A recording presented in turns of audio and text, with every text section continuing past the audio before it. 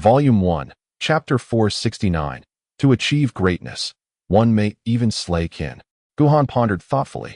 Compared to the previous two trials, this third challenge appeared to possess a certain uniqueness, reminiscent of the human tribulation of refining one's heart, albeit far less perilous and arduous. As for the opinions of others, he paid them no mind. For him, who had already traversed the human tribulation, this heart-refining ordeal was merely a trivial trick. With this thought, he felt a sense of relief, directing his gaze towards the corpulent figure not far away. He observed the rotund individual muttering discontentedly about the dissatisfaction from the leader, lamenting about the last few stages, and questioning their humanity, as they had received no reward at all. Was the path of the great Tao truly so miserly? As he spoke, his beady eyes darted around, seemingly in search of the first person to conquer the golden stairs, eager to seize the reward. Fat fool. Guhan dismissed him with indifference, preparing to turn his attention to others when an unexpected occurrence unfolded. Above, the celestial light, which had previously seemed infinitely distant, suddenly converged rapidly towards him, its brilliance causing the figures of those around to become vaguely indistinct. Fatty. His expression grew serious as he hastily cautioned, "Be careful," before he could finish his warning. The celestial light transformed abruptly into a portal, approximately 10 feet in height, behind which lay an extraordinarily opulent chamber. At the center of this chamber stood a bed of white jade. Through the curtains, one could faintly discern a woman of stunning beauty, her expression imbued with a hint of innocence, sprawled carelessly in slumber. Her snow-white gown was wrinkled from her sleeping posture, and her arms, fairer than frost or snow, lay exposed, tightly clutching a jade pillow. A glistening droplet lingered at the corner of her mouth, adding an endearing charm to her appearance. "My lord," she murmured in her dreams, "I miss you so much. I long for chicken legs, oh, silly." Guhan's heart jolted, and he found himself unable to divert his gaze. Not far off, the corpulent figure grumbled incessantly, his small eyes roving about. Regardless of whether Guhan was witnessing an illusion, he was genuinely intent on identifying the first-place winner from the previous challenge to coax the reward from them. Who could it be? Could it be that scarred man? It must be him. How dare he snatch the title of first place from Fatty? As he contemplated, an overwhelming celestial pressure suddenly descended, manifesting as an oppressive force akin to a mountain, instantly bearing down upon him. The golden bell. His heart leapt as radiant golden light surged from his body, effectively countering this formidable pressure. Boom. Thunderous roars echoed continuously, the celestial might intensifying, and the pressure seemed unending, growing ever heavier, causing the golden light surrounding him to tremble incessantly, even causing cracks to form on the golden bell. Guhan sensed the anomaly. However, the corpulent figure remained oblivious, still believing that the rules mirrored those of the previous trials. Whoever endured the longest would emerge as the ultimate victor. A sweeping glance revealed that whether it was Guhan, Feng Shi, or the unfamiliar figures in the distance, all bore grave expressions, beads of sweat forming on their foreheads as they appeared to bear immense pressure. "The first place is mine. No one shall take it from me." Boom. As the declaration echoed forth with a thunderous roar, the golden light surrounding him intensified, doubling in brilliance, and the once precariously swaying golden bell steadied itself instantly. Thud! Thud! The sound of blood being coughed up echoed from the stone pillars, revealing that some were unable to endure and had been eliminated. Yet, with each fall, his golden light only shone brighter. Hold on. As long as he could outlast the others for just a moment longer, he would emerge as the greatest victor. The rumbling above grew increasingly fierce, but bolstered by this conviction, the stout man remained resolute and unyielding. Suddenly, a muffled groan pierced the air. Not far away, Guhan's face turned pale, his once formidable aura vanishing in an instant, a trace of blood seeping from the corner of his mouth. "I can't hold on any longer." Haha. The stout man laughed triumphantly at the sky. "I've won. Even this fool couldn't withstand it, succumbing to me. Is there anyone else?" If not for the fear of being overwhelmed by the crowd, he would have relished shouting those words aloud. At that moment, the oppressive pressure abruptly dissipated. A sphere of golden light gently descended, landing before him.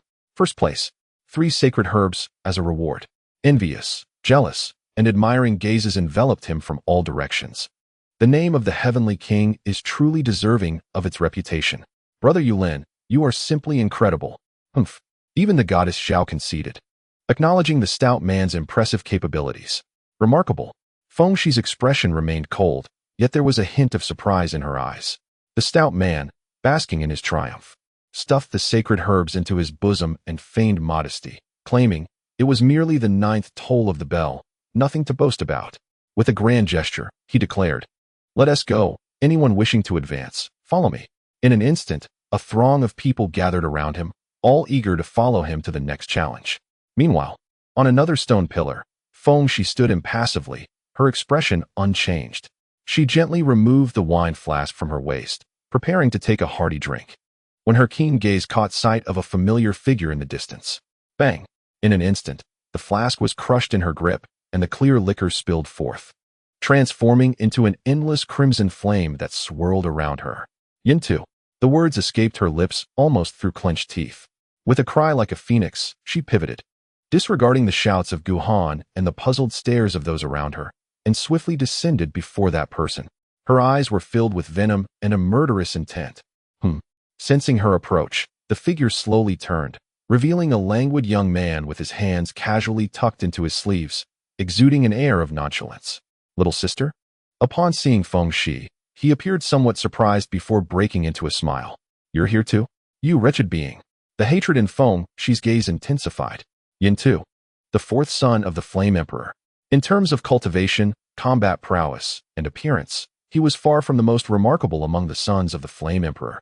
In fact, he was rather unremarkable. However, this 4th prince, whose presence barely lingered in the minds of others, had faked his death a century ago and fled to the northern region, where he allied himself with Yunao. Initially, only the Flame Emperor's brothers and Eldertson were privy to this information. Younger sister, Yin-tu sighed. "Even without blood ties, I have always regarded you as my own sister. Yet, upon our first meeting, you sought to take my life. Such cruelty weighs heavily on my heart." Feng Shi remained silent, the crimson flames around her intensifying. "Are you still blaming me for the matter concerning 7th brother?" Yin-tu seemed to have discerned her thoughts. He sighed deeply. "In truth, 7th brother surpasses me in every aspect. Among the Emperor's sons, he is indisputably the most exceptional. To have taken his life was never my desire. Yet, there is no alternative. My ambitions, deemed treasonous by the Zulong clan, necessitate his death. Should I spare him, I would remain shackled and fearful of revealing myself, and how then could I realize my grand aspirations?" "Younger sister," he looked at Feng Shi with utmost seriousness. "Remember this. Those who aspire to greatness may, if necessary, sacrifice even their closest kin." In terms of strength, Yun-tu indeed fell short compared to Yun Huan. However, years ago, when Yun Huan engaged in a fateful duel against the foremost warrior of the barbarian tribe in the Valley of the Sky Burial, Yun-tu appeared unexpectedly. Acting out of fraternal loyalty, Yun Huan lowered his guard, which led to his untimely demise at Yun-tu's treacherous hands. The hidden dragon's body was thus seized, and Yun-tu vanished from sight, leaving no trace behind. When Feng Shi was born, among the sons of the Flame Emperor, apart from the traitor Yun-tu, only Yun Huan and Yun Lai remained. Yun Lai was narrow-minded, while Yun Huan was his complete antithesis. Not only was he exceptionally gifted, but he also embodied loyalty and righteousness, leading from the front during battles with unmatched bravery. In daily life, he was cultured and amiable, making him exceedingly easy to befriend. One could hardly find a flaw in him, and it would not be an exaggeration to call him the epitome of perfection. Feng Shi grew up under his tender care. Due to the Flame Emperor's restrictions, he seldom made appearances, and thus Yun Huan took it upon himself to nurture her, fulfilling her every need. Each time he returned from the battlefield, his first action was to visit her. Aware of her aloof nature since childhood, he made every effort to bring her joy. In her heart, Yun Huan was both brother and father. The front lines and the war were topics Yun Huan never discussed with her, nor did he allow her to venture near the borders. Whenever she expressed a desire to witness the conflict, he would dismiss her with the same phrase: "You are a girl, war is not for you. What matters most is your happiness. 7th brother is on the battlefield. You can consider going once he has perished." Little did they know, this statement would become a grim prophecy.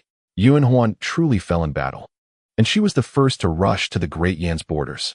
Her first act was to personally slay that foremost warrior.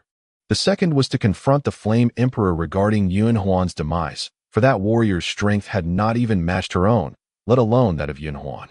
Upon uncovering the truth, Avenging Yun Huan by eliminating Yun Tu became her singular obsession. Sighing, she regarded Feng Shi's expression.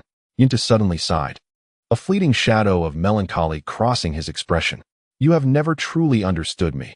In fact, I long for seventh brother more than any of you. This statement sent Feng Shi into a fit of rage. On that day, Feng let out an enraged cry, and a blazing crimson flame, potent enough to scorch through space, descended upon Yun Tu. With a resounding crash, Yun Tu remained unperturbed. He gently waved his hands, and a soft silver glow emanated from them, swiftly transforming into a vivid silver dragon over 3 feet long, which devoured the crimson flame in one gulp. Boom! A thunderous roar erupted as the hidden dragon exploded, its overwhelming force radiating outward, causing those atop the nearby stone pillars to flee in panic. If seventh brother obstructs me, I shall slay him. If Father Emperor stands in my way, I shall kill him as well. The sorrow on Yun Tu's face vanished, replaced by an abyss of indifference. I will eliminate all who impede me, including you. With that, another wave of crimson flame responded. Instantly, the air was filled with a cacophony of explosions. Both figures vanished, leaving only the relentless clash of crimson flame and silver light, which threatened to crack even the seemingly indestructible stone pillars beneath them. Outside, Feng Shi trembled slightly, her exquisite visage marred by fury and bloodlust, as she seemed completely ensnared within the illusion conjured by the third trial. Not just her. Every individual standing upon the stone pillars was, without exception, undergoing the heart-wrenching trial of this third challenge. At an unknown moment, a towering, incomprehensible figure appeared before Luo Wuxuan. A vague and inscrutable will descending upon him, high and mighty, exuding a cold, authoritative presence, yet tinged with a subtle hint of anger, as if questioning his actions. It was simple. Faced with this will, he felt no trepidation whatsoever. I refuse to accept fate, nor do I wish to be a discarded pawn, much less be manipulated by you, that is all. He raised his gaze to the heavens, seemingly locking eyes with 2 piercing gazes. You are not the true will of heaven. You are not omnipotent. Your schemes are not infallible, though you are formidable, beyond my comprehension. Your strength cannot liberate you from the constraints of this grand order. After some contemplation, he suddenly broke into a smile. Cast aside your rules, and let us play a game according to my terms. Quite simple. Should you triumph, perhaps I may reconsider. Upon one of the stone pillars, Wu Xin, unaware of what he had witnessed, clasped his hands together, his tone tinged with excitement. I, the demon of compassion, decree that you, portly benefactor, share a fateful bond with the demonic. Today, I shall initiate you. From this day forth, I shall be the demon lord, and you shall be my first guardian Vajra. Though it was but an illusion, curiously, as his words fell, his appearance began to change, seemingly growing significantly in that brief moment. Elsewhere, Murong Yin too was enmeshed in her own illusion, laughing triumphantly, without restraint. Haha, senior brother, it seems there is no escape for you now. What is wrong with entering the family? With me to protect you, who would dare to bully you? I shall deal with them. Struggling is of no use. Do you possess the strength that I have? Submit to me obediently, for today is a joyful occasion, and I shall spare you from punishment. Behind her stands Shen, whose expression starkly contrasts with hers. He is pale, beads of sweat glistening on his forehead, his face filled with terror. Junior sister, please don't come any closer. He cries out. Ah, it's broken, it's broken. Junior sister, be gentle. On a stone pillar, Yun Fan appears to have witnessed something amusing. Chuckling incessantly and murmuring softly, Brother Yulin, don't just stand there. I'm thirsty, fetch me a cup of tea. And Brother Gu, bring me a chair. Sister Shui, play a tune for me. Goddess Zhao, show some initiative and give my shoulders a rub. No need to kneel. I, Yun Fan, am not the kind of person who becomes arrogant once achieving success. Behind him, Mei Yun wears an expression of displeasure, cursing under her breath. Come, come. Today, let me show you the might of the first prodigy of the 5 domains. You Fatso come first. On an adjacent stone pillar, Yan Shi has transformed into a 3-foot figure, coiling in a circle, tears brimming in his eyes. I shall transform into a dragon. I shall bring glory to my ancestors. Further away, Mo Li, Zuyang, and Yu Miao display faces of indifference. Their paths are unique, their consciousness resolute, and their resilience far surpasses that of ordinary individuals, rendering them much less susceptible to external influences. Among them, Hua Xing appears somewhat better off, while Xiao Yang wears a countenance of despair, murmuring continuously, "Too strong. Too terrifying. I can't possibly keep up." Crack. Crack. Visibly, the stone pillar upon which he stands is riddled with fractures, seemingly on the verge of collapse. He is still faring better than many. Among those enduring the trial, numerous individuals, despite possessing considerable talent, have thrived under the protection of their families or elders, encountering little adversity. In terms of steadfast will and pure intent, they fall short of someone like Mei Yun, unable to withstand even the initial trials. Their stone pillars shatter beneath them, plunging them into an endless abyss. These individuals are among the first to be eliminated. Not just them, even Qiu Qian trembles slightly. Lacking the composure and confidence he once exhibited in front of Gu Han, gently tracing the scar on his face, murmuring incessantly, his tone laden with unwillingness. "I must secure the top spot. This scar, I will return it in full." In a nearby spot, upon a fissured stone pillar, Shui Yu's complexion pales, her eyes glistening with unshed tears. In her vision, Gu Han gallops forward, effortlessly conquering the 9 celestial gates, leaving a host of prodigies far behind. Successfully seizing the greatest opportunity, ranking first upon the golden list, and standing above his peers. The crowd rushes forward to congratulate him, yet she remains in the corner, quietly observing the glory that envelopes Gu Han, her heart a mixture of joy and bitterness. Upon returning to the eastern wilderness, Gu Han lingers for less than a month before he must depart once again. As he prepares to leave, she finally mustered the courage to seek out Gu Han. "Miss Shui," Gu Han treated her with his customary politeness. "Young master," she suppressed the pangs of parting sorrow, yet still found it difficult to meet his gaze. "I recently composed a new piece. Might you listen before you depart?" "Of course," Gu Han replied with a smile. "I shall summon them." "Young master," her face flushed, her voice barely a whisper, "I wish for you to be the first to hear it." Across from her, Gu Han seemed to sense her unspoken feelings, falling momentarily silent. "Very well," he eventually agreed. Taking out the jade zither, Shui Yu lightly caressed the strings, forcing herself to suppress her melancholic emotions, and began to play. The sound of the zither floated gently, akin to an ethereal melody. Unlike her previous compositions, this piece bore no external effects, but rather contained within it a subtle longing she had imbued in the notes, rendering it far more enchanting than her earlier works. Even Gu Han found himself unwittingly captivated by its charm. As the final note faded, she rose gracefully, offering a soft bow. "Young master, I have embarrassed myself." "A splendid piece," Gu Han praised, letting out a gentle sigh, as if he too sensed the yearning woven into the music. "Miss Shui," after a long pause, he spoke slowly, "I am sorry." "Young master," she bit her rosy lip, for Shui Yu had never dared to harbor lofty aspirations. Merely performing a solo for him was already a fulfillment of her desires. "Miss Shui," he sighed softly. Gu Han clasped his hands together, seemingly reluctant to linger and cause her further distress. "Until we meet again." This time, it was she who fell silent. How could there truly be no regrets? Suddenly, she lifted her head, tears glistening in her eyes, but all she could see was his receding figure, vanishing from her sight in mere moments. "Until we meet again," she murmured to herself, her words trailing off as tears blurred her vision.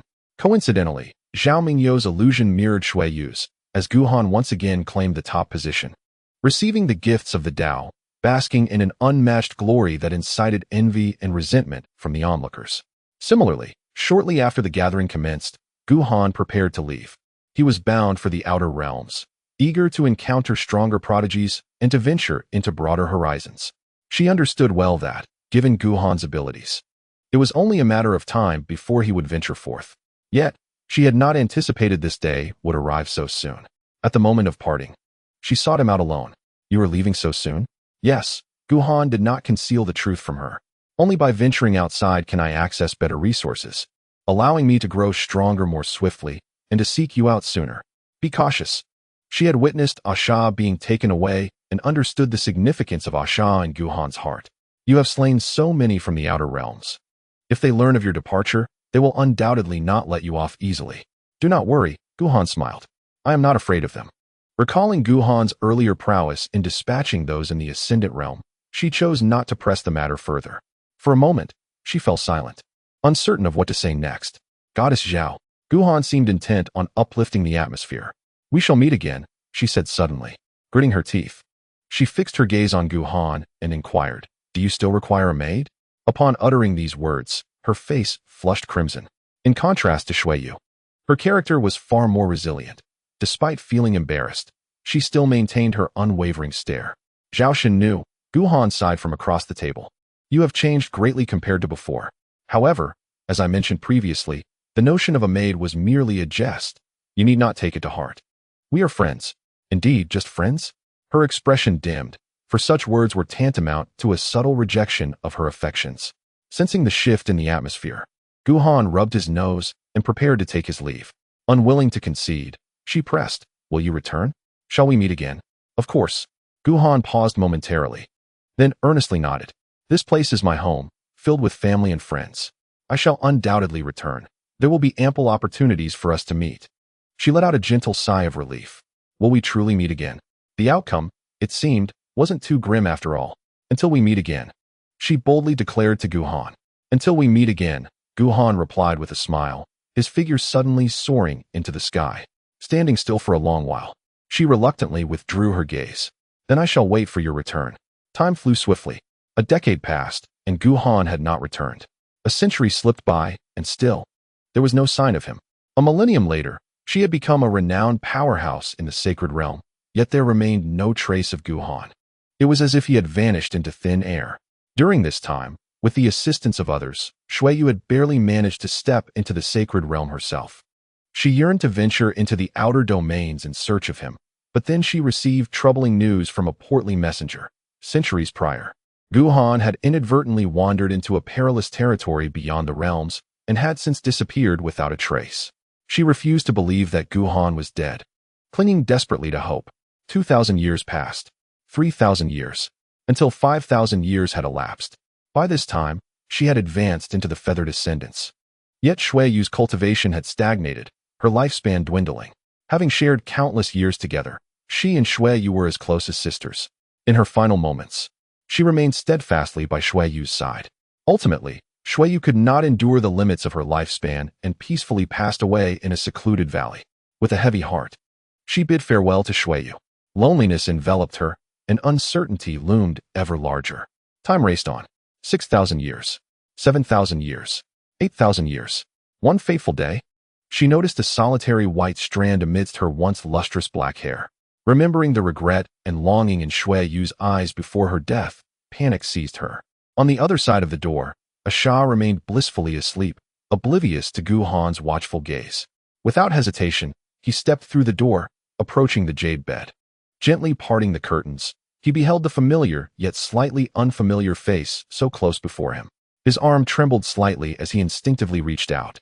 In that instant, he brushed against Asha's slightly disheveled hair, a familiar sensation that brought a smile of contentment to his face. Yet, at that moment, an overwhelming sense of crisis surged within him as he noticed Asha had opened her eyes, her gaze shimmering with an icy indifference. However, once she recognized Guhan's features, that chill was instantly replaced by ecstatic joy and fervent exclamations. "Young master! Oh, how I've cried and laughed! You finally came to find me. You cannot imagine how profoundly I have missed you." As she spoke, she sprang up, extending her alabaster arms to envelop Guhan tightly, refusing to let go, as if fearing he might vanish. Feeling the fragrant softness in his embrace, Guhan found himself momentarily lost in thought. The last time Asha had held him like this was over a decade ago. "Asha," he said, his tone laced with complexity, "you've grown." "Ah!" Asha exclaimed joyfully, instantly releasing him and twirling with pride, her white dress swirling around her. "Young master, your eyes are truly discerning. I have indeed matured." Guhan's expression darkened. "Is that truly what I meant?"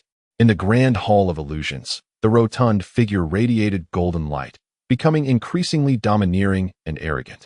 Ever since the conclusion of the third trial, he had bulldozed through his opponents, facing virtually no rivals along his path. In the fourth trial, he faced the formidable Qian, a so-called celestial prodigy from beyond the realms, whom he deemed insignificant. Standing with arms crossed, he cast a sidelong glance at Qian, knowing that had the rotund figure not missed the opportunity, the second trial would have been a different story. Tian Wang, Fuyulan. Qian's face contorted with bitterness and regret as he realized that the true hidden genius was indeed the rotund figure. In the sixth trial, he confronted Luo Wuxuan, Guess the essence crystal? With a casual wave, he unleashed a beam of golden light that morphed into a massive bell, encasing his opponent within. No matter how hard Luo struggled, the bell remained unyielding. Count for me, he demanded, glaring at Luo Wuxuan. From 1 essence crystal to 1,000,000,000. You shall never escape. Inside the bell, Luo's previously composed demeanor faded, replaced by a shadow of despair. 1, 2. He was genuinely counting the essence crystals before the rotund figure. In the 8th trial, he faced Wuxin. You little bald donkey, do you still wish to lead me astray?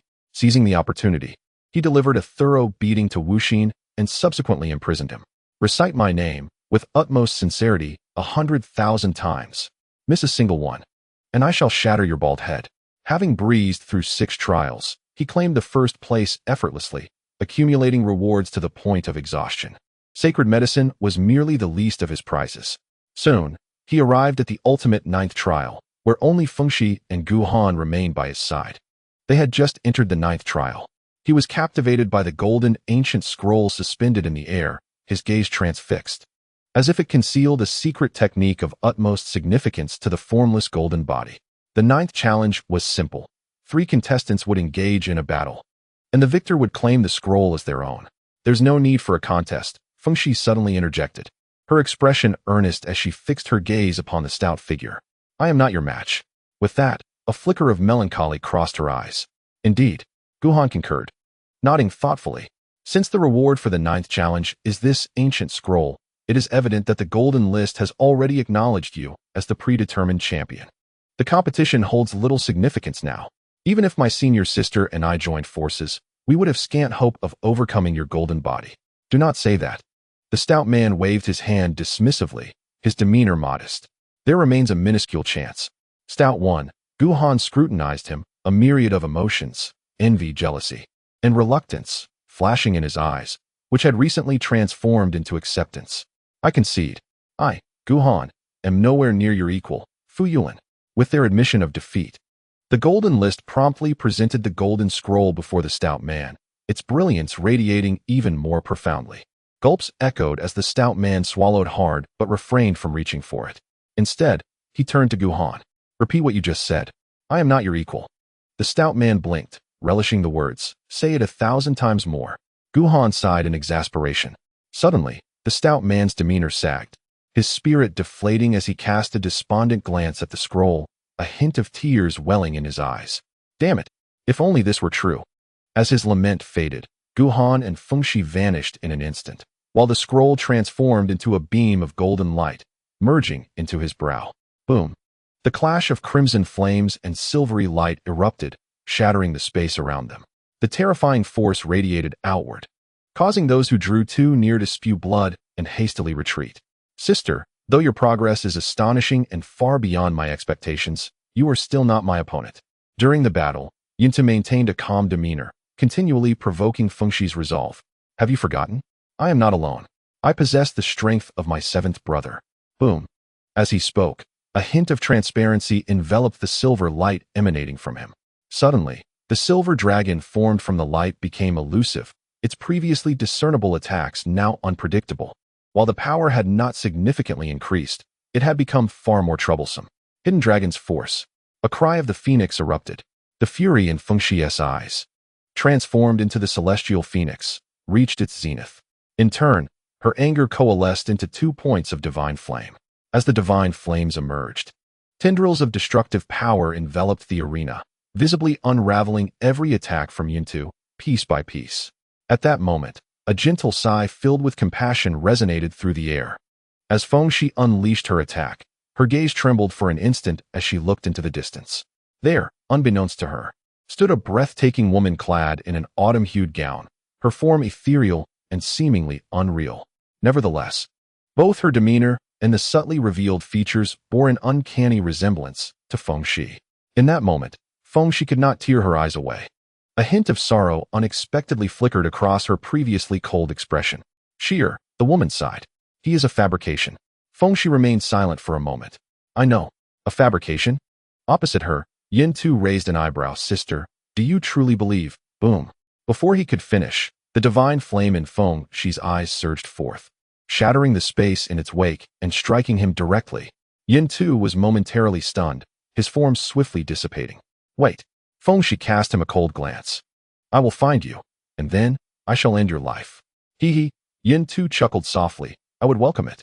With that, he completely shattered into nothingness.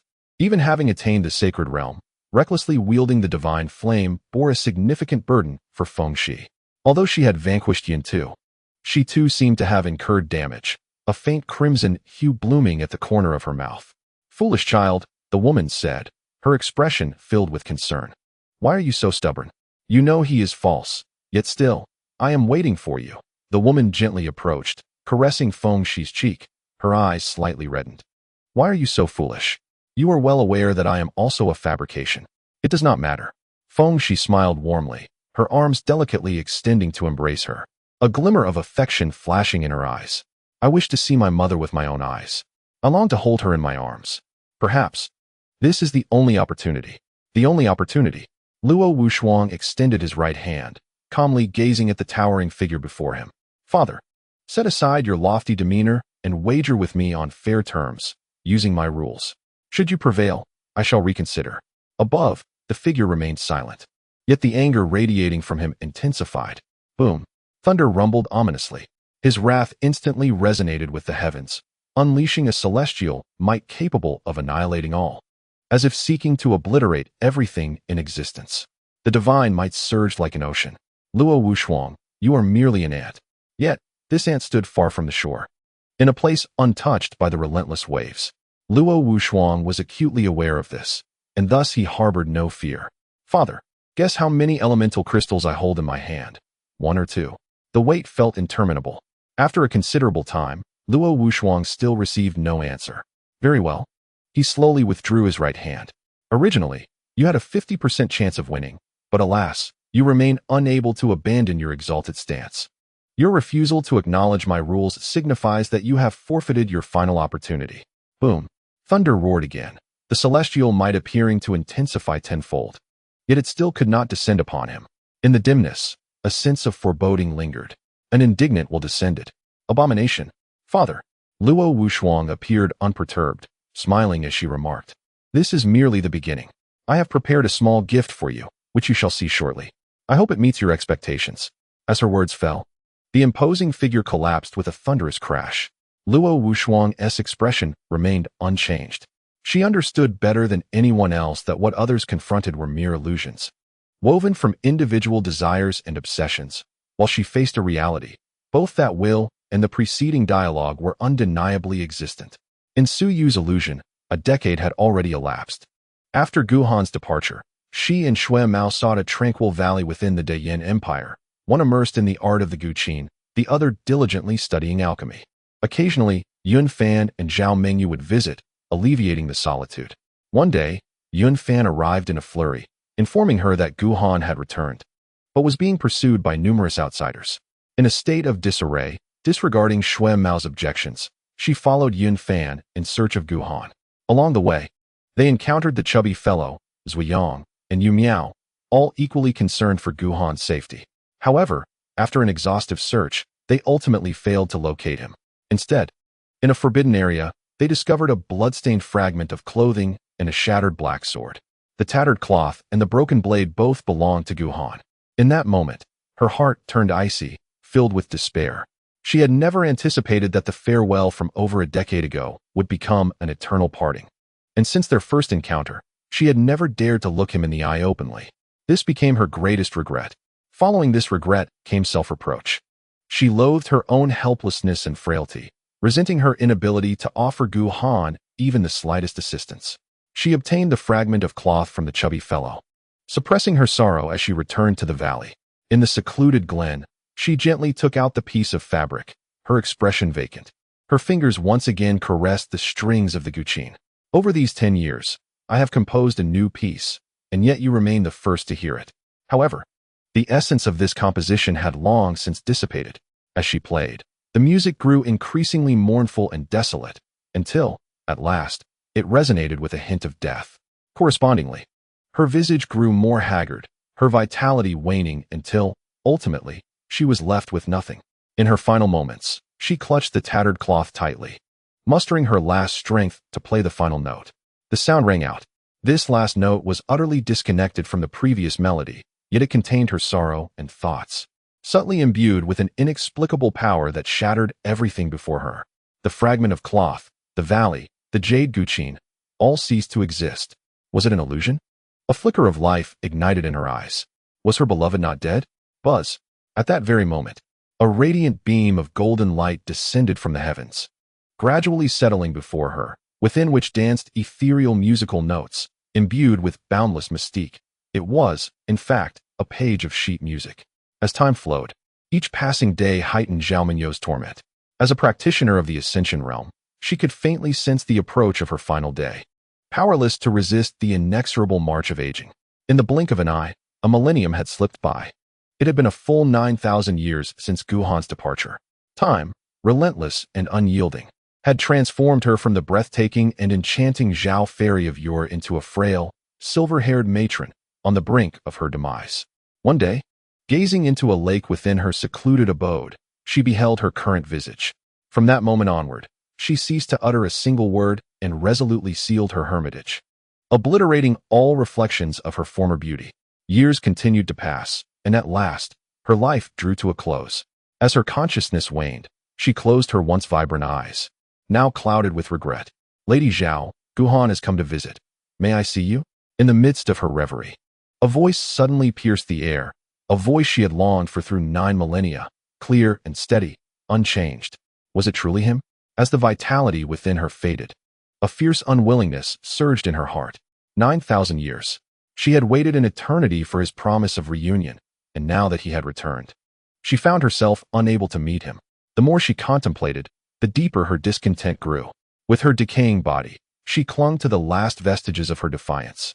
Even her very soul ignited in fervor, forcibly channeling the remnants of her cultivation to shatter the illusions obstructing her vision, dismantle the barriers that confined her, and dispel the mirage that had accompanied her for 9,000 years. At last, she glimpsed a sphere of white light, within which lay the profound truths of myriad paths. Where is he?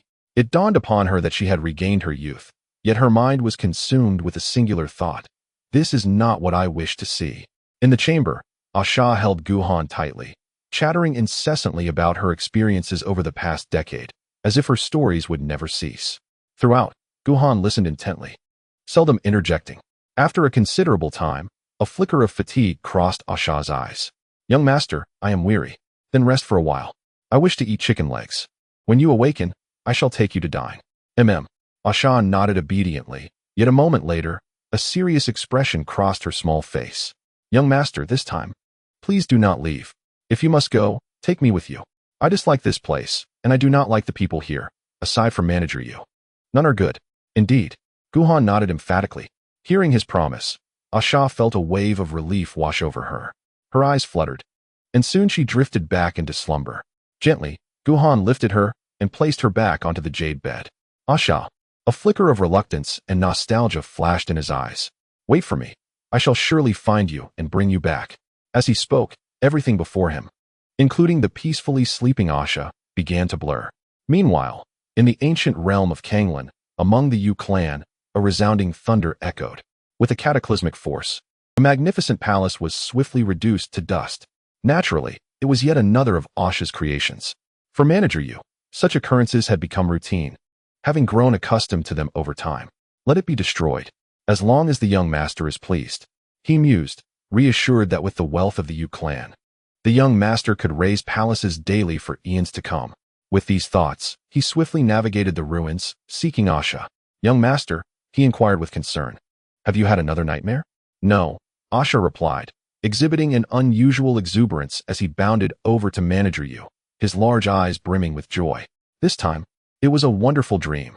I saw him again, so close, and we spoke endlessly.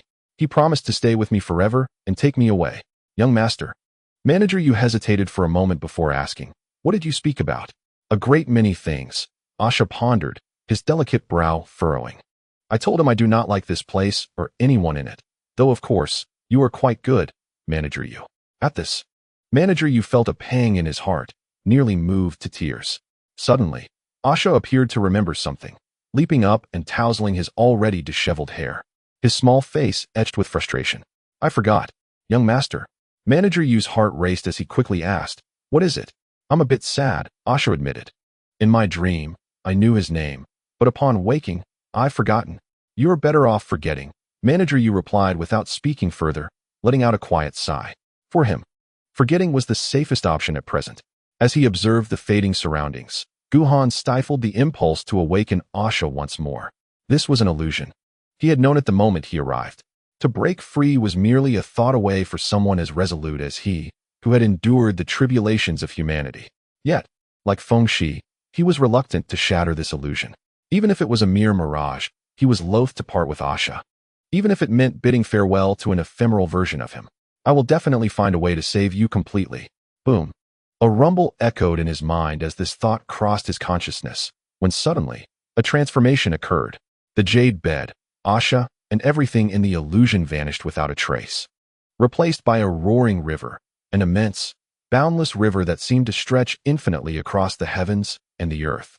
He could not fathom its width, nor could he discern its origin or conclusion. It appeared endless. What is this? His expression jolted with astonishment as the river surged, resembling a roaring dragon.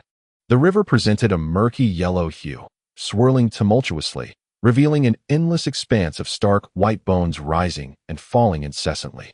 In the midst of this great river stood a colossal monument, dark as the abyss, marred with countless blemishes and scratches, emanating an aura of ancient desolation. Yet, despite the relentless battering of the river's waters, it remained steadfast. Instinctively, he lifted his gaze upwards. What? Suddenly, he realized that the monument was but a half. The upper portion mysteriously vanished. At that moment, an unforeseen change occurred. A flicker of ghostly light flashed across the monument, and a chilling aura of death seeped into his being. Despite his pinnacle of extraordinary cultivation, he could not withstand even the slightest trace. In an instant, the life force within him was completely engulfed by this deathly essence. Thunderous roars erupted as the river surged, seemingly intent on sweeping him away. In a daze, the endless white bones stood upright, reaching out to him, as if to drag him into the depths of the river. Boom! At that moment, another deafening sound erupted, and the surging river, the bones within, and the half-formed monument all vanished. The deathly aura within him disappeared in an instant. He exhaled heavily, his back drenched in sweat, yet his eyes flickered with a hint of perplexity. Moments ago, though he had merely glanced, he had faintly discerned countless intricate patterns etched upon the half-monument, which subtly coalesced into an ancient character as grand as a mountain. Spring. Spring? Suppressing the astonishment within, he furrowed his brow, pondering the meaning of this spring. Chapter 474. I cannot pursue. I cannot keep up. Guhan frowned slightly. Logically, upon dispelling the illusion, there should be some reward bestowed upon him. Yet he had not anticipated the appearance of the river and the monument. Was this the reward? What purpose did witnessing these things serve? Suddenly, a thought struck him. Before the illusion dissipated, he had been contemplating how to thoroughly eradicate the threats posed by Asha's broken optical illusion, and then the river and monument appeared. Could it be that a remedy for Asha lay hidden here? Thus the golden list provided him with guidance? Just as this notion crossed his mind, the scene before him shifted dramatically, transporting him once again to a square, albeit one much smaller than the first days. He could see the edges with a mere glance. Within the third trial, the stone pillar on which Yun Fan stood was already riddled with cracks, nearly on the verge of complete collapse, threatening to eliminate him from the competition. Yet, he was oblivious to what he had endured. The previous smugness had vanished from his face, replaced instead by an expression of unwavering determination. False. All of it is false. My sister could never praise me nor smile at me. This is all an illusion. As his words fell, the illusion before him shattered, unable to maintain its form any longer. In the mirage of Mei Yun, he had relentlessly tormented the chubby fellow until he knelt in supplication, before triumphantly moving on to the next trial. However, after taking just a few steps, an elderly man clad in a coarse robe with a gaunt visage suddenly appeared before him. Master? Mei Yun was instantly dumbfounded. How did you arrive here? You were already. Ah, the old man chuckled lightly, beckoning him closer. Come, let your master take a good look at you. Mei Yun's eyes reddened. Since the passing of the elder, the grievances he had harbored for decades erupted at that moment, unrestrained and overwhelming. Master, He rushed towards the elder, recounting the experiences of the years. My life has been so arduous. In an instant, tears streamed down his face. His sorrow was genuine. The elder gazed at him with a warm smile, extending his frail hand as if to wipe away the tears on his face. Master. Mei Yun felt a surge of warmth in his heart and leaned in closer. In his memories, whenever he was wronged as a child, the elder would always wipe his tears in this manner. Yu. The elder's hand rose higher and higher, soon surpassing Mei Yun's head. What a disappointing fellow. Slap. As the words fell, a heavy slap landed on Mei Yun's face. There was no fluctuation of cultivation energy from him, and the elder's hand bore little strength. Yet that single slap sent Mei Yun flying, his body spinning in the air as if it had shattered something, vanishing into the illusion. Just before the illusion broke, the elder glanced upwards, a smile lingering on his lips, and then his figure disappeared as well. Unlike others, Murong Yin and Shun Xian appeared to be experiencing the same illusion. On a stone pillar, Shun Xian's temples bulged with rage. This is unacceptable. The child must bear the surname Shun. Nearby, on an adjacent stone pillar, Murong Yin suddenly waved her hand, declaring boldly, "Why argue over such trivial matters? I have decided. The firstborn shall bear the surname Murong, the second Shun. One for each, fair and just." Junior sister. Shun Xian's face turned pale. "We only have one child. Then let us continue to have more." Instantly, Shun Xian's complexion drained of color, sweat beading on his forehead. "Junior sister, the surname doesn't truly matter. I'm not insistent on this."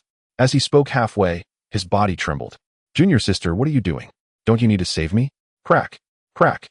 In the midst of their conversation, the two failed to break the illusion, and the stone pillars beneath them shattered, leading to their elimination. They were not alone. As time passed, more individuals with considerable cultivation failed to withstand the trial of the heart, unable to break the illusion, and were ultimately eliminated. Jiang Feng, Yang Lan, and many familiar faces from Yuqing's sect, all were unable to progress to the fourth stage. Senior. Upon arriving at the square, Guhan heard an ecstatic shout. "Yin Qi. Senior, you have finally come." Yin Qi, now transformed into a length of over 10 feet, joyfully approached. "I was the only one here. It was terrifying." "You were alone?" Guhan was momentarily taken aback. "You were the first to arrive?" Indeed. Guhan found himself speechless. The first to pass the trial of the heart was Yin Qi, a little dragon no one had taken seriously. Not just him. It seemed everyone was unprepared for this. "Yin Qi, what was your illusion?" Yin Qi appeared even more astonished than he. "Senior, was that merely an illusion?" Guhan fell into contemplation. He perceived that the Great Way not only engages in fishing but also exhibits a certain partiality. "What have you just experienced?" "A glorious legacy, indeed. And then, I grew weary and took a slumber." Yin Qi candidly replied. "Upon awakening, I found myself here, believing I had merely dreamt, only to discover it was indeed an illusion." As he spoke, he felt a slight itch and rubbed against the ground. Below his abdomen, for distinct bulges were noticeable, clearly a manifestation of dreaming of transformation, with nature rewarding him in this regard. Guhan comprehended. The third trial, aptly termed the heart's trial, was exceptionally unique. It tested not cultivation nor aptitude, but rather the essence of one's character. Yin Qi, possessing a simple nature, devoid of ambition and with minimal desire, exemplified a heart of innocence. Thus, this illusion was indeed the easiest for him to navigate, making it unsurprising that he emerged first. Meanwhile, the number of figures in the arena increased. The plump one, Feng Shi, Luo Wushuang, Zuyang, Yu Miao, and Wu Xian. In the distance, Hui Ren cast a glance at Wu Xian, his pupils constricting sharply, swiftly averting his gaze. This is dire. The demon embryo is becoming uncontrollable. Compared to before, Wu Xian had seemingly aged a year or two, and it was unclear what he had undergone. For all his injuries had completely healed. Fat benefactor, he gazed at his palm, the madness in his eyes crystallizing into a tangible essence. "You are fated to the demon, destined to become my guardian king, your only sanctuary. You cannot escape my grasp." A sweeping glance revealed Guhan quietly exhaling a sigh. Among the earlier group, only a man had passed the trial, while the rest had been eliminated. Suddenly, a voice of confusion arose. "Where is Xiaoyang? Why do I not see him?" The speaker was Hua Xing, who had nearly failed in the illusion but, by mere fortune, had successfully broken through. He intended to share insights with Xiaoyang, only to find him missing. In the central Dao Palace, The third trial had nearly eliminated over half of the participants, who now stood in their original positions. Gazing at the golden list above, where names continued to appear, their hearts filled with mixed emotions. They understood that their journey on the golden list had reached its conclusion. In Mo Li's courtyard, Elder Qian observed the glaring name of Xiao Yang on the list, then glanced at the dazed Xiao Yang before him, suddenly feeling a wave of exhaustion. Second young master, disregarding the scornful gaze of the middle-aged man, he couldn't help but inquire, "Why are you falling so far behind?" Xiao Yang, in despair, murmured, "The fairy moves too swiftly. I cannot keep up. I cannot even glimpse her shadow." Elder Qian's heart sank, suddenly feeling a sense of embarrassment. This is hopeless. The second young master is utterly ineffectual. Volume 1, Chapter 475. The 5 trials begin. Within Yuqing sect, quite some time had passed since the return of the group, and now everyone understood that what they had experienced was an illusion, not an event that had truly transpired. Yet, the realization came too late. At this moment, Shun Xian stood atop a peak, his countenance pale and his expression desolate. "Brother." Murong Yin approached with an air of nonchalance. "Isn't it merely a matter of fortune? It's nothing to fret over." "Not that," he replied.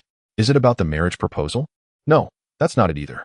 Shun Xian summoned his courage. "It's about the child." Upon this revelation, Murong Yan's eyes widened in understanding. As she forcefully planted her dual-faced axe into the ground, the thud resonating like thunder. "Fear not, brother. I've just figured it out. It's merely a matter of surnames, easily resolved. We will have several children, and you can choose the ones you find pleasing. They shall all bear the surname Shun. Isn't that a splendid plan?" Shun Xian's complexion paled further. "The plan is commendable, yet I fear I may not live to see that day." In the grand square, during the fourth trial, a cough broke the tension. The portly fellow could no longer restrain himself and sidled up to Gu Han. "Might I request something of you?" "What is it?" "Before everyone, declare that Gu Han is inferior to Fu Yuan." "You glutton." Gu Han's expression darkened. "Are you out of your mind?" The portly man sighed. "Indeed, the Gu Han from the illusion is far more to my taste."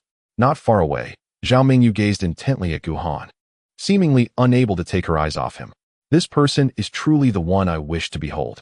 She silently resolved that the events of the illusion must not repeat themselves. She must live long, very long.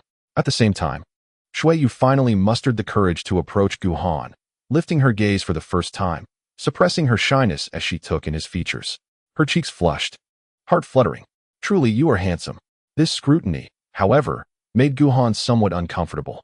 He stiffly replied, "Shui, you it's nothing," she interjected, reluctantly withdrawing her gaze. "I can surely assist you." The sudden emergence of sheet music in her mind filled her with newfound confidence.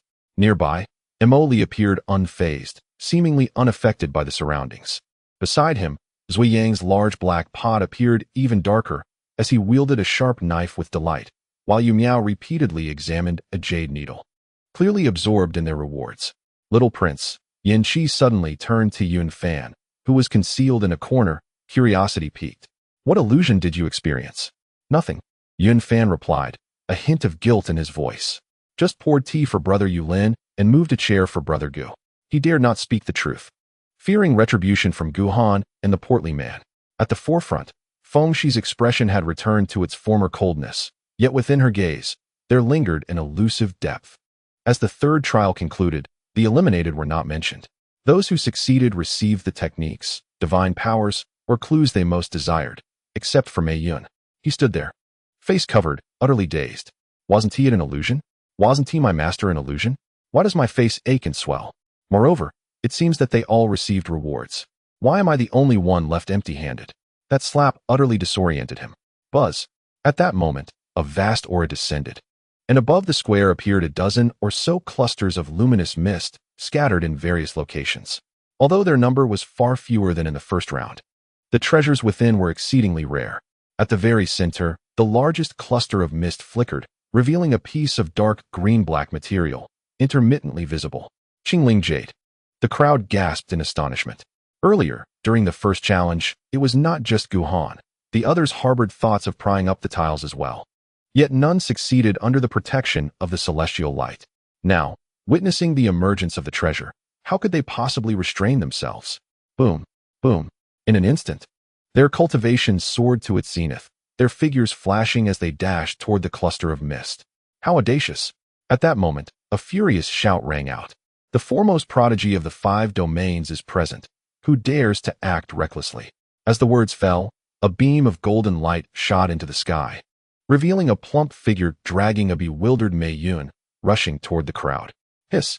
Instantly, more than half the people gasped in shock, retreating hastily. The speed of their approach matched the swiftness of their retreat. Although they were uncertain of the reason behind such actions, they had suffered considerable losses at Mei Yun's hands earlier and instinctively sought to distance themselves from this harbinger of misfortune. The treasures may be enticing, but one must have their life to claim them.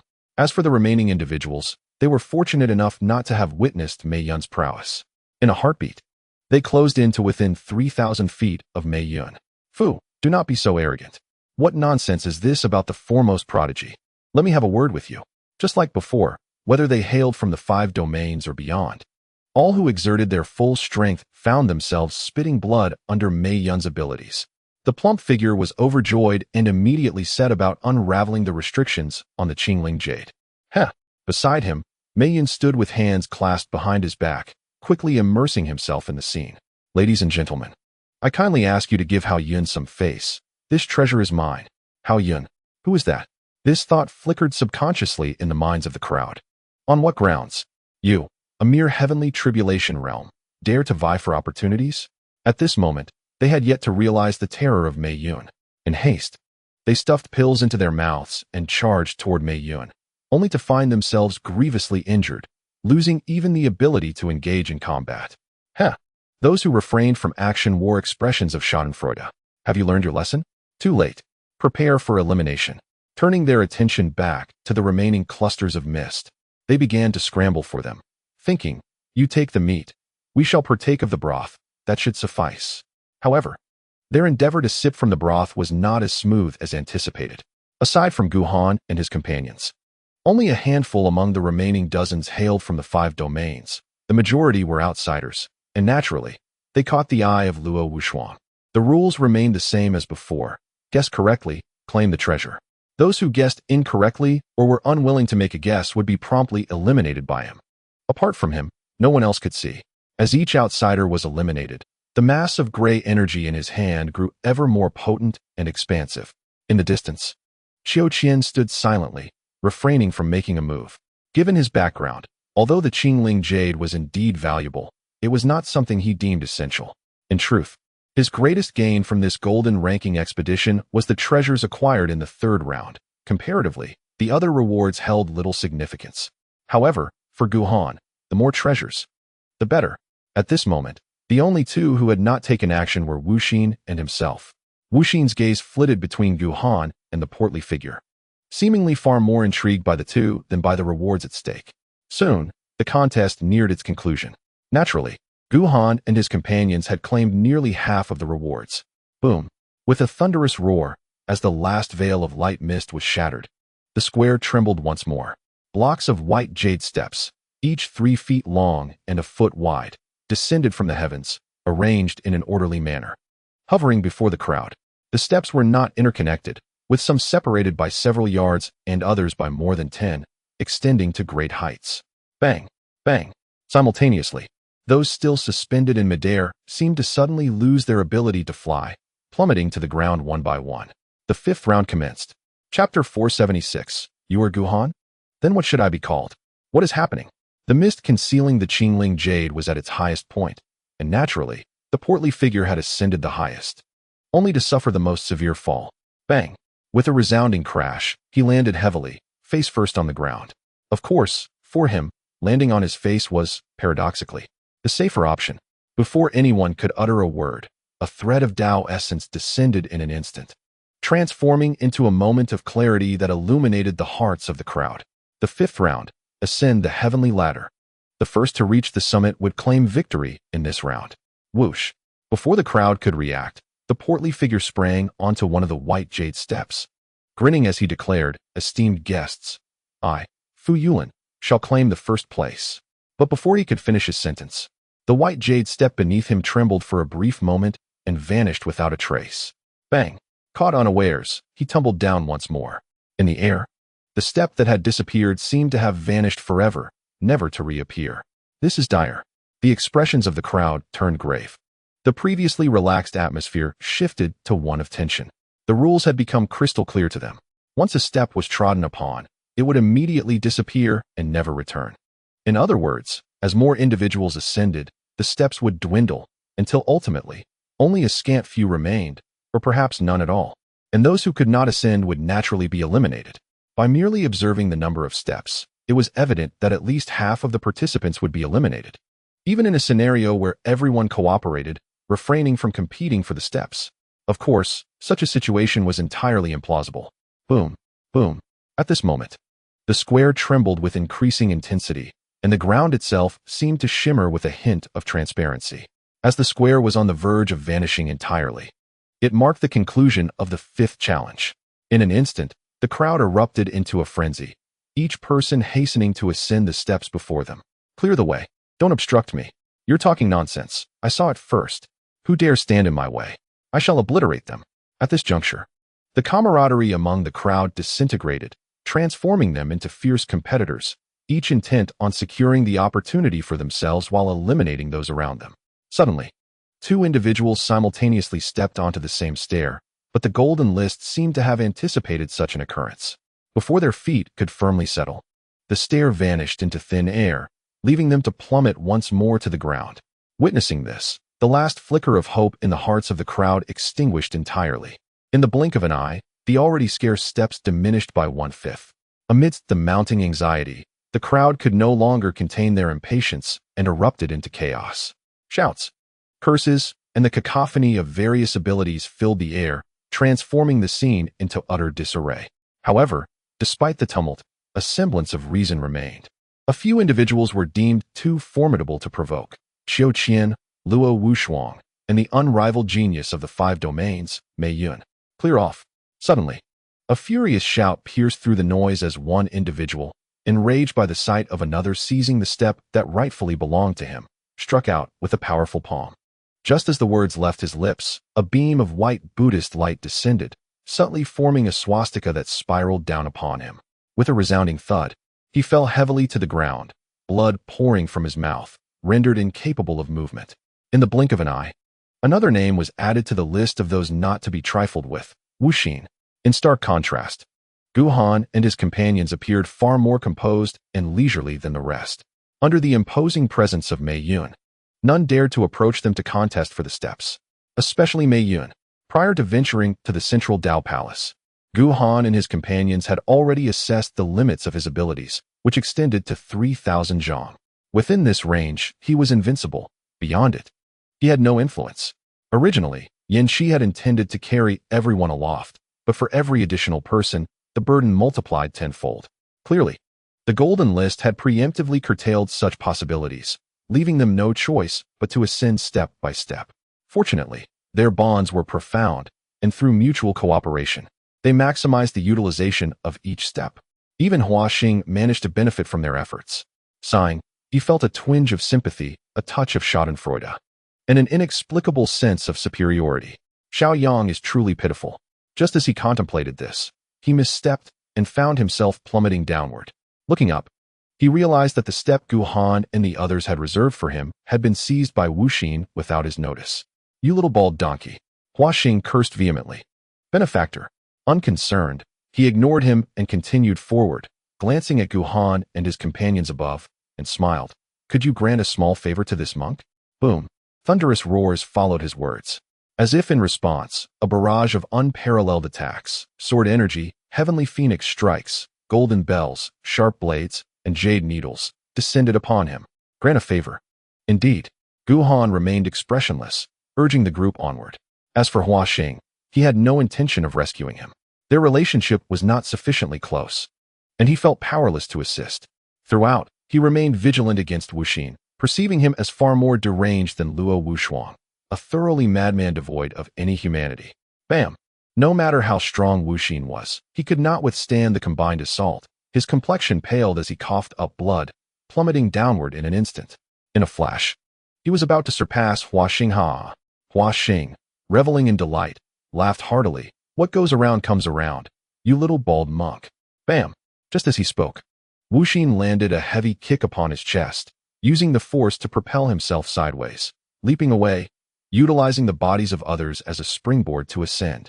"Thank you, benefactor," he shouted amidst the crowd's curses, his gratitude reaching Hua Xing's ears. "I thank you," he bellowed in rage, a searing pain coursing from his heart, blood spilling uncontrollably, half from his injuries, half from his fury. Unimpeded, Gu Han raced ahead at remarkable speed, with the stout man keeping pace. Both quickly arriving at the end of the heavenly ladder, where they beheld the entrance to the next challenge. At that moment, they saw Qiu Qian about to step through the portal. "Brother Qiu," the stout man exclaimed, urgency overtaking him. "Would you allow me, Fu Yulin, a moment's opportunity?" Swish. Before he could finish, Qiu Qian had already stepped into the portal. The stout man was taken aback. Was this scarred man so inconsiderate? Turning around, he suddenly noticed that Gu Han had also reached the portal while he was distracted. "Wait, grant this plump gentleman a chance." Swish. Gu Han ignored him completely and stepped inside. The stout man was left dumbfounded. "Second, and now that it's gone too? Just wait." He gritted his teeth. "When Fu Yulin rises, I shall subdue you all." With these thoughts, he too stepped into the portal. Following him were Feng Shi and Luo Wushuang, who cared little for the rewards, and then Zui Yang and Yun Fan, representatives of the second tier, who also crossed the threshold. Upon entering, a radiant flower with 7 petals descended before Gu Han. As the petals swayed, he distinctly sensed the fragments of laws contained within. A holy herb, and not just any ordinary one. Indeed, he was pleasantly surprised. The reward for second place was quite remarkable. As for the first, he held little regard. Qiu Qianben is a practitioner of the sacred realm, and it is quite natural for him to be faster, considering he is alone without any companions to oversee. At that moment, before he could fully comprehend his surroundings, a wisp of ethereal mist descended abruptly, enveloping everything around him. His spiritual sense extended, but could only reach Tenjiang. "Fatty," he thought with a shiver, calling out. There was no response. The fatty had vanished again. Was this the same trick? He raised an eyebrow, sensing an anomaly. The 6th heavenly pass, it seemed, was akin to the 3rd, also belonging to an exceptionally peculiar level. As he contemplated this, the mist before him suddenly began to churn violently, swirling and coalescing into a figure. Suddenly, he felt a faint essence drain from him, as if something had siphoned it away. Simultaneously, the figure across from him solidified completely, clad in a jade-colored robe, wielding a tattered long sword. It stood with its back to him, emanating a formidable aura of the sacred realm. "Who are you?"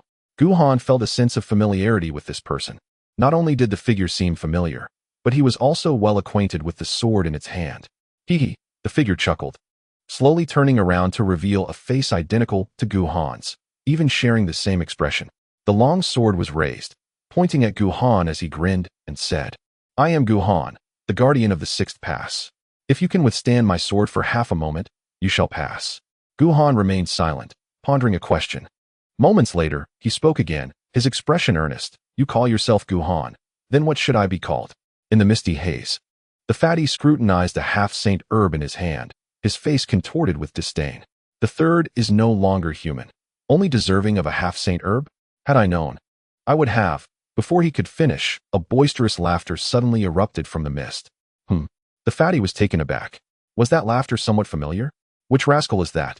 He couldn't help but curse, finding the laughter irritatingly infectious, evoking a desire to deliver a good beating. In an instant, the laughter ceased. As the mist swirled, a plump figure gradually emerged before him. Upon seeing the figure's likeness, the fatty was left dumbfounded. "Why you are, Hahaha?" Across from him, the rotund figure burst into laughter, clasped his hands together, and struck a pose of grandeur. "I am Fu Yulin from Zhongzhou, the king of the great Yin dynasty. The mere toll of 9 chimes is trivial. Today, as the guardian of this pass, if you can endure for half a moment under my hand, you shall pass." The fatty was utterly stunned. "Your name is Fu Yulin?" Moments later, he found himself echoing Gu Han's identical question. Then what should this fatty be called? "Haha." The illusory Fu Yulin laughed once more, his temperament mirroring that of the fatty's true self. "Simple. You shall be called Gu Han. Today." Fu Yulin's brutal assault on Gu Han has spread like wildfire, transforming into quite the tale. The rotund man twitched at the corner of his mouth. He had underestimated him. This impostor was not only shameless, but also audacious. "Gu Han." Across from him, The illusionary Fu Yulin seemed genuinely to regard him as Guhan. Feigning solemnity as he declared, "Though our relationship is amicable, rules are rules. Today, I shall show no mercy. Prepare yourself." As his words fell, he appeared almost impatient. A vast, sacred might descending in an instant. What the? The rotund man blinked in disbelief. Sacred realm? At that moment, he realized that this counterfeit Fu Yulin's cultivation was an entire realm above his own. Golden Bell. With a fierce shout, he summoned forth a radiant golden light, which swiftly coalesced into an ancient, ethereal bell, its body shimmering in golden hues, enveloping him entirely. Clang, clang. The collision of sacred might and the golden bell resonated with a series of sonorous chimes. The disparity between the extraordinary realm and the sacred realm was monumental. Even though the golden bell provided unparalleled defense, it trembled under the weight of the sacred might, wavering and unstable. Oh, the illusionary Fu Yulin raised an eyebrow, intrigued. You've some skill. The rotund man's face flushed crimson. Being beaten by his own hand was bearable, but to be struck while bearing Guhan's name was utterly humiliating. It was sheer bullying. He bellowed in protest. Why must I, the esteemed Lord Fat, take blows for that scoundrel and endure the wrath of this impostor? Boom, boom.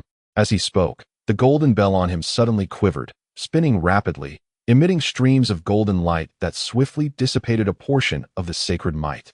Presumptuous. The illusionary Fu Yulin's expression turned icy. Who granted you the audacity to speak to me in such a manner? The rotund man found this impostor utterly contemptible. Were it not for his insufficient strength, he would have charged forward to crush the opponent's head. Golden Bell. At that moment, the illusionary Fu Yulin raised a hand, simultaneously releasing golden light and sacred might, which coalesced in midair into a massive golden bell, dozens of feet in diameter, gently vibrating before plummeting towards the rotund man's head. Lord Fat shall fight back. Whoosh. The golden bell upon him began to spin at an ever-increasing speed, soaring into the sky. Clang. In an instant, the larger and smaller golden bells collided. With a blood-curdling scream, the smaller golden bell shattered instantly, and the rotund man echoed the cry, spewing blood as his body was hurled away, crashing to the ground and bouncing twice before falling silent. Feigning death? Attempting such tricks before me? The illusionary Fu Yulin saw through the rotund man's ruse with a cold smile, raising his hand and declaring proudly, "Today, I shall single-handedly subdue you." As he spoke, the golden bell spun twice before descending upon the rotund man once more. Whoosh! In an instant, the rotund man sprang to his feet, moving with remarkable speed, showing no signs of injury whatsoever. Why bother? He pleaded as he fled. Strictly speaking, we are all Fu Yulin, closer than even biological brothers. Is there anyone in this world who would drive their own brother to the brink of despair? Suddenly, the golden bell behind me came to an abrupt halt. The ethereal Fu Yulin stroked his chin, deep in thought. This perspective does hold some merit. Never mind, he mused. If you agree to one thing for me, I might consider sparing you. Speak, speak. Shout, Yulin Grandpa, forgive me 3 times. The rotund man stood there, dumbfounded.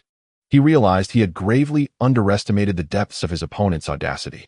Elsewhere, amidst the swirling mist, 2 figures of Luo Wushuang stood facing each other, clad in white garments. Their smiles were gentle, indistinguishable in every aspect. The sole difference lay in the fact that one possessed a slightly higher realm of cultivation. How intriguing. Observing the projection of himself, Luo Wushuang was not as astonished as Guhan and the rotund man. Instead, he scrutinized the figure before him, contemplative. If I am not mistaken, you must be an essence of my own aura, capable of sustaining yourself for merely a quarter of an hour, correct? Indeed, replied the mirrored Luo Wushuang with a smile. A quarter of an hour is indeed the limit. I see, Luo Wushuang nodded. However, you seem to possess some flaws. Certain aspects are ultimately irreplicable. That is of little consequence. Let us proceed. A quarter of an hour is hardly a lengthy duration. Luo Wushuang appeared acutely aware of the opponent's weaknesses. Even though their cultivation level surpassed his by an entire realm, he remained confidently resolute. There is no necessity for that. Who would have known? The manifested Luo Wushuang refrained from making a move. Instead, he lifted his gaze upwards. It is rather uninteresting, whether you can endure or not. You are ultimately bound by the rules set by others, which does not align with our natures. That is a valid point. Therefore, The ethereal Luo Wuxuang retracted his gaze. Let us adhere to our own rules. It is the more prudent course of action. As he spoke, he slowly extended his right hand. Take a guess. In my hand. Is there one crystal or two? If you guess correctly, you pass. If wrong, I shall eliminate you. Simple and straightforward. Luo Wuxuang felt a surge of emotion. Previously, he had always made others guess regarding the crystals, yet this time it was his turn. This novel experience sparked his interest, and a hint of seriousness flickered in his eyes. 1. Without hesitation, he declared his answer. There was no need for cultivation or divine sense. It was merely an instinctive guess. Opposite him, the ethereal Luo Wuxuang remained silent, gradually extending his right hand. In the palm lay a crystallized essence, quietly resting there. Correct. Your luck is commendable. It is not luck. Luo Wuxuang shook his head.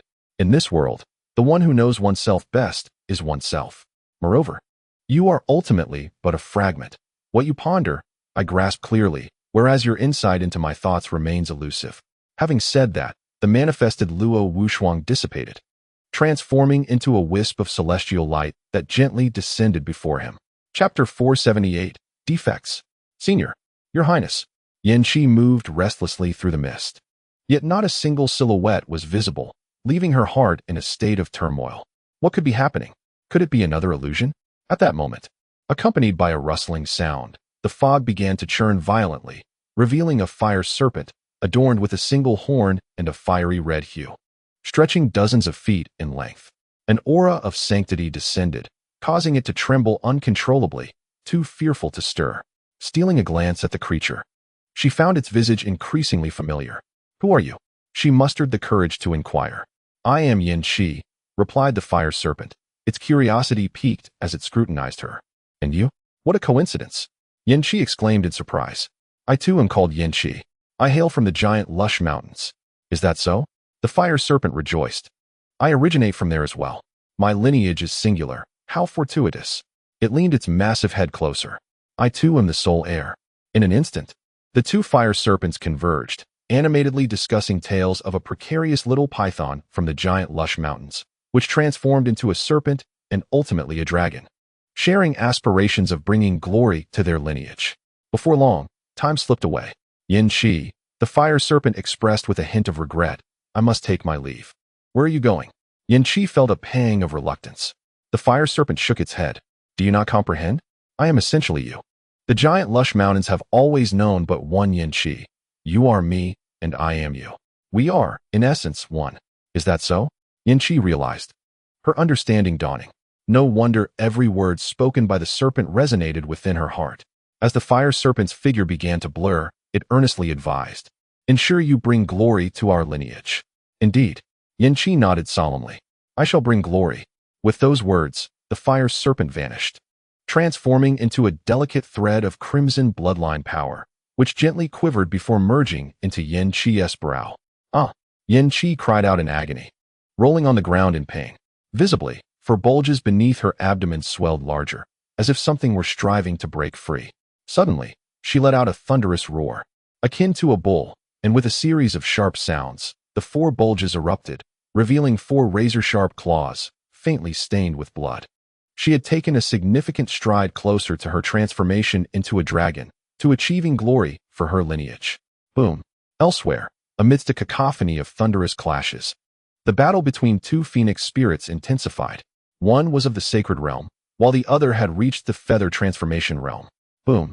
Abruptly, the illusionary phoenix spirit halted. A phantom of the celestial phoenix flickered in its eyes, and the flames enveloping its form surged explosively, instantly expanding to 1,000 feet, driving the true phoenix spirit back. The phoenix spirit's complexion paled, evidently sustaining some light wounds. Yet, she seemed oblivious, unaware of the retreat. Boom. A crimson flame surged forth from her phoenix-like eyes, enveloping her form in an instant. It was as if her spirit had stirred the boundless ocean of primordial energy, summoning every ounce of it that she could command. In that fleeting moment, the crimson flame intensified, transforming into a celestial phoenix over 100 feet long. With a melodious cry, the phoenix beat its wings, unleashing a torrent of assaults upon her adversary.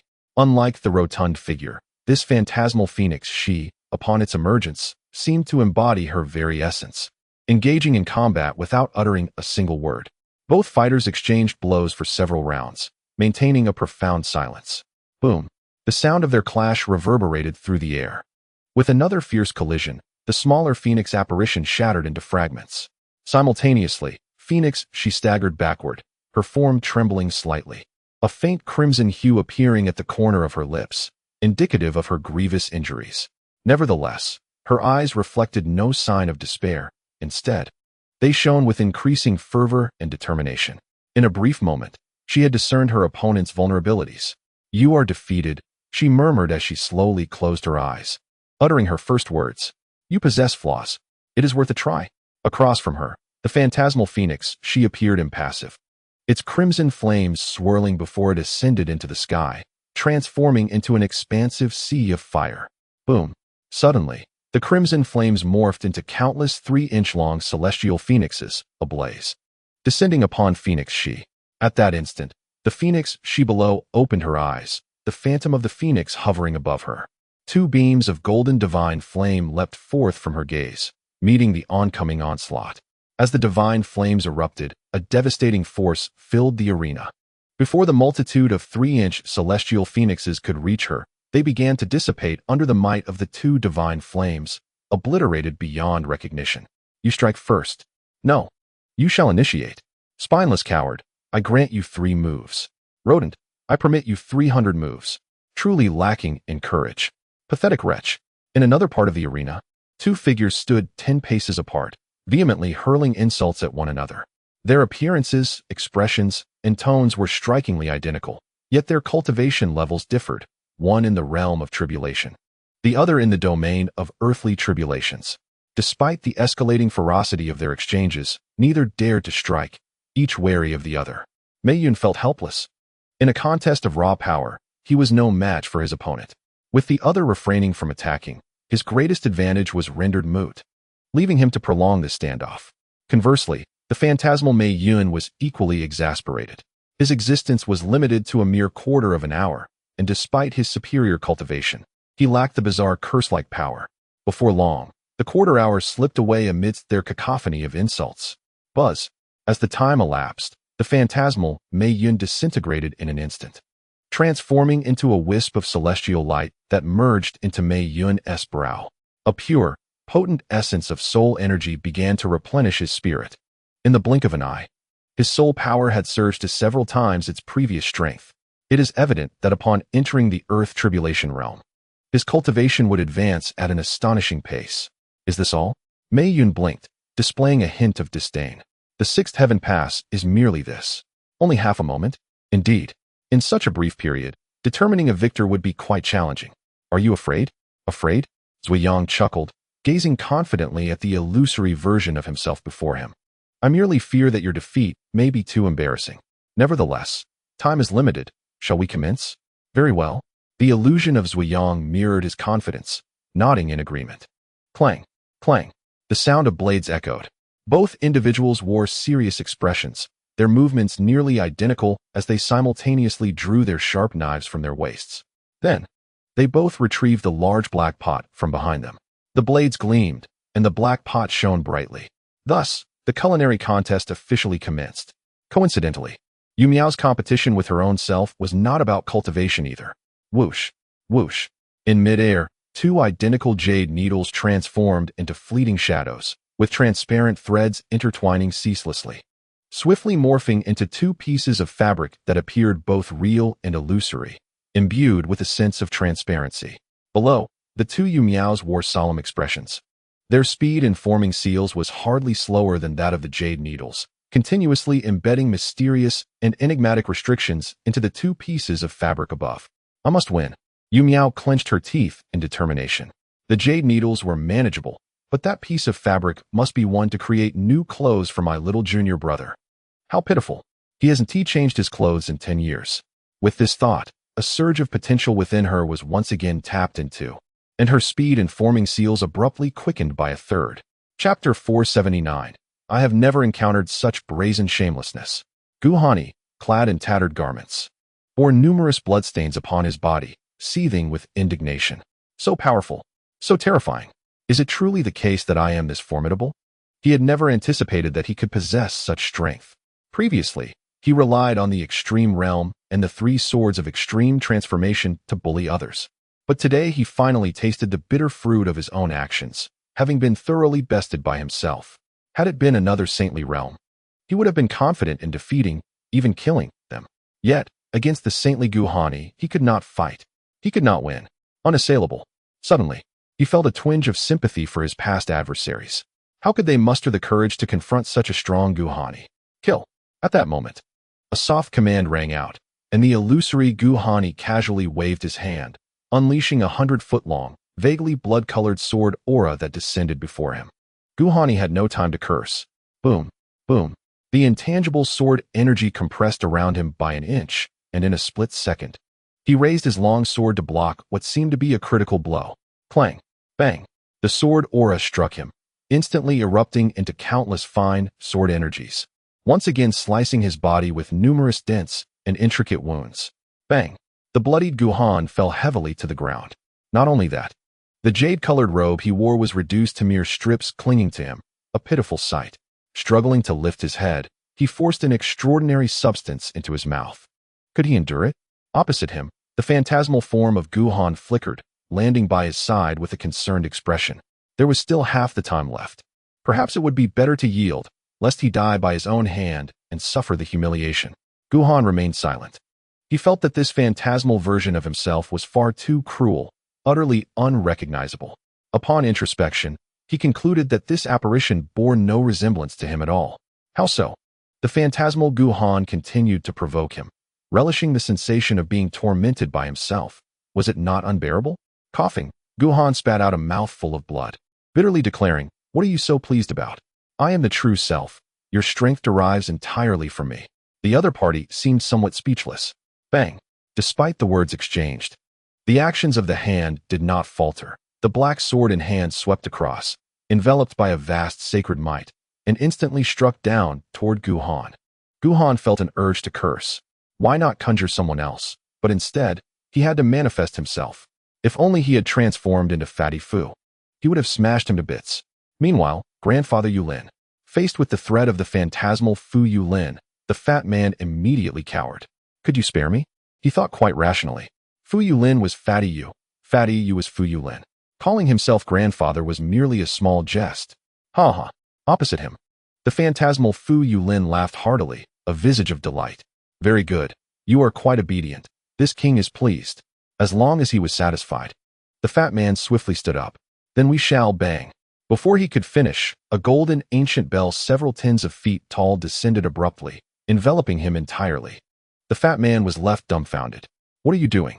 He had forgotten to mention that the phantasmal Fu Yulin stood with arms crossed. An air of nonchalance about him. That was merely a jest. It doesn't count. The fat man fell silent for a moment. Damn it. He broke his defenses and erupted in a torrent of curses. I have never encountered such unabashed shamelessness. You are even more shameless than that little bald donkey. Umitba. Umitba. Today, I shall guide you to enlightenment. Today, I shall lead you to madness. In another location, two identical phantasmal forms of Wu Xian simultaneously chanted a Buddhist incantation, albeit with one word differing. The first from the phantasmal Wu Xian, the latter from the true Wu Xian. You harbor demons in your heart. A glint of madness flashed in the eyes of the phantasmal Wu Xian. Today, this monk shall vanquish the demons and uphold the path. My demon is merciful. The frenzy and bloodlust in Wu Xian's eyes were nearly several times more intense than the former. It was hungry. As the words fell, two voices of chanting echoed simultaneously. One was the voice of Buddha, the other was the voice of demons. Simultaneously, behind each of them manifested a Vajra figure wielding a demon-subduing pestle. However, the phantasmal Wu Xian possessed sacred realm prowess, and the figure behind him was several times larger than Wu Xian, with the Buddha's light radiating, revealing a glimmer of ferocity and madness in his eyes. Boom. The golden king's form in the sacred realm trembled, emanating a divine aura that swiftly dispersed the surrounding mist. Demon fetus. Today, I shall eradicate you. Boom. The ethereal, unfeeling hands clasped together, and the formidable king materialized before them, delivering a crushing blow. Bang. A thunderous sound resonated, yet the unfeeling one appeared to offer no resistance. absorbing the impact fully. Instantly, his body was reduced to a mere mass of flesh, launching him away. Coughing, he fell to the ground, the brilliance in his eyes dimming rapidly, replaced by a profound darkness. Not enough. Again, Amitabha. Opposite him, the ethereal, unfeeling one chanted the Buddhist mantra, his gaze increasingly frenzied. You have descended too deeply into madness. Irretrievable. Young monk, I shall escort you to your end. As he spoke, the king's massive arm lifted high once more, descending with great force. Bang! The power of this strike far surpassed the last. Amidst the splattering of blood, only the head of the unfeeling one remained, the rest reduced to a puddle of crimson. Yet he was still alive. Enough, enough. The light in his eyes dissipated swiftly as he struggled to utter those 3 words, his life force extinguishing entirely, along with the king's form vanishing without a trace. Amitabha, the ethereal, unfeeling one, continued to chant, compassion of the Buddha. As he spoke, it seemed he had fulfilled his mission, slowly dissipating into the air. At that moment, an unexpected change occurred. As the true, unfeeling one's brilliance faded, an ancient well, filled with cruelty and brutality, suddenly descended upon the scene. Roar! A deafening howl erupted. It was the king, thought to be dissipated, reappearing once more. Rather than a king, it resembled a demon. With horns sprouting from its head, its entire form was blood-red, fangs bared, and a long, scarlet tongue dripping with saliva, while sharp spikes emerged along its spine. Buzz! At that moment, a dense light of Buddha suddenly erupted from the lifeless body of the unfeeling one. Sizzle! Under the radiance, the demon's visage was burned, skin torn, howling in agony as thick smoke billowed around it. Suddenly, the head of the unfeeling one, previously devoid of life, opened its eyes once more. Astonishingly, they had transformed into a pitch-black void. Whoosh! In an instant, that head soared into the air, its mouth opening wide, seemingly without limit, expanding into a gaping maw the size of dozens of feet, consuming the fading, ethereal, unfeeling one and the king behind him in one fell swoop. Roar! Simultaneously, the demon, cloaked in Buddha light, let out another roar, its bloodlust surging, the ancient, brutal will re-emerging, instantly dispelling the light. Having completed this act, it slowly approached the gaping abyss below, speaking with a voice devoid of emotion. Unfeeling, Demon Lord? Within the gaping maw, a voice emerged in tandem. The Demon Lord is none other than the Heartless. The Heartless is the Demon Lord. They spoke once more, and as their words resonated, a colossal maw howled forth, directly engulfing the wretched demon. Amidst the writhing and contorting, that immense mouth gradually constricted, transforming once again into a head. The viscous mass of blood and mud below swirled and ascended, gathering beneath the head. In the blink of an eye, the unscathed Heartless reappeared on the scene. Compared to before, his expression was devoid of emotion, his pitch-black eyes brimming with savagery and a bloodthirsty intent, utterly stripped of any semblance of humanity. Furthermore, seemingly due to having consumed the illusory Heartless, his cultivation had already ascended to the saint realm. Hungry, he murmured, dark energy swirling in his gaze, his voice laced with insatiable greed. Volume 1, Chapter 480, Arrival in the Western Desert. In the Western Desert, within the Heavenly Dragon Monastery, the abbot stood before several young monks, who wore expressions of deep shame as they gazed at the middle-aged monk. We have failed to cultivate our hearts sufficiently to grasp the true essence of Buddhist teachings, hence we could not withstand the trial of the Heart's Gate. Now, only Brother Huiran remains on the golden list. Do not be disheartened, the middle-aged monk replied, shaking his head without a hint of reproach. In Buddhist practice, one must seek clarity of mind and essence. Your youth renders your shortcomings understandable. Remember, no matter how prestigious the golden list may be, it is ultimately but an external matter. If you become overly attached to it, you risk falling into a lower path. In the future, simply devote yourselves to diligent practice. And with the enlightenment of your true selves, you shall come to perceive the Tathagata? Yes, the monks replied in unison, their hands clasped in reverence. At this moment, one of the monks hesitated and spoke. We have seen the Heartless on the golden list. It appears he has gone mad again. The middle-aged monk remained silent, a shadow of concern flickering across his brow. Very well.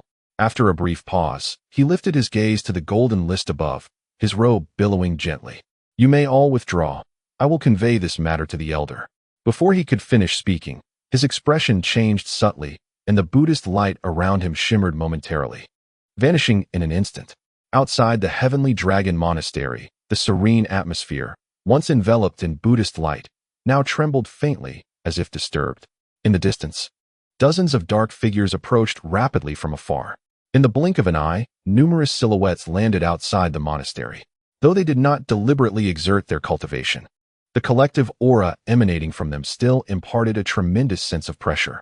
Esteemed guests, a young man stepped forward, a flicker of delight illuminating his eyes. You have arrived. It was none other than Yuntu. At that moment, the middle-aged monk's figure appeared before the crowd, hands clasped together, reciting a Buddhist chant, his countenance grave. Amitabha. Who are you, esteemed benefactors, and what brings you here? Yuntu did not elaborate, but among those who followed him were 7 or 8 practitioners of the feather transformation realm, while the remainder were practitioners of the saint realm and transcendent realm. Such formidable strength was unmatched by any faction within the 5 domains, save for the central Tao Palace. And these individuals emanated an oddly unsettling aura. Master Yuntu smiled sincerely, declaring, I am Yuntu, the leader of the resurrection sect. I have come here today to welcome the return of my deity. I humbly request your assistance, Master. Yunju, the middle-aged monk, upon hearing this, suddenly grasped the source of the strange feeling that had been lingering within him. Many years ago, those who attempted to breach the god-slaying array, only to be discovered by him and meet an untimely demise, bore an uncanny resemblance to the individuals before him. Within the god-slaying array, as usual, the old monk sat in quiet meditation, reciting scriptures. Suddenly, he sensed something amiss, and his chant came to an abrupt halt. After a brief moment of silence, he sighed softly, his expression revealing deep sorrow. Just moments ago, he had faintly perceived that the strand of Buddhist light he had left within Wuxin had been shattered. He understood all too well what this implied. Human calculations cannot rival divine will. His profound Buddhist knowledge and enigmatic origins, coupled with over a century of companionship with Wuxin, had led him to comprehend that, despite his best efforts, he could only delay the awakening of the demonic fetus, never prevent it.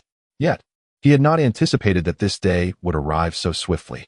Suddenly, he cast a glance outside, and the sorrow on his face intensified. A great calamity was imminent. With that, his figure vanished in an instant, leaving behind only his enormous head suspended in the air, a spectral presence whose fate remained uncertain. Outside, the master remained silent, while Yuntu wore a cheerful demeanor. I implore you, master, grant me this favor. Behind him, the crowd remained quiet, their gazes fixed intently upon him. Although they did not overtly display their cultivation, the interconnected energies of dozens of individuals exerted immense pressure upon him. Benefactor, Yunju replied. Aware that Yuntu's intentions were unclear but mindful of the gravity of the god-slaying array, there is absolutely no possibility of this matter coming to fruition. Is that so? Yuntu raised an eyebrow. Then I shall have no choice but to wish for your demise. With that proclamation, a surge of azure light erupted from his form, enveloping the entirety of the Tianlong temple in a shroud of shimmering blue. Suddenly, the azure light transformed into boundless azure flames, the intensity of which caused both the Buddhist light and the very fabric of space to shatter inch by inch. With a resounding dragon's roar, a massive azure dragon's head, over 100 feet in size, emerged from the flames, and as the azure fire coalesced, a colossal dragon body, stretching 1,000 feet, took shape behind it. Boom! The dragon's might reverberated as the dragon head lunged toward Yuanjua. Monk, the azure dragon, speaking human words, was none other than Yunao.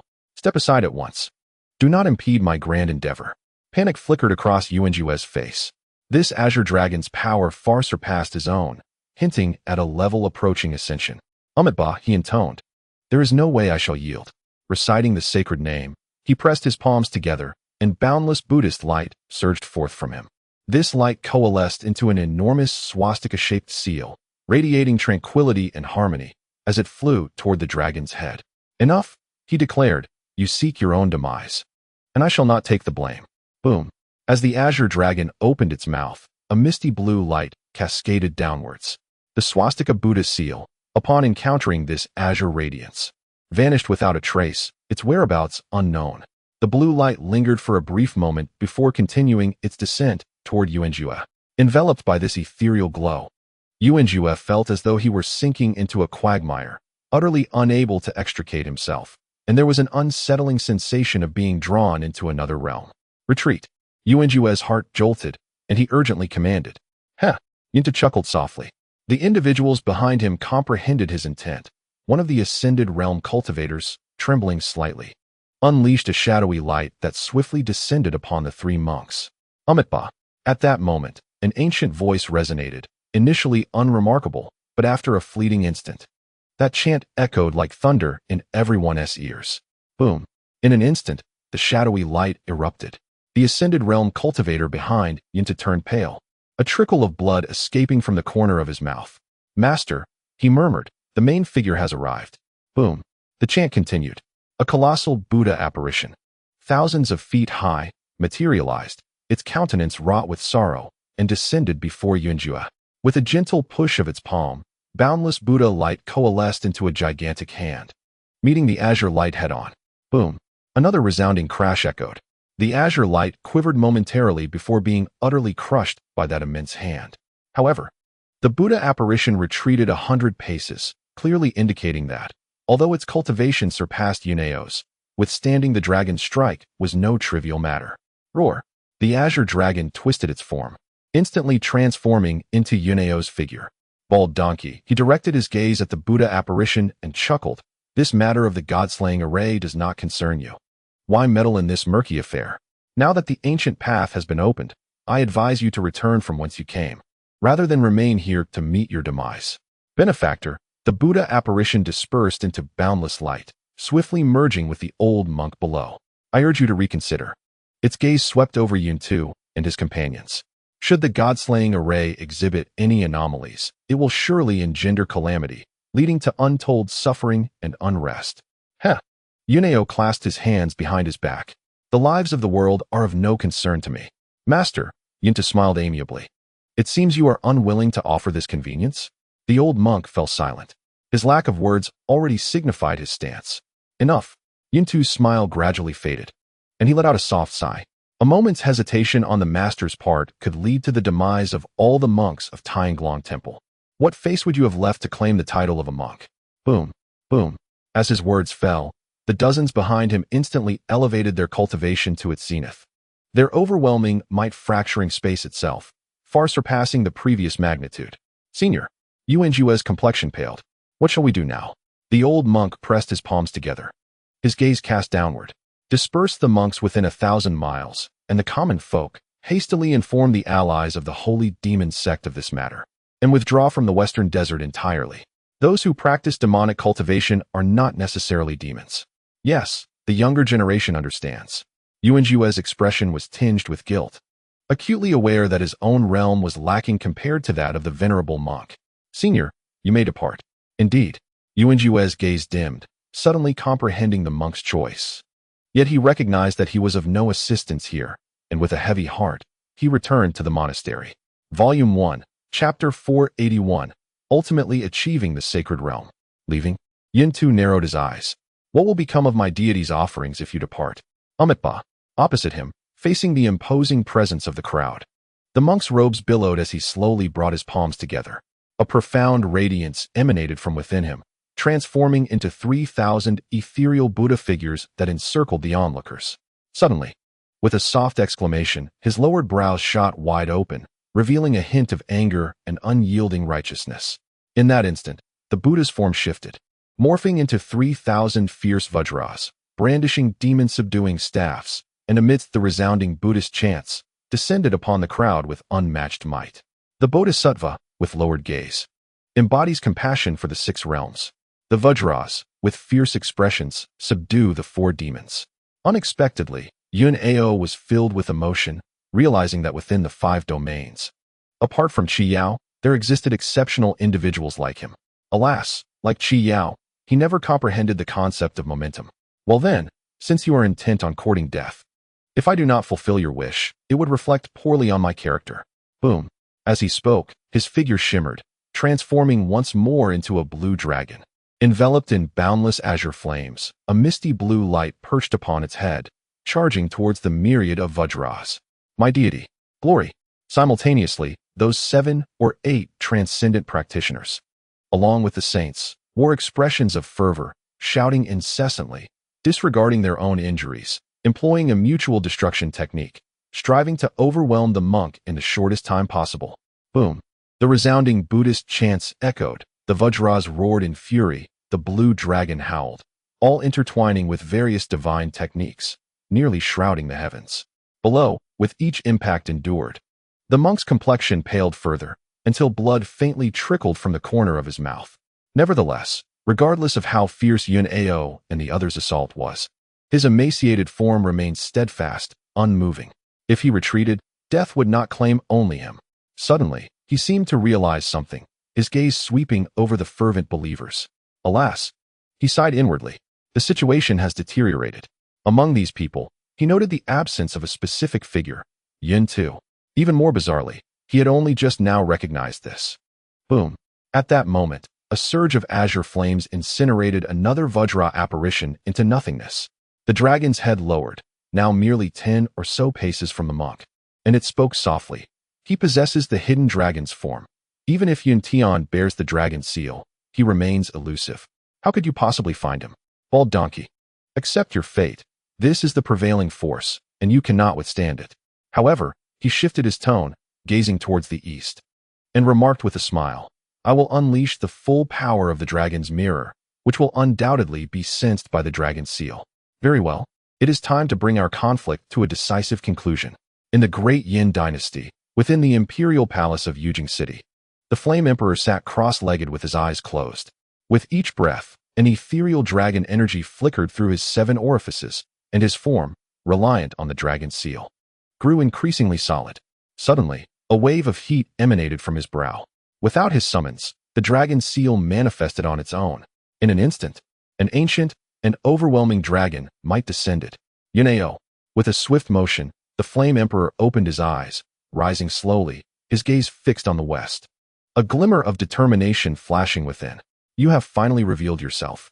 And that wretched one. It is time to purge the lineage of the ancestral dragon. In a blink, he had already arrived outside. My dear, he murmured, gazing at the conspicuously radiant golden list in the sky, his tone laced with a hint of reluctance. Take care of yourself after I depart. Boom. Upon finishing his words, a surge of dragon energy enveloped him, and his figure vanished in an instant. Destination, the Western Desert. Alone, he was acutely aware of Yun Ao's strength and Yun Tu's cunning. He had long prepared himself for a confrontation where both sides would perish. Unwilling to drag anyone else into his prideful and self-respecting resolve, at the heavenly dragon temple, as the monks withdrew to disperse the cultivators and mortals, the place now stood deserted. In the back mountain, Yin Tu approached the entrance of the god-slaying array at a leisurely pace. With a flicker of his form, he vanished from sight.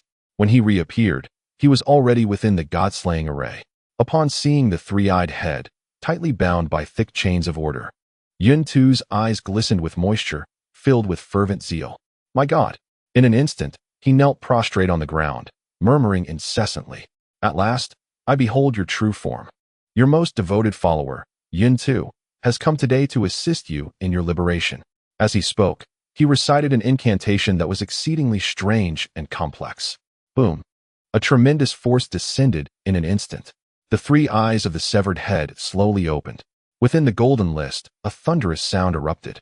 Guhan spat out a mouthful of blood, once again struck away by the illusory figure of Guhan wielding a sword, finding it difficult to even rise due to his injuries. Cough, cough. Helplessly, he once again retrieved extraordinary materials for healing. Opposite him, the illusory Guhan did not hinder him, leisurely stating, Though I admire you, if you remain this stubborn, I shall not hold back. Guhan remained silent. As the extraordinary materials entered his body, his injuries swiftly mended, and he gradually stood up. You have a problem. He fixed his gaze on his opponent. A significant problem. Oh, the illusory Guhan raised an eyebrow. Do tell. You are at the Triad realm. Guhan asserted with certainty, not the Quad realm. The other party fell silent for a moment, then sighed. How did you discover that? It is quite simple. I am truly the embodiment of the 4 extremes. Your sword wields great strength, yet it lacks intention. You have not held back. You simply cannot unleash that one strike. Can you wield it? Indeed. This realm is not of the mortal world. However, Guhan chose not to respond further. Is it necessary to elucidate so clearly to someone as incomplete as you? Where is she? That place is my realm. Instinctively, he cast a glance at his storage ring. She has always been by my side. Though this realm is somewhat confined, merely encompassing the two of us, it is still a realm. In his thoughts, the tinder sprout quivered gently, and a cascade of twinkling light erupted forth. The sharpness emanating from Guhan vanished in an instant, transforming his entire demeanor, rendering him as ordinary as the most mundane mortal. Unremarkable. Kill. At that moment, a formidable killing intent descended upon them, as the opponent's murderous sword surged forward once more. Simultaneously, Guhan gently lifted his long sword, akin to chopping wood in a small courtyard, and effortlessly brought it down. In an instant, the two swords clashed. Though Guhan's sword bore but a few flickers of light, it cleaved the opponent's blood-red sword aura, which spanned 100 feet, in two. Subsequently, the opponent's sword shattered inch by inch until, ultimately, Guhan's blade pierced through the opponent's body. Ordinary. Simple. Just as he would chop wood in the courtyard. At that moment, the opponent was akin to the dry wood beneath his sword. This strike, while not as potent as the one he had used against Lingya, proved sufficient to sever a severely flawed saint-level Guhan. It dawned on him. Your sword bears significant flaws. Upon the intersection of their blades, he realized that although the opponent's sword appeared identical to his, it was fundamentally incomparable.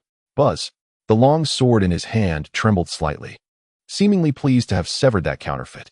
Alas, opposite him, the phantasmal Guhan sensed the ubiquitous, remarkably mundane sword intent upon his blade, and suddenly sighed. You have won. Allow me to bestow a gift upon you. What? Do not inquire. My mood is not favorable. Guhan mused. Even a counterfeit boasts such audacity? Buzz. At that moment, the phantasmal Guhan trembled and instantaneously vanished. Concurrently, a thread as fine as a hair, yet imbued with profound mysteries and containing the essence of countless cosmic truths, swiftly entered his brow, merging with his soul. In that fleeting moment, countless profound truths flowed ceaselessly within his heart. The veil that had long obstructed the path between him and the ocean of primordial energy swiftly dissolved until it was no more. In the first volume, Chapter 482, accompany me to traverse the 10th gate. With a resounding boom, Guhan found himself amidst an endless expanse of ocean. The sea stretched infinitely, vast beyond imagination. In comparison to the ocean, he felt like an ant desperately struggling upon its surface. Every minuscule wave seemed intent on engulfing him entirely. As his thoughts swirled, he scooped up a drop of crystalline seawater. Although it was but a single drop, its inherent might far surpassed that of his former self. The vast ocean embodies the tangible manifestation of the cosmic forces.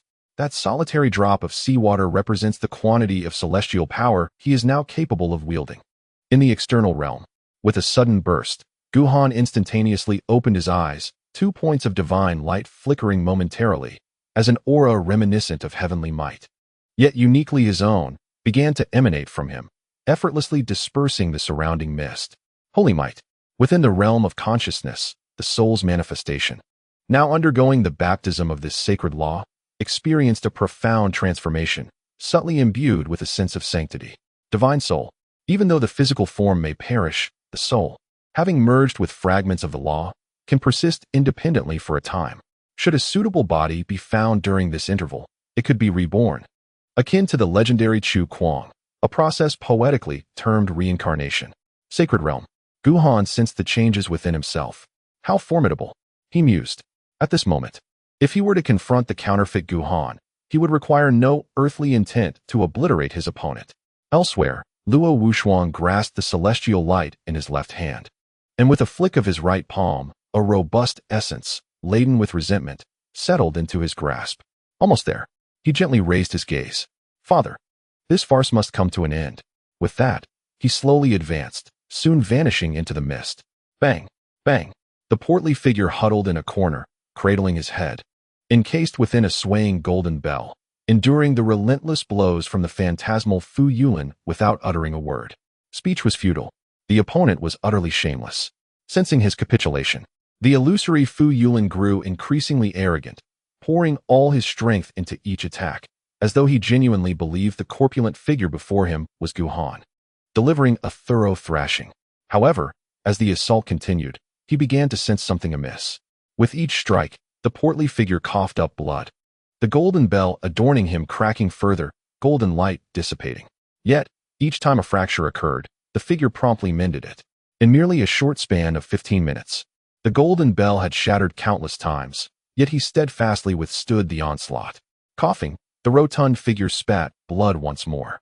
Suddenly, he stood upright. I am the second strongest in defense in the world. If you possess the ability, then break through. If you succeed, my surname shall be yours. The illusion of Fu Yulin's expression darkened.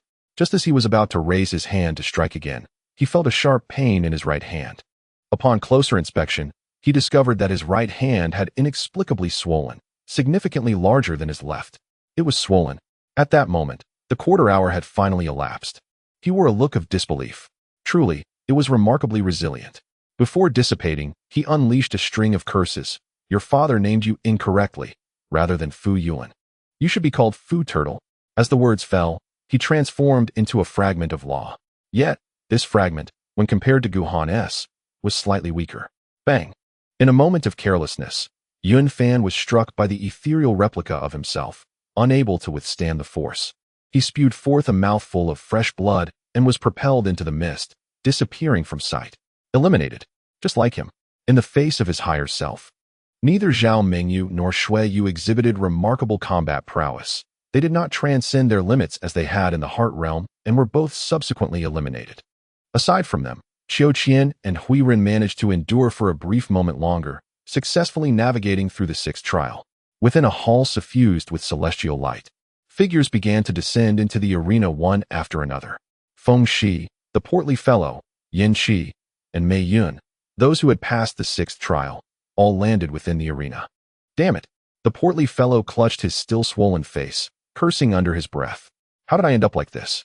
Before he could finish his lament, he noticed something amiss. Not far off, Qiu Qian and Hui Ren stood at opposite corners, while Feng Shi and his companions gathered nearby. But Guhan was conspicuously absent. Where is he? He stood there, dumbfounded. Where did the junior brother go? Where has the senior gone? What on earth is happening? The others, including Zuyang, voiced their confusion upon failing to spot Guhan, leaving them puzzled. Qiu Qian, perplexed, remarked, if he is not present, it means he has not cleared the trial. Is it not evident? Not far away, upon noticing that Wu Xian was also missing, Hui Ren let out a long sigh of relief. This demonic embryo has finally been eliminated. Strangely, he felt quite elated and called out to the portly fellow, speaking in a gentle tone, esteemed benefactor. The sixth trial is particularly unique, as it involves battling oneself. Should that esteemed Gu be careless for even a moment, it could lead to, do you know nothing? The portly fellow retorted, exasperated. That bastard goes so mad, he might even strike himself. If you tell me he didn't clear it, then anyone could fail. But that bastard will definitely pass. He had faith in Guhan, ranking him first in his trust. That bastard. Though he cursed Guhan, a hint of worry laced his tone. He had surely messed up again. In the midst of the mist, Guhan waited for a considerable time, yet still saw no sign of the next trial, his brow furrowing in concern. What is happening? Is this the seventh trial? Just as he pondered this, a figure emerged slowly from the mist.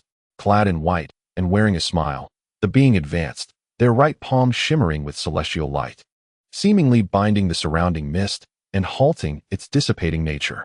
Is it you? Guhan felt a chill run through him. How did you get here? Noticing the celestial light in the other's hand and the peculiar behavior of the mist, he pondered deeply, gradually raising his sword, an aura of sanctity enveloping him. Are you the one behind this? Guhan, Luo Wushuang chuckled lightly. I've come to seek your assistance. No time. There's a reward. Get lost. The fragment of the supreme law. Luo Wushuang's smile widened. From my observations, you appear to be on the path of the extreme realm. Now that you have stepped into the sacred realm, the significance of this item to you is beyond words, isn't it? Such a precious item. Guhan remained skeptical. Aren't you keeping it for yourself? Although the items are indeed remarkable, I do not tread the path of extremes. Where are the items? After the deed is accomplished, I shall naturally provide them to you. Luo Wushuang smiled lightly, stating, you should be well aware of my disposition. I am resolute in my words.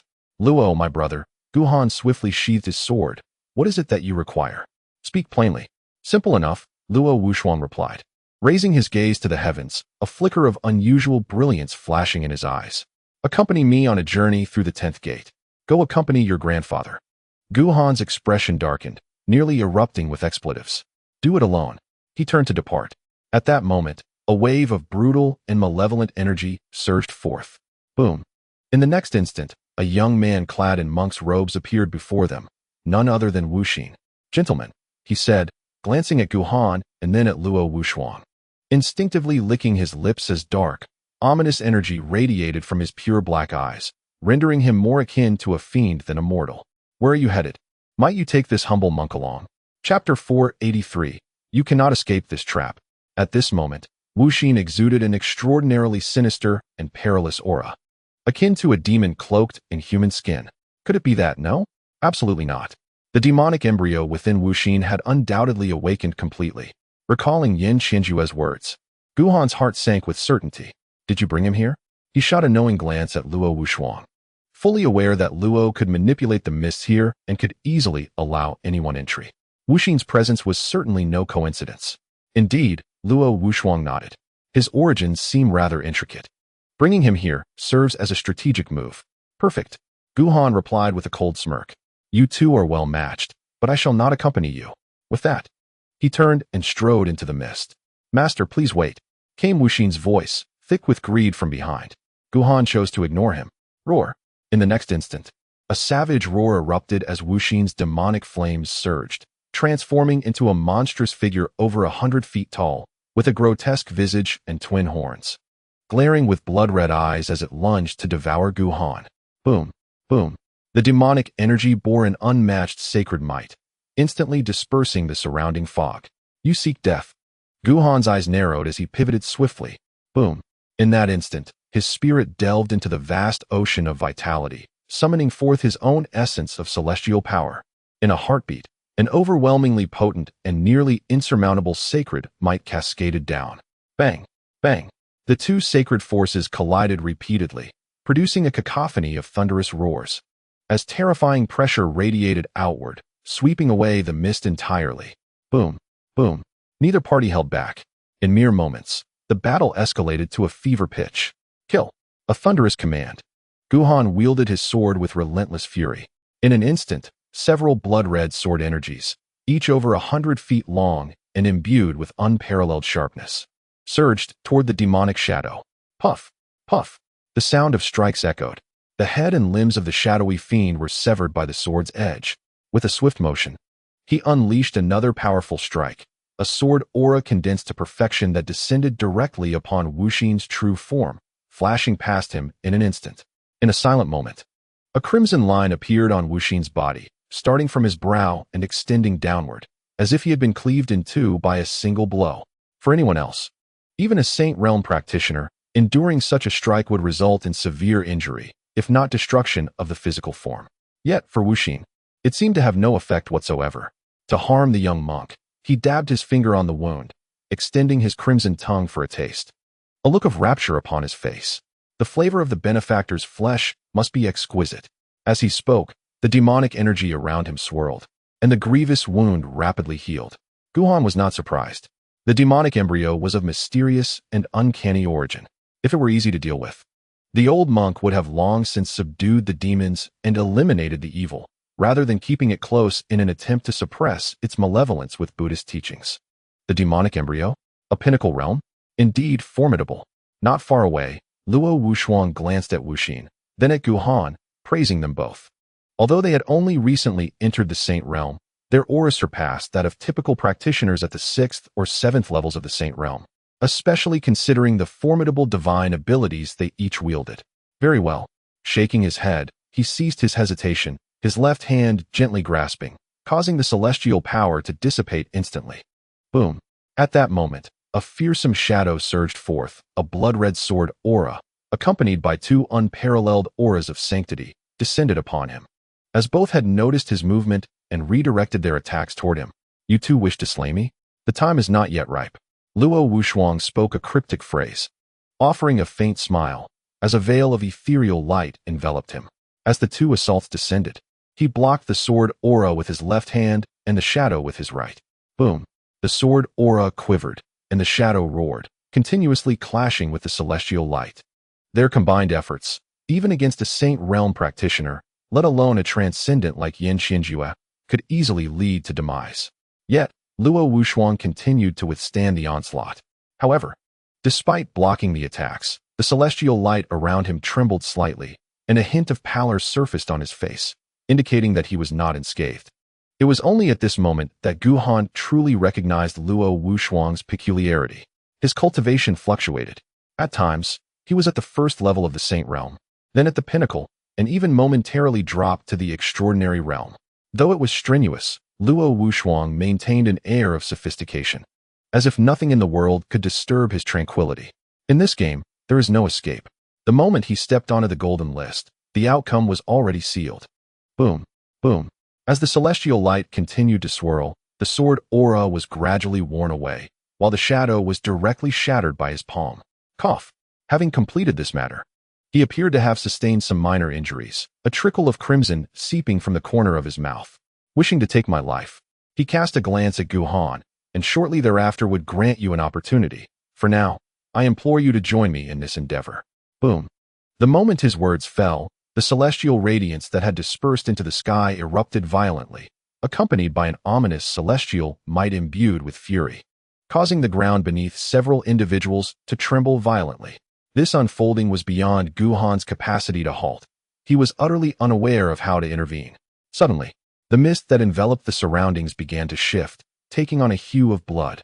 It was vividly striking, reminiscent of the eye of the Tao he had once beheld. Haha. With no intention to look up at the sky, he let forth a series of eerie chuckles. The 10th trial? Boom. As the 7th trial unfolded, while the crowd fervently vied for opportunity, a vast celestial might, tinged with anger, descended instantaneously, causing the ethereal palace to shudder violently, the celestial light itself tinged with crimson. What is happening? The crowd was thrown into a state of alarm. It was evident that such an anomaly was far from a standard trial of the golden list. This is bad. Feeling the fury within the celestial might, the rotund man's expression changed dramatically. Could it be that scoundrel has once again provoked the Tao? Is he truly tired of living? In the central Tao palace, within that small courtyard, I swear. Hua Xing glared at Xiao Yang, gritting his teeth, his expression earnest. From this day forth, I, Hua Xing, shall not coexist with bald monks in this world. From now on, I shall strike one upon sight, and two shall be met with a double blow. Xiao Yang blinked. What a deep-seated grudge this is. Just as he was about to speak, he was abruptly interrupted by a succession of thunderous sounds. The noise, unmistakably, emanated from above. Looking up, he was instantly taken aback. The golden list, which had once covered the entire firmament with its ethereal glow, now bore streaks of sanguine lightning. The thunder roiled, mingling with threads of destructive intent, subtly tinting the golden list with a hue of blood. In the blink of an eye, the mist surrounding Gu Han had transformed entirely into a blood-soaked shroud, as if he were ensconced in a realm of crimson. Where's this? He cast a discontented glance at Luo Wuxuang. The 10th trial. Luo Wuxuang did not conceal this from him. Gu Han's face darkened, akin to the bottom of a pot, as he harbored a fierce desire to cleave him in two with his sword. Was it not agreed that whoever breached the 10th trial would be deemed a scoundrel? Yet where is the prize? Where are the fragments of the holy law? He suppressed the seething anger within, realizing that before he could strike Luo Wuxuang down, he must first secure the benefits for himself. Luo Wuxuang fell silent for a brief moment. In the 9th trial, Gu Han also fell into silence for an instant. That damned Luo Wuxuang. The next moment, he erupted into a torrent of curses. Do you have no shame? The 9th trial? Do I not possess hands of my own? Do I require your assistance to retrieve what is rightfully mine? He perceived Luo Wuxuang as shameless and cunning, wielding what was inherently his to ensnare him. At this juncture, as the blood-colored mist swirled, a mysterious and unfathomable aura suddenly descended upon the perceptions of the three. Gu Han was momentarily lost in thought, becoming profoundly affected by the aura surrounding him. In an instant, he felt as though he had traversed the tumultuous world of mortals, his once unyielding resolve wavering slightly.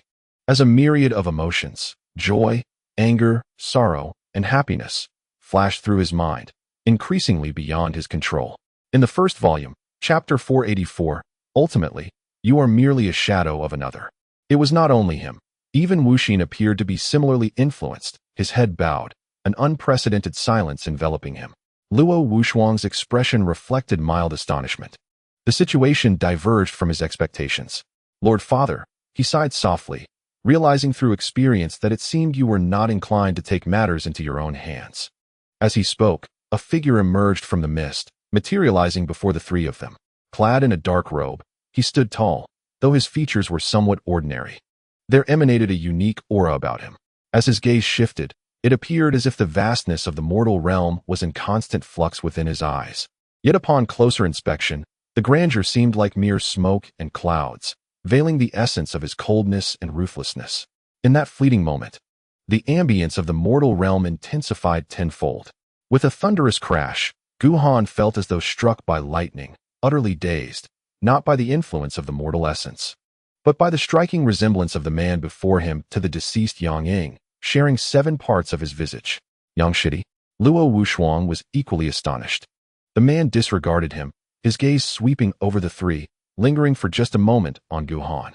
Those who enter this realm shall perish, he spoke slowly.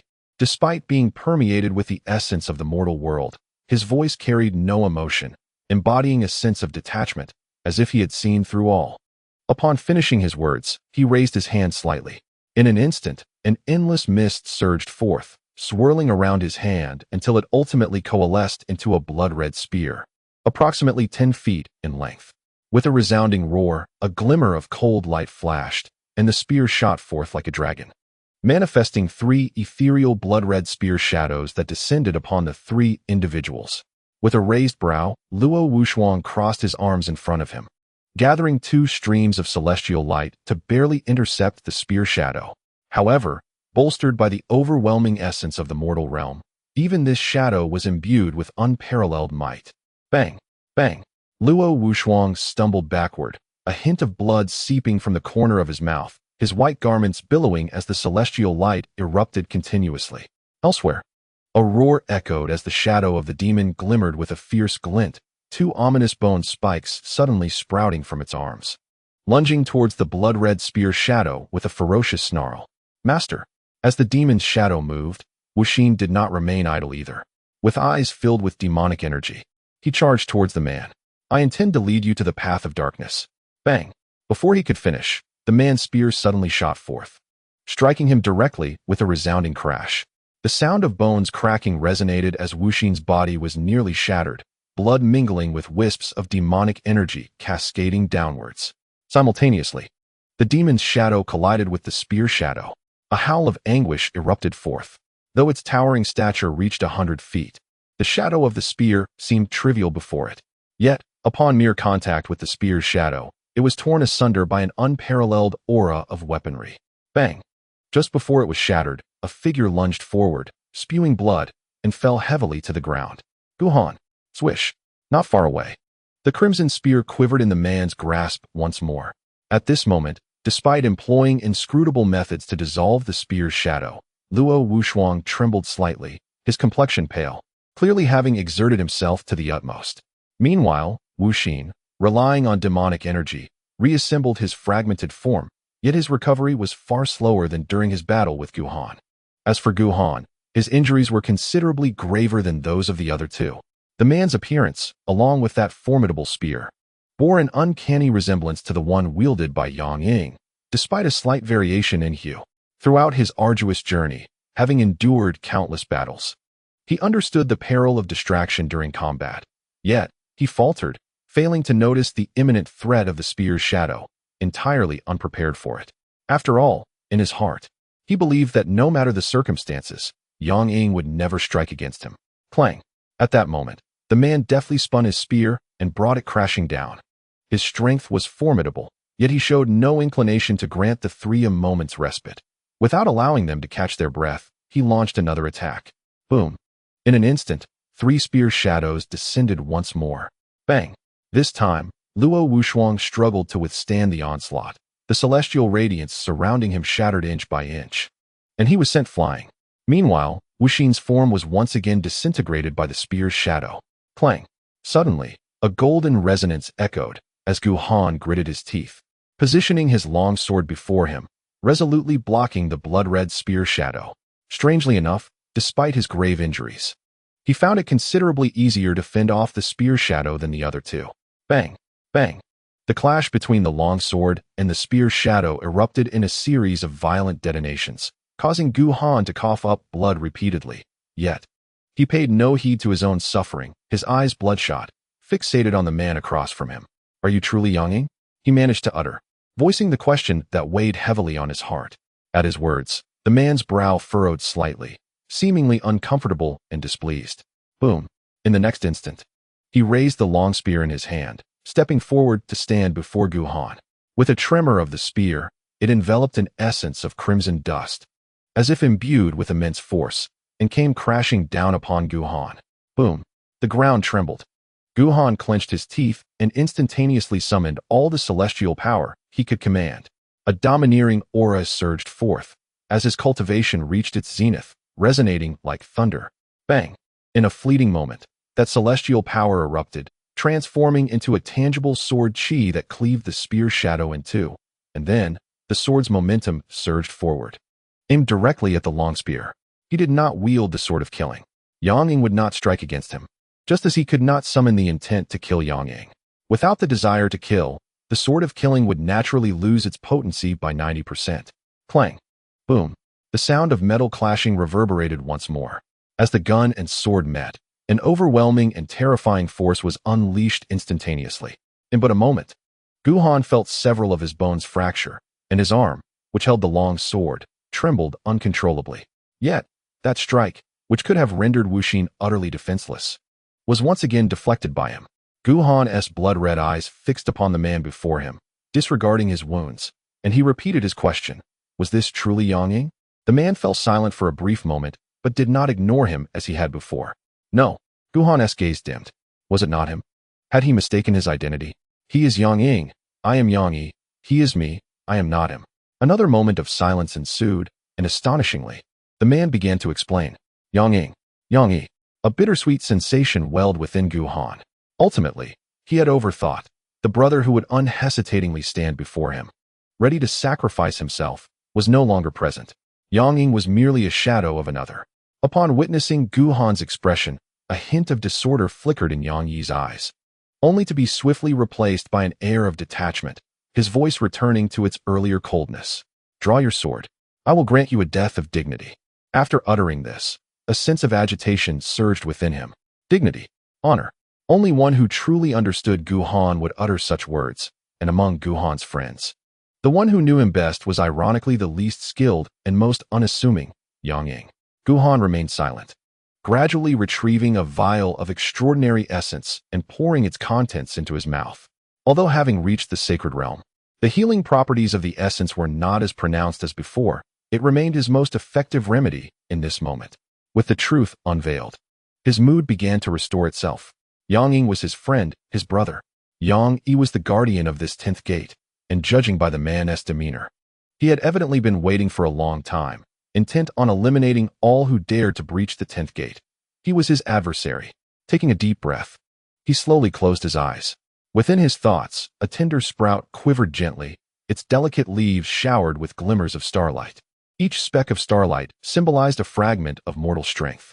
Though seemingly insignificant, when amassed, they subtly coalesced into a remarkable force. Even with the truth in hand, he found himself unable to employ the sword of killing against Yang Yi. Furthermore, given Yang Yi's strength, any ordinary sword of killing would inflict no harm upon him. As the long sword trembled lightly, specks of starlight adhered to its surface. In an instant, the fierce intent emanating from Gu Han vanished, his sharp gaze subdued, exuding an extraordinary tranquility, rendering him akin to the most ordinary of mortals. He gently raised the long sword. Come. He glanced once more at Yang Yi, yet buried all thoughts of Yanging deep within his heart. Opposite him, the essence of the mortal realm in Yang Yi's eyes surged at an accelerated pace. Gu Han's earthly intent evoked a sudden thrill within him, a sensation he had not felt in many years. Since he vanquished countless prodigies and ascended to the exalted position of young lord, no one had stirred such emotions within him. Without a moment's hesitation, he brandished his spear, its shaft resembling blood, infused with the endless essence of the mundane world, and struck towards Gu Han. This blow was significantly stronger than the previous one. Gu Han's expression remained unchanged as he gently extended his black sword. Clang! Another resounding note echoed. The spear and sword clashed once more, seemingly an ordinary exchange. Yet the essence of the mortal and the mundane collided invisibly, each striving to subdue the other completely, the hidden peril far greater than before. However, despite Guhan's cultivation being inferior to Yang Yi's, his earthly intent subtly held the upper hand. Joy, anger, sorrow, and joy, as well as life, death, decay, and prosperity, all encapsulate the mortal realm, yet they are but a fleeting dream of existence. Without the mortal realm, the essence of the mundane loses its foundation and becomes elusive. Bang! Suddenly, the spear quivered slightly and was deflected 3 inches by Guhan's sword. However, the price Guhan paid was the reopening of his recently healed wounds. Blood pouring forth, rendering him a bloodied figure once more.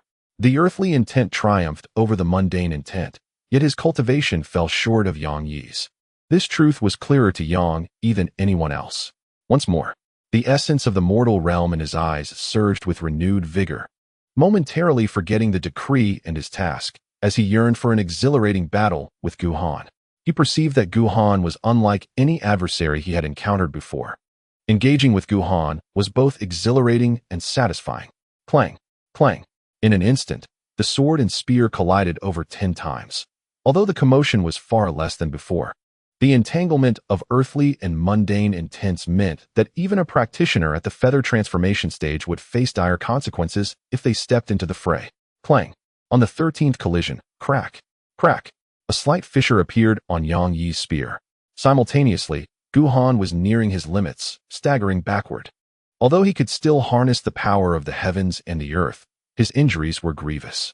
Had it not been for the foundation of his indestructible sword body, anyone else would have struggled to deliver even 3 or 4 strikes before Yang Yi. Cough, cough. Leaning on his sword, he fought to remain upright, his fighting spirit undiminished. Come, let us continue. Yang Yi remained motionless. He was unaware of the intent Guhan cultivated, just as Guhan did not know of Yang Yi's earthly intent. Yet, such ignorance only deepened Yang Yi's conviction that Guhan was a worthy opponent, a rare adversary he might never encounter again in a lifetime. Whether it be the mortal realm or the mundane, an unbreakable bond exists between the two. Healing. Upon uttering those 2 words, he ceased to speak further and made no additional movements. Guhan fell silent for a brief moment before producing yet another vial of extraordinary substance. In the distance, Wu Xin reveled in the situation. Although he was mad, he understood that the longer Guhan delayed, the quicker his injuries would mend. Further away, Luo Wushuang, clad in white, was already stained with blood, yet he remained indifferent to his own wounds, his gaze flitting incessantly between Guhan and Yang Yi. At that moment, upon overhearing their exchange, he seemed to realize something. He lifted his head towards the sky and suddenly burst into laughter. Your Majesty, your discernment is commendable to have sent him here, which speaks volumes of his prowess. Alas, how unfortunate! You may have calculated the heavens, yet you cannot fathom the hearts of men. Once again, you have lost, and this time, utterly. Upon hearing Luo Wushuang's words, Yang Yi's expression remained impassive, his form slightly swaying as he abandoned Guhan and advanced towards him. With a thunderous roar, he brandished his spear, striking heavily towards Luo Wushuang. He thought to himself that while Guhan was healing, it would be prudent to deal with Luo Wushuang and Wu Xin first. After all, he had little else to occupy his time. This strike was evidently far more potent than the one aimed at Guhan, and at that moment, Yang Yi's true cultivation level was revealed. He was at the feather transformation stage, and not just any ordinary one. Otherwise, not only Luo Wushuang, but even Guhan and Wu Xin would find themselves vanquished should they confront him with all their might. Yet, since his arrival, Yang Yi had only unleashed 2 strikes, yet he had already severely injured the 3, leaving them with no chance for retaliation. His formidable strength was manifestly apparent. Junior brother Yang, Luo Wushuang sighed as the spear approached him. I did not come here with the intention of leaving alive, but I cannot perish at your hands. That would be contrary to my plans. Bang! Undeterred, Yang Yi continued his assault, his spear shaking as the worldly chaos surged forth, instantly dispelling the celestial light surrounding Luo Wushuang, sending him flying backward. Luo Wushuang was somewhat familiar to him, yet given the countless individuals he had encountered throughout his cultivation, the other man failed to evoke even a desire for conversation. He could hardly recall his name. Observing Luo Wushuang's utter lack of resistance against Yang Yi, Guhan's expression grew increasingly complex. He was acutely aware that Yang Yi had shown him mercy. Just then, a roar echoed, as Wu Exine, shrouded in demonic energy, lunged towards him. "Gu benefactor," he called, his obsidian eyes swirling with malevolence. "Since you are destined to die, why not aid me in my ascendance? Together, our powers may yield a chance of victory." As he spoke, his mouth widened grotesquely, seemingly without limit, until finally, his head was entirely consumed, leaving only a gaping, menacing maw. "Little bald donkey." Guhan's gaze turned icy. Though his injuries were not yet healed, he brandished his longsword, preparing to confront Wu Exine. Whoosh! It was at that moment. A blood-red spear materialized before Wu Xin, as if by teleportation. With a soft thud, it pierced through his body, pinning him to the ground. The spear swayed, and no matter how desperately he struggled, he could not free himself. "Master!" Suddenly, the large mouth at his neck turned towards the distance. "You are bound to die. Let me, the young monk, eliminate him for you, sparing you much trouble." Before the words were fully spoken, Yang Yi flickered into existence before him. After a brief silence, he astonishingly uttered his first words to Wu Xin, his expression serious, as if emphasizing something. "He is mine." Chapter 486, The Secret of Luo Wushuang. "Yours? Yours what?" Wu Xin, somewhat bewildered, was about to speak when he suddenly sensed an overwhelming spear intent emanating from the weapon. With a soft thud, his body was again torn apart, his head rolling several times before coming to a rest at a distance. "You." Just as he managed to utter a word, Yang Yi gestured, and the spear returned to his hand. In a swift motion, he appeared before Wu Xin once more, the cold glint of the spear tip sweeping across. And with a surge of crimson intent, the head was instantly reduced to a puddle of blood. Dead. Guhan was taken aback. Instinctively, he felt something was amiss. If the demonic fetus awakened possessed such limited power, it would not invoke the old monk's apprehension. Suddenly, he seemed to sense something, abruptly looking to the sky. Boom, boom. An aura filled with brutality and malice emerged above, its cultivation subtly hinting at breaking into the ascension realm. Clang. Yang Yi slightly lifted his head. He planted the spear into the ground. Immediately, the flesh and blood that comprised Wu Xin's corpse trembled for an instant before soaring into the air, transforming into a grotesque maw measuring over 10 zhang in diameter. "Devour the heavens." The gaping mouth emitted a chilling and savage sound, lunging towards Yang Yi instantly. At that moment, Yang Yi moved. The blood-red spear darted forth like a celestial blade, charging at the great maw. As the spear quivered slightly, he grasped the tail of the weapon, and with a gentle shake, it transformed into countless red spear shadows, encircling the monstrous mouth. The momentum surged skyward. Bang! Bang! As the spear shadows detonated one after another, Wu Xin's voice grew increasingly frenzied and violent. Yet he remained under Yang Yi's relentless assault. Guhan's expression was complex. The extent of Yang Yi's prowess exceeded his imagination. He was a far cry from the Yang Ying of old. Cough, cough. At that moment, the gravely injured Luo Wushuang staggered before him. Though her white garments were stained with blood, her grace remained intact. "I did not expect junior brother Yang to be so formidable." Guhan fell silent for a moment. He had stated that he was not Yang Ying. Is that so? Luo Wushuang shook her head. This question, it seemed, even he himself had no answer to. "You seem to know much?" "Guhan." Luo Wushuang no longer mentioned Yang. Shifting the topic, "Have you heard of the primordial holy clan? The divine clan? The underworld clan?" "Indeed." Luo Wushuang expressed a hint of astonishment, then continued. "The innate holy tribes existed before the heavens and the earth, comprising an array of peculiar beings. Among them, the divine and the nether clans rank among the most formidable. However, there are indeed others who can rival them. For instance," he glanced upward, "celestials? To be precise, it would be more appropriate to refer to them as the Celestial Spirit Clan. This clan is exceedingly rare in number, yet their prowess far surpasses one's imagination, possessing powers that transcend common understanding. Nonetheless, even the innate holy tribes are not immortal." Guhan refrained from disputing this. The living examples were evident. Aside from the bones within the dragon mirror, the old blind man had once personally severed several deities. Consequently, Luo Wushuang continued, "Various clans have devised methods to ensure their own eternity. To elaborate would be rather complex, but take the Celestial Spirit Clan, for instance. They, leveraging their innate affinity for the Tao, chose to merge with it. As long as the Tao endures, The celestial spirit clan can enjoy eternity. Merging with the Tao? Guhan felt a jolt within. This was the first time he had encountered such an extraordinary concept.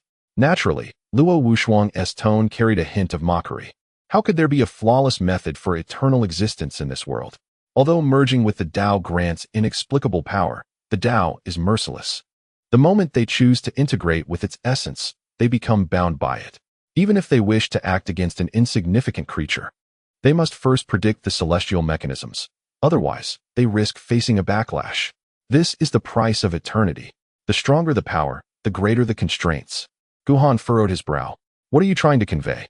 At that moment, Luo Wuxuang's demeanor struck him as peculiar, as if he were imparting a last testament. Bang!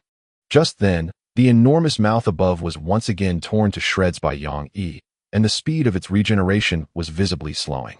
It was evident that it would not be long before it was completely eradicated. To facilitate their actions, seemingly sensing the urgency of time, Luo Wuxuang's speech quickened. They have cultivated a clandestine force to act on their behalf, and Brother Yang should belong to one of those factions, though I am unaware of which one. Guhan's expression grew complex. He felt a mix of surprise, though not greatly so, as Yang Yi's earlier words had already indicated much about the situation. Who exactly are you? He inquired, gazing intently at Luo Wuxuang.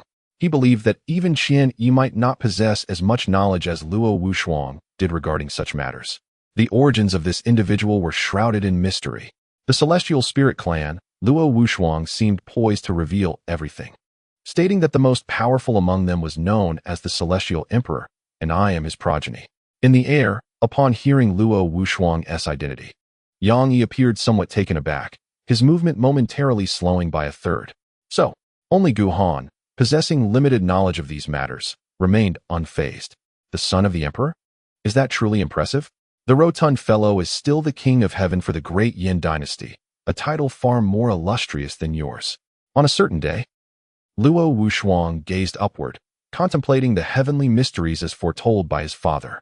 A singular individual would soon emerge, bringing calamity upon the Celestial Spirit Clan and all innate sacred races. Yet, the vastness of the Tao and the fickleness of destiny rendered even his father's formidable abilities insufficient to discern the intricacies, leaving only a vague impression. He fixed his gaze upon Guhan, asserting that this person would manifest in this era upon this continent. Thus, you must now comprehend why this land is rife with such abundant opportunities and transformations. Fishing. Guhan responded without hesitation. His understanding of fishing surpassed that of anyone else. Such a description was indeed apt. Am I that person? Uncertain. Luo Wuxuang shook his head, but based on my deductions, it is highly probable that you are. At this stage, years ago, my celestial bones were stripped, my celestial soul extinguished, leaving but a fragment of true spirit in this realm, tasked with tracing the footsteps of that individual. Initially, I pursued this endeavor diligently, until one fateful day, I suddenly realized as he spoke. A peculiar light flickered in his eyes. Why should I assist him? The freedom I desire, he cannot provide. The fairness I seek, he cannot grant. The ideals I cherish, he cannot fulfill. Guhan. His gaze shifted back to Guhan, as he mused that the workings of the Tao and the vagaries of fate are inherently mutable, ever in flux. At this juncture, that person may indeed be you, but what of the future? Why could it not be Junior Brother Yang? Why not that demonic embryo? Why could it not be me? Guhan struggled to comprehend. Is there truly a need for contention? What nonsense! Do you genuinely believe being targeted by the Tao is a delightful affair? Indeed. Luo Wuxuang diverted his gaze, stating that his desire for all these things hinged upon completely breaking free from his control. Initially, this seemed a formidable task, yet now it appears surprisingly straightforward. How so? Guhan inquired, intrigued. If possible, he too wished to learn. Simple. Luo Wuxuang smiled, declaring, to kill you and take your place would suffice. Chapter 487. Fragments of the Supreme Law. Boom. As his words fell, an overwhelming aura surged from him, his remaining cultivation instantaneously reaching its zenith. Simultaneously, an enigmatic and unfathomable presence enveloped him, not the power of the celestial spirits, but rather a secret technique of the heavenly mysteries. At this moment, he stood but a few paces from Guhan, a distance easily traversed in the blink of an eye, closing the gap in an instant. You are doomed. I am the taboo. I am the variable. In the distance, Yang Yi's spear quivered, swiftly pointing toward Luo Wushuang. Yet, faster still was Guhan. His injuries had nearly healed, and sensing the unmasked killing intent radiating from Luo Wushuang, his eyes narrowed. He raised his sword slightly, directing it toward Luo Wushuang. And at this very moment, an unexpected turn of events unfolded. Just as the long sword was about to descend upon Luo Wushuang, the aura surrounding him vanished in an instant, as if he had relinquished all resistance. With a flick of his right hand, a robust mass of gray energy materialized within his grasp, absorbing the blade as it approached. A soft sound resonated as their figures passed each other in a blur. Guhan, sword in hand, furrowed his brow in confusion, pondering, Luo Wushuang, are you truly unwell? Behind him, Luo Wushuang remained motionless. A distinct scar from a sword etched upon his brow, vitality being relentlessly extinguished. Guhan, in contemplation, was struck by a sudden thought. Had I asked you to end my life earlier, would you have obliged? Guhan fell silent. Having taken countless lives, he felt no enmity towards Luo Wushuang. Even if the latter had beckoned, he likely would not have struck. Therefore, Luo Wushuang chuckled softly. I find myself compelled to resort to this desperate measure. With resentment turned against me and the secret arts of destiny at play, I shall ensure that, should I perish at your hands, no one will uncover my whereabouts. With those words, he slowly turned, and as he moved, his form began to dissipate like ancient stone worn by time. In the blink of an eye, half of his body had vanished. Yet, undeterred, he gazed intently at Guhan and declared, when we meet again, we shall be true adversaries. You have slain me today. In the future, I shall undoubtedly return the favor. Madman, Guhan muttered, momentarily silent. You truly are deranged. Suddenly, a wrathful, overwhelming force descended from the heavens, unleashing torrents of crimson lightning that painted the sky a bloody hue. In that moment, Luo Wushuang, now reduced to but a head, gazed at the lightning with a smile, leaving behind a parting gift, hoping it would be well received. As his words fell, the flicker of life in his eyes extinguished entirely, and the remaining head transformed into a wisp of ash, enveloped in a remnant of gray energy that gently settled before Guhan.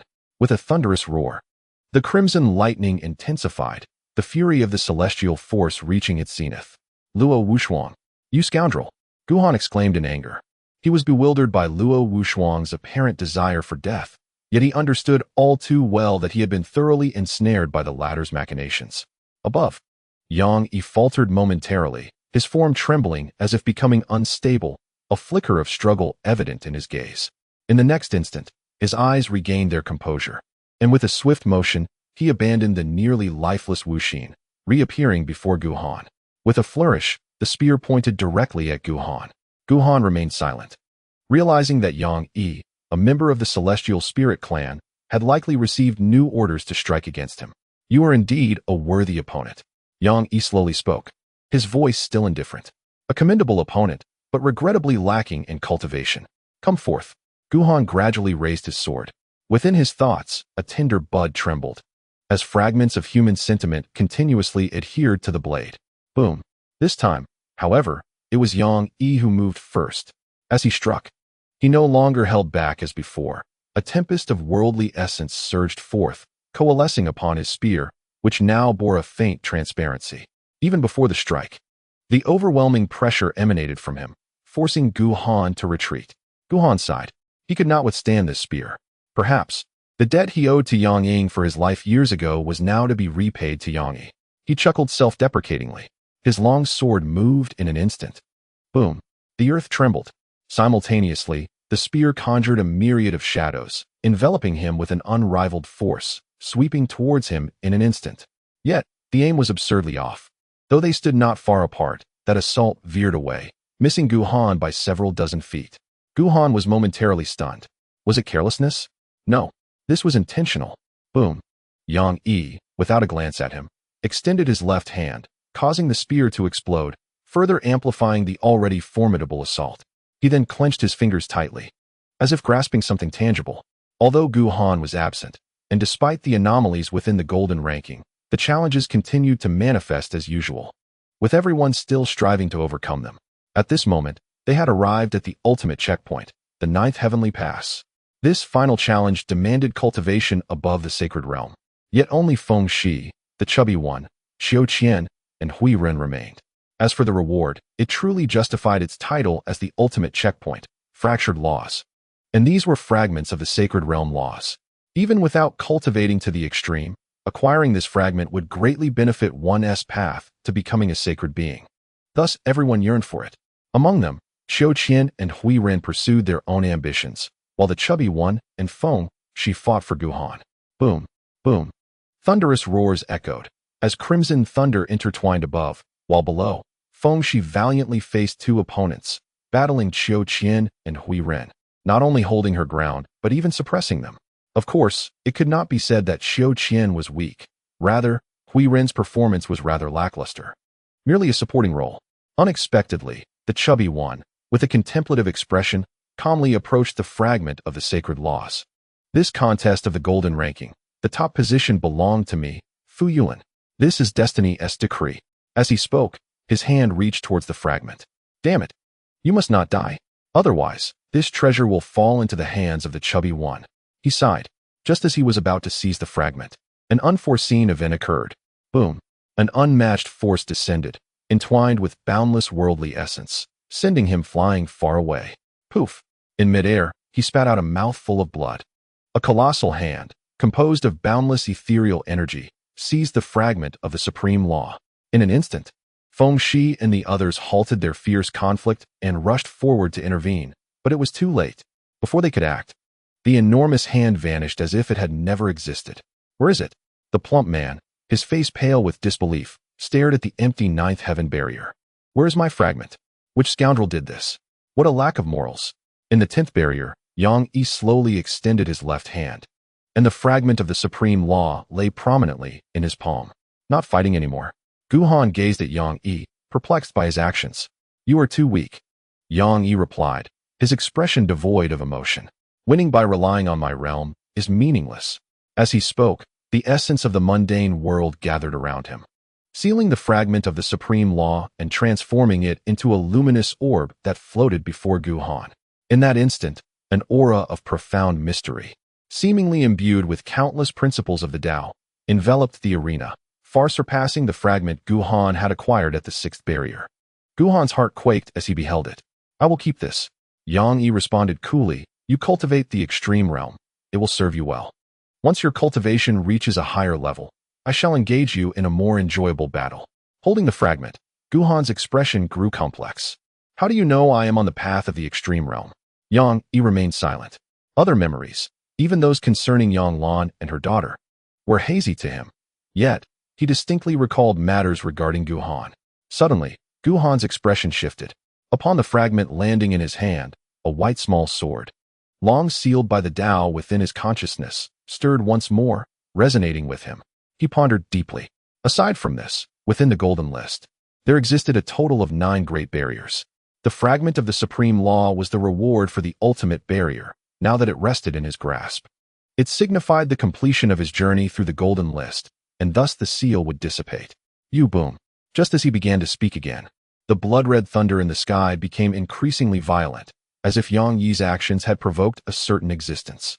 The celestial might felt tangible, and although it did not truly descend, it weighed heavily upon Guhan, leaving him breathless. Your task, he inhaled deeply, fixing his gaze on Yang Yi, is to eliminate those who intrude here. What consequences will I face if you do not kill me? That does not concern you, Yang Yi replied, his expression impassive. A mere fragment of my consciousness, if lost, is inconsequential. Fragment of consciousness. Guhan was taken aback. The Yang Yi before him was merely a portion of his consciousness? Boom. Suddenly, the endless blood-red thunder erupted, then coalesced once more, forming a vague silhouette. Timeless and vast, it seemed to disregard all living beings. As though it embodied the will of the Tao. As if constrained, the figure stepped forward with great difficulty, though it was merely a single step. The celestial might intensified tenfold. Before Guhan could react, Yang Yi subtly shifted his form, positioning himself right in front of him, bravely absorbing the overwhelming celestial might. Guhan's eyes instantly turned crimson. This scenario bore an uncanny resemblance to the scene before the Dan Tower at the Xiandan camp years ago. Boom. With a mere thought, a slender white sword shot forth from his brow, exuding an unparalleled sword intent that enveloped the arena, repelling the celestial might. Yet, beneath the vastness of this divine force, the sword intent was being consumed at an alarming rate. Why? Watching Yang Yi's figure swiftly dissipate, Guhan understood that he was merely a fragment of his true self. Yet the sensation within him remained profoundly unsettling. I have stated it clearly, Yang Yi said expressionlessly. You are my adversary. Until I have had my fill of battle with you, no one shall lay a hand on you. Is it really you? Guhan fell silent for a moment. This time, however, Yang Yi refrained from answering. The mortal realm entwined with dreams, embodied by Yang Ying. The moment of awakening heralded Yang Yi, it seemed. Just as Luo Wushuang had mentioned earlier, even he himself was uncertain of his true identity. Use that. As he spoke, his form became increasingly indistinct. His gaze fixed on the lingering gray mist left by Luo Wushuang before her demise, contemplating how to confront it.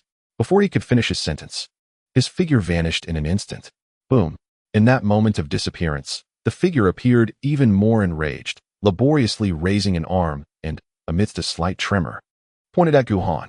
In an instant, under the tyrannical force of obliteration, the fog, the palace, and everything around Guhan vanished, leaving him encircled by nothingness.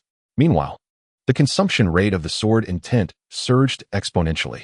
Within the forbidden ground, the old blind man's body had decayed to an extreme, devoid of any semblance of life, on the brink of dissolution. Yet beneath this withered exterior lay an astonishing sword. In truth, with the remnants of his vitality, he could extend his existence for a few more years, but to him, the distinction between living a few years longer or shorter held no significance. Thus, he chose to expend his final essence nurturing the sword, a blade that encapsulated a millennium of his time and effort, truly deserving of being called the strongest sword of his life. The day the sword was forged marked his ultimate transcendence, the moment he severed the divine. Suddenly, he sensed something, gently tilting his head upward. Though separated by the golden list, he could faintly perceive that the sword intent he had bestowed upon Guhan for protection was dissipating at a terrifying pace. Although he was unaware of the specifics, he comprehended that Guhan was facing an immense crisis. This sword intent was unparalleled, difficult to find anyone capable of countering it, not just within this continent, but even in the Seven Realms Alliance. Such rapid consumption indicated the strength of the opponent, surpassing comprehension. Save him. Without a moment's hesitation, he slowly rose to his feet. However, due to the extreme degradation of his body, his movements were painfully slow, even more so than those of a centenarian nearing the end of their days. Moments later, he had already risen to his feet, yet he lacked the strength to take another step. This body had succumbed to complete decay. Sighing softly, he exhaled with resignation. In the next moment, as his form trembled slightly, a figure gradually emerged from this decaying body. Somewhat hazy, yet still recognizable. Clad in a flowing white robe, his eyes sparkled like stars, radiant as the sun and moon. His eyebrows arched like swords, and his hair billowed like drifting clouds. With an elegance that exuded both pride and a hint of weariness, he revealed his true self at last. He was Yun Jiansheng, the ninth sword master of the Xiantian sword sect. Casting a glance at the staff standing nearby, a flicker of reluctance crossed his eyes, quickly replaced by an overwhelming battle spirit soaring towards the heavens. With a gentle gaze upward, he vanished in an instant. In his wake, the frail and decayed body dissipated rapidly, transforming into mere dust within a few breaths, leaving only the solitary staff and the half-broken red dust sword behind. Boom, boom. Meanwhile, an unparalleled sword intent erupted between heaven and earth, soaring into the sky, illuminating hundreds of thousands of miles, turning everything in its path to dust. Location: the golden list of the Great Tao. Chapter 489. A sword opens the heavens. In the vast and boundless celestial realm, Yang Yi shuddered, a pallor creeping onto his face as he slowly opened his eyes, gazing towards the direction of the now vanished golden staircase, with torrents of red dust swirling in his eyes, obscuring his true expression. Was the split spirit destroyed? He found it perplexing. Even a fragment of a spirit should easily eliminate those who intruded upon the 10th realm. Why had it been obliterated? Boom. Thunderous roars filled the air. Before he could ponder further, an immense pressure, as formidable as a mountain, suddenly descended upon the outside world. Instantly, whether black-robed cultivators or rare beasts, all bowed in deference, their faces reflecting respect. We welcome the celestial envoy. the young master of the heavenly palace, Yang Yi. Amidst the swirling winds and clouds, a cold, anger-laden voice echoed, disregarding the edicts, defying celestial commands. This sin is unforgivable. Today, I shall strip you of boom. Just as the proclamation was half-spoken, an overwhelming, tyrannical spear intent surged from within the heavenly palace. Roar! With a resounding dragon cry, a massive spear shot forth from the palace, ascending into the sky. The spear measured approximately 10 feet in length, its body gleaming silver, adorned with glistening dragon scales. Beneath the spearhead, a dragon's head emerged, its eyes wide open, radiating a chilling aura. The spear was named Surging Dragon. Boom, boom. The true dragon atop the spear seemed to come alive, transforming into a spectral dragon that coiled around the spear, roaring towards the heavens.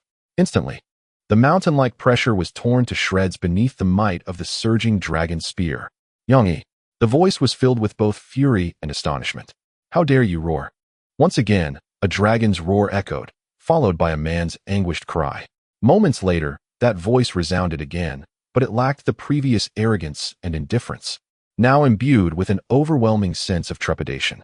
Yang Yi, I decree you to meditate in isolation for a century.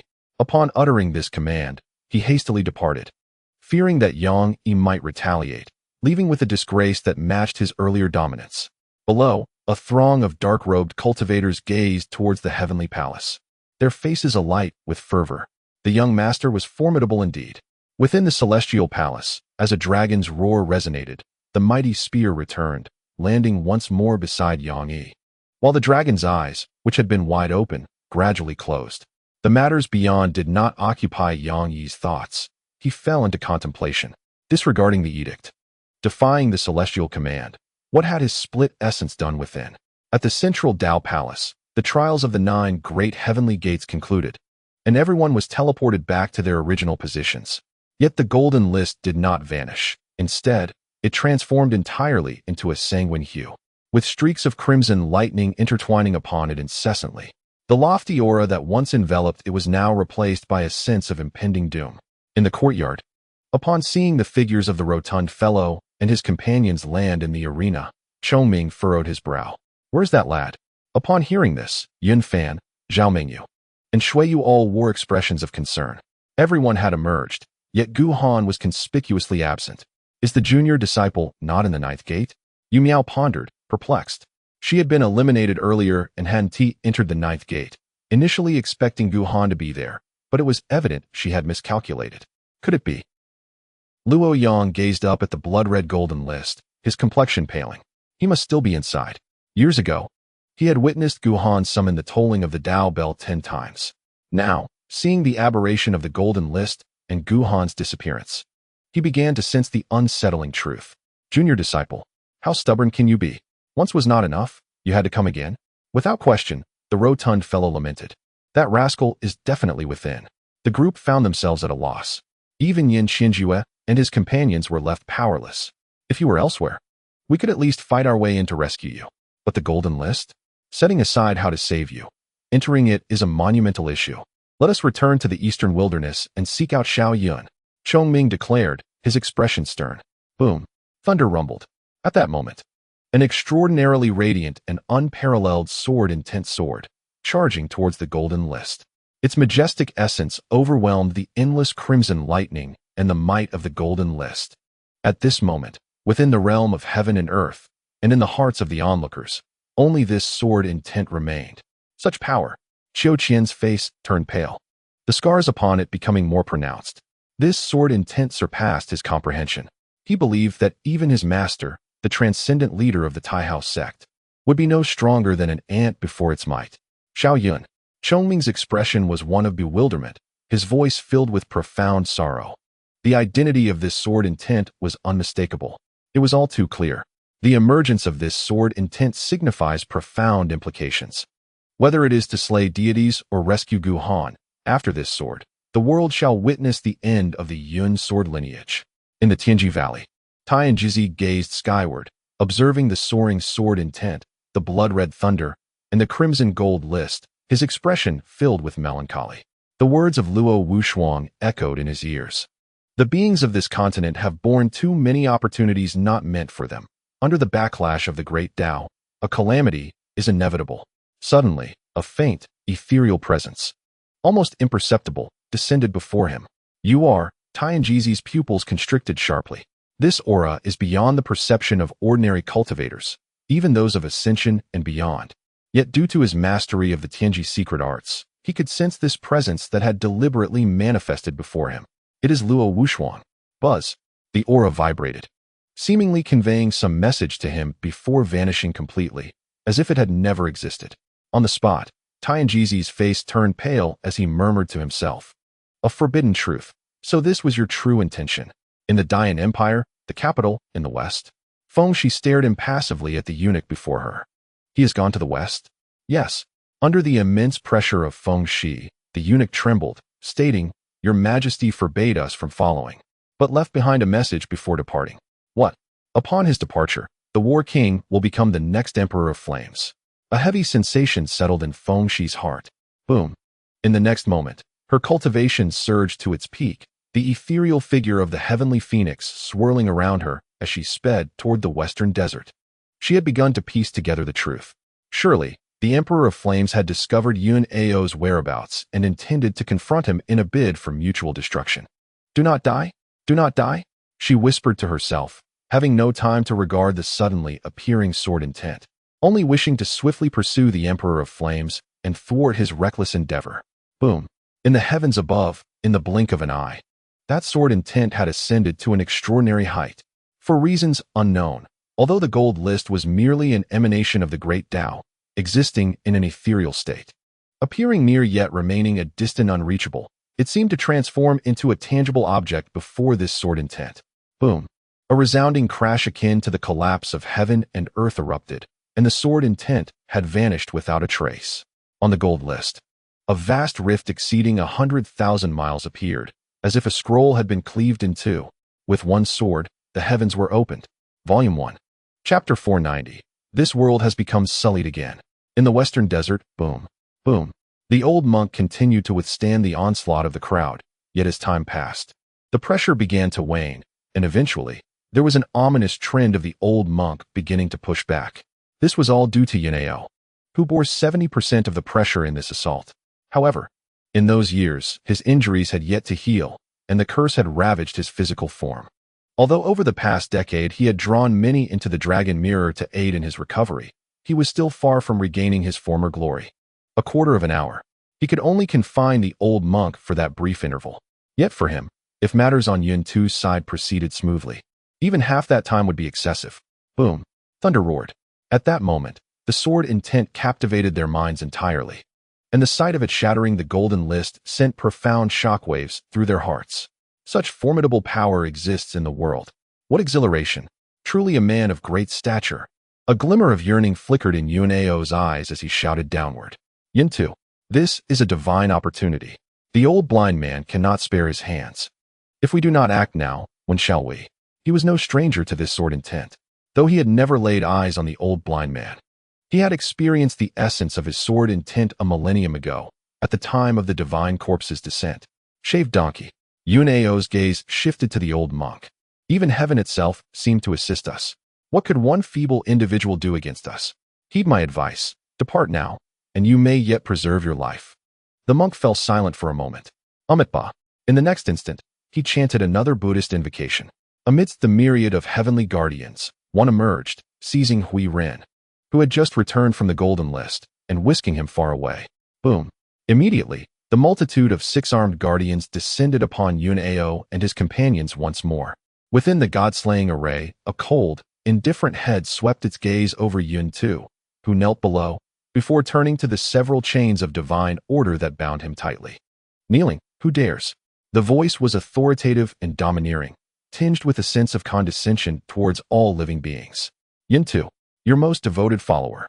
Yun Tu did not even dare to raise his head, his eyes filled with fervor and excitement. You very well. The head spoke again. In an instant. As the words fell, torrents of blood-red divine power began to emanate, causing the entire god-slaying array to tremble, while the chains of divine order tightened, accompanied by the sound of them straining under the burden. The divine power was vast, and soon spread to the place where Yun Tu stood.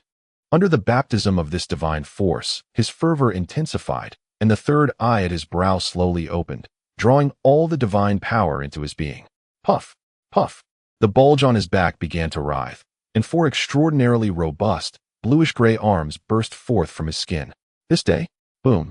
The four mighty arms then hung down upon the blood crystal-like ground. With reverence, my God returns. Is he still present? The head inquired slowly. He, of course, referred to Yun Jiansheng. My God. Yun too paused for a moment and then respectfully replied, 1,000 years have passed. That person is but a flickering light. Even if he does not perish, he cannot endure for long, and furthermore, he happens to be absent at this moment, granting you the opportunity for liberation. The head remained silent. For him, the matter of escape holds little significance. The true crux lies with Yun Jiansheng. In his prime, he was no match for the severely wounded Yun Jiansheng, who had sealed him away. Now, after being worn down for a millennium by the god-slaying array, he finds himself even weaker than before, thus his chances of victory have diminished greatly. He is acutely aware of the formidable nature of Yun Jiansheng, especially in his impending demise, when he is compelled to put all his chips on the table. With this thought, he made a resolution. Where are the offerings? They lie outside. Boom. The head instantly turned towards the outside, its third eye glowing crimson as if drenched in blood. A surge of divine power, 10 times more intense than before, radiated outward, spreading beyond the confines of the god-slaying array. The once verdant mountains of the Tianlong Temple now lay desolate and yellowed, steeped in an aura of death and silence. Oh my God, be with me. Observing this, those transformed into the most loyal devotees by the divine power surged toward it, only to be swept away effortlessly, whether they were in the ascension realm or the extraordinary realm, dissolving into a mist of blood. Under the crimson divine power's sweep, the scene grew increasingly eerie and terrifying. Suddenly, the blood mist twisted, morphing into an ancient rune spanning over 10 zhang. Simultaneously, the head began to speak, uttering cryptic syllables imbued with profound antiquity and a sense of endless desolation. The divine language began as a whisper, but soon resonated throughout the heavens and earth. Outside, the ancient blood-red rune trembled in tandem with the divine language, slowly beginning to rotate.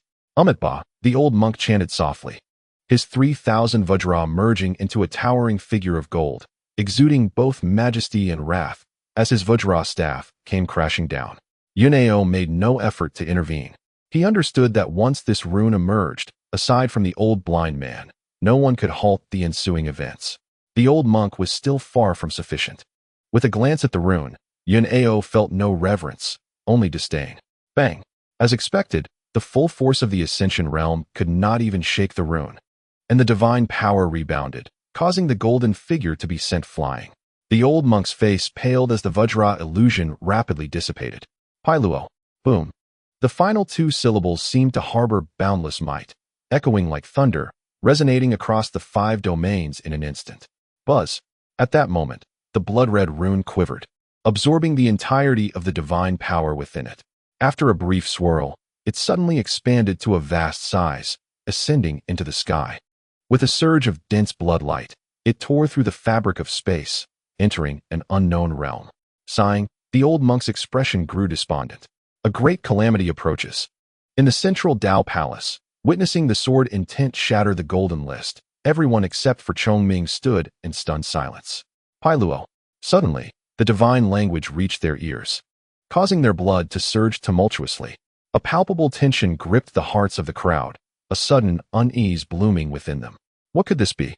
An ominous premonition crept into their minds. Suddenly, a dazzling burst of multicolored divine light erupted from Chongming, his pupils splitting as he fixated intently on the west, his sorrow morphing entirely into wrath. Not far away, Xiao Yang gazed at the sky, his complexion paling as he muttered to himself, "What is that?"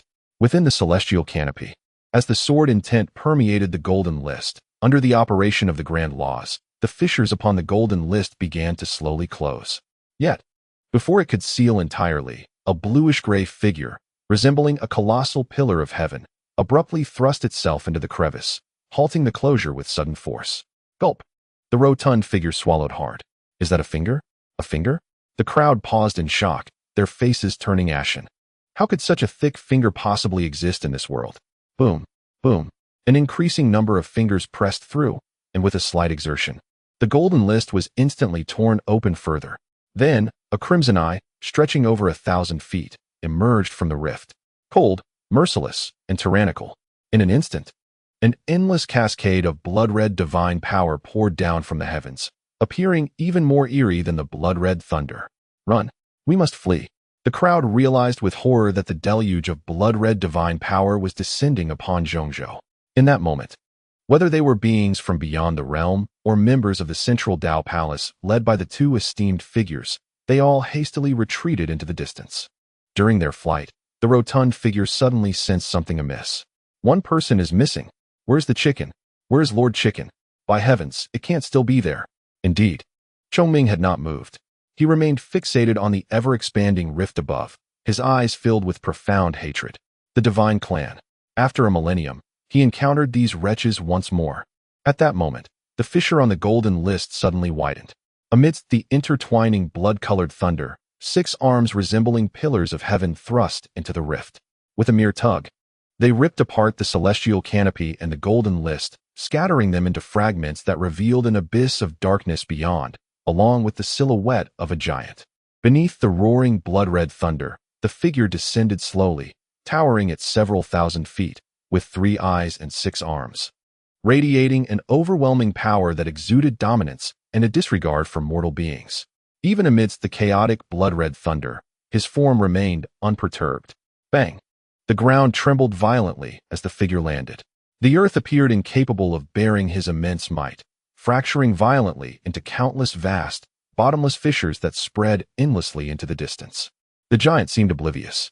With a sweeping glance of his 3 eyes, he spoke slowly, his voice cold and commanding. This world has become tainted once more.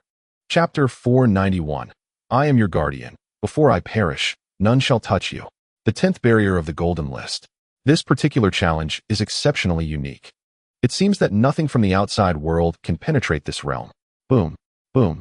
The thunderous roars of blood reverberate continuously, although the figure becomes increasingly unstable. As that finger points towards Guhan, the celestial might imbued with fury suddenly intensifies several-fold. Under the force of annihilation from the great Tao, even the formidable sword intent of the old blind man cannot withstand it. In mere moments, that sword intent is reduced to but a final thread.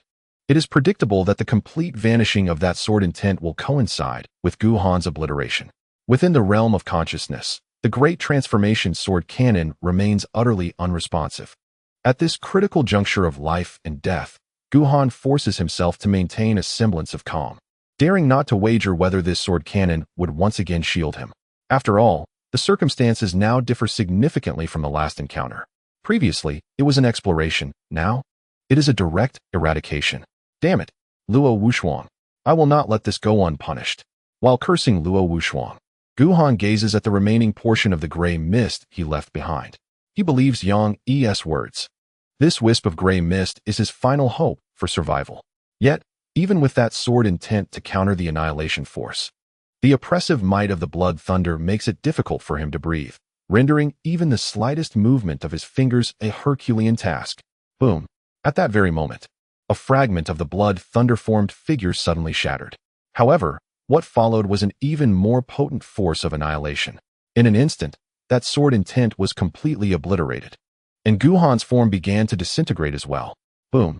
As despair engulfed Guhan's heart, amidst the cacophony, an unparalleled sword intent suddenly descended into this void, transforming into a vaguely discernible figure, tall and upright, exuding an aura as pure as jade.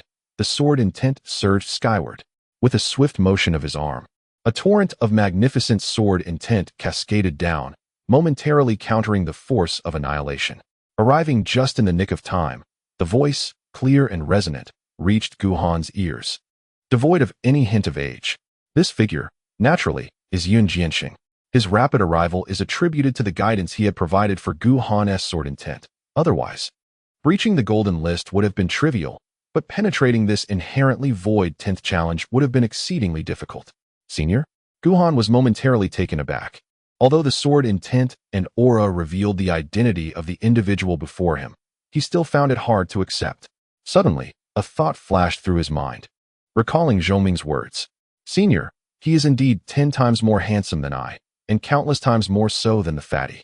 Boom, boom, under the force of annihilation. Even someone as strong as unyielding feels immense pressure. His already nebulous form becomes increasingly insubstantial. Reflecting upon unyielding's sword-nurturing endeavors and witnessing his current state, Guhan's understanding of the situation becomes painfully clear. Senior. His heart plummets. You little one. Unyielding's tone carried a hint of helplessness. I allowed you to act recklessly, yet you have provoked such a formidable presence. Your audacity surpasses even my own in those days. However, in my absence, you must no longer be so reckless. Predecessor Guhan felt a pang of sorrow in his heart. He understood unyielding's implication all too well. At that moment, an intense hatred for Luo Wushuang surged within him. Should the latter appear before him again, he would not hesitate to strike him down with a single sword. Fear not, unyielding reassured, comprehending his thoughts without a shred of reproach. I am your protector. The troubles you have stirred shall be mended by me. Until my last breath, none shall lay a hand upon you. As he spoke, his sword intense soared into the heavens, confronting the annihilating force, his voice imbued with boundless arrogance. You shall not prevail. Boom. The ground trembled. With a slight lift of his right hand, his fingers came together, releasing an unparalleled sword intent that surged against the obliterating force, launching a counterattack toward the shadowy figure. And this audacious act seemed to challenge the figure's authority, inciting its wrath. An intangible will descended, and though it did not utter a word, unyielding grasped its meaning. I am the heavens, what of it? Unyielding replied with a proud smile. If the heavens seek to move against me, then I shall strike down the heavens. Boom. The earth shook with his declaration. Instantly, he surged forward 3 feet, and before him, the blood-red figure fractured once more. Meanwhile, unyielding's form became slightly translucent, yet his sword intent remained unyielding and resolute. Predecessor. Guhan's eyes brimmed with tears, his fists clenched tightly. He was acutely aware that unyielding had invoked the sword he had nurtured for over 1,000 years. One originally intended to slay gods and avenge the sword cultivators of the Xiantian sword sect. Yet now, it was wielded without hesitation to protect him, filling him with both sorrow and guilt. Little one, sensing his turmoil, unyielding chuckled softly. There is no need for self-reproach. To employ this sword for your sake is most worthwhile. Even if our fellows were to know, they would not blame me. It is merely regrettable that I cannot bid farewell to Master Ji. In Central Continent, as the giant's voice fell, his gaze shifted, landing directly upon the central Dao Palace. Compared to his towering form, the solitary peak appeared no more than a humble mound. Boom, boom. Wherever his gaze fell, the structures could not withstand his overwhelming power, reducing them to mere dust. He soon discovered the god-slaying formation deep beneath the ground, which was poised to suppress the body of the previously fallen divine being. Filth of the mortal realm, he intoned again, his demeanor a blend of domineering coldness and rising anger. It requires divine flames to purify this world. Boom. As he spoke, an almost limitless divine power cascaded from his being, radiating outward at an unfathomable speed. Boom. The divine power surged forth, vast as life itself, igniting spontaneously without any wind. In an instant, the blood-red divine flames surged forth, nearly boundless, engulfing everything in their path. Flora, fauna, the very earth, and even the essence of life were instantaneously consumed by this divine fire. Ah, help! What is this? The speed of the divine flames was astonishing, almost rivaling that of ascendant beings. Those of higher cultivation, positioned at a distance, fared better. However, the rest were swiftly overtaken by the flames, completely devoured in the blink of an eye. In their final moments, cries filled with terror and despair echoed from all directions. Yet they could not evoke an ounce of compassion from the giant. In mere moments, a vast expanse of desolation emerged within the central continent. A dead zone. An absolute dead zone. The divine flames seemed capable of siphoning life to nourish themselves, growing ever more fervent, leaving behind only a pallid gray, a symbol of profound silence.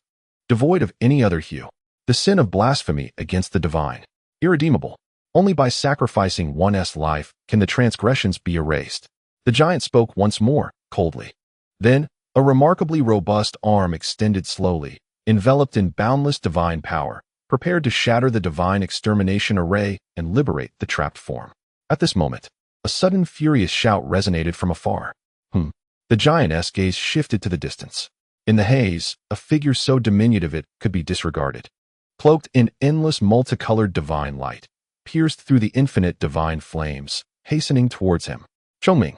In an instant, it stood before the giant, dwarfed by its towering height. Yet the sacred aura surrounding it captured the giant's attention. Who are you? Boom. In response, a flurry of razor-sharp, multicolored sword energies surged forth. Bang. Bang. Yet, despite the divine sword's sharpness, Chongming's power appeared insufficient in comparison to the giant, as the sword could not even breach the layer of protective divine energy enveloping the giant. The great demon king seal. The great demon flame. Chongming, however, did not yield. At this moment, it seemed to have forgotten its own identity, its heart consumed by boundless hatred, driven only by the desire to rend the divine being before it into fragments. The giant paid little heed to Chongming's assault, merely becoming slightly vexed by the commotion. Annoying. Boom. Rumble. As the words fell, a tremendous surge of divine power infused with immense force descended upon Chongming. Bang. Rumble. In an instant, Chongming was forcefully driven into the ashen ground, raising a cloud of endless gray dust. The giant no longer glanced back, intent on once again dismantling the divine extermination array. At that moment, the ground, riddled with crevices, suddenly trembled violently. Boom. The next instant, a multicolored light shot upward from below, adorned with divine radiance, reappearing before the giant. The great demon extermination sword. The great demon king seal. The great demon flame. Just as before, once again, a formidable strike from Chongming descended upon the giant. The creature's expression turned icy, and with a swift motion, one of its massive arms rose to deliver a crushing blow towards Chongming. The impact was cataclysmic. The very fabric of space disintegrated into dust in its wake. Bang! As expected, Chongming was once again driven into the ground. Yet, mere moments later, his figure re-emerged. With a series of resounding impacts, the giant's patience finally reached its breaking point, and it became aware of Chongming's unique nature. The divine power enveloped him, and the divine flames raged. He remained undaunted. Moreover, his physical form was remarkably resilient, so much so that even as a deity, the giant could not help but marvel. No matter how exceptional a mere ant may be, it is still just an ant. Its three eyes narrowed, fixing upon the battered but still standing Chongming before it. You think you can impede me? In the distant horizon, the crimson divine flames continued to spread, fueled by vitality, growing ever more intense and swift. To the eye, it appeared boundless. The realm seemed to be dominated solely by shades of ash gray and blood red. The giant descended, heralding the onset of calamity. Under the relentless advance of the divine fire, it threatened to engulf the 5 domains completely. In Central Continent, this was merely the beginning. Everything was lost. All was gone. In the southern expanse of Central Continent, a dozen figures fled in disarray, wailing in despair. Behind them, the divine flames pursued relentlessly, claiming countless cultivators and living beings in their path, drawing ever closer. President. Suddenly, one cried out, "Don't worry about us. Save yourself." These individuals were none other than the upper echelons of the Tianyun Chamber of Commerce, with the enigmatic and ascendant president of Tianyun at the forefront. Previously, the giant's sudden appearance and the overwhelming nature of the divine flames had left them with no means of escape. Not a single soul other than them had managed to flee. With the loss of their lives, over 90% of the assets of the Tianyun Chamber had also vanished. Such tyranny, such oppression. The president of Tianyun gazed at the dwindling number of survivors, his heart bleeding. All was lost, their possessions, their people. His organization, once so formidable, had never before suffered such a grievous blow, despite his position as merely a peripheral member. Leave at once. Suddenly, he faltered and bellowed at the crowd. He has destroyed my Tianyun Chamber. I shall make him pay. The others were taken aback, instinctively believing him to be mad. Pay. You are but an ascendant. Before him, you are still an ant. Flee now. The president roared again. We shall run out of time. The crowd dared not defy his command and thus departed, though they inwardly lamented that their president was doomed this time. With a swift motion, he witnessed their departure. Tianyun, the president, gritted his teeth and swiftly produced a palm-sized jade tablet, the material of which remained a mystery. The tablet was fashioned in an exceedingly bizarre form, resembling a ghastly visage. with two closed eyes that appeared vividly lifelike, exuding an air of eerie mystique. As soon as the tablet emerged, an intensely chilling aura enveloped the surroundings. Even with his ascendant cultivation level, he couldn't help but shudder. Without hesitation, he spat out a mouthful of blood onto the jade tablet. In that split second, the ghastly eyes of the jade visage slowly opened. Evidently, Tianyun's hair turned significantly grayer, and his youthful appearance aged remarkably. Seemingly oblivious to the transformation, he recited a complex incantation and bowed deeply to the jade tablet. "Please, manifest, O emissary." Buzz. As his words resonated, the ghastly eye seemed to come alive, transforming into a blood-red hue. Suddenly, two formidable auras, one black and one white, surged forth from the eyes, swirling momentarily before materializing into two figures before Tianyun. One was tall and thin, while the other was short and stocky. Both donned malevolent masks and wore black robes adorned with sinister patterns. From them, it was impossible to discern any trace of the vitality characteristic of the living. Two emissaries. Upon sighting them, Tianyun was momentarily struck with awe. The ghastly jade tablet was a gift bestowed upon him when he joined the organization, and to use it recklessly without facing a life-and-death crisis would warrant severe punishment. Today marked the first occasion since his induction into the organization that he dared to wield the ghastly jade tablet. That adept man gazed into the distance, his tone growing grave. "The divine clan? This complicates matters. What say you, old six?" The stocky man fell silent for a moment. Tianyun felt a chill run down his spine, realizing that this emissary was a decisive individual, undoubtedly a core member of the organization, far surpassing someone of his peripheral standing. Volume 1. Chapter 493, Ferryman of the Yellow Springs. Before the two, he dared not assume any airs of authority as the president. Observing the approaching divine flames with trepidation, he stammered, "What shall we do now?" "Enough." The tall, thin man waved his hand dismissively. "Merely a minor predicament. We brothers have weathered countless storms in our years with the organization. Although you are but a peripheral member, you are still part of the organization. Today, encountering us ensures your survival, as is the custom of our order. You need not concern yourself with the matters here. Seek a safe refuge first." Listening to his incessant chatter, despite being ensnared in a dire predicament, Tianyun couldn't help but blink in surprise. Is this fellow not a bit of a chatterbox? Smack. Just as this thought crossed his mind, the tall man grasped his shoulder and flung him effortlessly, a flash of white light marking his instantaneous expulsion from the realm of Central Continent. "Old six." He sighed after completing the task. "Our true forms are still executing missions nearby, and encountering such a formidable entity is indeed quite troublesome." The short and stocky man spoke with a tone that seemed somewhat urgent. "I can't do it." He huffed for a while before finally articulating the three words he wished to convey, feeling a surge of clarity and satisfaction. "Old six." The tall and lean man fell silent for a moment. "In the future, when we encounter outsiders, speak less." The stocky man responded, "Boom. Boom." As he spoke, the divine flames, now twice as potent as before, surged before the two, engulfing them completely. Amidst the sweeping flames, the faint echoes of their conversation could be discerned. "Old six, this time, it seems that our division of divine essence will meet its end here. Indeed, you are right, we cannot prevail. Curse him." The tall and lean man interjected, "Ants." Despite grasping the peculiarities of Chongming, the giant showed no intention of sparing him, as the third eye in the center of his brow suddenly opened. In an instant, a faintly destructive red light descended upon Chongming. In a heartbeat, the space within several miles silently transformed into powder. With a resounding bang, several charred divine feathers fell, and Chongming's figure vanished without a trace. This time, he did not return. Suddenly, two shadows appeared before the giant. One was tall and lean, cloaked in a layer of black light, while the other was short and stocky, enveloped in white light. "Who are you?" the giant inquired slowly, his tone devoid of any emotional inflection. Even in the divine realm, his status was extraordinarily esteemed. He had never regarded either Chongming or the two oddly clad men before him with any significance. "Us," the tall and lean man chuckled. "I am Renwu, the ferryman of the Yellow Springs." Beside him, the short and stocky man began to speak, though hesitantly, in stark contrast to Renwu's assertiveness. "Arin." He struggled for a long while before finally managing to utter the second word. "Six." In the western desert, within the god-slaying array, having invoked a secret method to summon the divine race. Even with the formidable strength of that head, a hint of fatigue flickered in the third eye. Thud. Below.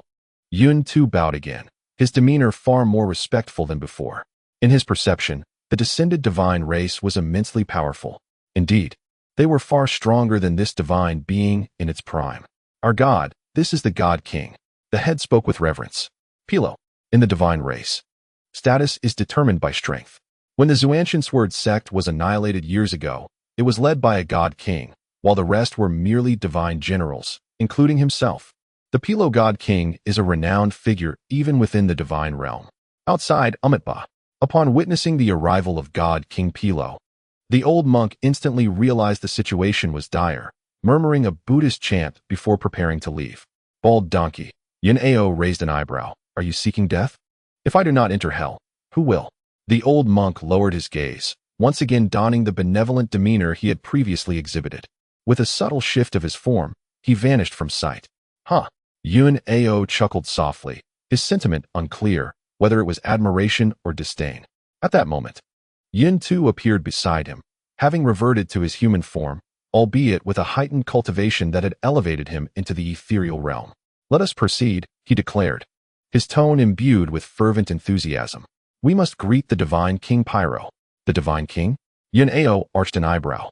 He was somewhat familiar with the hierarchy of the divine realm, but had not anticipated the arrival of a divine king. Such beings were exceedingly rare, even among the divine race.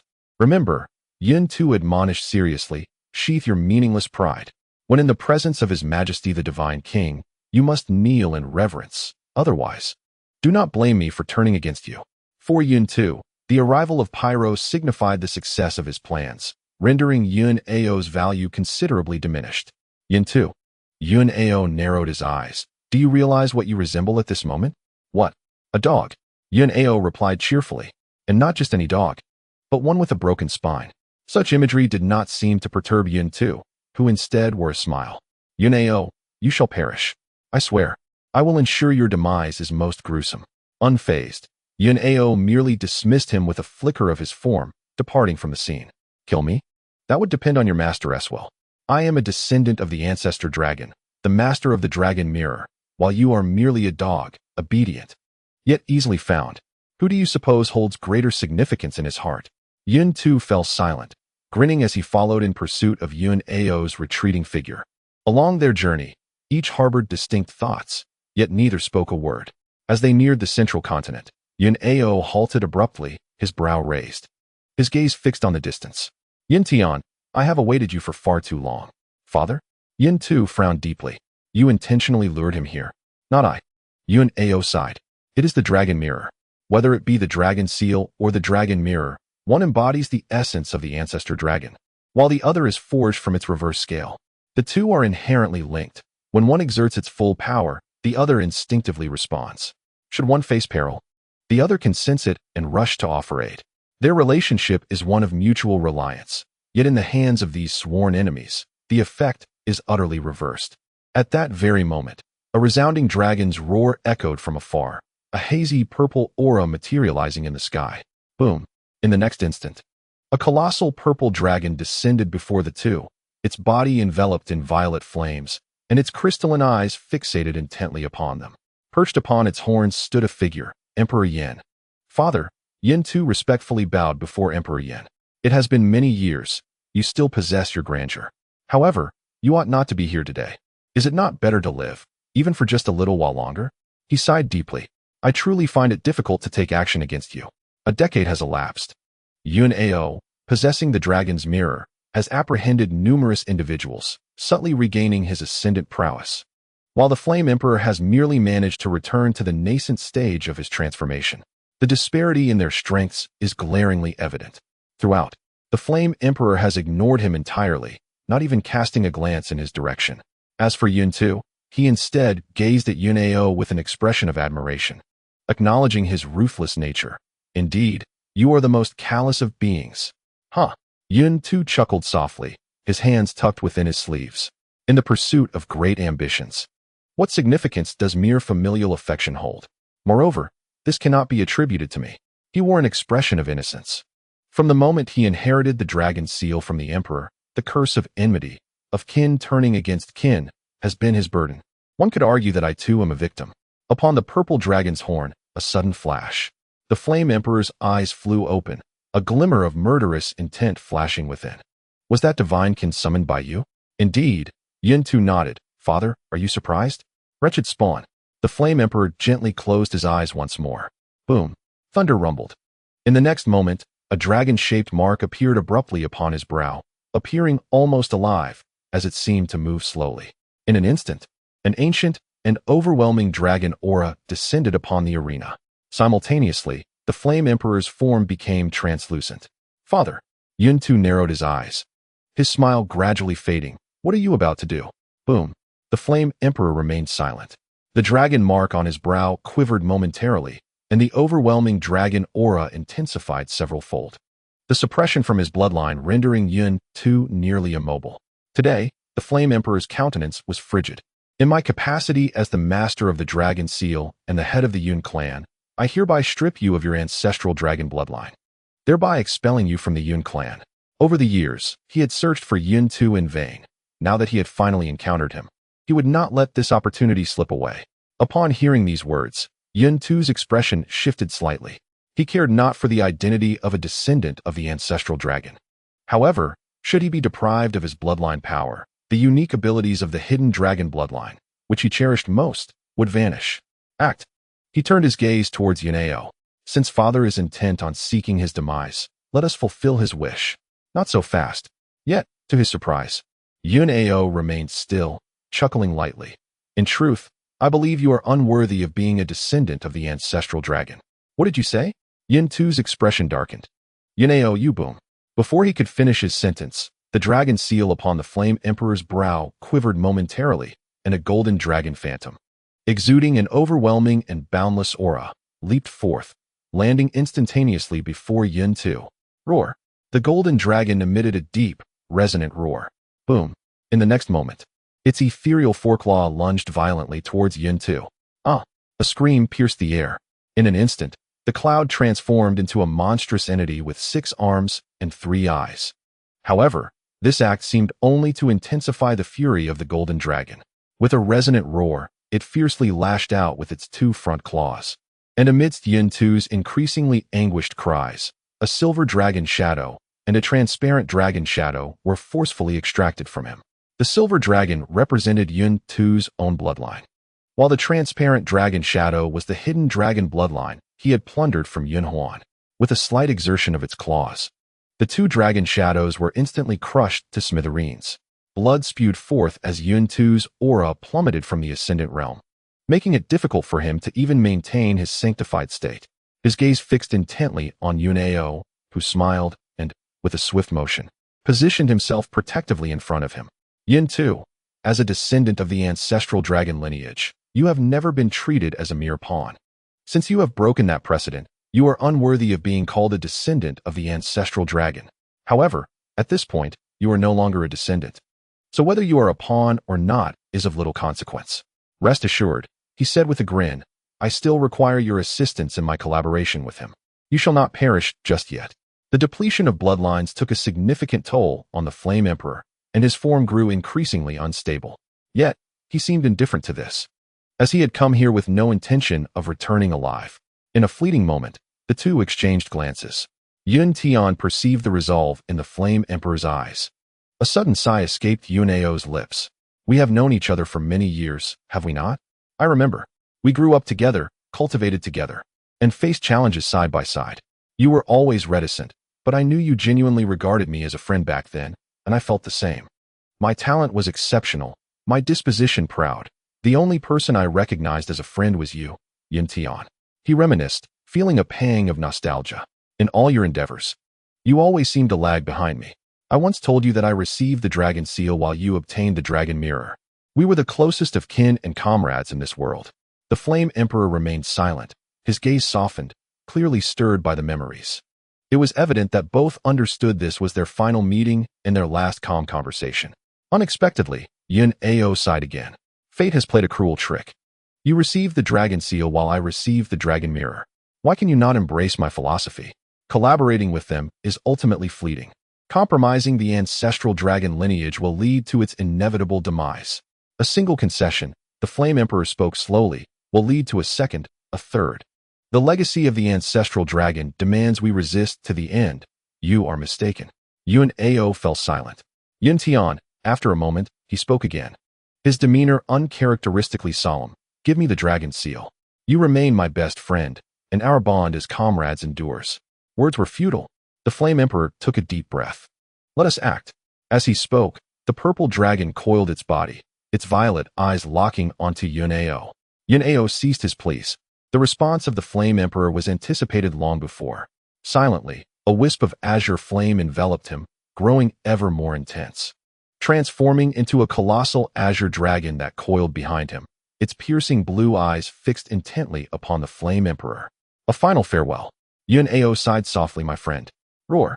Before his words could fade, the immense azure dragon erupted into boundless azure flames, charging fiercely towards the Flame Emperor. Boom. Simultaneously, the head of the violet dragon rose high. Despite its diminished size, there was no trace of fear in its eyes, as it advanced with an overwhelming violet blaze to confront the azure dragon. Boom. Boom. The air was filled with a cacophony of thunderous sounds as the two colored flames intertwined in the sky. The clash of violet and azure. This was the ultimate confrontation between the master of the dragon seal and the dragon mirror. After today, at least one of them would perish. Chapter 495, Secret Technique. The Passage to the Underworld. Roar. Roar. The dragon's roar resonated continuously as Yun Ao and the Flame Emperor collided, the violet and azure flames cascading downwards, leaving chaos in their wake. From the very first encounter, both had expended their utmost efforts, leaving no room for retreat for either. Once friends, now adversaries. Each sought to annihilate the other. In the distance, Yun too seized the moment to retreat, glancing at Yun Ao and then at the Flame Emperor, his eyes flashing with intense unwillingness and rage. The bloodline of the ancestral dragon? He took a deep breath. Yun Ao, father, the pride you hold dear today, I shall obliterate it all. As he spoke, he knelt upon the ground, murmuring incessantly, reciting intricate and obscure incantations as if summoning something unseen. In the central plains, Ren Wu sighed deeply. From this moment forth, shall we refrain from speech? At his words, Ren Lu hesitated for a moment, nodding, yet remaining silent. The underworld? Merely a swarm of ants. Bai Luo appeared somewhat surprised, as if he had vaguely heard that name before, yet dismissed it with his strength. He was more than capable of suppressing all here. Boom, boom. Before his words could fully escape, the layers of vast divine power surrounding him erupted instantaneously. Divine force surged like an ocean, engulfing everything in its path, turning large swathes of life-drained land into a desolate gray powder in an instant. Huh, Ren Wu sneered. A mere trivial skill. Does he truly believe that Fifth Master has never witnessed grand spectacles? Boom. As he spoke, the layer of black light surrounding him intensified, exuding an aura of deathly stillness. Boom. Likewise, Ren Lu's white light surged forth, hinting at a vigorous vitality. In an instant, the black and white forces broke through the barriers of divine power, rushing towards Bai Luo. Receive my strike. Boom. With Ren Wu's thunderous shout, the black and white brilliance descended upon Bai Luo. Humph. Bai Luo scoffed derisively. Among the 6 robust arms, one grayish-blue hand swiftly rose, shielding its owner and instantly grasping the black and white radiance. Boom. Boom. The brilliance erupted. In an instant, it unleashed an overwhelming force that caused even the colossal figure of Bai Luo to tremble slightly. Divine Clan. Ren Wu chuckled. Now you comprehend the might of Master Wu. Do you not? Ren Lu also wished to show off, but, fearing Ren Wu's reprimand, forcibly restrained himself. Bai Luo remained silent. With a sweeping gaze, he glanced at the charred palm, his eyes instantly turning cold. No matter how strong the ants may appear, they are still but ants. Divine might. With that declaration, he clenched his 6 massive hands fiercely, causing the space to tremble incessantly. Before it could fully mend, it shattered once more. Boom. In that fleeting moment, a red force, distinct from divine power and vaguely transparent, emanated from him, spreading outward. Ren Wu and Ren Lu bore the brunt of it, immediately being engulfed. The power of divine might far surpassed that of divine energy. Despite the protective black and white radiance, the two struggled to maintain their footing. akin to fragile boats in a tempestuous sea, on the verge of capsizing. Too slow. Ignoring the two, Pai Luo's three eyes swept across the scene within the central state, taking in everything. Enough. Still useful.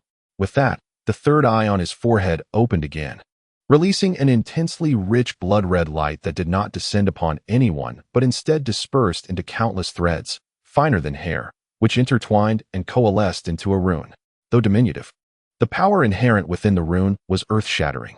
Strangely, the rune seemed to contain an inexplicable force that, upon the slightest contact, evoked an overwhelming impulse to kneel in submission. This is bad. Within the divine might, Ren Wu exclaimed, the divine core. This rune is the essence of the divine clan, the divine core. The fundamental core of their development of countless followers. Buzz. Suddenly, the rune trembled momentarily, and dozens of red threads, as if alive, instantly dispersed in all directions. Boom, boom. At that very moment, Ren Wu and Ren Lu forcibly broke free from the suppression of divine might, their black and white radiance surging as they rushed toward the blood threads. Yet, they were ultimately only distracted. Despite their desperate efforts to remedy the situation, they managed to eliminate only a portion, while the remaining majority vanished into thin air, completely gone. Pai Luo's three eyes shifted back to the two of them. You shall be punished. Outside the central state, two figures fled forward, leaving everyone far behind. They were the two venerables of the Tao Palace.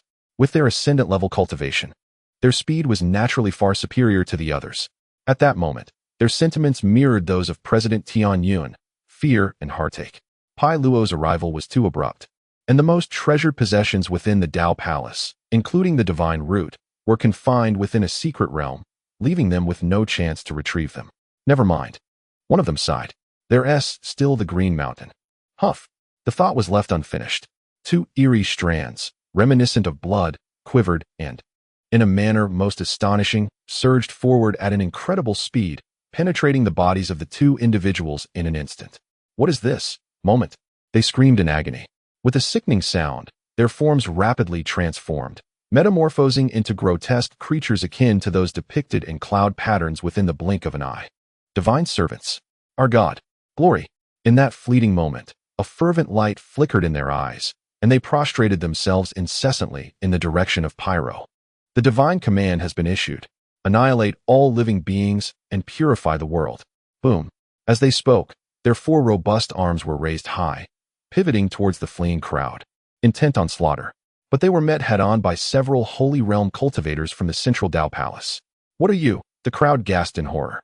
But before they could finish their sentence, a colossal hand, veins protruding and spanning over 10 zhong, seized them effortlessly. With a slight squeeze, the hand crushed several Holy Realm cultivators into mere clouds of blood mist without a sound. Annihilate all living beings and purify the world. The two exchanged a glance, their expressions filled with fervor, and they surged deeper into the heart of the central plains, leaving a trail of souls in their wake. Within the inner circle, seeing the spread of the blood strands could not be halted, Ren Lu's white light surged to several times its strength, rendering his form nearly transparent. Brother. He glared fiercely at Pyro, his words somewhat disjointed but brimming with intensity. We shall fight. Upon witnessing the glow surrounding Ren Wu understood his intent and, without hesitation, cursed, we have always been the ones to bully others. Who dares to bully us? Old Six. Let him see today the confidence of the ferrymen of the Yellow Springs. Boom. As he spoke, his form too became transparent, but in exchange, he radiated a black light that was several times more formidable than before. Brother, little brother. They both roared simultaneously, advancing towards their opponent, their forms now exceedingly transparent, hinting at a merging phenomenon, while the black and white luminescence enveloping them intertwined instantaneously. In that very moment, the winds and clouds stirred violently within a radius of 10,000 miles. The heavens and earth shifted in hue, and a cacophony of thunderous roars resonated. Amidst the roars, Ren Wu's furious voice resonated, receive my strike. The Yellow Springs Ferry. In the midst of the shifting heavens and earth, a vast river appeared before Pyro. Its presence almost ethereal, stretching interminably across the cosmos, its width unfathomable, with neither beginning nor end in sight, seemingly endless. The waters flowed a murky yellow, surging and roaring. with countless eerie white bones undulating within. At the center of the river stood an immense, towering monument. The monument, dark and mottled, bore countless scratches, exuding an aura of ancient desolation, and at its pinnacle, intricate patterns coalesced to form a glyph as colossal as a mountain. Yellow. Although it stood tens of thousands of zhang high, compared to that mighty river, Pyro appeared exceedingly insignificant. Upon catching sight of the vast waters for the first time, a flicker of solemnity crossed his 3 eyes. In the blink of an eye, the river surged past him. Though merely a spectral illusion, the divine barriers surrounding him quivered incessantly, eroded by the seemingly real yet ephemeral murky waters. Simultaneously, countless skeletal figures rose, their chilling wails echoing as they clung to his form. In an instant, his divine energy was depleted tenfold. With a snort, a flash of anger ignited within his 3 eyes, and his 6 formidable hands tightened in a grip. With a display of divine might, he shattered the endless swarm of bones, yet the very next moment, they returned, once more crawling upon him. Divine flame, purify the world. Boom. Without hesitation, his divine energy spread outward, transforming into an endless expanse of crimson divine flames. Waves of mournful cries erupted, and in that fleeting moment, one could scarcely fathom how many bones were reduced to mere powder. However, before he could relax, a small boat suddenly emerged upon the surface of the river. Measuring a mere foot in width and 3 feet in length, it seemed almost negligible in comparison to the vast river. Yet curiously, no matter how violently the waters roared, the boat remained steadfast, showing not a hint of movement. In an instant, the bones sank into the depths of the river, their wails fading into silence. Even the sound of rushing water diminished significantly, as if they were all dreadfully intimidated by that unassuming vessel, specifically by the figure upon it. Clad in a conical hat and a raincoat, wielding a long bamboo pole, with each tap, the boat edged closer to Pyro.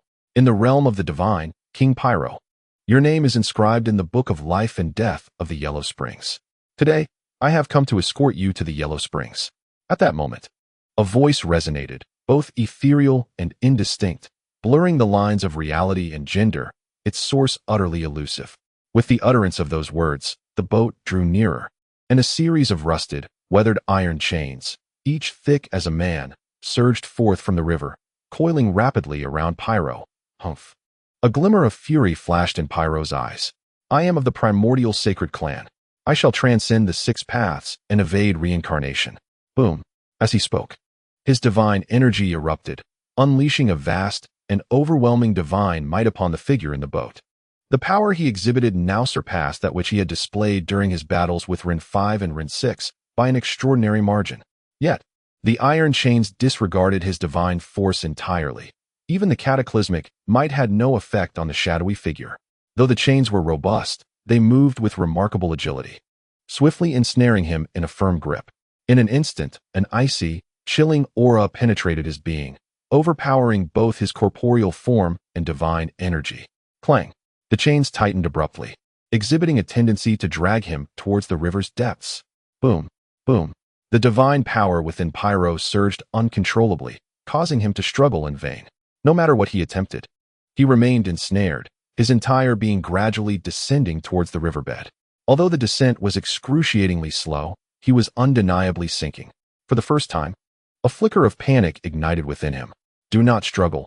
The voice echoed once more, increasingly sinister, into the Yellow Springs, dust to dust, earth to earth. At this juncture, the voice abruptly ceased. In the blink of an eye, the river, the bones, the iron chains, and the flat boat vanished without a trace. And the scene before Pyro transformed once again into the central state. Breathless, Pyro surveyed his surroundings, only to find his body marred by charred marks. The patterns clearly indicated the remnants of iron chains that had once bound him. This was irrefutable evidence that everything that had transpired was no mere illusion. On the outskirts of the central state, chaos reigned. The divine servants were not limited to the 2 esteemed figures from the Tao Palace, but rather encompassed nearly half of the Transcendence Realm experts within the central state. Fortunately, Yen Qianjue and his companions had narrowly evaded disaster. Regrettably, they found themselves encircled by 7 or 8 divine servants. Despite the presence of the elder Qian and a middle-aged man, they were still outmatched. The numerical disadvantage was compounded by the fact that those who had transformed into divine servants possessed greater strength than before. Boom, boom. The five were forced to retreat step by step. Except for the stout man and Xiao Qian, who could still provide support from the side, the others were utterly helpless, becoming a burden instead. In the distance, the blood-red divine flames drew ever closer. This is untenable. With a sudden misstep, Yan Qianjue was struck by a divine servant, his complexion paling as he shouted, "If this continues, we shall perish before they can finish us off," only to be caught by that thing. "I will hold them back." Gritting his teeth, he declared, "You all escape first. I shall remain." Suddenly, Fu Dahai spoke up, his expression remarkably serene. "You all must go." Boom, boom. The situation was dire, and without a moment's hesitation, he shattered the jade talisman in his hand, causing it to burst into scintillating light that entered his body. This talisman seemed profoundly mysterious. The instant it fused with him, it ignited every ounce of his being, akin to the toxic pills consumed by Yang Ying in years past. In an instant, an aura far surpassing that of the transcendence realm erupted from him. "Begone!" As the divine servants surged forward once more, his expression hardened, and with a wave of his hand, he sent them flying backward with tremendous force. "Ancestor! Friend Fu! Senior Fu!" The crowd gasped in shock, utterly unprepared for Fu Dahai's resolute action, who left them no opportunity to intervene and severed his own retreat, engaging in such a perilous act. Fu Dahai took a pragmatic view. "There are few years left for me. If I do not hold the rear, should I expect you to do so? I cannot afford to bring shame to my name." Boom, boom. As he spoke, before him, the divine servants surged forth once more. His body trembled, and a formidable aura erupted instantaneously, transforming his once elderly visage into one that shimmered with renewed vigor. With sheer force of will, he subdued those divine attendants. 2. This longevity fruit, I am unworthy to possess. I bestow it upon you. Amidst the chaos of battle, he hurled a jade box to Yan Qianjue. "You da?" In the midst of his words, he flicked his finger, sending a storage ring to Fu Yud, instructing, "Our Fu family likely has little left. Should you manage to escape and encounter Changha, remind him not to forget my words." "Understood." Fu Yud's eyes glistened with unshed tears as he clutched the storage ring tightly. "Yulin." Fu Dahai cast a final glance at the weeping chubby man, urging, "Temper that unruly disposition. The Fu family still relies on you. Ancestor. Taoist friend. Senior." The onlookers understood his intentions and donned expressions of sorrow. "What are you doing?" Fu Dahai's tone shifted abruptly, turning icy. "Leave. All of you get out. If you wish to see me die in vain, then stay behind. Let us see if your conscience can bear it." At his words, though their hearts were heavy with grief, the others departed. It was not a lack of compassion, but rather an acknowledgement of the opportunity Fu Dahai had fought for with his very life, a chance they could not afford to squander. In silence, Xiao Yang, Hua Xing, Qian Lao, and Xiao Qian all bowed respectfully to Fu Dahai. Hailing from the ancient Song realm, they possessed a sense of pride. Throughout the ordeal, their eyes had been fixated solely on Gu Han, Feng Shi, and the Chubby One, the true paragons. As for someone like Fu Dahai, despite being a top-tier expert in this land, he was merely ordinary in the ancient Song realm, utterly unremarkable, lacking any distinctive traits. Yet this bow was sincere. Even ordinary individuals possess greatness. The commonplace can achieve extraordinary feats. Today, they vividly grasped the essence of these truths through Fu Dahai's example. Volume 1. Chapter 497. This sort of mind still holds 7 parts of power. As he witnessed the departure of the crowd, a flicker of regret crossed Fu Dahai's eyes. What a pity. In the end, he failed to vanquish a transcendent being. A slight blemish indeed, with that last thread of regret nestled in his heart. His complexion grew increasingly flushed, his aura more formidable, and the final vestiges of life erupted forth as he charged toward those divine servants with unwavering determination. Boom. Moments later, divine flames surged forth, utterly engulfing his form. In my life, I, Fu Dahai, have been of mediocre talent, achieving little. Yet, I never anticipated that before my demise, I would bask in glory one final time. My life is not in vain. Wherever the divine flames swept, tranquility reigned once more. Only Fu Dahai's final resounding laughter lingered in the air. Golden List. 10th Trial. Blood, thunder interwoven. The might of heaven surged. as if intent on grinding everything before it into dust. Yet, Yun Jianxing remained oblivious, a layer of unparalleled sword intent enveloping him, steadfastly safeguarding Guhan within. Boom.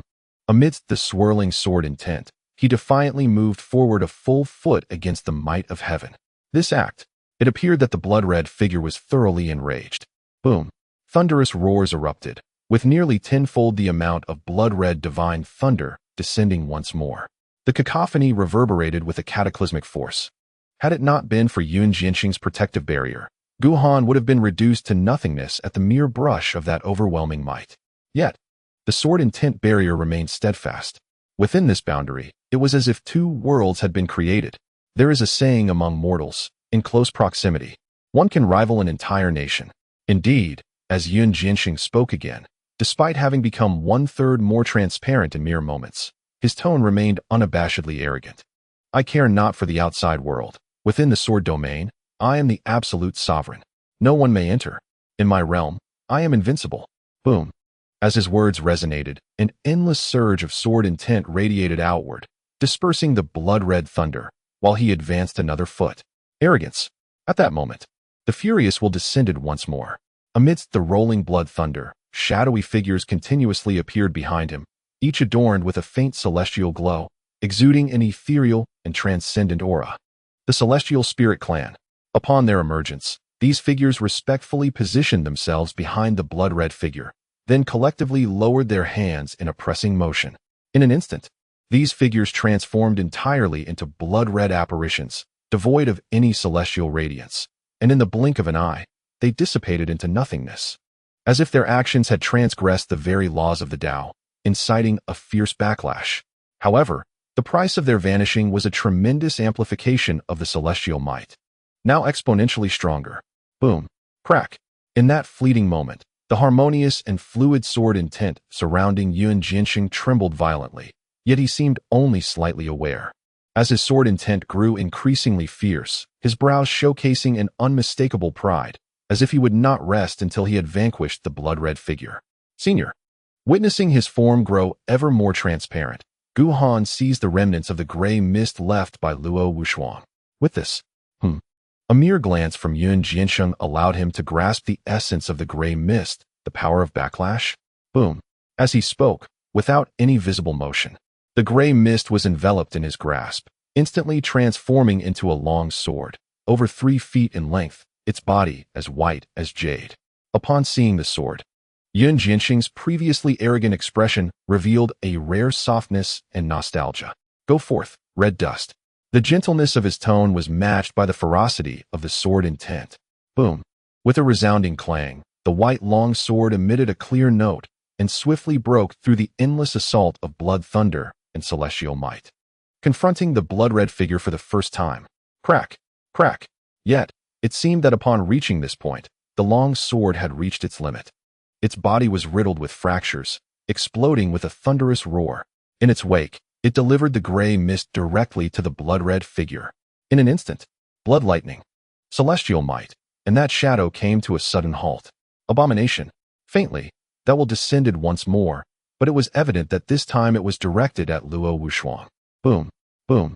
As the void trembled, the crimson figure could no longer maintain the balance between itself and the great path, and it shattered instantly.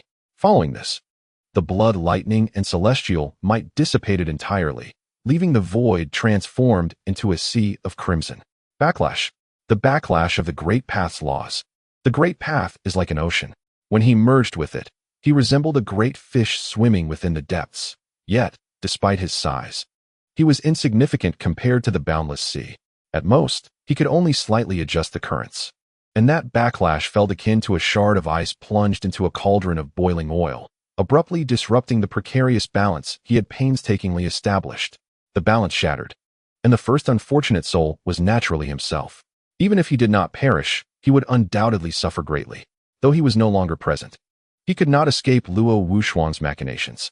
Outside, as the celestial emperor's will was severely wounded, the golden list torn asunder in the heavens, and the endless intertwining blood lightning vanished in an instant, replaced instead by a blood-red sky. Boom. Thunder rumbled. Suddenly, a streak cut across the heavens. emitting a roar far surpassing the previous ones. Silently, drops of rain began to fall from the sky. Strangely, this rain was also blood red. As the blood rain descended, the spiritual energy of the world plummeted. In places rich with spiritual energy, the decline was swift, until at last, only the faintest trace remained. It was evident that after this blood rain, the continent would be unfit for cultivation for many years to come. After the weeping of the heavens, came divine retribution. Likewise, this continent could not escape. Yet compared to the devastation wrought by Pyro's descent, this punishment seemed trivial. In the 10th trial, as the celestial emperors will vanished, this inexplicable space could no longer be sustained and began to collapse rapidly. Boom! A sword intent enveloped Guhan. Then, the voice of Yun Jianxing resounded again. Let us go. Senior, you need not go to such lengths. Yun Jianxing smiled. This result had long been predetermined. Whether he saved him or not made little difference. Fortunately, this sword still possessed 7 parts of its power. It is time. I have waited a millennium for this moment. Boom. As the words fell, an unparalleled sword intent soared into the sky, instantaneously breaking through the blood-red space. Boom. With their departure, a significant portion of this space collapsed. At that moment, a somewhat weakened will, imbued with ancient malice, wrapped around a small fragment of flesh still clinging to life, slipped through a crack and escaped. First volume, chapter 498. Wait. In the central continent, feeling the depletion of his divine power under the bizarre yellow spring crossing divine ability, Pyro's heart ignited with fury for the first time since his arrival. Boom. His 3 eyes shifted. The infinite divine might descended, casting its gaze upon the distant figures of Ren Wu and Ren Lu. The 2 brothers had long vanished, leaving behind only their large and small heads adorned with ghostly masks, which were slowly dissipating. Damn it! Ren Wu gasped for breath, overwhelmed. I can't go on. I can't endure it any longer. Pai Luo, is it? He fixed his stare on Pai Luo, warning him not to let the true form of 5th Master encounter him, or there would be dire consequences. In the midst of his words, before Pai Luo could act, his head vanished in an instant. The Yellow Spring Crossing was a forbidden divine art among forbidden arts. Even if their true forms were present, fully wielding such a high-level divine art was nearly impossible. How much more challenging was it for mere fragments of their consciousness to summon even a corner of the Yellow Spring? Inflicting harm upon Pai Luo was already a source of pride. Wait, Ren Lu was still desperately holding on. It was not that he was stronger than Ren Wu. He merely wished to utter a fierce word, a simple phrase, yet what was a trivial task for mortals was akin to scaling the heavens for him. No less challenging than executing the Yellow Spring Crossing once more. At last, perhaps out of the compassion of the cosmos, just before his complete dissolution, he managed to utter the second word. A faint, relieved sigh echoed, complete. Simultaneously, boundless blood rain fell from the heavens, and as one gazed upon the world, it seemed as if all had transformed into a sea of crimson. Offending the heavens, the sin is unforgivable. Only destruction can pave the way for rebirth. Amidst the blood rain, coupled with the overwhelming divine power swirling around, Pai Luo's towering figure exuded an even greater air of dominance and authority. His voice colder than ever before. Boom. In that moment, he held nothing back. The infinite divine power within him erupted forth, exponentially stronger than before. Concurrently, the already terrifying divine flames surged in both might and speed, increasing more than tenfold. Ah, Master, save me. Ancestor, don't abandon me. In the blink of an eye, numerous cultivators who had been far from the divine flames, still clinging to a thread of hope for escape, were entirely consumed by the suddenly intensified divine flames. Those of higher cultivation could manage a cry, while those of lower cultivation had no chance to plead for salvation. On the outskirts, near the edge of Zhongzhou, Yin Qianjue and his companions continued their frantic flight, sorrow etched upon every face, yet none spoke. The blood rain falling only deepened the despair and sorrow within their hearts. Boom, boom. A series of thunderous roars erupted as 2 monstrous figures, each possessing 6 arms and 3 eyes, shrouded in wisps of red mist, descended. They were the 2 revered beings transformed into divine servants of the central Tao Palace. Where do you flee, fellow Taoists? My God commands. You have offended the heavens and must atone with your lives. Bang, bang. As they spoke, 4 immensely powerful arms descended, instantly blocking the path of the fleeing crowd. While 6 eyes spun incessantly, gazing at them with a mocking expression. Like Yin too, as the most orthodox divine servants, they retained their consciousness.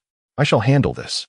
Without a moment's hesitation, Yin Qianjue was the first to step forward, silencing the eager Luo Hong, instructing him to wait his turn.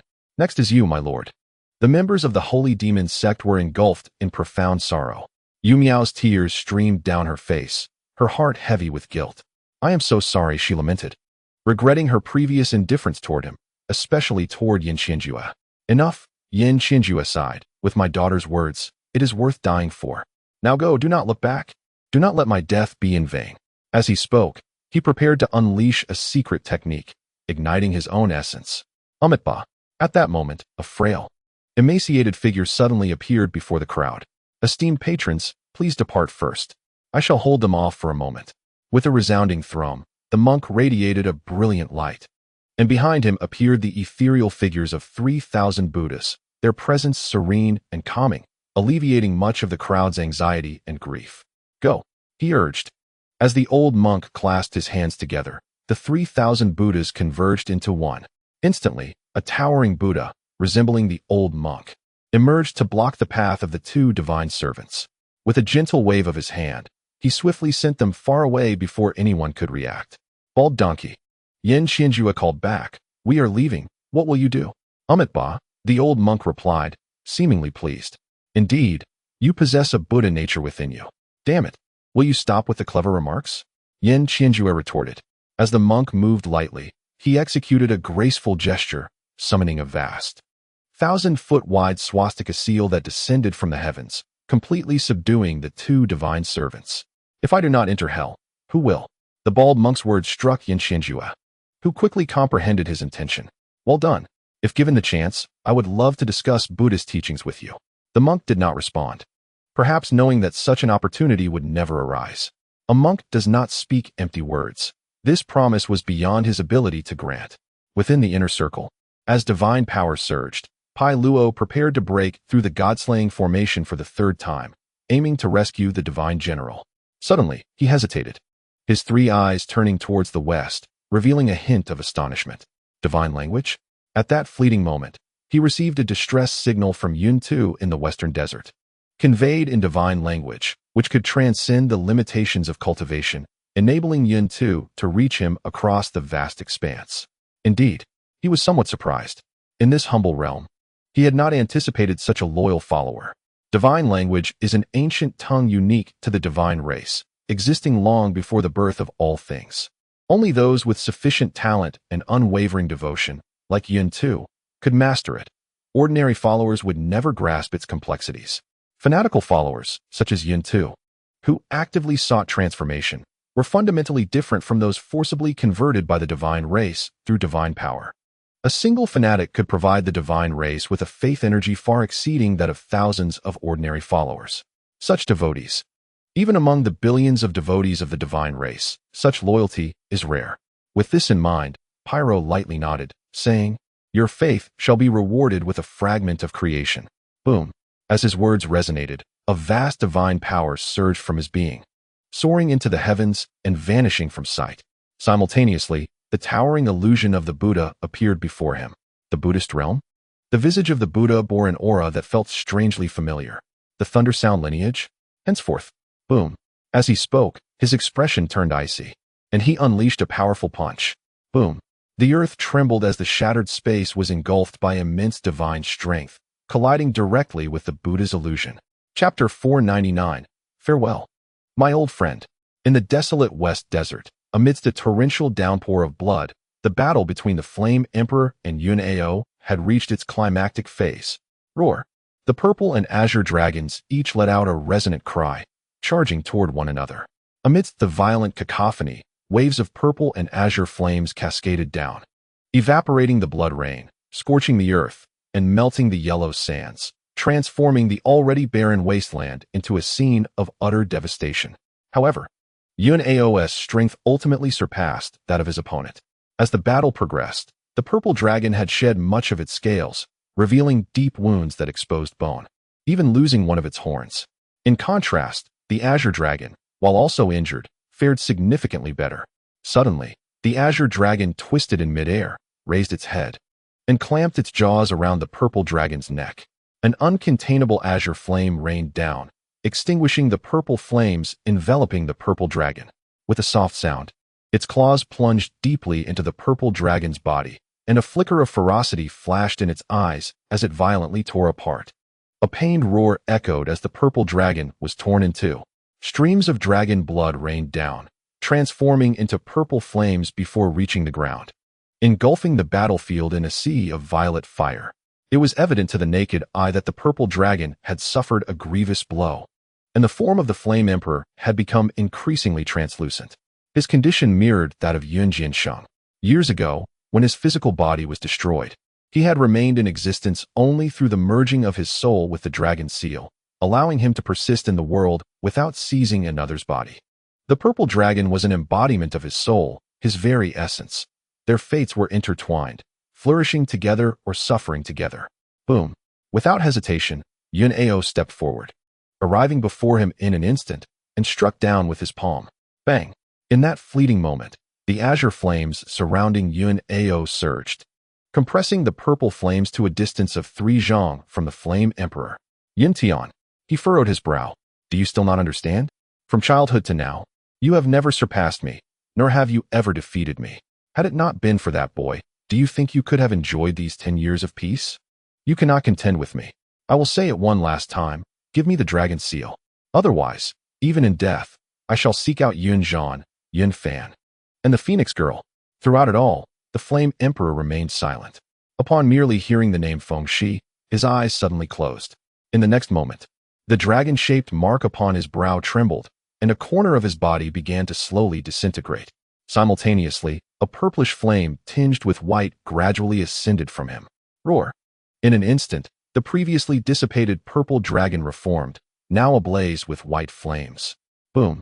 Compared to before, this purple dragon had grown several times larger, its aura surging beyond the Ascension realm.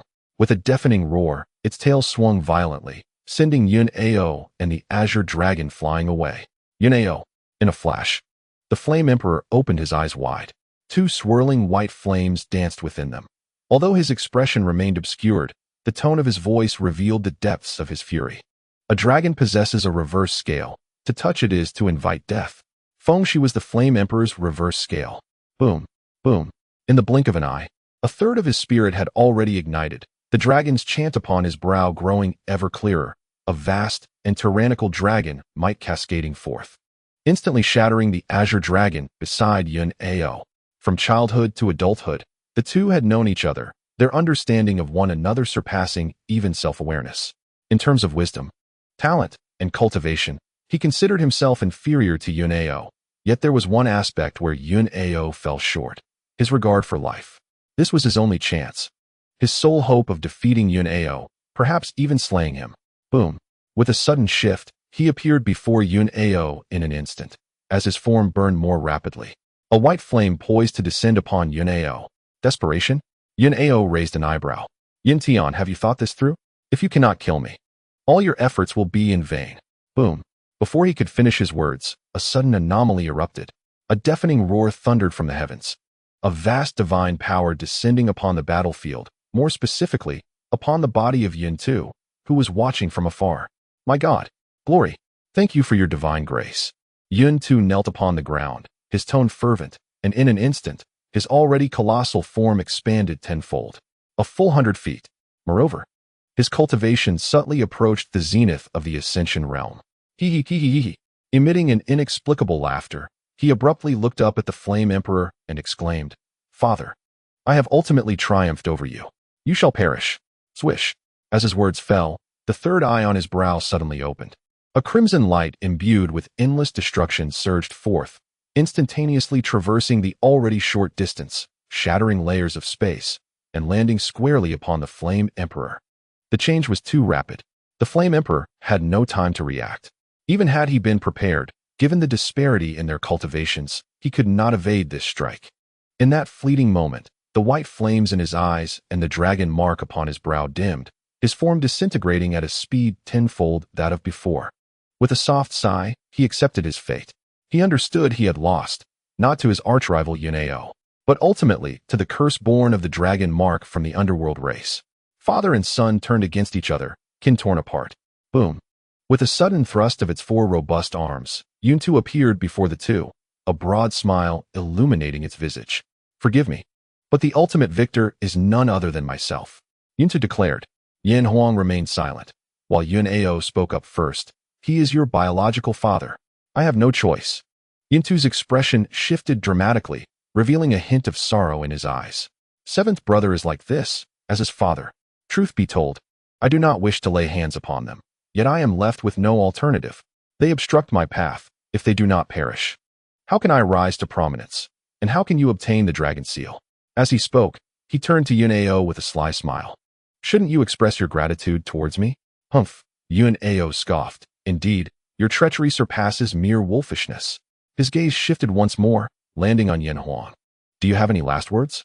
Despite his victory, Yun Ao felt no joy, his expression tinged with genuine melancholy that contrasted with Yuntu's.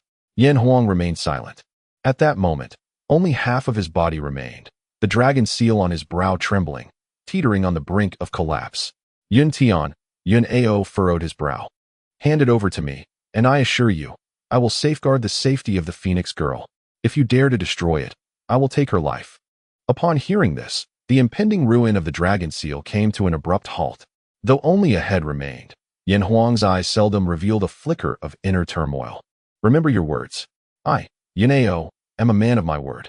Yin Huang refrained from responding, avoiding both Yun Ao and Yuntu's gaze. His eyes drifting toward the east wilderness, filled with boundless sorrow and reminiscence. In a haze, he seemed to perceive a breathtakingly beautiful woman, clad in flowing autumn waters. Approaching him slowly, Feng Ling, he appeared somewhat dazed. What brings you here? I came to see you. I apologize, he lamented. I may no longer be able to protect her. Feng Ling said nothing, her eyes shimmering with tenderness as she gently caressed his resolute features with a hazy, delicate hand. Can we win? I do not know. Are you weary? Yes. Let us rest. Your burdens are too heavy. Very well, I shall heed your words. With that, he smiled at Feng Ling, dismissing the thoughts of victory or defeat. Slowly, he closed his eyes, and the last flicker of his spirit vanished into the ether, leaving only an enigmatic dragon seal, imbued with an aura of profound majesty, suspended in the air. Yun Ao gazed upon the dragon seal, his expression a complex tapestry of emotions. This time, my friend, it is indeed a final farewell. Chapter 500, Where Lies the Mortal Realm? Boom. At the periphery of Zhongzhou. The moment the Buddha's illusory form shattered, the old monk's figure faltered, his complexion turning as pale as death. Within the inner circle, Pai Luo's countenance was icy. His divine form swayed, and in an instant, one foot surged forward. Bang! In the next moment, he had arrived before the old monk. As his divine form descended, the earth trembled violently. My God! Glory! In an instant, the divine servants, transformed from the two esteemed beings of the Tao Palace, fell prostrate upon the ground, fervently worshipping. Pai Luo paid them no heed. With a swift glance, the gaze fell upon the old monk. Though he did not deliberately exert his divine might, the monk still trembled slightly, a hint of crimson seeping from the corner of his mouth. You, he began slowly, from whence do you come? Amitabha, the old monk chanted, seemingly oblivious, as he joined his palms once more. The once vanished towering Buddha phantom began to coalesce anew. The sound of the Buddha's teachings filled the air, radiating a serene aura, yet it only served to intensify the fury boiling within Piluo. With a resounding crash, he struck, dispersing the Buddha phantom once more. The old monk staggered, sighed lightly, and disregarded him, settling into a meditative posture while silently reciting scriptures, his aura rapidly fading into stillness. An ant shaking a tree. How absurd. Piluo's gaze was icy, his expression impassive. Just as he was about to strike again to obliterate the monk entirely, an unexpected phenomenon occurred. The blood-red sky began to tremble violently. Amidst the chaos, an intensely brilliant white point of light emerged in the heavens. Boom! Thunderous roars echoed.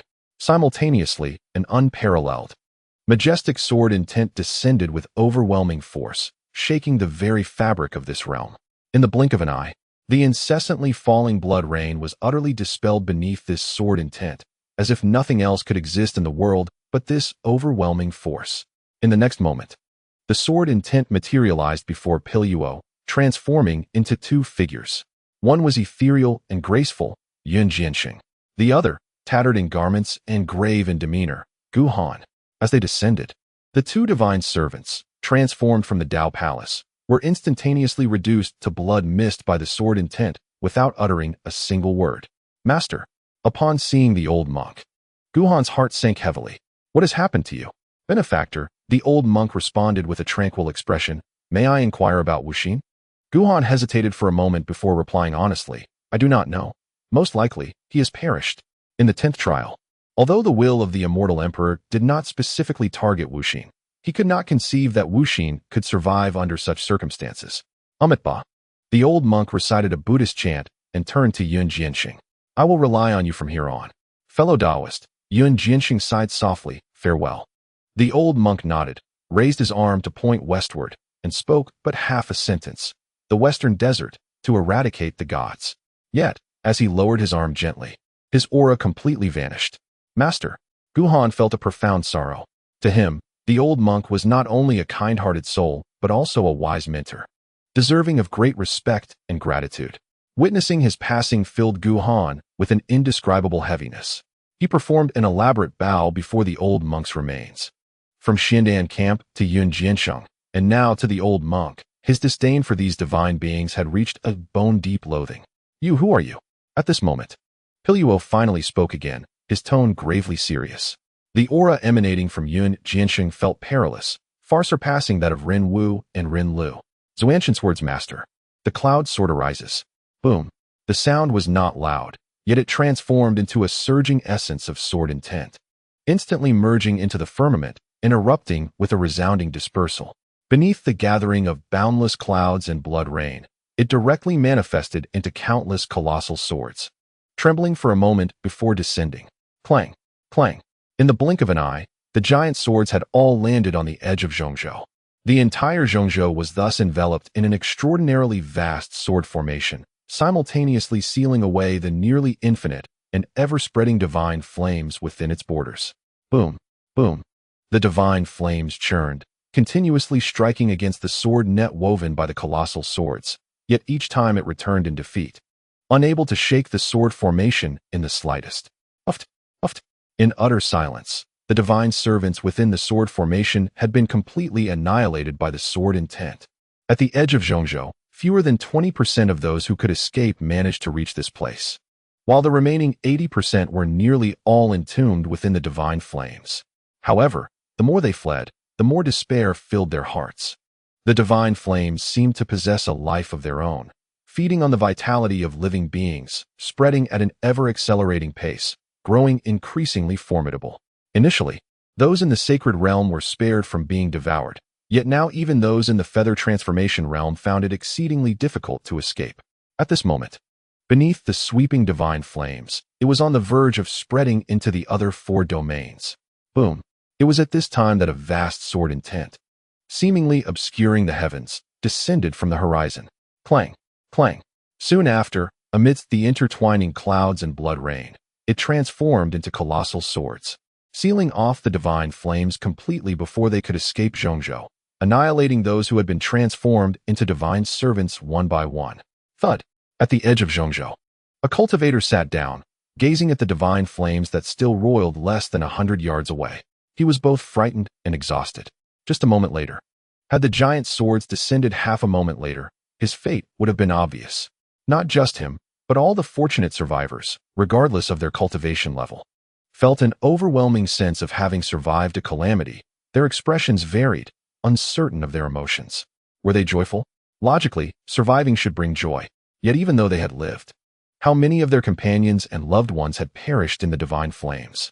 At this moment, only a select few had the fortune to witness the battle from a millennium ago, faintly sensing a familiar essence from those colossal swords. Could it be him? It is him. At the border between Zhongzhou and Nanjing, Tian Yinhui bore a face of conviction. It must be him. No one else possesses such powerful sword intent. As he spoke, he glanced at the unresponsive ghost-faced jade token in his hand, tears almost forming. It's over. The 2 envoys seem to have been utterly doomed by my actions. They wouldn't seek vengeance later, would they? If it is him, perhaps he can safeguard the last tranquility of this continent. At the border between Zhongzhou and Beiyu, The demon clan guardian glanced back at the mere 10 remaining demons behind him, letting out a dejected sigh, hoping he could safeguard the last hope of our demon clan. The only certainty regarding the identity of the master of this sword intent rests with Yin Xianjue and his companions. Can he succeed? This is the question that lingers in the hearts of all.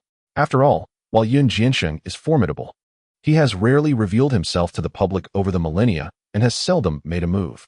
Coupled with the rumors of his decaying body and limited time, the crowd cannot ascertain whether he is indeed a match for this divine being. He certainly can. The rotund figure's eyes glimmered with fervor, fixating intensely on the divine flames sealed by the colossal sword. The old man will undoubtedly be able to slay him. Within the sword formation, so it is you? Upon hearing Yun Jinsheng's name, Pai Luo no longer cast a glance at the massive sword. His third eye, nestled in the center of his forehead, reopened and fixed its gaze below. The remnants of Xiantian? Boom. Wherever his gaze landed, everything was reduced to dust. Yet, this overwhelming force could not affect Yun Jiansheng in the slightest. Though his form appeared somewhat translucent, his eyes were as profound as the ocean, occasionally flashing with brilliance akin to twinkling stars. He understood clearly that this divine being before him was not the one from the god-slaying formation and was, in fact, far superior. Gently, he raised his arm, his expression unperturbed. Where is the mortal realm? Within the forbidden zone, as if sensing a summons. The wooden staff standing on the ground suddenly trembled violently. Crack! With a soft sound, the staff shattered into countless pieces, and a resplendent sword light sang as it soared into the sky, vanishing from sight. The sword light, like a rainbow, instantaneously shattered all obstructions, swiftly arriving beside Yun Jiansheng. Boom!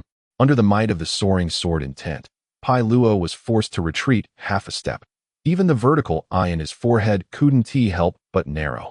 At this moment, Guhan finally beheld the true form of the sword. Crafted from an unknown material, the blade was entirely snow-white, devoid of any blemish. It was enveloped in a hazy, ethereal light, further accentuating its unparalleled sharpness. Amidst the shimmering light, 2 elegantly inscribed characters could be faintly discerned on the blade, Mortal Realm. Yet, this sword, which ought to be perfect, now remained only a fragment. A sword is akin to a person like jade. When jade shatters, its purity cannot be altered. When a sword breaks, its intent cannot be destroyed. Chapter 501 of Volume 1. The 10th Swordmaster, Guhan. At this juncture, a somewhat weakened voice echoed from a distance. Zhongming. Pai Luo was taken aback. As his third eye shifted, his gaze fell upon it instantaneously. Still alive? In truth, even Zhongming himself was unaware of how he had survived, for Pai Luo, as the God King, possessed a third eye whose crimson light was so potent that even Ren Wu and Ren Lu could not withstand it. Boom. In an instant, a tyrannical divine might descended. Boom. Subsequently, an even more domineering sword intent surged forth, shattering that divine might. The chicken elder sighed softly. With a mere gesture, Yun Jiansheng summoned Zhongming to his side. Although it survived, it bore significant wounds, its countenance now a mere shadow of its former self. With the divine feathers at its heart charred black and the divine light surrounding it trembling incessantly, stripped of its previous grandeur. Xiaoyan, upon seeing Yun Jiansheng's translucent form, it grasped everything, sorrowfully lamenting. You have yet to return to her. You have not found the next sword master. How can you succumb to death? Accompanying each other for a millennium, inseparable, its feelings for Yun Jiansheng far exceeded those for any previous sword master, even surpassing that of the esteemed Xiantian patriarch. Though it had anticipated this outcome, the sorrow weighed heavily upon its heart. Jia, Yun Jiansheng shook his head. To see you one last time is enough for me. If I have the chance to return, please convey a message for me. Tell her I am deeply sorry. As he spoke, he gently pushed Chongming towards Guhan, saying, Little one, you must walk your path alone from here on. If possible, take good care of Jia. Sometimes, it tends to forget. With that, he prepared to send Guhan and Chongming away. Piro observed coldly, viewing both Chongming and Guhan as mere insects, indifferent to their fates. For only Yun Jiansheng stood before him as a formidable adversary. Senior, Guhan suddenly bowed to Yun Jiansheng. You have forgotten to give me something. What is it? The sword master's seal. He could neither prevent nor partake in this impending battle. After this confrontation, regardless of victory or defeat, the world would no longer have Yun Jiansheng. Earlier, he had gleaned from Chongming the matters concerning Yun Jianxing, naturally surmising the two regrets burdening his heart, one being Shi Feiyu, the other the successor to the Xiantian sword master. In this moment, the only thing he could do was to help rectify the latter regret. With all due respect, I dare to request. He suppressed the anguish within, bowing deeply. I wish to assume the role of the 10th sword master of the Xiantian sword sect. Upon hearing this, Pierrot's expression grew even colder. Jia, Yun Jianxing glanced at Chongming. Did you speak of this to him? I. Chongming hesitated to meet his gaze. Yun Jianxing did not blame it, sighing softly in some relief. Yet he firmly rejected Gu Han's proposal. It cannot be. Senior, Gu Han inhaled deeply. Is it due to my insufficient talent? No. Is it because of my lack of experience? No. Is it because of the divine lineage? Yun Jianxing ceased to speak. In another time and place, Gu Han would be the most suitable successor for the sword master, but presently, it was not feasible. Gu Han turned to Pierrot, his expression tranquil. Divine lineage? The innate holy clan? I dare to provoke the great Tao. What is your trifling divine lineage to me? He was acutely aware that this action bore no benefits. But the debt of gratitude for imparting the teachings and safeguarding the path, the bond he shared with Yun Jianxing had already transcended that of a mentor. Regardless of the potential harm, he would act without hesitation. Some matters cannot be simply measured by advantages and disadvantages. Bold. Pierrot narrowed his three eyes. An overwhelming divine might descending instantly. You insignificant insect dare to desecrate the divine. Boom. Yun Jianxing raised a hand, a torrent of sword intent soaring into the sky, directly countering the divine might. Senior, Gu Han looked towards Yun Jianxing. Behold, I have utterly offended the divine race. Regardless of your agreement, they are unlikely to spare me. Excellent. Such words have awakened within Yun Jianxing a fervor buried for millennia, a once unparalleled arrogance that eclipsed even the current Gu Han. Indeed, I have not misjudged you. With a sudden spark in his eyes, bright as the celestial river, he declared, I shall accept this matter. You will undoubtedly become the most remarkable sword master since the founding of the Xuantiang sword sect. He was not one to indulge in sentimentality. Witnessing Gu Han's unwavering determination, he promptly acquiesced. In a swift motion, he revealed a sword talisman, 3 inches long and of a peculiar grayish hue, crafted from an unknown material, resting in his palm. Humph. Pierrot's expression turned frigid, shedding his prior lofty demeanor, now seething with unbridled rage. Their actions were tantamount to a provocation against the dignity and honor of the divine race. Such insolence was intolerable. The remnants of Xuantiang must be eradicated. Boom. Thunder rumbled. As he spoke, his divine power surged violently, enveloping everything in unmatched, tyrannical might, plummeting downward. In the wake of this divine force, everything within 100 miles was reduced to dust. At that moment, the ethereal glow emanating from the red dust sword blazed to its zenith, releasing a resonant sound, transforming into a radiant arc, infused with an overwhelming sword intent that could obscure the heavens themselves, soaring skyward. Boom, boom. The divine power, crimson as blood and heavy as lead, bore down relentlessly, yet it was met with a resolute breakthrough from that sword intent. Its target was unmistakably the third eye at Pierrot's brow.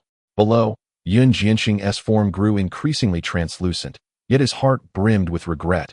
Paradoxically, his eyes shone brighter. The transfer of the sword master title was a momentous occasion for the Xuantiang domain, yet he soon shook his head.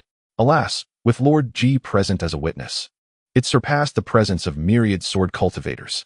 Chongming held immense significance for the Xuantiang sword sect. Without it, there would be no Xuantiang sword sect, nor the countless sword cultivators of the Xuantiang domain. The transfer could proceed without others as witnesses, but it must not lack Chongming. Aside from the second-generation swordmaster, who was found by the first generation from beyond, all others had their births witnessed by it. From this day forth, Chongming regarded Gu Han, his expression grave. You, Gu Han, are hereby the 10th generation swordmaster of the Xuantiang sword sect. Upon concluding, the grayish sword talisman quivered momentarily before gently descending before Gu Han. With reverence, Gu Han accepted the talisman into his hand. The sword talisman possessed a spirit of its own. A flash of sword light swept across, swiftly cutting a small wound in his palm, drawing a single drop of blood before quietly hovering beside him. In that instant, countless sword techniques, secret arts, and sword skills flooded into his heart. This sword talisman encapsulated the insights and understandings of the sword path from the previous 9 sword masters. Aside from the sword monument, this talisman was the second greatest treasure of the Xuantiang sword sect. With the transfer of the sword master title complete, a glimmer of relief and liberation crossed Yun Jinxing's eyes. Bow to the sword master. He bowed deeply to Guhan. Within the Xiantian sword sect, the position of the sword master is uniquely distinguished, surpassing even that of the sect leader. Although he serves as Guhan's protector, he is still obliged to pay his respects to the sword master. Senior, Guhan's heart swelled with sorrow, and he returned the bow with utmost reverence. Boom! The air trembled with a thunderous roar. The divine power and majesty intensified several-fold compared to before. The succession of the sword master was complete. This was no longer merely a provocation against the dignity of the divine clan, but a trampling. The remnants of Xiantian must be eradicated. The 10th generation sword master must be vanquished. Amidst the cacophony, the voice of Piro resonated, filled with unrestrained fury. The sword master, Yun Jinxing, lifted his gaze to the heavens and softly declared, "Today marks the final occasion I shall serve as your protector." With those words, he flickered and soared into the sky. Simultaneously, Guhan, Zhongming, and the remains of the old monk were directly transported away by him. Volume 1, Chapter 502, Yun Tian, Yun Ao. In the Western Desert. While mourning was appropriate, the indomitable spirit of Yun Ao would not waver in the wake of the Flame Emperor's demise. His aim had always been singular, the Dragon Seal. To obtain the Dragon Seal, one must gain its acknowledgement and be designated by the previous owner. Clearly, the Dragon Seal had not departed, as the Flame Emperor had appointed Yun Ao as the next master. Father, Yun too had reverted to human form, gazing at the Dragon Seal with a sorrowful expression. "You are finally free." Yun Ao's demeanor turned icy. "The man is dead. There is no need to speak of him with such revulsion. He is, after all, your father." Haha. Upon hearing this, Yun too instantaneously donned a smile, adopting an air of indifference as if the patricide were not his doing at all. "Congratulations. The Dragon Seal and the Dragon Mirror now rest solely in your hands, a feat unprecedented within the Yun clan. What are your plans to express your gratitude?" "Gratitude? How about I kill you?" Yun Ao raised an eyebrow. "Very well." Yun too replied with a beaming smile. "However, it seems you are not my match at present. Were it not for my bloodline being stripped by the Flame Emperor, I would truly relish the opportunity to wrest the Dragon Seal and Dragon Mirror from you." You think you are worthy?" Yun Ao scoffed. As they spoke, with a swift flick of his sleeve, he grasped the Dragon Seal in his hand. Roar! Instantly, a vast and overwhelming dragon might descended, the Dragon Seal resonating with the essence of the progenitor dragon, transforming into a 3-inch golden dragon that swiftly merged into Yun Ao's brow. Boom! A formidable force erupted from within Yun Ao, as his cultivation broke through the constraints of the feather transformation realm, restoring him to the Ascension realm. As the integration with the Dragon Seal deepened, his cultivation ascended at an accelerating pace. The union of the Dragon Seal and Dragon Mirror bestowed upon him immeasurable benefits. In the blink of an eye, he had assimilated 90% of the Dragon Seal. After so many years, a flicker of emotion crossed his eyes. He finally obtained it.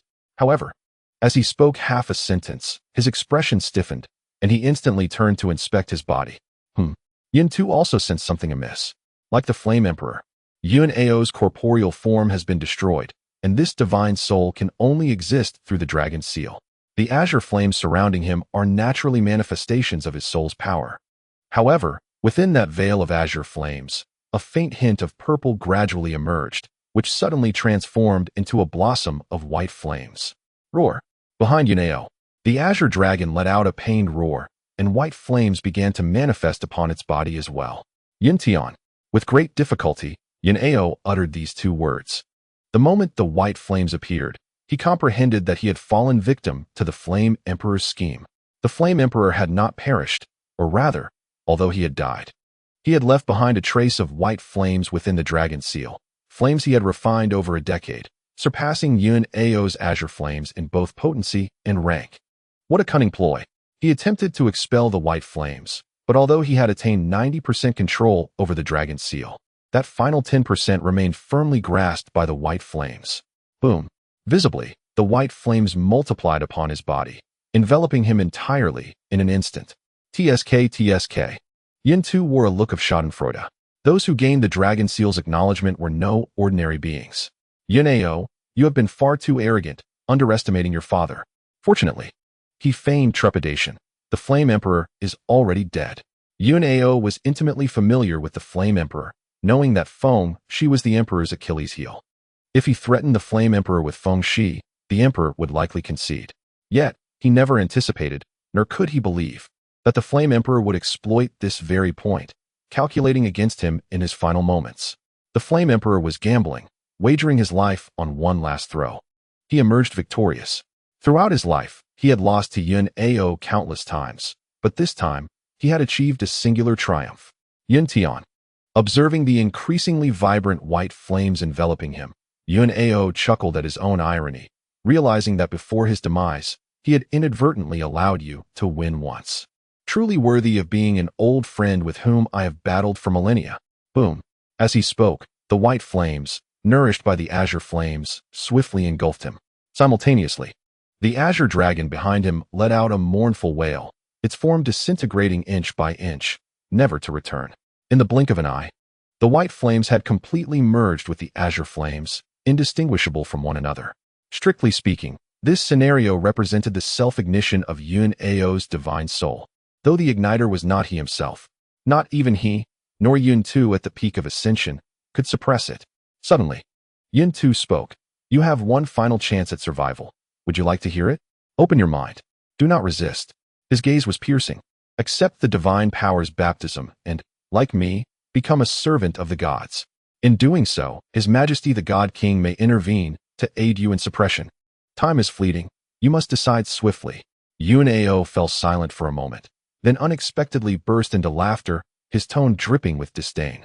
Yin Tu, do you know why I am called Yun Ao? Do not speak of mere divine clans. He lifted his gaze to the heavens, his expression defiant, his eyes sharp. Even the sky shall not compel me to bow. Defeat is but defeat, and death is simply death. My defeat is merely a concession to myself. Is it not? Yun Tu's gaze flickered. Then, with disdain akin to that of the emperor, he uttered, You may as well perish. In an instant, a subtle movement stirred at his brow, and his third eye abruptly opened, casting forth a beam of crimson light that struck Yun Ao with unerring precision. Amidst the rising white flames, Yun Ao let out a series of boisterous laughs, disregarding his own peril as he countered with a powerful blow. Do you think you, a mere broken-backed hound, possess the right to dictate my fate?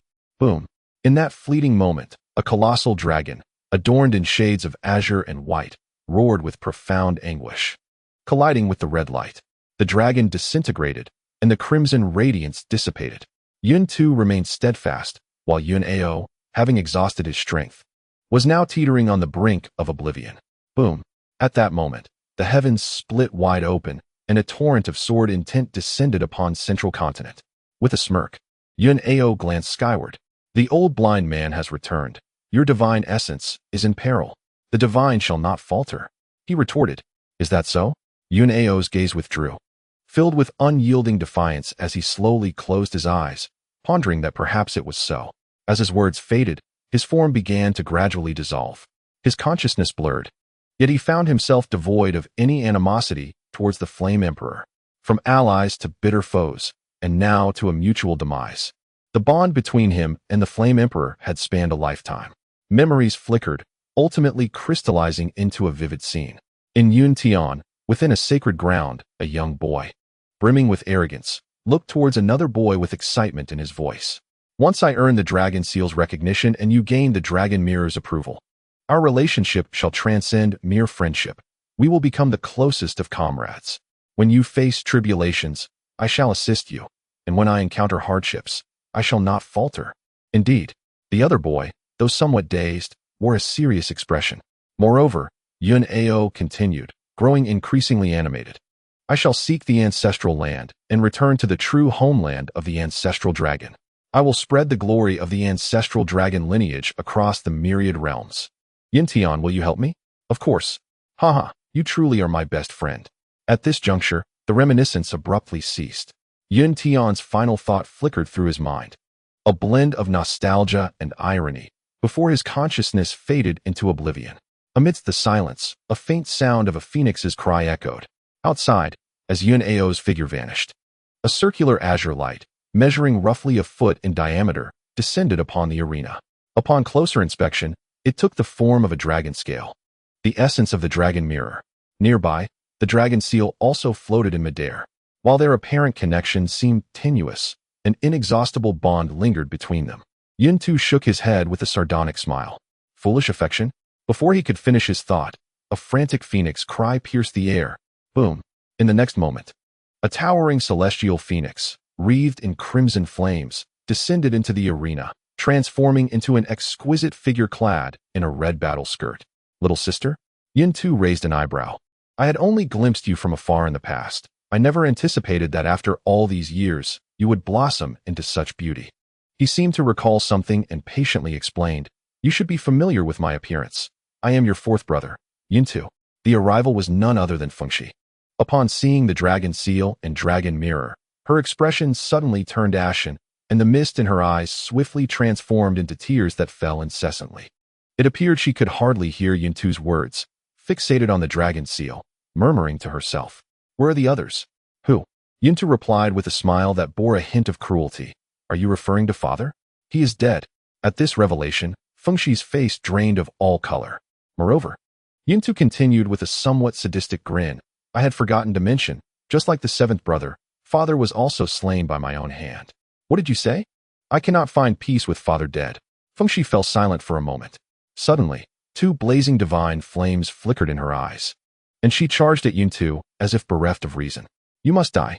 Volume 1, Chapter 503. I must slay Yuntu. On the edge of the western desert, a ripple coursed through the air as Guhan and Chongming were transported by the Cloud Sword Master, accompanied by the body of the old monk. Hailing from the western desert, the Cloud Sword Master seemed intent on returning the old monk's remains to his homeland. Senior, Guhan clenched his fists, sorrow swelling within him. Do not grieve, Chongming sighed softly. For the past millennium, though he has never spoken of it, Chicken Elder knows that he has lived in guilt and remorse. For him, this could be a form of liberation. Chicken Elder can see that you have chosen to become the Sword Master. This brings him joy.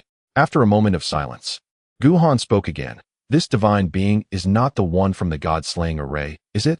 He could tell that the creature, Piro, was significantly larger than the one from the god-slaying array.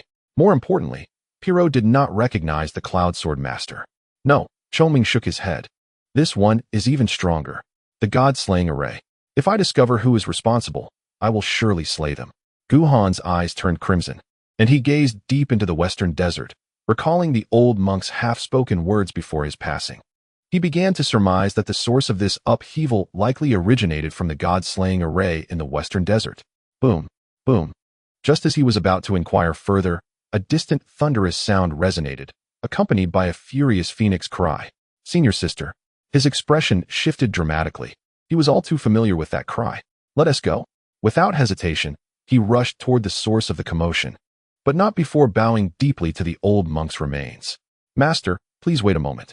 Once this matter is resolved, I shall escort you back to Tianlong Temple. You are being unwise, little sister.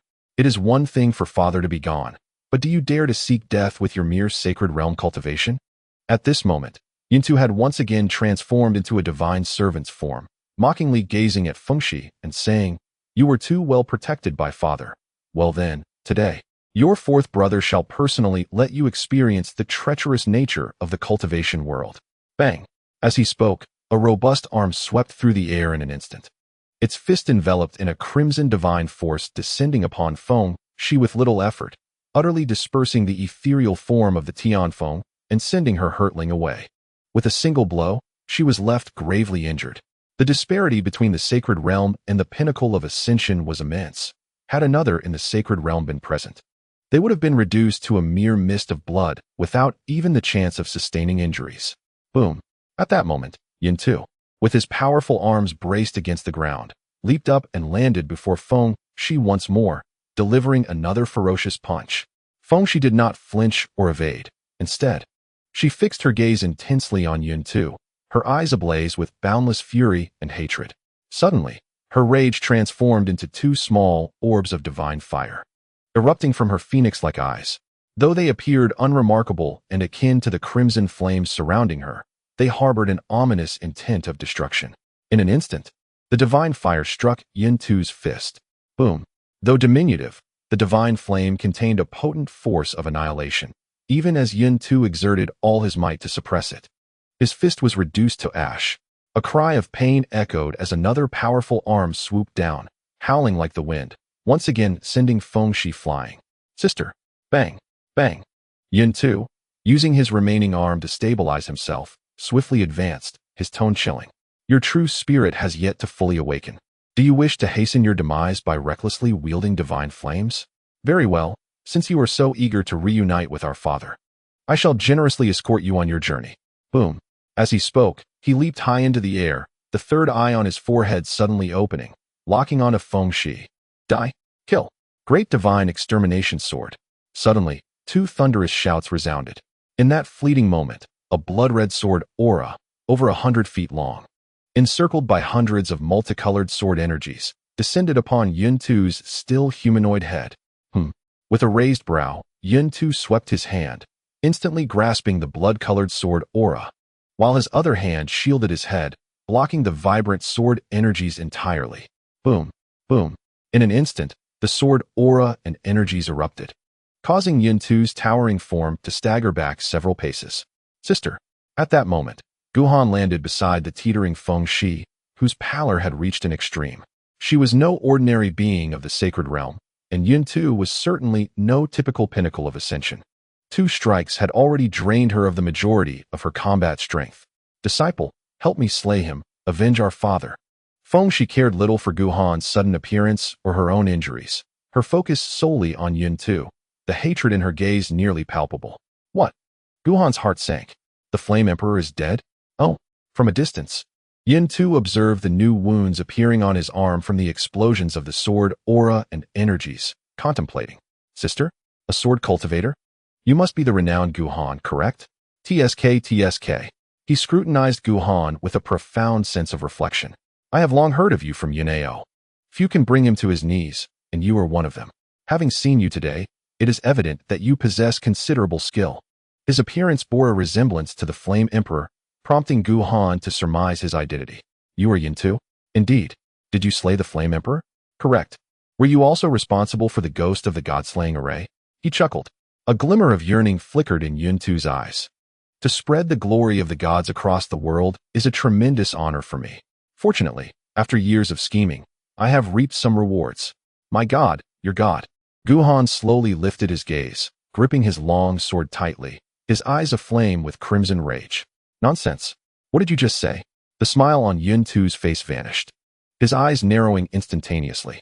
I said boom. In an instant, Guhan's cultivation surged to its zenith. You shall die? Boom. As the words fell, his form vanished without a trace. A resounding explosion echoed, and he appeared before Yin-Tu, unleashing a blood-red sword aura from his blade. Abruptly, the sword aura expanded to 100 feet. Brother's murder. Father's slaying. The harm done to the old monk and to Yun Jiansheng. At this moment, his hatred and murderous intent towards Yin-Tu surged, pressing upon the very edge of his spirit. The more intense the desire to kill, the stronger the sword became. The potency of that blood-red sword aura far surpassed previous instances, its hue more vivid than ever. Boom. The moment Guhan moved, Chongming did as well, disregarding his own injuries as he charged towards Yin-Tu. Alongside him was Fengxi. Their hatred for Yin-Tu was no less than Guhan's. Kill. Great calamity burns the heavens. Death. 3 voices echoed simultaneously. The blood-red sword aura, lethal beyond measure. The 5-colored divine flame, unparalleled in dominance. The 100-foot celestial phoenix. Ablaze with fervor. Boom. Boom. Boom. Almost simultaneously, 3 formidable assaults descended upon Yin-Tu. Life. Death. Such considerations were absent from their minds. They harbored but one thought: to slay Yin-Tu. Volume 1, Chapter 504, Battle with Yin-Tu. As the assault approached, Yin-Tu remained unperturbed, a cold glint flashing in his eyes. To profane my god is an unforgivable sin. Boom. As he spoke, the divine power within him surged violently, a mist-like blood-red energy enveloping him. Although it paled in comparison to the overwhelming divine force of Pyro, it instantly suppressed the trio's momentum. An ant shaking a tree, unaware of its own insignificance. He scoffed coldly. His 3 intact arms extended swiftly, a cacophony of thunder resonating as one arm captured Guhan's sword aura, while another hand spread wide, effortlessly blocking Chongming's 5-colored divine flame. His final hand clenched into a fist, descending heavily upon the celestial phoenix. Bang! In the blink of an eye, the celestial phoenix's illusion surrounding Feng, she shattered once more, her form sent flying, the sword aura crushed to pieces, while Chongming was astonishingly grasped within Yuntu's grip. Kill! Guhan let out a furious roar, his heart seething with murderous intent. Boom! As his voice fell, the blood-red sword aura suddenly shattered, yet it did not dissipate. Instead, it transformed into 108 sword auras, each about a foot long, quivering lightly before surging toward Yuntu with lethal intent. A sword formation? Yuntu's eyes flickered. This was intriguing. Boom! Divine power surged forth, forming a protective barrier around him, which once again repelled the sword auras. Simultaneously, under the tremors of divine power, the massive hand gripping Chongming tightened instantly. Bang! Bang!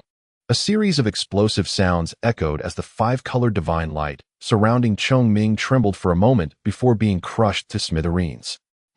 He furrowed his brow. The shattering divine light revealed that Chongming's physical body was far sturdier than he had anticipated, remaining entirely unscathed beneath such immense force. You wretched creature. You possess some skill. The mighty did not stir. Soon after, Chongming's somewhat weakened yet still furious voice echoed once more. Bang! With a resounding explosion, his fingers were momentarily jolted loose, and Chongming seized the opportunity to flee, surrounded by a halo of 5 colors, transforming into a myriad of 5-colored divine swords that rained down upon him once more. Excellent. Yuntu laughed heartily, yet lamented, "It is of no use against me. With the presence of the divine king, I am invincible." Before he could finish his words, an overwhelming sense of impending danger surged within him. A quick glance revealed that Guhan's overwhelming sacred might had suddenly vanished, his aura now ordinary, and the murderous intent in his eyes had all but disappeared. However, this version of Guhan felt far more terrifying. Instinctively, he began to retreat. Whoosh! At that moment, Guhan unleashed his sword. This strike appeared unremarkable, seemingly devoid of any formidable might, yet there were subtly countless stars adhering to it, exuding an air of high transcendence within its plainness. Suddenly, the sword's edge pivoted, aiming directly for his brow. Yuntu narrowed his eyes. He was a cautious individual, although he could not discern the true power of this strike. He nonetheless raised a robust arm to shield himself. Thud! With a light sound, that arm, transformed by divine power and imbued with the qualities of a divine body, proved to be as fragile as kindling before this sword. The long sword pierced through flesh effortlessly, severing the arm at the elbow without a hint of resistance. A cry of pain erupted. A cascade of blood poured forth. Guhan's expression remained serene, the long sword unwavering, still directed at Yuntu's brow. Guhan! The calmness vanished from Yuntu's face. He roared in fury, his divine power trembling as he sought to strike Guhan. Suddenly, a phoenix cry resounded again. A 10-odd-foot celestial phoenix swayed, having appeared beside him, its eyes filled with boundless hatred, as a ball of divine flames descended once more. Whoosh! Though the divine flames were small, they expanded in the wind, instantly clinging to one of Yuntu's arms.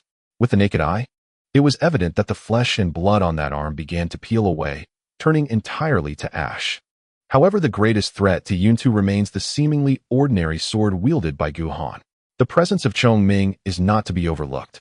Although Guhan and Fengshi are merely at the sacred realm, they are far from being ordinary prodigies.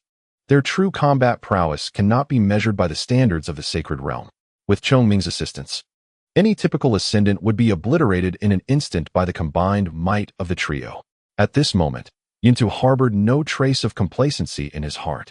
With a decisive temperament, he swiftly discarded the remnants of his intact arm, launching himself fiercely towards Guhan. Thud! In the reverberation of the space, his arm crashed down upon Guhan. A mouthful of blood was expelled as Guhan took the full brunt of the attack, his body soaring through the air like a kite severed from its string. In that fleeting moment, his long sword slipped from his grasp, yet was guided by his will alone. Boom! A soft sound echoed as divine power surged forth. Just as the sword was about to pierce Yuntu's brow, it was deflected by the divine energy enveloping him, altering its trajectory by several degrees. Clang! The sword was knocked aside, embedding itself at an angle in the ground. At this juncture, the battlefield fell into an eerie silence. Gu Han, Feng Shi, and Chong Ming were grievously injured, momentarily stripped of their combat capabilities. Drip, drip. In the stillness, the sound of liquid falling could be discerned. A deep sword scar, visible to the bone, marred Yuntu's face. Blood flowing incessantly as his gaze turned increasingly frigid. So close. Had he hesitated for even a moment, this scar would have adorned his brow.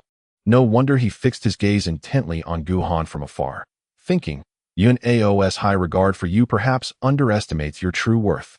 Chuckling, he licked the blood that trickled past his lips. Yet, to slay someone like you is truly gratifying. Swish. As his voice faded, his third eye opened once more. Boom. Amidst the convergence of boundless divine power, a faint yet destructive red light descended abruptly. Divine retribution. Gu Han could not evade. Struck by Yuntu's arm. Despite possessing an indestructible sword body, his physical form sustained significant damage, although he had consumed a considerable amount of extraordinary substances upon landing. Recovery would not come swiftly in such a brief span. Swish. In the blink of an eye, the red light loomed before Gu Han. Clang. At this instant, Gu Han's fingers twitched, causing the sword embedded in the ground to tremble and soar back into his grasp, narrowly intercepting the red light. With a resounding crash, his body was propelled skyward once more.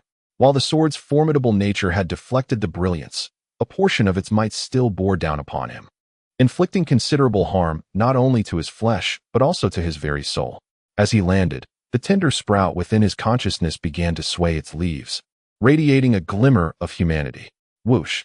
The long sword sliced through the air, vowing not to rest until Yuntu was vanquished. Volume 1, Chapter 505. May I borrow a sword? At the edge of Zhongzhou, all eyes were fixated on the movements within the sword formation, hearts filled with trepidation.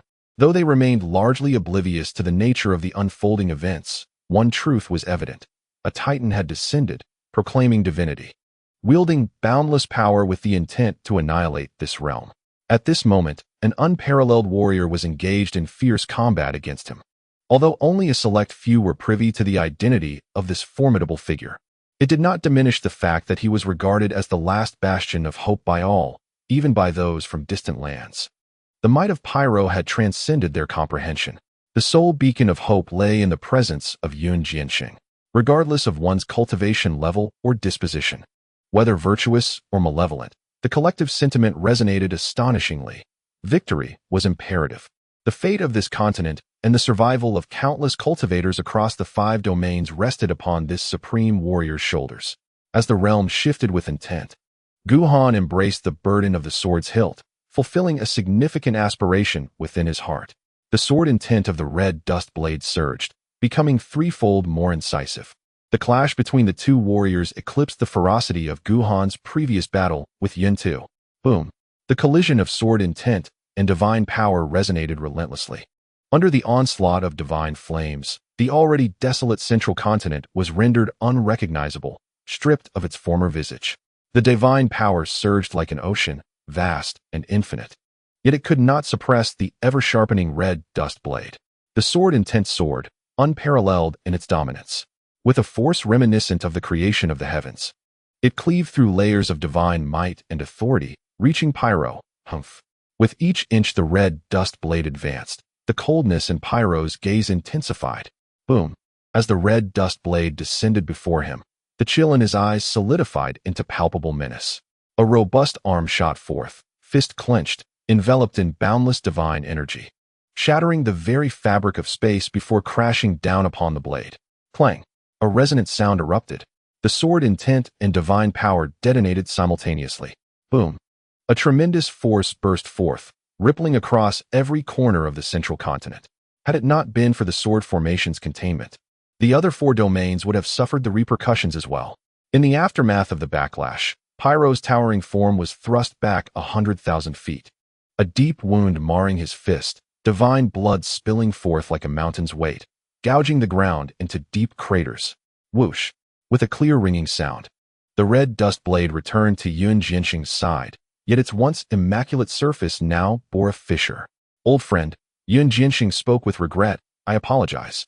His original intention was to refrain from wielding the red dust blade, for it could scarcely endure a battle of such magnitude.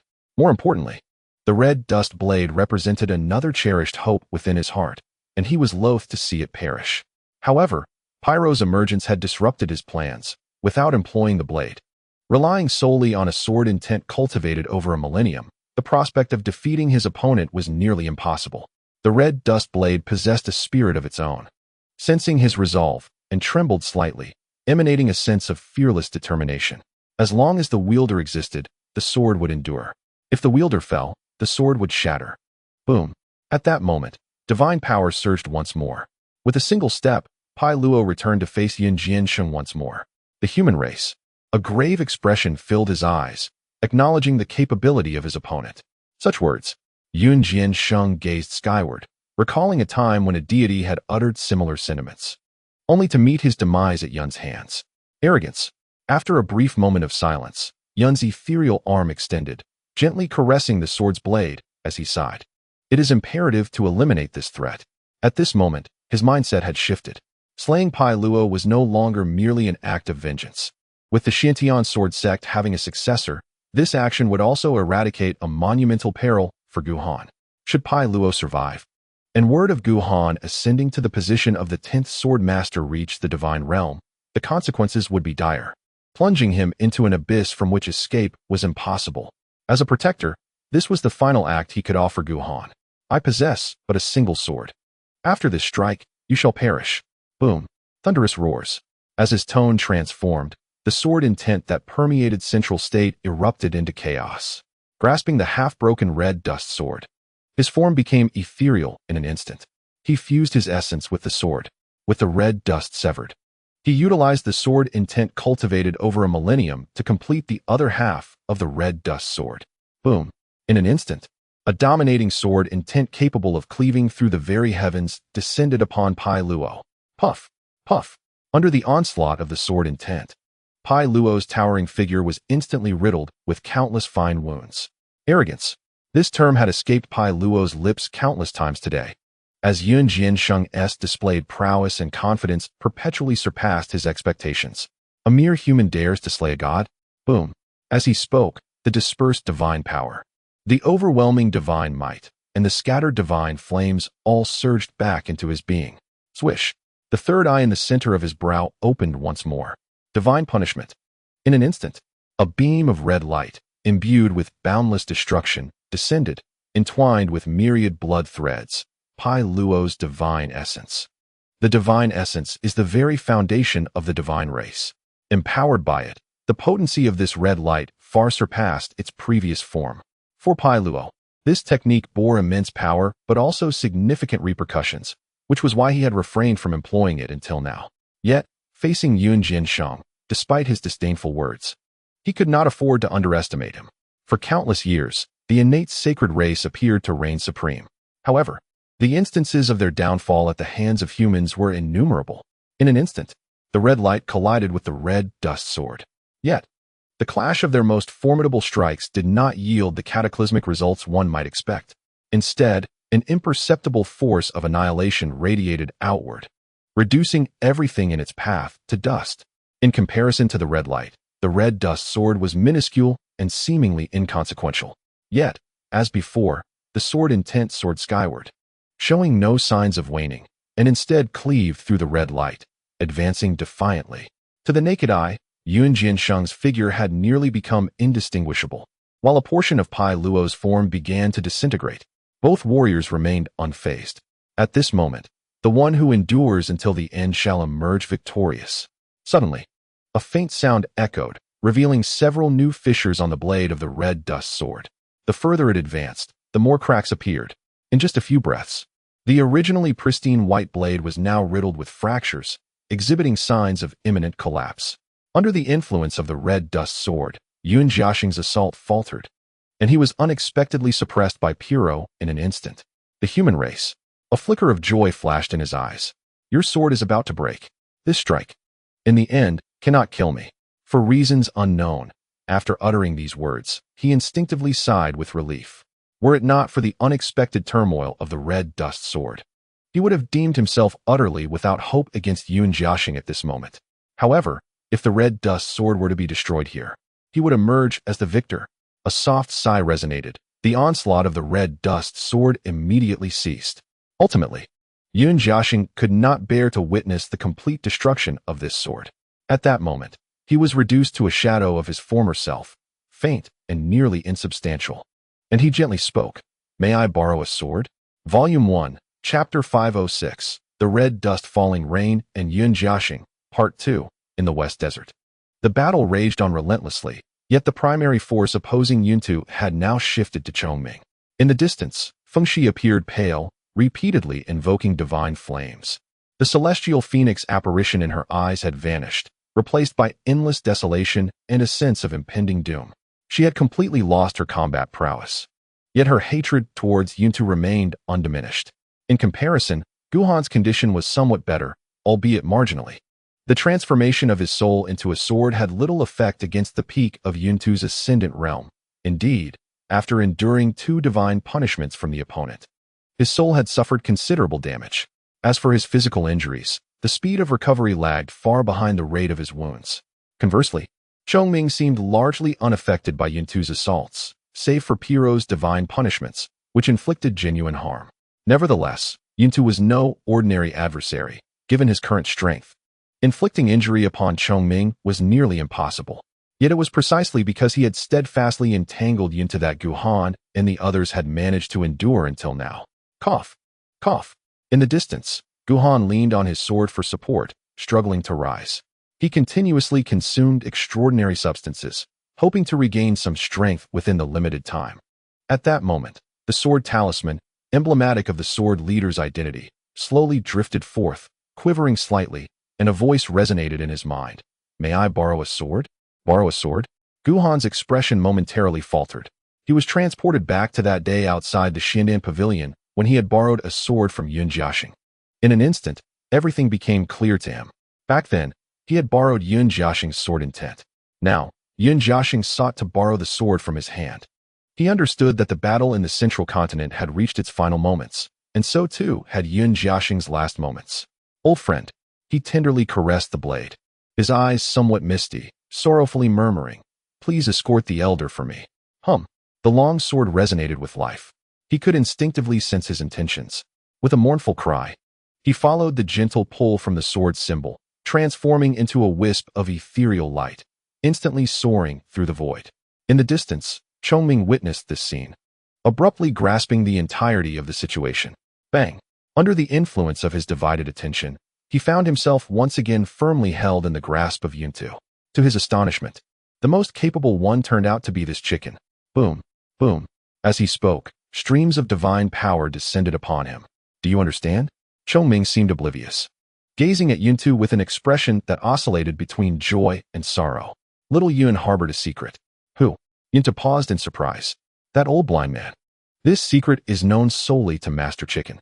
A flicker of sadness passed through Chongming's eyes. All this time, little Yun had never been able to find a suitable sword, simply because there was not a single sword in this world capable of fully embodying his sword intent. Not even the red dust sword was quite adequate. As he spoke, he cast a glance toward the distant Guhan. Perhaps he could finally unleash his sword in earnest. Yuntu raised an eyebrow. "I do not believe it." Boom. As he spoke, his remaining large hand exerted force, slamming Chongming violently into the ground. In the central continent, borrowing a sword? Upon hearing these 2 words, Pai Luo suddenly felt a surge of unease. His instincts warned him that if Jiaxing borrowed a sword, the one who would face misfortune would undoubtedly be him. Destruction. Boom. Boom boom boom. With a cold shout, he no longer cared about the damage to his divine essence. The myriad blood threads within the crimson light seemed to come alive, enhancing the might of that divine punishment by another third. Whoosh. At that moment, a wisp of ethereal light flashed across the sky. In the blink of an eye, the ethereal light descended beside the red dust sword, transforming into the black sword's true form. The sword body trembled lightly, conveying a sense of sorrow. The sword possessed sentience, even without the connection to Guhan. it could still earn the admiration and respect of a sword cultivator like Yuan Shone, who stood at the pinnacle of the world. Upon seeing the appearance of the black sword, a flicker of doubt crossed Pai Luo's eyes. Is this the sword you borrowed? The sword body was pitch black, tattered, and even the tip of the sword was missing a part. Comparatively, it fell far short of even the red dust sword, let alone any renowned sword in existence. Silently, an ethereal hand, reaching an ethereal extreme, extended forth and gently grasped the long sword. A fine sword. A voice of admiration echoed. Boom.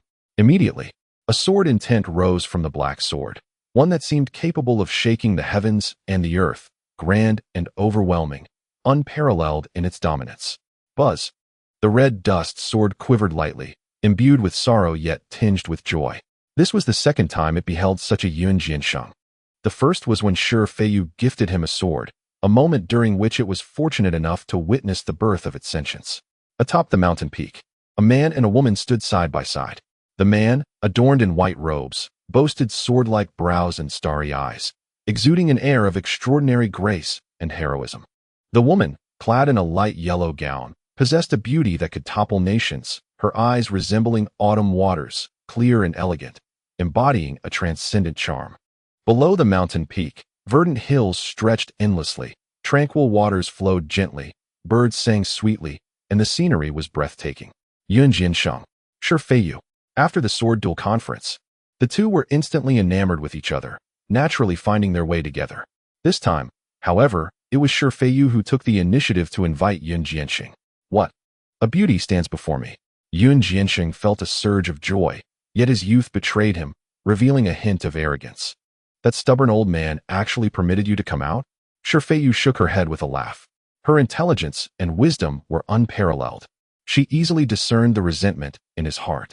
What could he say when your sect leader, accompanied by previous sword masters, had a sword pointed at his neck? Yuan Jiansheng laughed arrogantly. If I, Yuan Jian, take a liking to someone, then I shall pursue them. Let anyone who wishes to obstruct me first inquire of my sword. The beauty's face flushed slightly, adding to her allure. With a somewhat evasive gaze, she changed the subject. Have you found a sword you fancy? Not yet. Yuan Jiansheng sighed lightly. A good sword is hard to find. The sword that belongs to me, Yuan Jiansheng, must be one of a kind in this world. It is not easily discovered. This sword. With a graceful wave of her hand, Shi Feiyu produced a long sword before him. What do you think? The sword measured 4 feet in length, its blade pristine white, untouched by dust, epitomizing perfection. A faint, ethereal glow enveloped the blade, enhancing its extraordinary nature. A splendid sword. Yuan Jiansheng's gaze became transfixed. As a sword cultivator, there was nothing more joyous than discovering a peerless sword. Seeing his delight, Shi Feiyu felt a surge of happiness as well. If you like it, that is wonderful. This is a gift from me to you. Yuan Jiansheng was momentarily taken aback as he accepted the long sword. After glancing at Shi Feiyu and then back at the sword in his hand, he could not help but exclaim, a beauty like jade, a sword unmatched. Buzz. The long sword trembled lightly. A sword chooses its wielder. And encountering a master swordsman like Yuan Jiansheng, the sword rejoiced in kind. Red dust? Suddenly, Yuan Jiansheng noticed 2 small characters inscribed on the blade. The elegant handwriting was evidently Shi Feiyu's. What does this mean?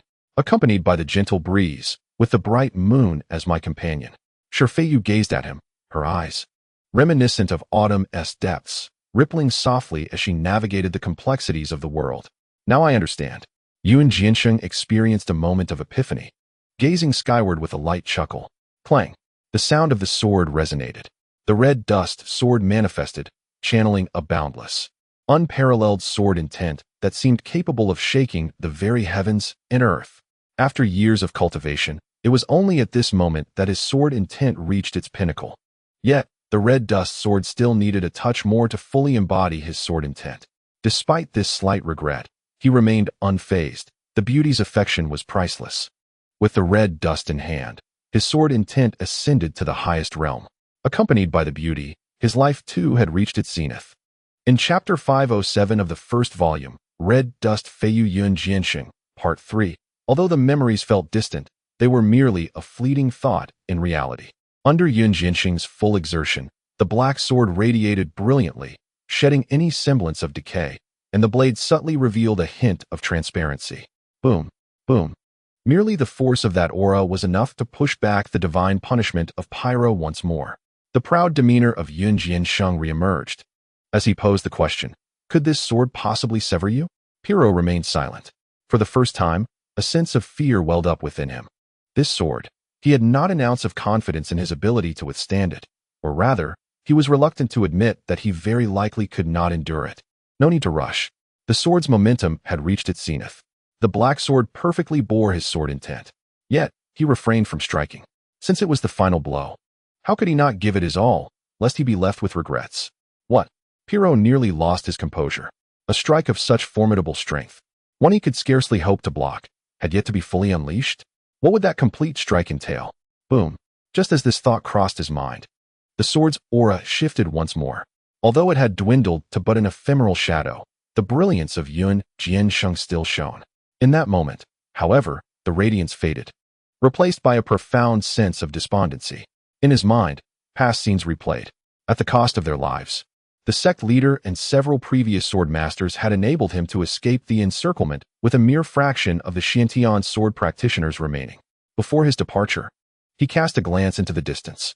He saw her, ensnared by the followers of the Xuanji ancient sacred path, her face etched with sorrow, unable even to speak. Yet, between them, words were unnecessary. A mere exchange of glances conveyed their mutual understanding. He beheld her eyes and grasped the unspoken sentiments. I will wait for you. For 1,000 years, for 10,000 years, I shall remain here, awaiting your return. That moment marked their final meeting.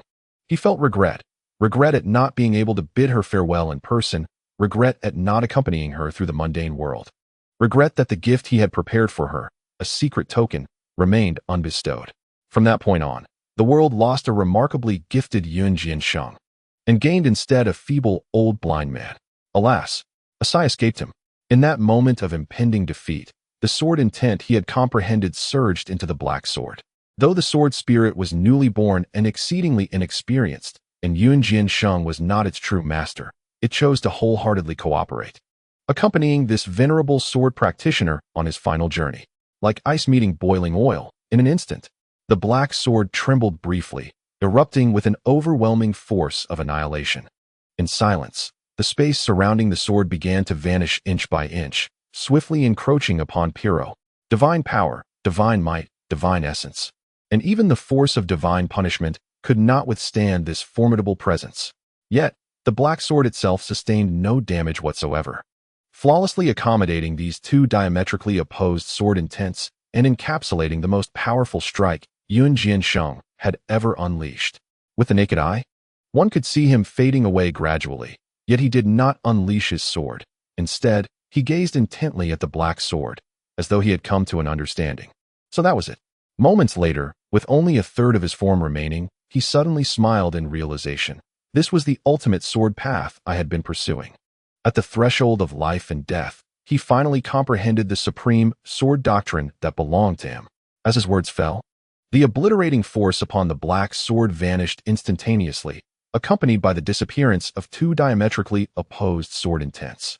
The long sword reverted to its original state, its blade dark and unadorned.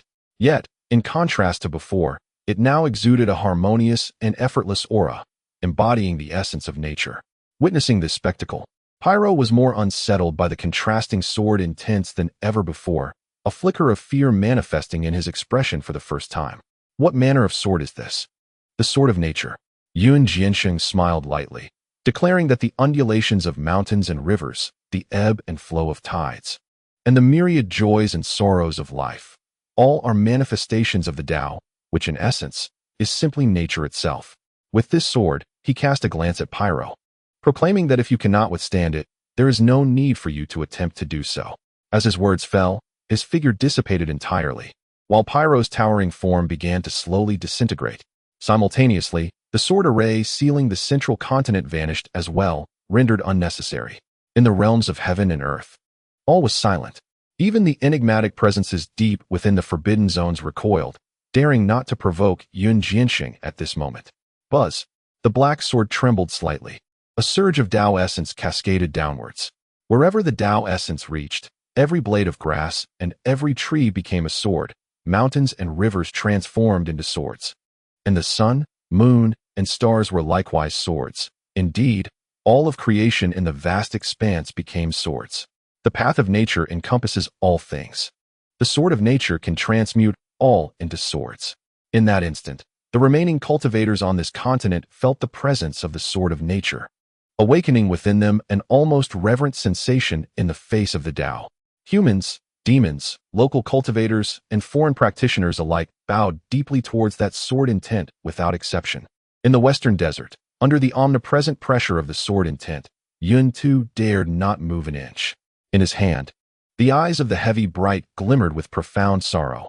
Farther away, Guhan suppressed his grief, bowing deeply towards the central continent in respect. I bid farewell to the esteemed elder. In the central continent, before Pyro, it seemed as though only the black sword remained, overshadowing all else and usurping the laws of heaven and earth. His once proud strength now bore no significance, facing the sword of nature, despite his towering stature. He felt an unprecedented sense of insignificance. Raise the sword, echoed faintly as Yun Jianxing's voice resonated once more. Buzz, the black sword quivered, infused with boundless sword intent, and pierced through Pyro's brow, vanishing entirely. Where it went, no one knew. In the divine realm, an expanse that seemed boundless, primal and rugged, with an exceedingly strict hierarchy, boom, rumble. Amidst the tranquility, a dark long sword shattered the barriers of the divine realm and surged forth. Boldness! A towering deity roared in fury. Who dares to intrude upon my divine realm? Yun Jianxing. The long sword trembled, and Yun Jianxing's calm voice followed. You owe my sect 136 lives. I have come to collect. With that proclamation, an overwhelming sword intent descended, claiming countless lives among the deities. Boom! A towering figure, standing 100,000 zhang tall, descended, adorned in splendid garments and crowned with a majestic diadem, exuding an overwhelming divine presence and boundless power. The god of Samo had arrived. The divine clan erupted in cheers. Yet, in an instant, jubilation turned to dread. The god of Samo was dead, whether divine or ordinary. Wherever the sword's edge pointed, it would transform into a desolate graveyard until the sword's intent was exhausted. Only then would the slayer, Yun Jianxing, cease his massacre, lightly raising the sword's tip towards the radiant moon that coexisted with the realm of gods. It was indeed remarkable. I shall claim it. On this day, the god King Piro fell in the mortal realm, his divine blood staining the central plains, lingering long after. On this day, Yun Jianxing comprehended the essence of the natural sword. Utilizing Piro as a beacon, he penetrated the divine realm and severed the god of Samo. Countless divine beings perishing beneath his blade. On this day, the blood feud of the Xiantian sword sect was avenged. In the ancient realm of Shujun, atop a mountain peak, a breathtakingly beautiful figure stood. Despite the exquisite scenery surrounding her, she gazed not upon it, but fixed her eyes on the distant horizon. She awaited a person, having done so for 1,000 years. Though he had yet to return, she firmly believed that steadfastly waiting would eventually lead to his homecoming. Suddenly, a gentle breeze swept by, lifting a strand of her hair and bringing forth a wisp of luminous mist before her. Within the mist lay a resplendent moon. You cherish the gentle breeze. Thus, I have brought it for you. You adore the bright moon. Therefore, I have plucked it for you. Regrettably unable to be present, I send you this moon, guided by the breeze. She swayed slightly, her eyes shimmering, as if a flicker of life sparked within her once stagnant gaze. Staring intently at the moon, is it you? Before her words could finish, tears cascaded down her cheeks. A breeze gifted to the fair maiden. A moon sent across vast distances carrying longing. Both breeze and moon had arrived, yet the mortal realm was conspicuously absent. A sudden fear gripped her heart. The fear of never seeing him again. In the first volume, chapter 508, Master, you have deceived me. In the central plains, as the black sword vanished, Piro's body disintegrated entirely. Boom, boom. The weight of divine blood, compounded by the relentless rain of blood falling from the heavens, left the entire central plains pockmarked and suffused in a crimson hue, resembling a battlefield of azuris. Is he truly dead? That deity dead. At long last, he had survived.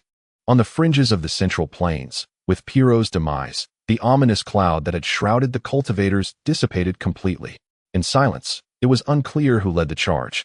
But the crowd once more bowed deeply in reverence to this supreme being, whose name was unknown to them, their hearts filled with gratitude for his life-saving grace. This venerable elder, Yin Qi, stared blankly at the heavens. Is he still alive? The rotund figure seemed to sense something, fists clenched tightly, his eyes bloodshot. Thanking him for avenging my ancestor. In the western desert, within the god-slaying formation, the god King Pyrrho was dead? A hint of astonishment flickered in the three eyes of that head. How could that person possess such formidable strength? Whether believed or not, Pyrrho's death was an undeniable truth. Amidst the terror, a sense of relief also arose within him. If he had previously heard Yin Tu, it was not a summoning of Pai Luo to this place, but rather a self-liberation from peril. He feared that he might now be facing his own demise. Enough of this. He turned away, dismissing the thought. He understood better than anyone that with Pai Luo dead, in the state of Yunjian Sheng, survival was impossible. The great threat had dissipated. The Shantian sword sect was utterly annihilated. All that remained was for him to amass divine power, and one day he would surely break free. At that moment, a cold glint shot from his three eyes. Without this formidable enemy, no one could hinder him. With this contemplation, he gradually closed his three eyes, slowly gathering his divine energy. In stark contrast, the death of Pai Luo nearly shattered the faith of Yin Tu. Dead. He gazed at Zhongzhou, his complexion pale. Dead. How could a deity, invincible in the world, possibly die? Uffed. As he spoke, he coughed up a mouthful of blood, his aura waning dramatically. His strength derived largely from Pai Luo. With Pai Luo's demise, he naturally felt an immense impact. Although it was not as severe as when his ancestral dragon bloodline was stripped, his cultivation still plummeted from the pinnacle of ascension to the realm of transformation. Not far away, Guhan stood in a daze, sorrow enveloping his heart. Predecessor. Xiaoyun. Boom. The five-colored divine light erupted from Chongming, instantly shattering Yun Tu's colossal hand, and he swiftly soared towards Zhongzhou. Clang. Clang. At that moment, two streaks of light streaked across the sky, one black and one white, and in an instant, they pierced the ground beneath Guhan's feet. Two swords. Compared to before, the black sword remained unchanged. Its blade trembled slightly, a wave of sorrowful emotion continuously reaching Guhan's heart. However, the red dust sword had lost its previous brilliance, its radiance dimmed, with the snow-white blade marred by a web of cracks, as if it would shatter at the slightest touch. Gazing at the half-broken red dust sword, Guhan clenched his fists. At that moment, a transparent figure, seemingly clad in white, flickered and vanished from within the red dust sword. Predecessor. Although he could not see the full form, Guhan recognized it nonetheless. That figure was Yun Jiansheng, or rather, it was his lingering attachment. He yearned to see her, yet feared that doing so would shatter the last shred of hope in her heart. Thus he restrained himself, giving rise to this obsession, preserving the final vestige of his longing. One day, when Guhan ventured into the Xiantian Great Domain, he might have the chance to catch a distant glimpse of her. Xiaoyun. Chongming descended, his tone filled with profound sadness. In the distance, taking advantage of the other's distraction, Yun Tu stealthily restored his human form and slipped away. At this moment, he was left with only the cultivation of transformation, and he was acutely aware of how much Feng Shi and the others despised him. Should the two join forces once more, even in their severely injured state, they would still have a substantial chance to slay him. Not to mention, the chaos across the 5 domains stemmed entirely from him. If his identity were revealed, it would surely invoke endless pursuit. He had no sanctuary left in the 5 domains. Flee. He fled towards the forbidden ground, relishing the solitude that accompanied his flight. If he could evade this pursuit, the hope of a resurgence would glimmer on the horizon. If one deity proved insufficient, he would summon 2, and surely 3 would suffice to vanquish his pursuers. With this thought igniting his resolve, he quickened his pace. Observing this, Feng Shi gritted her teeth and prepared to pursue, but her injuries weighed heavily upon her, making even standing a daunting challenge, let alone chasing after Yuneo. Senior sister, Guhan interjected, handing her a storage ring. You must tend to your wounds first. I will pursue him. The memory of several esteemed elders perishing due to Yun Tu filled his eyes with a burning crimson. I shall not return without slaying Yun Tu. Before departing, he did not forget the old monk, requesting Feng Shi to return the monk's remains to the heavenly dragon temple, carefully stowing away the half-broken red dust sword. He grasped the black sword tightly, swallowing a copious amount of transcendent substances, enduring the agony of his soul tearing and body fracturing. As he forcefully channeled his cultivation and set off in the direction of Yin-Tu's escape. I shall join you, with a radiant array of colors enveloping him. Chongming followed suit. By the Fowl's oath, I shall ensure this wretched creature's demise. In that moment, Fengxi stood in silence, her heart heavy. Only when Guhan and Chongming vanished from her sight did she reluctantly withdraw her gaze. Junior brother, you must help me slay him. The storage ring left by Guhan contained numerous transcendent materials. While her physical wounds were manageable, the damage to her soul was far more insidious. Otherwise, given her tenacity, she would not have relinquished the pursuit of Yin-Tu had she not been so gravely injured. After a brief interval, she regained some of her strength and, gritting her teeth, approached the two glowing orbs. The dragon seal and dragon mirror, now without their master, sensed the breath of the phoenix within her and trembled gently, emitting soft light as they affectionately brushed against her cheek. In that moment, the resilience within Fengxi shattered, and tears streamed down her face. On the edge of the western desert, the old monk's remains lay undisturbed, though long extinguished. His visage retained a gentle demeanor, with a hint of lingering concern etched upon his brow. At that moment, an ancient and malevolent will, enveloped in flesh and blood, descended before him. A peculiar, eerie laughter echoed as the flesh began to writhe, swiftly transforming into the likeness of a young monk. His eyes were pitch black, his face twisted with madness and malevolence. Aside from his bald head and monk's robes, he bore no semblance to a true practitioner of the faith. Wuxin, although he had not perished, the will of the immortal emperor was formidable. Even without direct malice, the residual pressure from that will had caused his cultivation to plummet to its nadir, reduced to merely the realm of qi opening. Master, he leaned closer to the old monk, his dark eyes gleaming with a sinister mirth. You have indeed met your end? TSK, it aligns closely with my expectations. How Navi you were.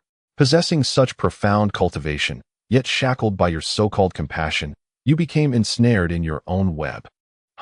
You suppressed me for over a century, and today, I am finally free. As he spoke, he extended his hand. In an instant, a profound energy enveloped the old monk's form. The physical body, a mere vessel, held no significance, now that you have departed this world. For the sake of our years of companionship, I shall assist in your return to the earth. From this day forth, his tone brimmed with excitement. Yet, before he could finish his declaration, a milky flame erupted from the monk's lifeless body. However, this flame was not born of mere chance. Is Master still alive? His expression shifted dramatically. Though he had fully transformed into a demonic entity, the influence of the old monk, after a century of companionship, remained deeply ingrained within him. Impossible to erase in an instant. The old monk offered no reply. His remains disintegrated into fine ash at a visible pace. With a thunderous roar, the Buddhist flames surged forth, enveloping him entirely. He emitted cries of agony. Master, you have betrayed me. Volume 1, Chapter 509, Pursuit Across 10,000 Miles. Suddenly, the Buddha flames transformed, manifesting as a half-inch tall ethereal image of the Buddha, which swiftly entered his brow. The cries of despair intensified. The divine light seemed to attach itself to his very soul, rendering all his attempts to escape futile, even if he were to dismember himself. He could not rid himself of it. Amidst his wails, he darted about like a headless fly. Master, you knew I would return for you, did you not? My dear master, you truly understand me. After a long while, when Fengxi arrived at the scene, she found nothing but a pile of ashes and a few relics among them, with the old monk's body nowhere to be seen. Silently, she paid her respects, gathered the relics, and hastened towards Tianlong Temple. Meanwhile, he ran wildly, lamenting, as the Buddhist light and demonic energy intertwined, beginning to merge into a singular essence. After what felt like an eternity, he found himself in an unknown place. Exhausted, he halted, his demonic aura gradually retracting, while the Buddhist light also dimmed. Panting heavily, he suddenly looked up. His face, astonishingly, split into two. The left side, serene and dignified, bore a gaze of clarity. The madness and bloodlust of the past entirely vanished. Under the radiance of the Buddha, he resembled a true monk more than any actual practitioner. The right side, however, was grotesque, with eyes now completely black, emanating a sinister aura that surpassed his former malevolence. Umitba. He spoke slowly, his voice imbued with tranquility, laden with boundless compassion. I am the demon of compassion. Yet, his second utterance dripped with insatiable madness and bloodlust. Demonic nature? Buddha nature? Both are facets of humanity. He murmured to himself, his tone oscillating between calm and frenzy, as if a single being had been irreparably cleaved in twain. After a spell, his voice gradually softened, only to erupt into laughter, a cacophony where compassion and malevolence coexisted. Two opposing sentiments seemingly woven together. I am Wuxin, the demon, and Buddha, both devoid of intention. In the wilderness, he soared through the skies, his cultivation granting him unparalleled speed, rendering him invisible to ordinary practitioners. Yet, encountering the peculiar duo of Gu Han and Chongming, he found himself utterly unable to extricate himself from their grasp. One wielded a sword that traversed the world at blinding speed, while the other, shrouded in mystery, was impervious even to the likes of Bailuo. Despite both being grievously injured, they relentlessly pursued him with an unyielding determination, as if intent on following him to the ends of the earth. Guhan. Yin Tu's expression darkened. The deceased bore no relation to you. Why expend such effort? Are you truly unafraid of death? Do not assume my fear of you. I could extinguish your life with but a flick of my hand. Throughout this encounter, Guhan remained silent. As he exerted his full strength, the wounds upon his flesh reopened, compounded by injuries sustained in the 10th trial. Were it not for the foundation of the indestructible sword body, any other would have perished by now. Nevertheless, his speed did not wane in the slightest. The singular thought of eliminating Yin Tu consumed him. Then let it be so. With that, Yin Tu, having been pursued for thousands of miles, could no longer contain himself. A flash of crimson light enveloped him as he transformed into a divine servant, charging towards Guhan and Chongming with lethal intent. He recognized that if he did not eliminate them, they would relentlessly pursue him for eternity. Reinvigorated by divine power, his four arms returned to normal, although his cultivation was significantly diminished, and his physique was nowhere near its former grandeur. Thus, he initiated his assault with decisive ferocity. In a swift resolution, with a flicker, the third eye on his forehead opened, and a beam of red light descended upon Chongming. Boom! Simultaneously, his four fists clenched tightly as he leapt forward, colliding violently with Guhan. Crash! The thunderous sounds echoed. The red light struck the five-colored divine radiance enveloping Chongming, sending him sprawling, while his colossal fists, infused with crimson divine power, pounded mercilessly upon Guhan. Puff! Guhan seemed unfazed, his long sword trembling gently as it slipped from his grasp, grazing across his form with ease. Ah! A cry of agony escaped as Guhan severed yet another of Chongming's arms. Crash! In the midst of the earth-shattering clash, Guhan's body was forcefully thrust into the ground, his flesh marred by grotesque wounds, as blood rapidly stained the earth beneath him crimson. You wish to kill me? He delivered a crushing blow to Guhan. By what right? My father cannot kill me, Yin Ao cannot kill me, and my sister cannot kill me. You. Guhan boom. His remaining three fists descended in an instant, madness flickering in his eyes. How dare you speak of killing me? Boom. Yet, at that critical moment, his fists did not strike Guhan, but instead collided with a radiant shield of five-colored light. In the nick of time, Chongming arrived once more, silent and with dimming divine feathers. His eyes, now transformed into heavy orbs, fixated on Yin Tu with an unwavering resolve to eliminate him. Cough, cough. Meanwhile, Guhan struggled to raise his hand, retrieving the sacred herb obtained from the 6th trial, and promptly consumed it. Boom. In an instant, a rich and potent essence of life surged into his body, visibly mending the grotesque cracks that marred his flesh. However, the fragment of law contained within the sacred medicine dissipated significantly since he had not absorbed it deliberately. Waste. At that moment, the concept had slipped entirely from Guhan's mind. With a swift motion, as his injuries healed, he summoned the black sword back into his grasp. The tender sprout within his thoughts trembled, infusing the sword with fragments of mortal intent, and he struck once more at Yin Tu.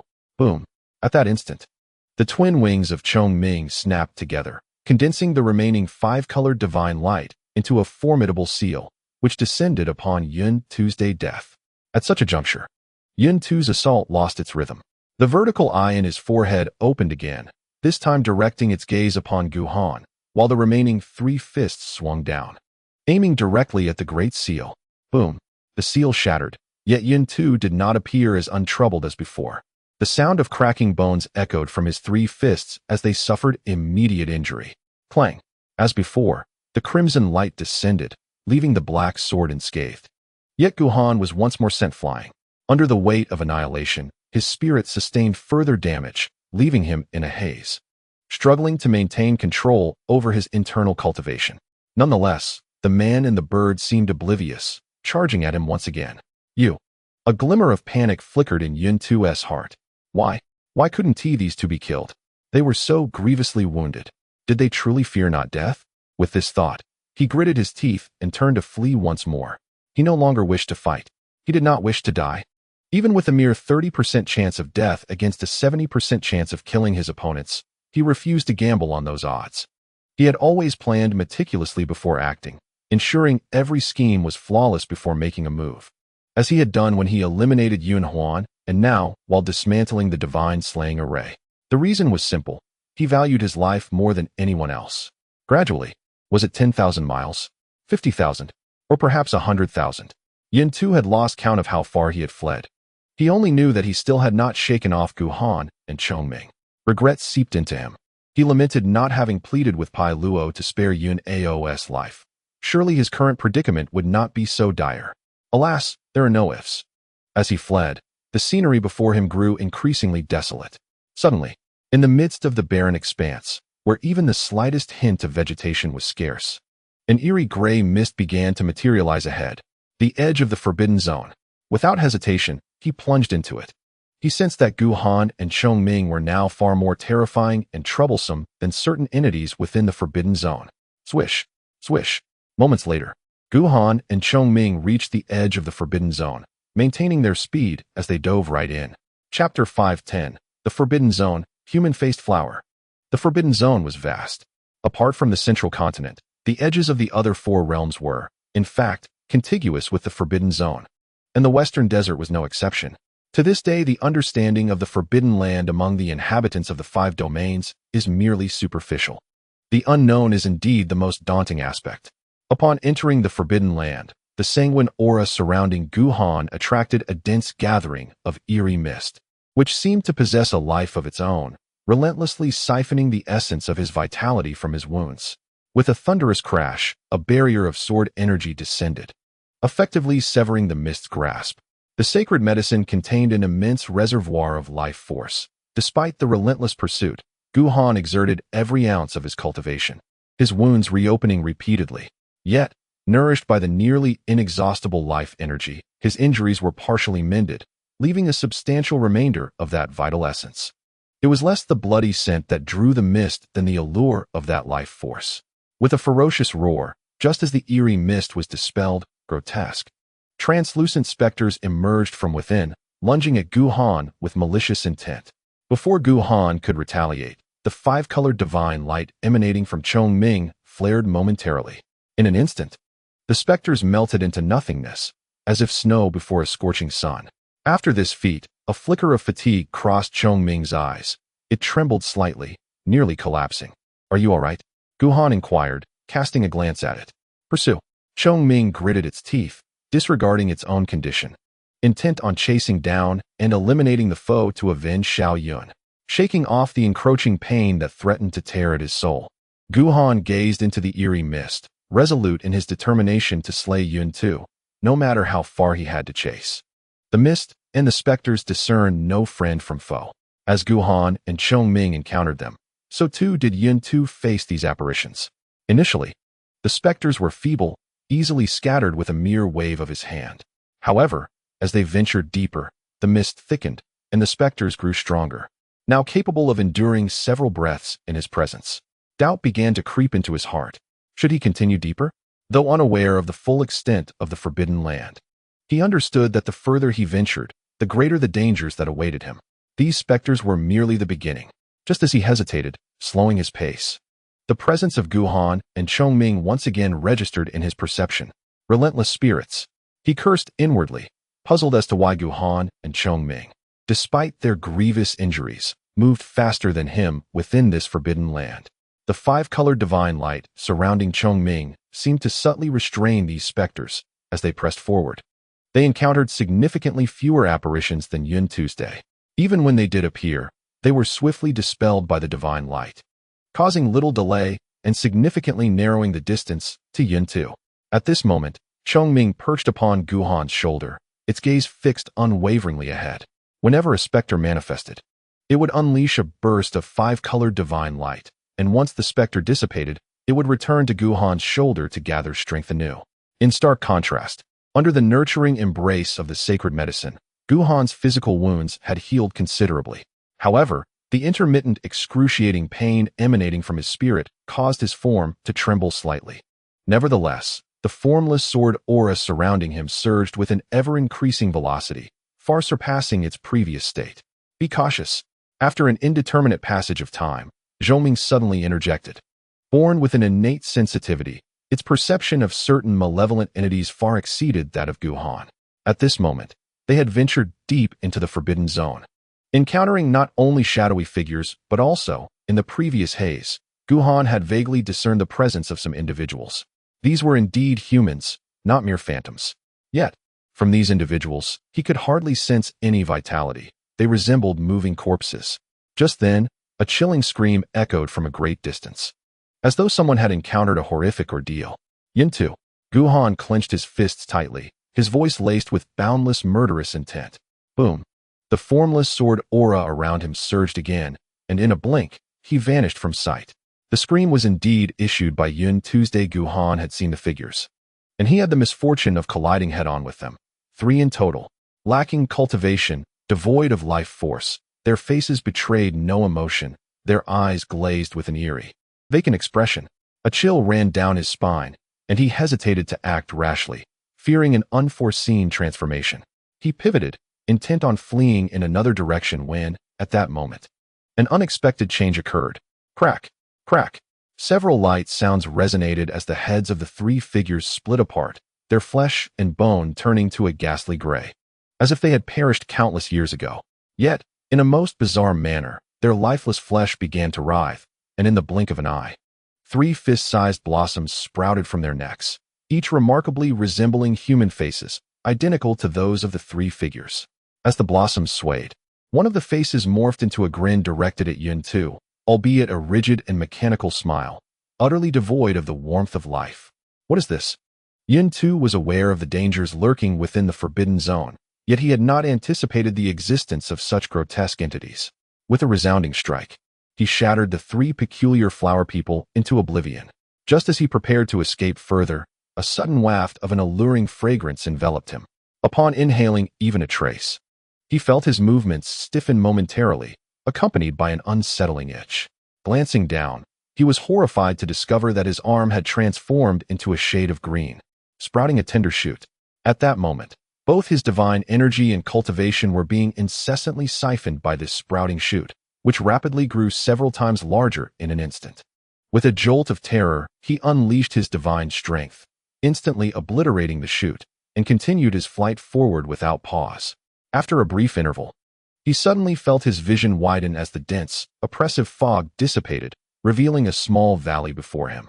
To call it small was an understatement.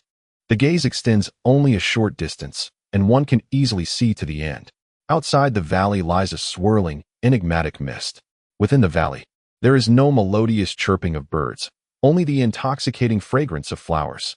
As far as the eye can see, the mountains are blanketed with vibrant blossoms of every hue. Such a breathtaking environment is indeed rare, yet here, beauty is eclipsed by an unending strangeness. All those flowers bear human faces, as if sensing the arrival of an outsider. The flowers simultaneously stirred, their eerie visages aligning towards Yun Tu, silently grinning. Their smiles were rigid, as if carved from a single mold. In an instant, a wave of fragrance, far more potent than before, wafted through the air. Just then, thick green vines erupted from the ground, intertwining to form an enormous net spanning over 10 zhong, swiftly enveloping him. Some of the vines coiled around his calves, their sharp green thorns piercing into his flesh. Numbness, itchiness, pain, a torment that almost reached his very soul. Ah! A scream escaped him. The remnants of his divine power surged forth, snapping the vines asunder. disregarding the strange sensations in his legs. He flickered and evaded the pursuing net, disappearing into the mist in the blink of an eye. A flicker of agony crossed his face, a wave of dread washing over him. Thankfully, he had escaped. Just as this thought crossed his mind, two thunderous roars filled with murderous intent suddenly echoed. "I will slay you. I'll have your head." Boom, boom. Before the echoes faded, a blood-red sword aura, dozens of zhang long, along with a magnificent seal formed of multicolored divine light, descended upon him. No, Yin Tu was horrified. Though these attacks were not lethal, they could certainly force him back into the valley. Bang! With a deafening crash, he was hurled backward, landing right into the waiting embrace of the pursuing vine net. It was over. Despair clouded Yin Tu's eyes. Simultaneously, Gu Han and Chong Ming also entered the valley. Instantly, the myriad human-faced flowers turned towards the duo, grinning grotesquely. Their smiles sent shivers down one's spine. Yet among the countless flowers, one seemed to retain a flicker of rationality. Upon seeing Gu Han, its eerie face flickered with confusion and struggle. It appeared to recognize Gu Han. In the first volume, chapter 511, "I beg you to kill me." As the vines ensnared him, Yin Tu let out a wretched scream, absorbing a substantial amount of the fragrance. In that moment, the sensations of numbness, itchiness, and pain intensified tenfold. Boom. His eyes were filled with anguish as his divine power surged violently, tearing the enormous net behind him into several fragments, allowing him to escape with great difficulty. With his steps rigid, he struggled to advance, only to collapse to the ground. Lowering his gaze, he discovered that his legs had inexplicably transformed into two verdant vines, lush and vibrant, adorned with several delicate blue-green leaves that danced gracefully in the breeze, tender yet fragile. A fierce roar erupted from him, and in an instant, his divine power surged forth, reverting him to his divine servant form. The vines, tender shoots, and leaves were all reduced to mere powder under the flow of his divine energy. "I cannot die. Absolutely must not perish." He valued his life greatly, and this method of dying was far too agonizing and bizarre for him to accept. With a surge of potential, he once again broke free from the entanglement of the vines and swiftly darted forward, only to collide head-on with Gu Han and Chong Ming. "You!" Boom. Just as he uttered those two words, two formidable attacks struck him. "Step aside." Boom. His divine power reverberated once more, yet was once again obstructed by Gu Han and Chong Ming. "Get lost." Boom. After a grueling 5 or 6 attempts, every time he endeavored to break free, Gu Han and Chong Ming relentlessly thwarted him. Finally, after fleeing over 100,000 miles, continuously battling against the demonic shadows within the forbidden zone, and having absorbed a considerable amount of fragrance, he could no longer endure the piercing of the vines into his body. Whoosh! From behind, several vines once again latched onto him, binding him tightly. Boom! Boom! His inner divine power surged violently, scattering the tender shoots, only for a multitude of vines to swiftly reattach to his form, with wooden spikes continuously piercing into his flesh. Gradually, his struggles weakened, and the number of tender shoots proliferated. At this moment, he could no longer be considered human. Not only his legs, but his entire body was enveloped in a hue of green, faint wooden patterns subtly visible, as those tender shoots continued to thrive, transforming from light green to deep emerald. His cultivation, his flesh and blood, and even his divine soul had become sustenance for these tender shoots. "I am doomed. You shall not fare any better." Witnessing the transformation of his body, he roared in anguish, proclaiming their mutual demise. As he spoke, a look of resentment crossed his face, and he struggled to lift his gaze towards the pair, a person and a chicken, only to be rendered momentarily speechless. "Impossible. How could you be unscathed?" Not far away, Gu Han and Chong Ming appeared disheveled, already nearing their limits. Yet astonishingly, they showed no signs of transformation. He could not comprehend it. He could not accept it. Chong Ming was one thing. He knew that this chicken was extraordinary, but why was Gu Han, whose cultivation was clearly inferior to his own, also unharmed? Why was he the only one suffering misfortune? "You wretched creature." Chong Ming glared at him fiercely. "Run. Go on. The esteemed chicken has vowed to end you. And it will."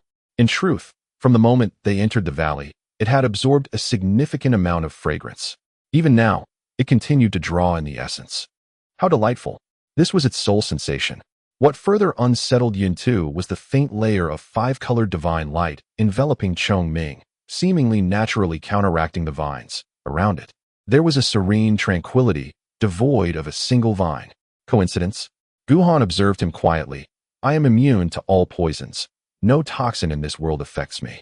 The fragrance, he too had absorbed a considerable amount. The transformation had yet to occur, but the meridians within him had already resolved it completely. The fragrance that could claim Yun-Tu's life was not without its effect on him. At the very least, it served to replenish a modicum of his cultivation. Naturally, Yun-Tu was taken aback.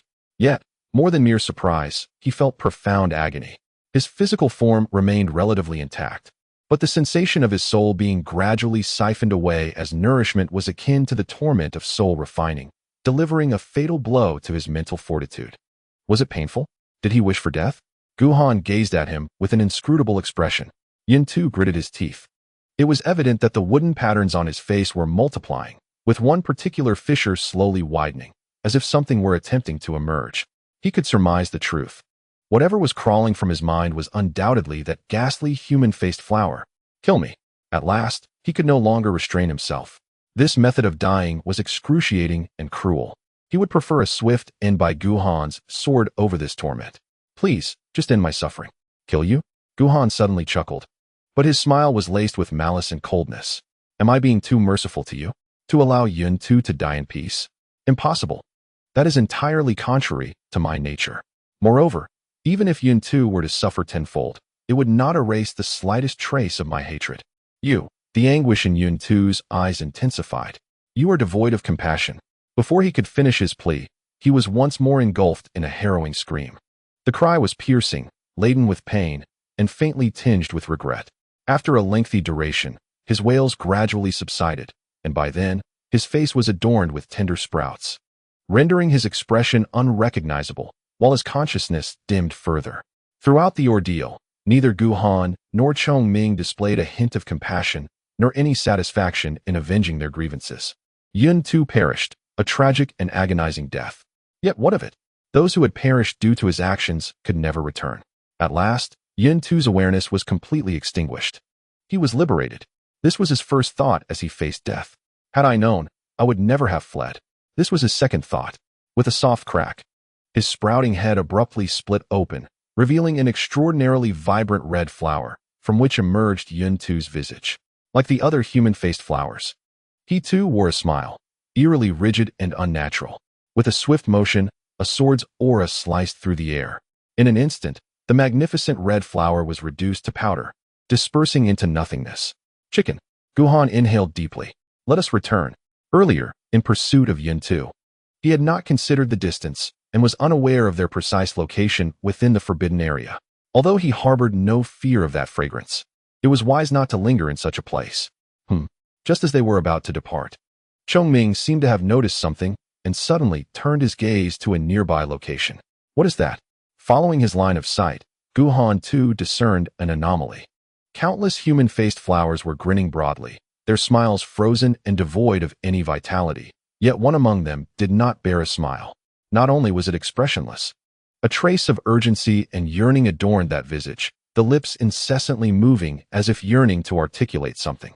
He is gazing at me. Guhan furrowed his brow.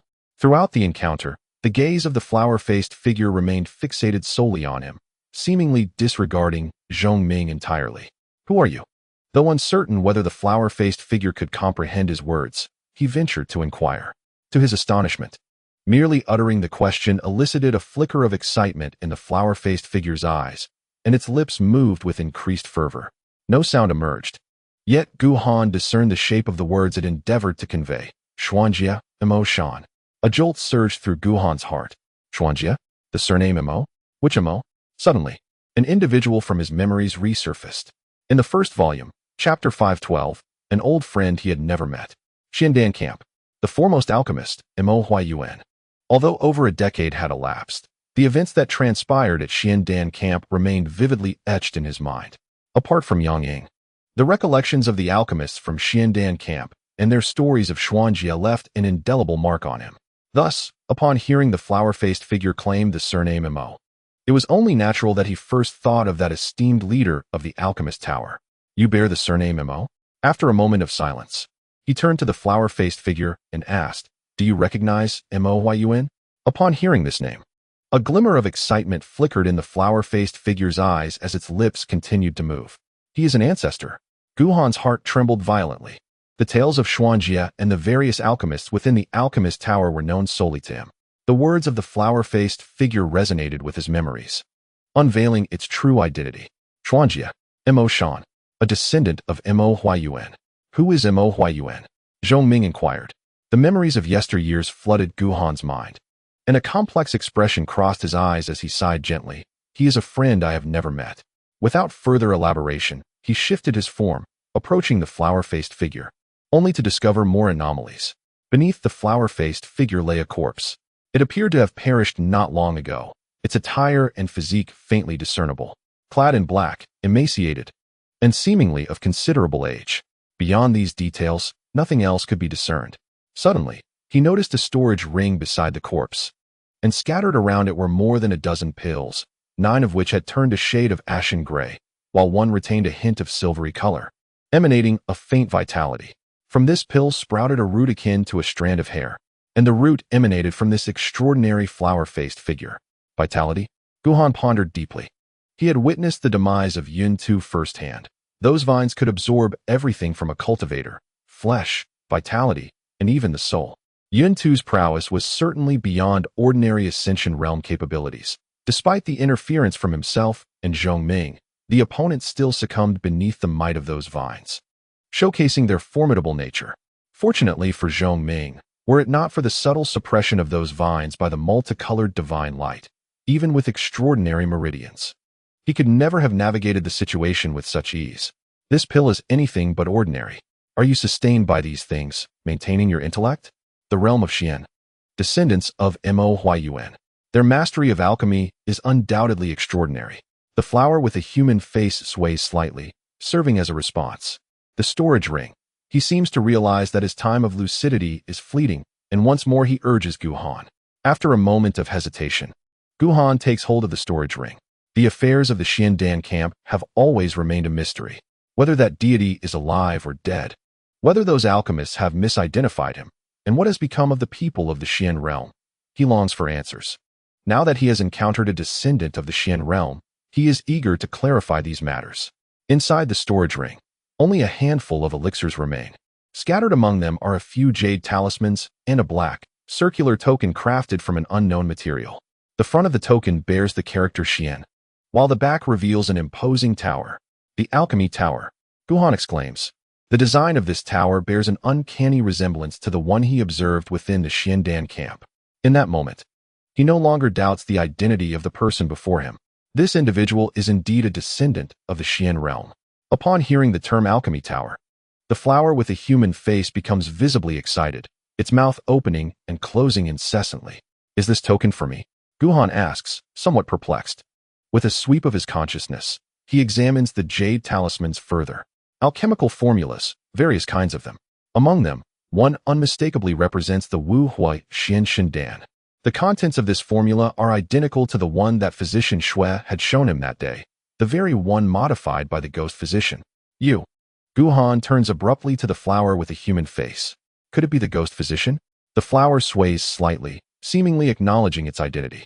No wonder. Guhan realizes with clarity. Physician Xue had mentioned that the ghost physician had vanished for decades without a trace, and it turns out he had come here.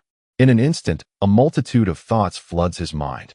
Setting aside the identity of the ghost physician, the simultaneous appearance of the Xiandan camp and the descendants of the Xian realm on this continent, particularly in the eastern wasteland, cannot be mere coincidence.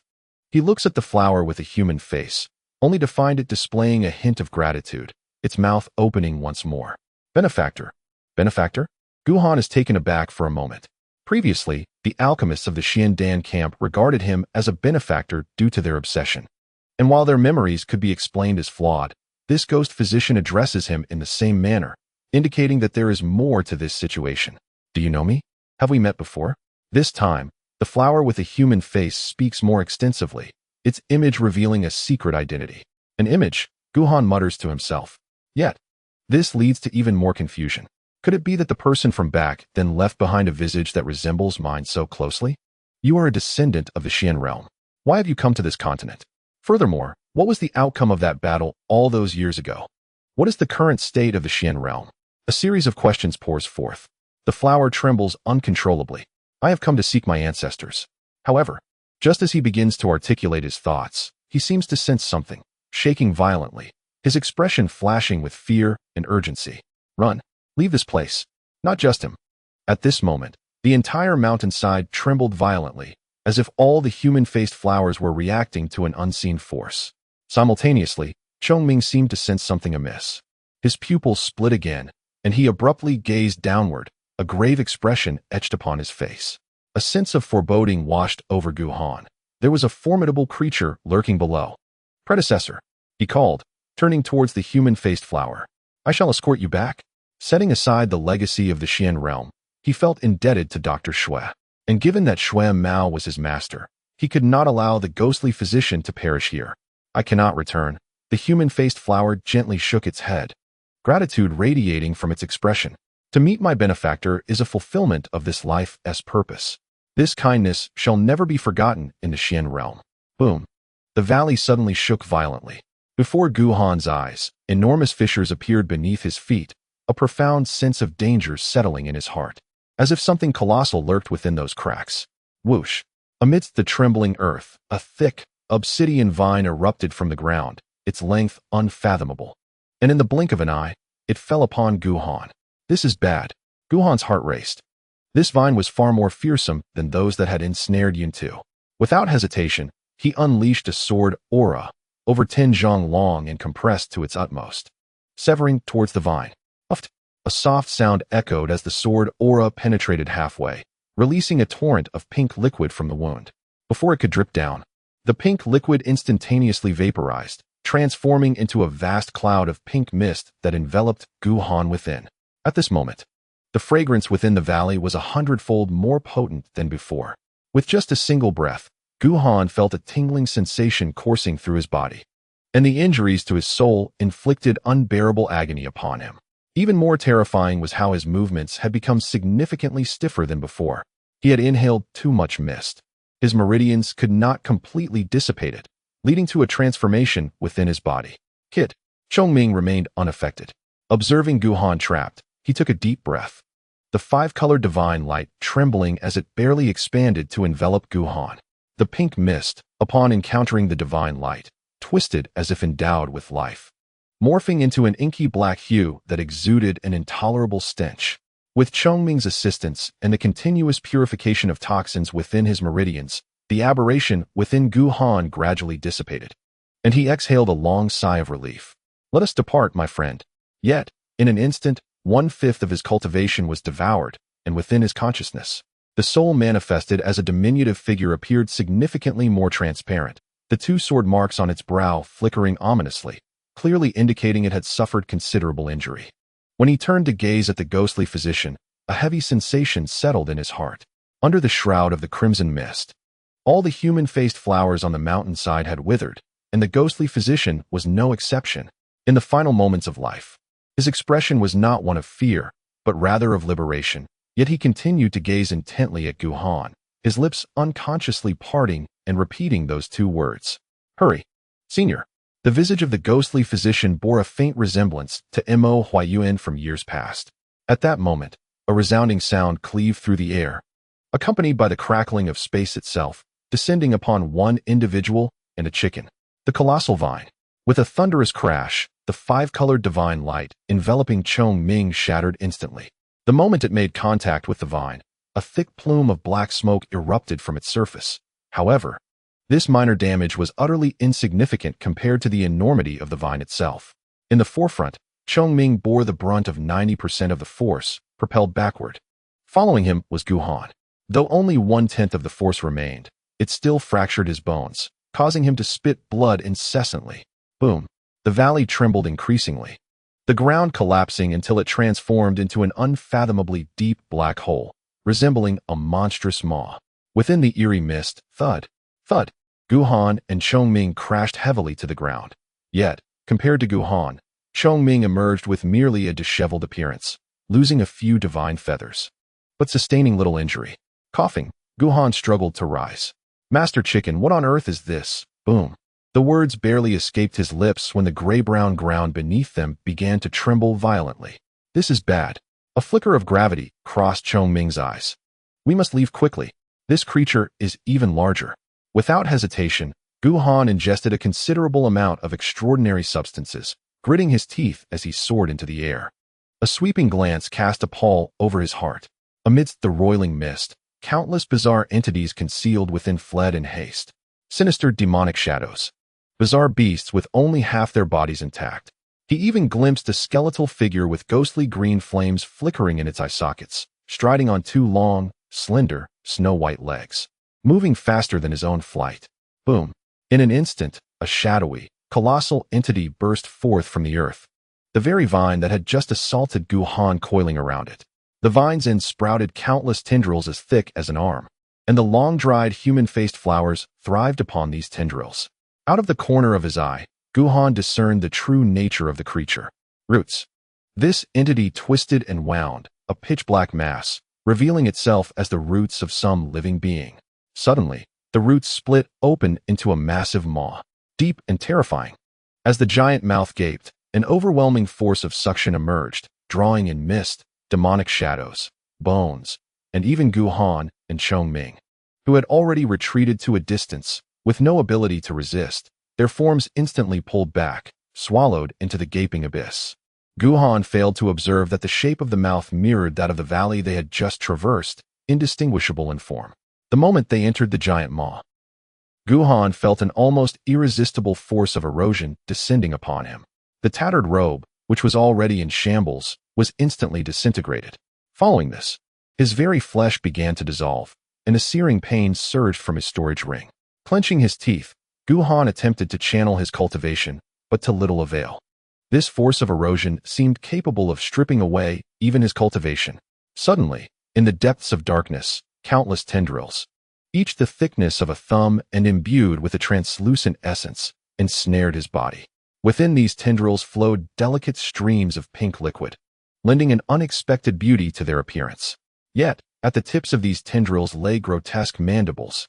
In an instant, the mandibles pierced through Gu Han's flesh. Despite his body being as resilient as a seasoned cultivator's, the mandibles proved to be exceedingly sharp, effortlessly breaching his defenses. Excruciating pain. A torment so unbearable it felt as though his very soul was being torn asunder. In that fleeting moment, the rate at which Gu Han's cultivation and vital essence dissipated accelerated tenfold. With a burst, his cultivation erupted forth, transforming into the great yin sword formation, raining down sword energy that severed numerous tendrils, only for even more to ensnare him in return. Just when Gu Han felt he could barely endure, a voice suddenly resonated. Chongming. With a roar, a radiant light of 5 colors illuminated the scene, enveloping Gu Han completely. The massive vines and tendrils, seemingly born to be countered by this divine light, instantly charred and hesitated to approach Gu Han any further. Gasping for breath, Chongming inquired, "Are you all right?" Gu Han pointed towards a short distance away. The storage ring had been consumed, and its contents were not spared: elixirs, extraordinary materials, and even the several jade slips of the ghostly physician were devoured by the erosive force. The only intact items were the black sword, a half-ruined red dust sword, the golden jade talismans from the Xiandan camp, a circular token, and the seed of enlightenment that housed the essence of Mo Chenin. Xiaoyun, the red dust sword is the last legacy of Yun Jinshang, Chongming said, as he opened his mouth and swallowed the sword, along with the golden jade talismans and the token. Simultaneously, the black sword spiraled down to Gu Han's side. The seed of enlightenment was tightly grasped in Gu Han's hand. To him, while life could be sacrificed, the essence of Mo Chenin within the seed could not afford the slightest mishap. Coughing, he realized his condition was far worse than during his battle with Yin Tu. There was not a shred of cultivation left within him, and his soul was gravely wounded. He would be no match for even a casual Holy Realm opponent. Chicken Lord, where are we? I do not know. Can we still escape? I do not know. Gu Han ceased his inquiries, gently caressing the seed of enlightenment in his hand, shrouded in the radiant 5-colored light. With each clash against the erosive force, he and the chicken fluctuated in form, drifting aimlessly. Much like his current state of mind, filled with uncertainty and solitude. For the first time in his life, he experienced such a profound feeling. Gutian, Asha, Emochanin. Yun Jiansheng found himself surrounded by those closest to him. Some had perished, others were missing, some were separated by an unfathomable distance. And there were those who were physically present yet remained beyond his reach. He felt utterly powerless, unable to devise a means to rescue her. Jia? He spoke softly amidst the stillness. His senior had left behind an obsession. Chongming paused, his expression tinged with melancholy. He was unable to let her go. Jia? Guhan caressed the Bodhi seeds, questioning his own worth. Kit. Chongming shifted his gaze, fixing it upon him. Have you died? No. Is your sword broken? No. Then, if the person is alive and the sword is unbroken, continue to fight. Chongming inhaled deeply. Whoever provokes you, eliminate them. If one day you find yourself dead, your sword shattered, while your adversaries yet live, then you may lament your fate. Guhan remained silent for a prolonged moment. I understand. A smile of relief graced his face, the despondency within him dissipating entirely. Jia, you mean that as long as I become sufficiently strong, and my sword is sharp enough, I can vanquish all foes and alter my destiny, correct? Let us not dwell on that, Chongming replied. Offering comfort was never his forte. He was adept only at delivering harsh truths and bitter wisdom. You might very well be the shortest-lived sword master in the history of the Xiantian sword sect. Why, Jia? I can scarcely endure much longer. As he spoke, the five-colored divine light emanating from Chongming dimmed rapidly. You may be on the brink of death. Guhan responded. Volume 1, Chapter 514, Human-Shaped Fruit. Do you regret it? Chongming fixed his gaze upon him. Had it not been for your relentless pursuit of that wretched creature in vengeance for Xiao Yun, you would not have found yourself in this predicament. Regret? Guhan shook his head. I do not engage in actions I might regret. Not killing him would be my true regret. Chongming's eyes flickered with a hint of nostalgia. No wonder Xiao Yun held such affection for you. Your temperaments are remarkably alike. Your current choices mirror his from years past. For a moment, both man and chicken fell silent, their gazes dimmed. Jia, Guhan sighed after a brief pause. If we were to perish here, not so, Chongming interrupted. It is you who should fear death. Jia is unafraid of such an end. I may endure some hardships, but I shall not perish. In the enveloping darkness, both man and chicken floated in uncertainty, the five-colored divine light waning further.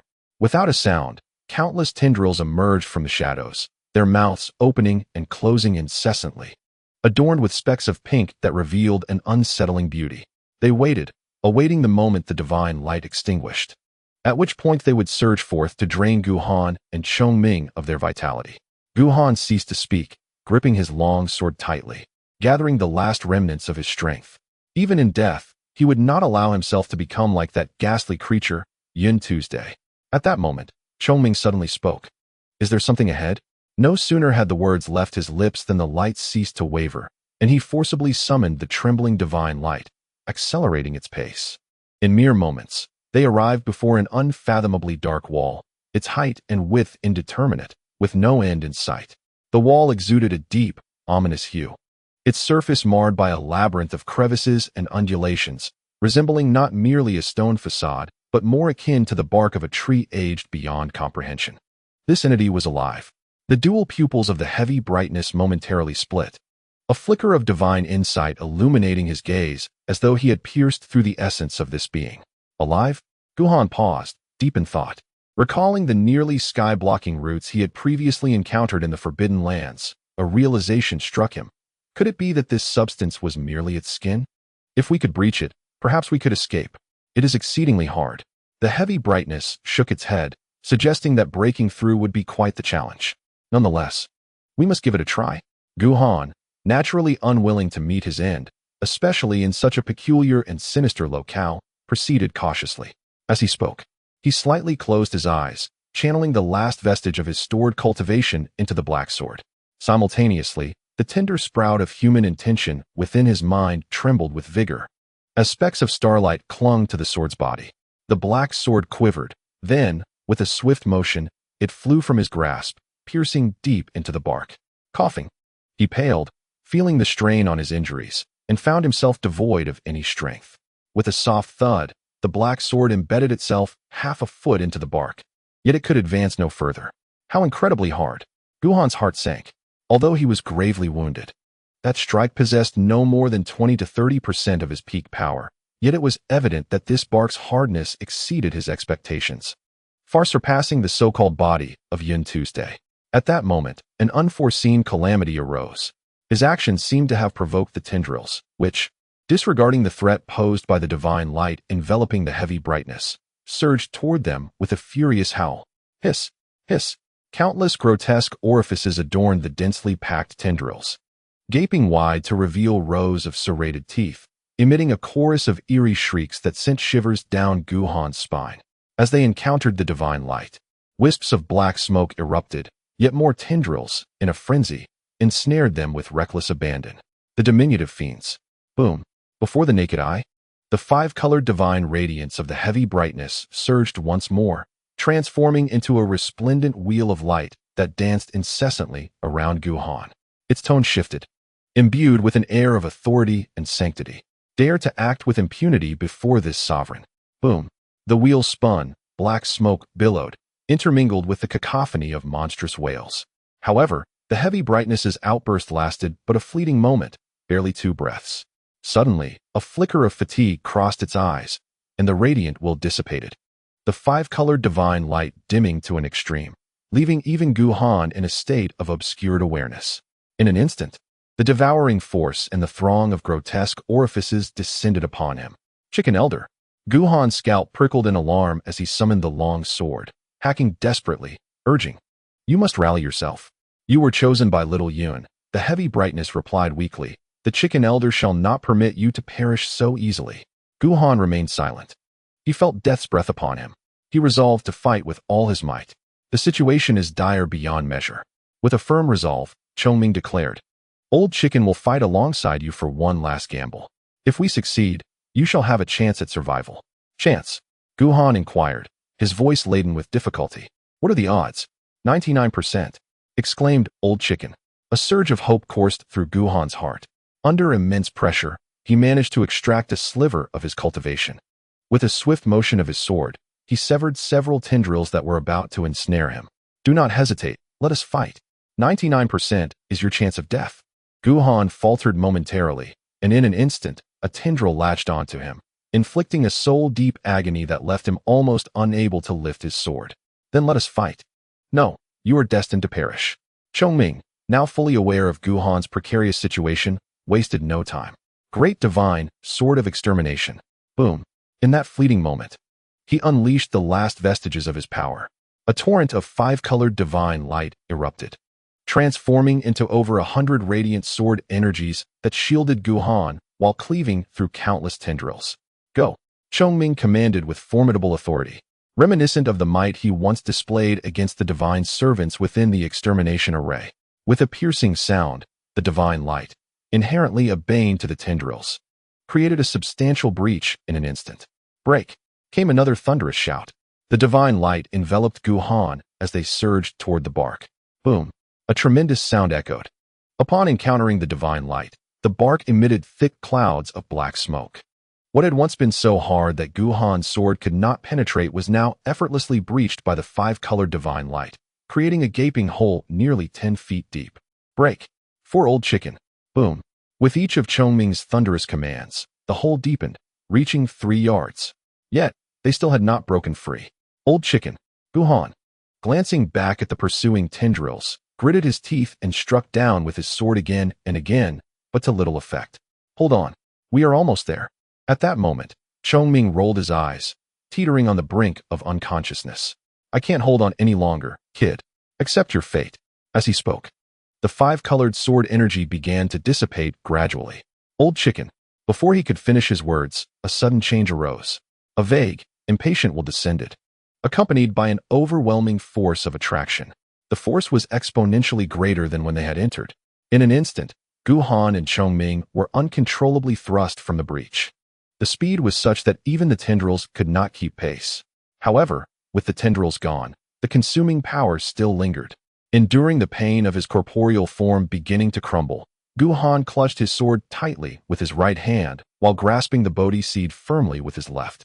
His consciousness began to fade. Vaguely, he glimpsed a wondrous sight. In the endless void of silence, an immense canopy stretched across the sky, seemingly without end. Ancient and weathered, yet imbued with an air of the sinister. Beneath the canopy lay countless fruits.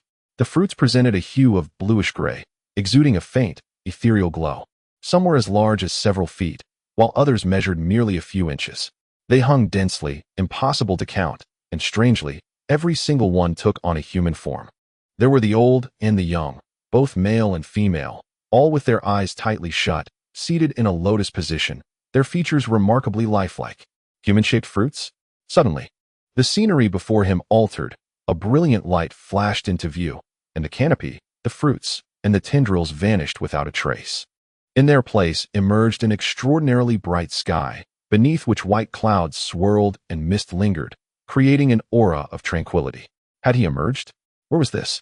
Just as these thoughts flickered through his mind, a thunderous sound erupted, and he crashed heavily to the ground, his consciousness fading into oblivion. Time passed swiftly. Over a month had elapsed since the momentous battle between Yun Jian and Pai Luo. Although the conflict had concluded, its repercussions lingered, the heavens exacting retribution, and the blood rain that extinguished spiritual essence continued for several days. The once thriving 5 domains had succumbed to desolation, now bereft of life. The most severely afflicted was undoubtedly the central continent. Not only had half of the cultivators perished, but as the main battlefield, it had first been ravaged by divine flames, followed by the divine blood scattered by Pai Luo after his demise. A glance revealed a landscape awash in crimson. Even those with slightly lower cultivations would find themselves unable to withstand the atmosphere, nearly reducing the area to a barren wasteland. More than half a month prior, those who had miraculously survived from the outer realms fled as if pursued, returning to the ancient Song realm. Their sentiments were beyond expression. They felt a mix of dread and regret, particularly when they learned that besides Pai Luo, this continent harbored a god-slaying formation that sealed a living deity. Their pace quickened in terror. How frightening! Before their arrival, they had brimmed with confidence, possessing an air of detachment, believing they could easily suppress the natives and seize opportunities.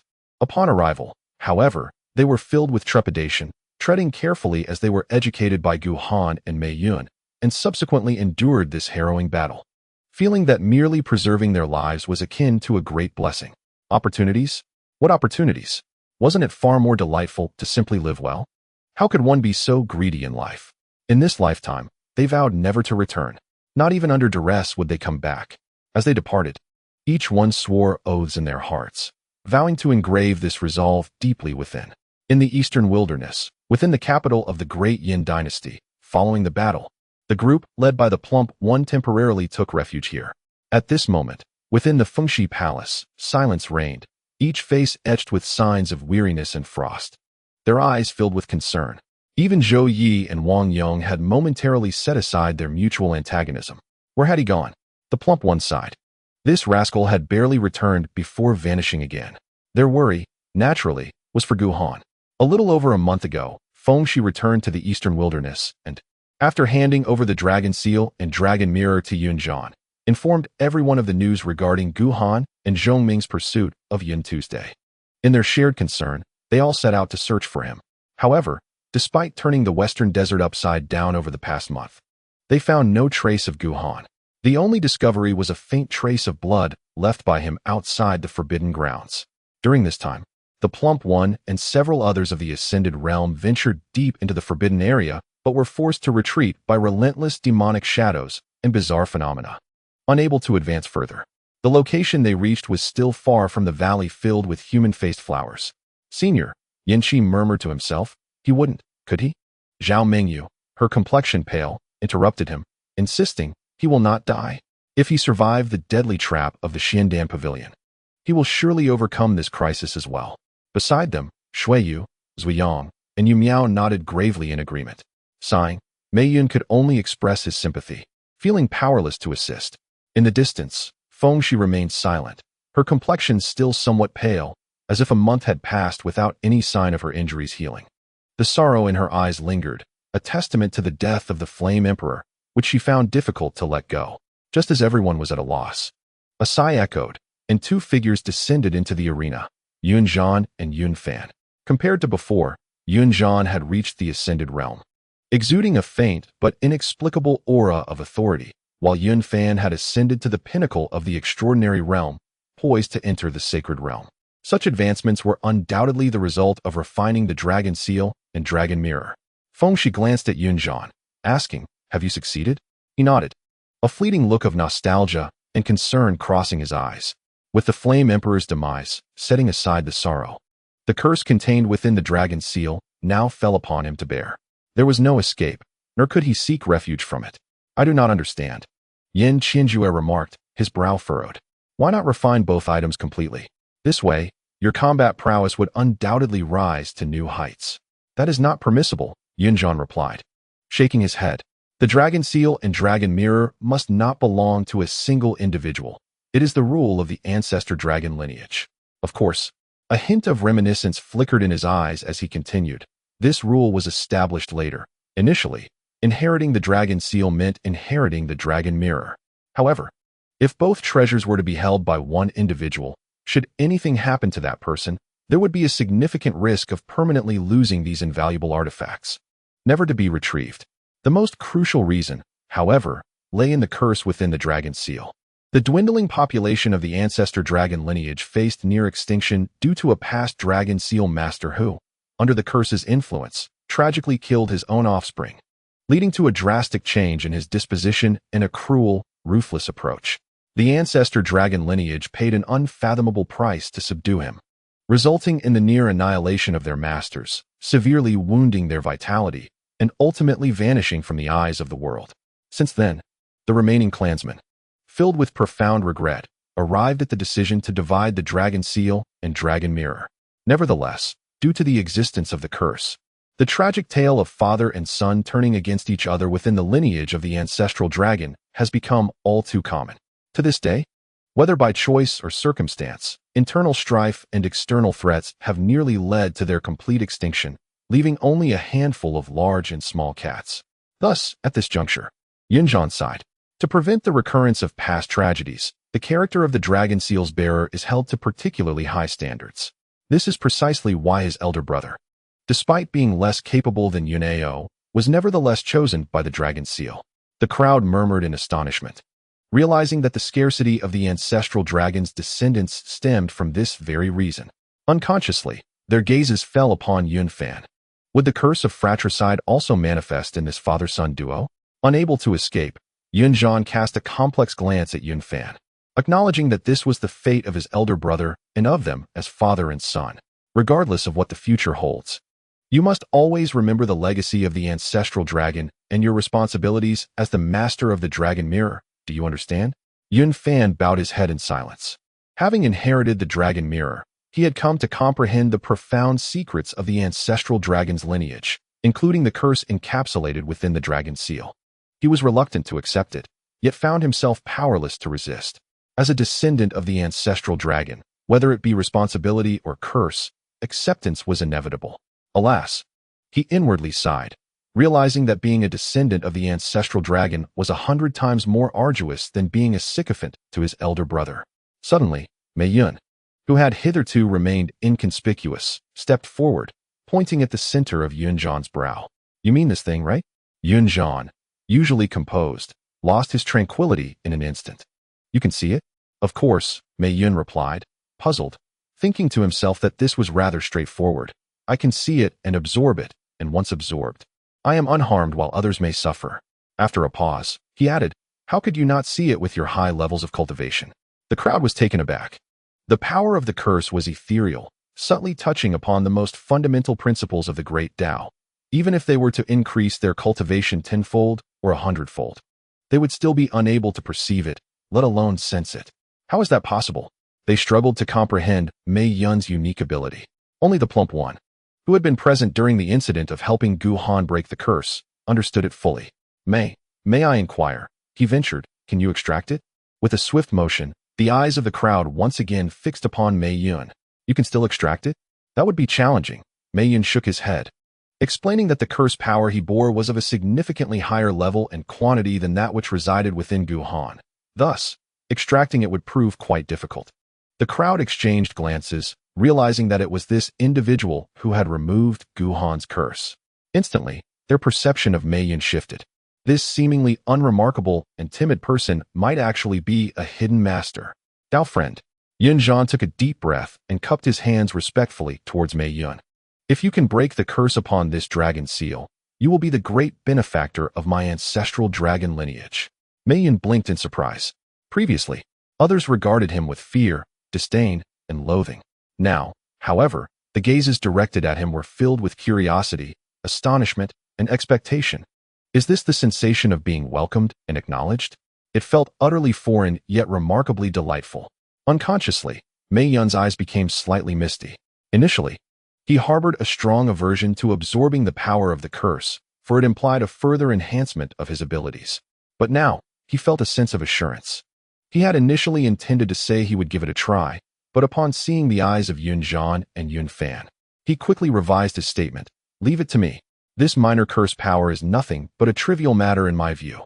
Without hesitation, he strode confidently before Yunzhan. Just wait until I capture it. Yunzhan could not dare to move. The esteemed practitioner of the feather transformation realm, the newly appointed master of the dragon seal, a descendant of the ancestral dragon, felt an unprecedented sense of trepidation. Even Fengshi turned her gaze, observing intently. At that moment, Mei Yun brought his fingers together and swiftly pressed them against Yunzhan's forehead. Boom! In an instant, an icy and malevolent aura enveloped everyone present.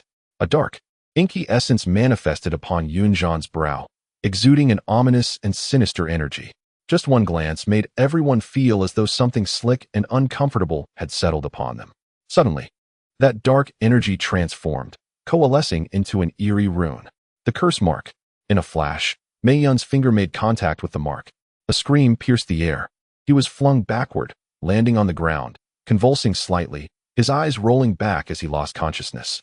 Simultaneously, the curse mark on Yunzhan's forehead trembled briefly before dissipating, retreating into dormancy, while the chilling aura vanished along with it.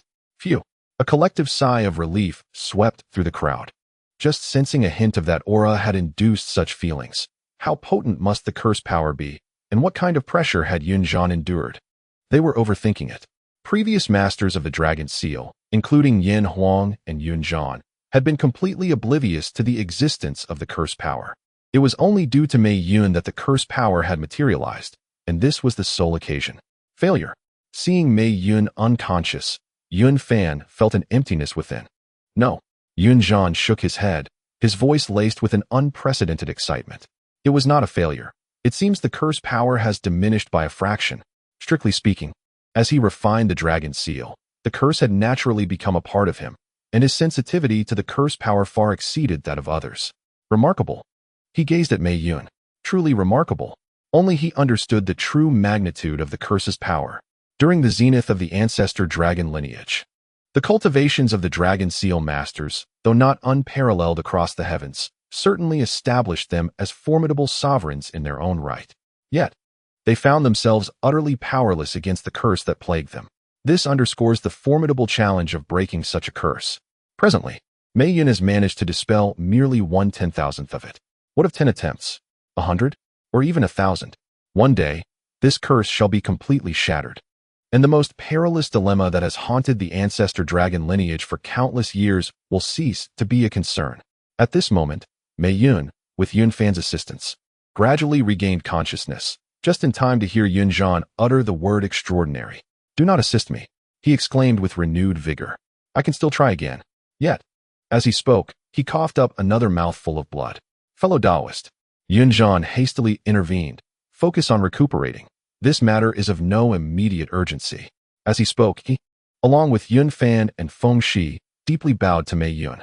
Mei Yun felt somewhat at a loss. A person who has long been enveloped by feelings of inferiority and exclusion, upon encountering genuine recognition and gratitude, naturally finds it difficult to adjust. He felt the same. Rest assured, he thumped his chest, producing a thunderous sound that, in turn, exacerbated his injuries, causing him to cough blood profusely. This matter shall be entrusted to me. A mere curse. Cough, cough. Mei Yun shall not be deterred. Before he could finish, his eyes rolled back, and he fainted once more. Just before losing consciousness, he suddenly recalled the words of Tianjizi. So this is my true fortune, my destiny. Quick. As he witnessed Mei Yun's fainting, Yun Fan became flustered. beads of sweat dotting his forehead. Extraordinary material. No, semi-holy medicine. No, holy medicine. Where is the holy medicine? And summon divine physician Shui. In his concern, he became flustered. Mei Yun's condition was merely a fluctuation of vital energy, a minor injury at worst. His fainting was simply due to excessive excitement. Not far away, Fengxi remained silent. If only she had encountered Mei Yun decades ago, before that calamity, would the outcome be different? Would he have survived? Sighing softly, Yunzhan seemed to share this sentiment. Girl, he wished to offer comfort, but found no words, so he changed the subject. Is there still no news of him? Fengxi shook her head, regretting allowing Gu Han to pursue Yuntu alone. Alas, sighed the War King, I shall go soon. Just as he began to speak, a faint yet imposing presence emanated from afar, enveloping the senses of all present. Who goes there? A chill ran through the crowd as they collectively looked up. Suddenly, two figures descended before them, one clad in black, his countenance stern, bearing a deep scar across his face. None other than the vengeful Qiu Qian.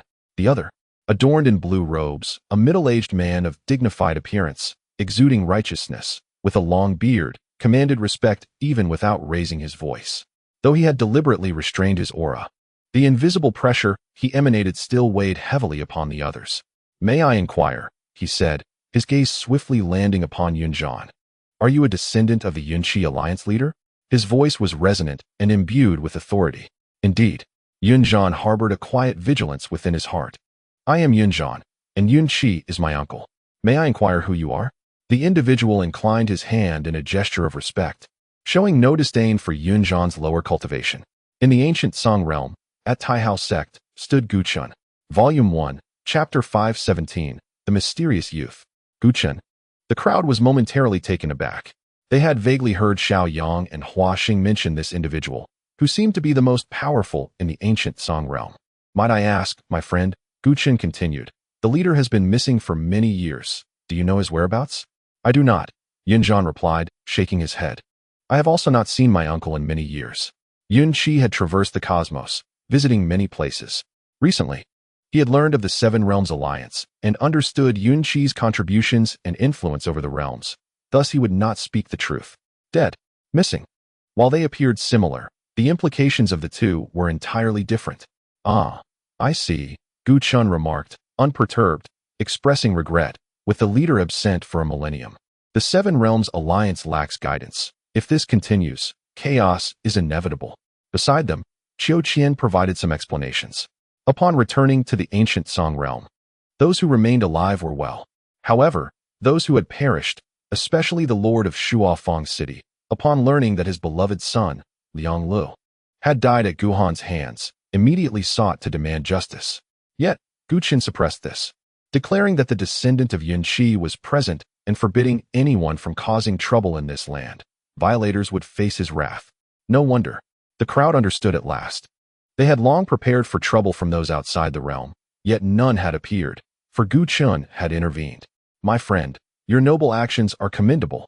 Yunzhan expressed his gratitude with a bow. Were it not for Gu Chun, those outsiders would have indeed found us, and without Yun Jiansheng, we would have been utterly defenseless. It is but a trivial matter, Gu Chun responded, seemingly indifferent.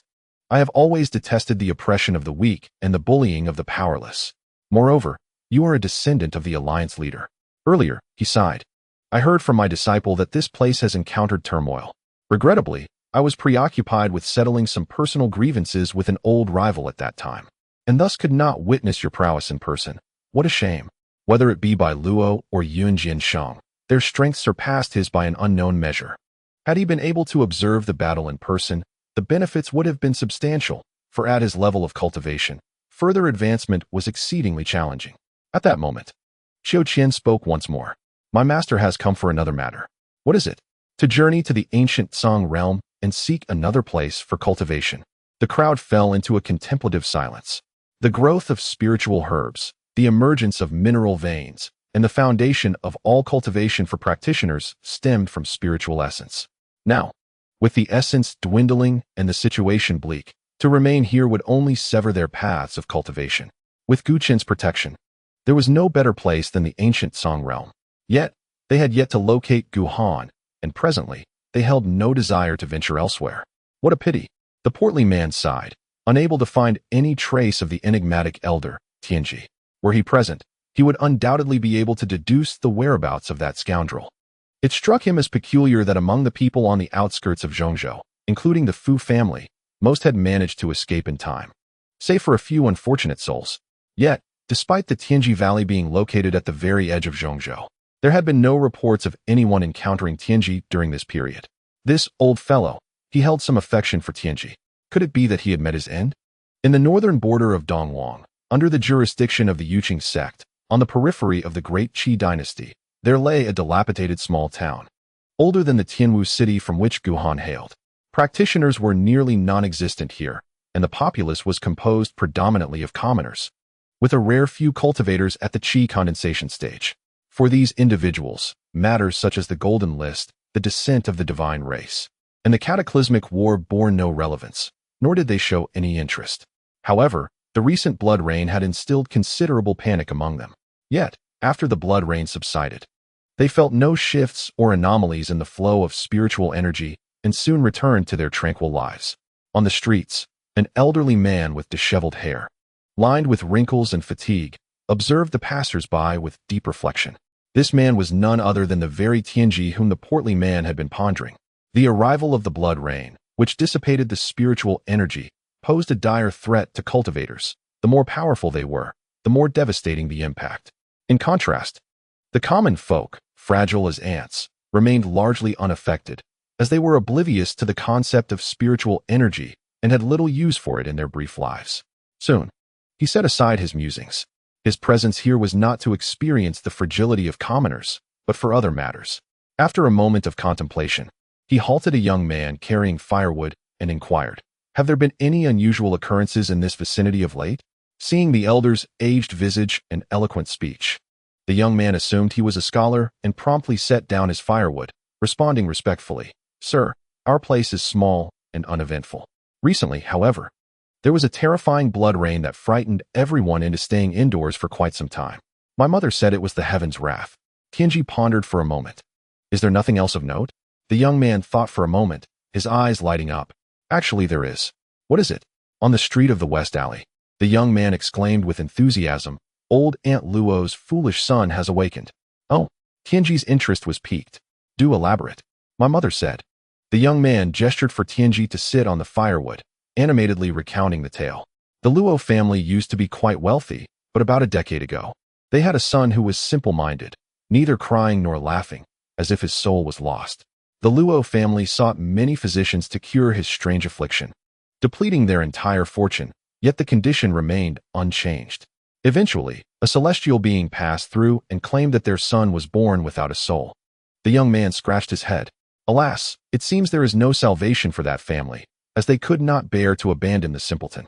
They have cared for him until now, perhaps out of pity from the heavens." After that torrential downpour, the simpleton suddenly awakened. He could speak and even smile, bringing immense joy to the family of Madame Luo. The old gentleman glanced at Tianji, a glimmer of excitement in his eyes. "I have met Madame Luo. She is a wonderful person. Is this not a case of good deeds being rewarded?" Tianji remained silent, well versed in the intricacies of fate, understanding that the concepts of cause and effect, good and evil, are far more complex than they appear on the surface. "Young brother," he said slowly as he rose to his feet, "where's that family?" "Right over there." The youth pointed in a direction, on the outskirts of the city. "In the most dilapidated house resides that family." "Thank you." Tianji patted his shoulder and departed gracefully. The young man remained unaware that this gesture, while not granting him longevity, would ensure he would live a life free of ailments, strong and robust.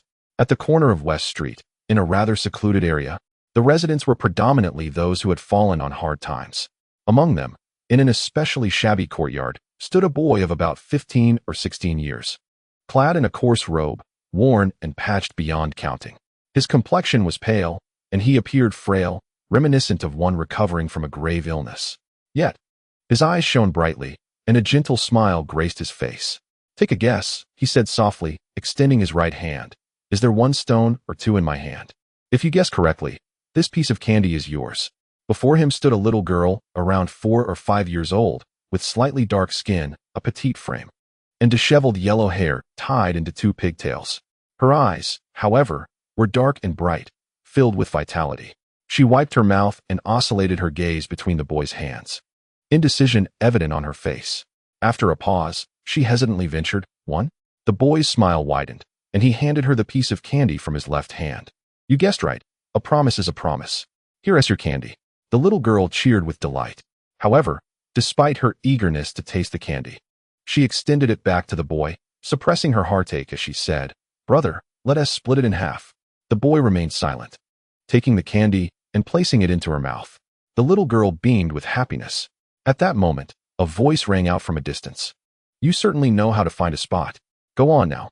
After sending the little girl away, the boy turned his gaze toward Tianjizi outside the courtyard, smiling as he remarked, "You've arrived a bit late."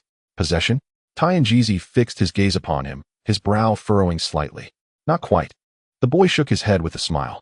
"This person is devoid of thought and feeling, born without a soul.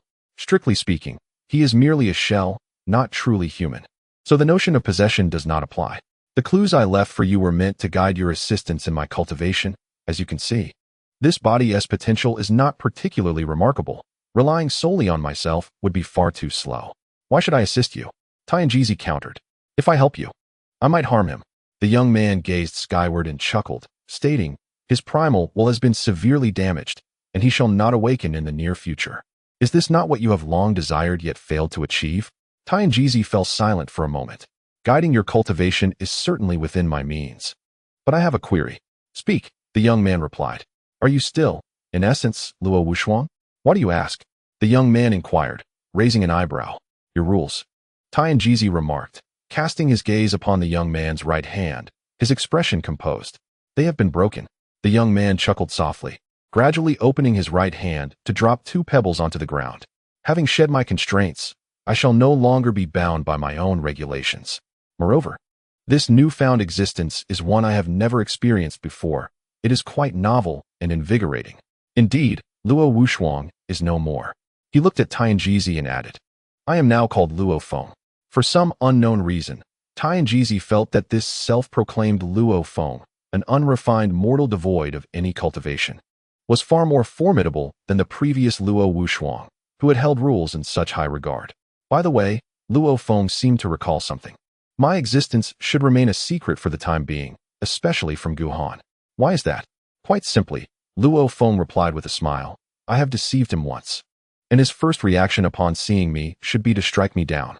In the Dayan Empire, Dao friend, Yunzhan glanced at Gu Chun and hesitated before asking, "Could you assist me in locating someone?" "Who?" "Guhan." He recounted the circumstances surrounding his request. "Certainly," Gu Chun responded immediately. Despite having vanished for millennia, the significance of the Yunqi alliance leader remained heavy in his heart, and he would not refuse Yunzhan's plea. "Master," Qiu Qian began but hesitated. "Your injuries are of no concern." Gu Chun waved his hand dismissively. "Guhan possesses great loyalty and talent. If he can be saved, he shall be saved. Please wait a moment. I shall return shortly." He was a man of decisive action. After understanding the situation, he lingered not and promptly set forth towards the forbidden area at the western desert's edge. The others breathed a quiet sigh of relief. With Gu Chen's superior cultivation, the likelihood of finding Guhan had increased significantly. "Brother Qiu," as Gu Chen departed, the rotund man inquired curiously, "Isn't your master the most powerful cultivator in the ancient Song realm?" "Indeed," Qiu Qian nodded. "He is the sole practitioner of the free and unfettered realm in the ancient Song realm." "Then how was he injured?" "In the Seven Realms Alliance." Qiu Qian did not conceal the truth. This matter was widely known among the Seven Realms. His master's mortal enemy, also a practitioner of the free and unfettered realm, had prevented him from arriving sooner due to their earlier confrontation. "Enemy? Who is it?" "From the Tiannan realm, it is Lingya Shangren." In the Tiannan realm, the Sunset Mountain is a well-known sight.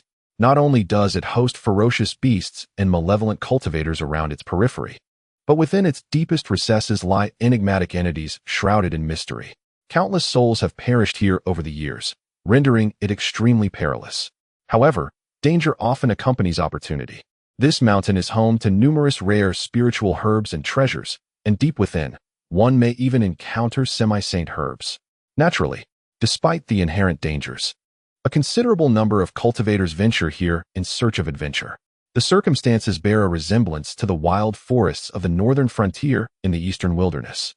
Among the adventurers, over 70% are solitary cultivators, and nearly one-third of these are scavengers. Scavengers are those who collect the belongings of the deceased. They seldom expose themselves to peril, instead congregating at the periphery of hazardous locations or areas rife with conflict. Whenever a fatality occurs, they emerge to claim the possessions of the departed, their gains varying according to fortune, yet the risks remain relatively low. At this moment, on the outskirts of Sunset Mountain, a middle-aged cultivator named Chen, accompanied by 3 young disciples, presses further into the depths. Chen, a seasoned scavenger with 3 centuries of experience, has garnered a modest reputation in this field. 300 years ago, he was merely a mediocre solitary cultivator of the divine connection realm, impoverished and nearing the end of his life. However, fate intervened when he stumbled upon a fierce battle between 2 extraordinary cultivators, resulting in their demise. Seizing the opportunity, he collected their belongings, marking his inaugural scavenging endeavor, which proved immensely fruitful. From that moment, he became enamored with scavenging, dedicating his life to this pursuit.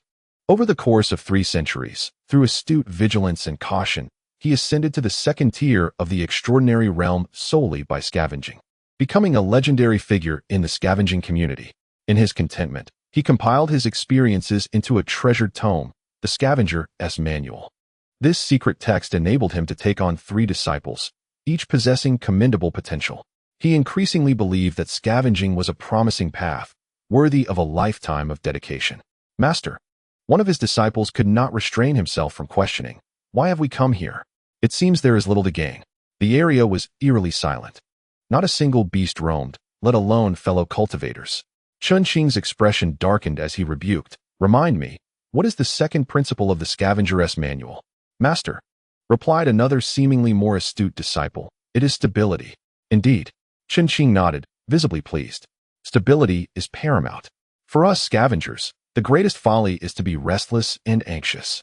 If our gains are meager, we must not lose our composure and take unnecessary risks. Remember, the more populated the area, the greater the danger. A moment's carelessness could cost us our lives. Without life, what can one scavenge? My 3 centuries of unscathed survival in the scavenging world rely on this principle of stability." "Yes, Master," the earlier disciple admitted, his face flushed with shame. "I understand my mistake." Chunqing was satisfied with his response. Though this place is sparsely populated and appears devoid of opportunity, once an opportunity arises, it will be ours alone, unattainable by others. Before he could finish speaking, 2 streaks of light suddenly pierced the sky. From the looks of it, they seemed to originate from the depths of Sunset Mountain, heading directly toward the area where Chunqing and his disciples stood. Volume 1, Chapter 519, The Lair of Lingya. "Haha." Chunqing laughed heartily, his spirits soaring. "Tell me, my disciple, what is the first principle of the Scavenger's Codex?" "Master," a clever disciple interjected eagerly, "it is luck." "Wrong." Chunqing's expression turned grave. "It is luck, and once again luck? Be it fate or destiny. If your fortune is sufficient, you need not lift a finger. Opportunities will come knocking at your door, just as they did in my youth." As he reflected on the past, he felt a wave of nostalgia. Those blessed by fortune need not rush, while the unfortunate toil fruitlessly. Boom! A thunderous roar echoed as 2 streaks of light descended, crashing down a distance away from Chunqing, producing an earth-shattering sound. Indeed, Chunqing shook his head. At such a distance, they must be utterly dead. Yet here I am, alive, with a beaming countenance. He waved his sleeve and led his 3 disciples forward. Moments later, they arrived at the edge of a deep pit, measuring several dozen feet across. Within lay a figure, bloodied and unrecognizable, accompanied by a chicken, charred and devoid of tail feathers, a mere bald fowl. 1 man and 1 chicken, utterly motionless. These were Guhan and Chongming. Guhan had sustained grave injuries to his soul, truly slipping into unconsciousness, while Chongming was simply exhausted, having depleted his energy and succumbed to slumber. A chicken? Chunqing paused, perplexed. How curious. Alas, what a tragedy.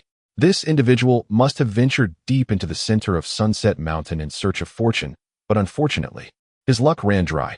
How unfortunate. Yet, it seems this misfortune has turned to my advantage. Perhaps being a scavenger is indeed a wise choice. As he spoke, he approached Guhan. Master, one disciple sighed. There's no treasure here. This person doesn't even possess a storage ring. Beside Guhan lay only a tattered black sword. Foolishness. Chen Qing rebuked. What is the foremost rule of the Scavenger's Codex? It is to refrain from greed. How many times must I repeat it? He lamented. Even a mosquito's leg is still meat. A single essence crystal holds value. The resources that allowed me to reach the extraordinary realm were accumulated bit by bit. One essence crystal at a time. He pointed at the black sword. Even if it is tattered, it should fetch at least 10 to 18,000 essence crystals. And this chicken, he gestured toward Chong Ming, a chicken that has cultivated into a demon is exceedingly rare. Roasting it for meat or simmering it for broth could enhance one's cultivation. His words ignited a fervor in his three disciples, their faces alight with admiration. Indeed, a scavenger of 3 centuries' worth of experience. Chen Qing, not bothering with their accolades, reached for the black sword, yet found it unyielding. The sword's spirit resisted him. Quite heavy? Chen Qing mused, his expression brightening. It seems the materials of this sword are anything but ordinary. This is worth far more than mere essence crystals. In his delight, he resolved to impart knowledge to his disciples that was absent from the Scavenger's Codex. Remember, scavenging also requires discernment. The higher one's status, the more one must refrain from touching certain things. Otherwise, when the forces behind them come knocking, one may find themselves facing an untimely demise without even comprehending the peril. Numerous scavengers have met their tragic ends due to greed, unable to restrain their hands from collecting what they ought not to have, thereby courting disaster. The 3 disciples listened. Entranced, their master was imparting genuine skills, and they needed to absorb every word without omission. Determining one's identity, Chen Qing continued, first, observe the attire.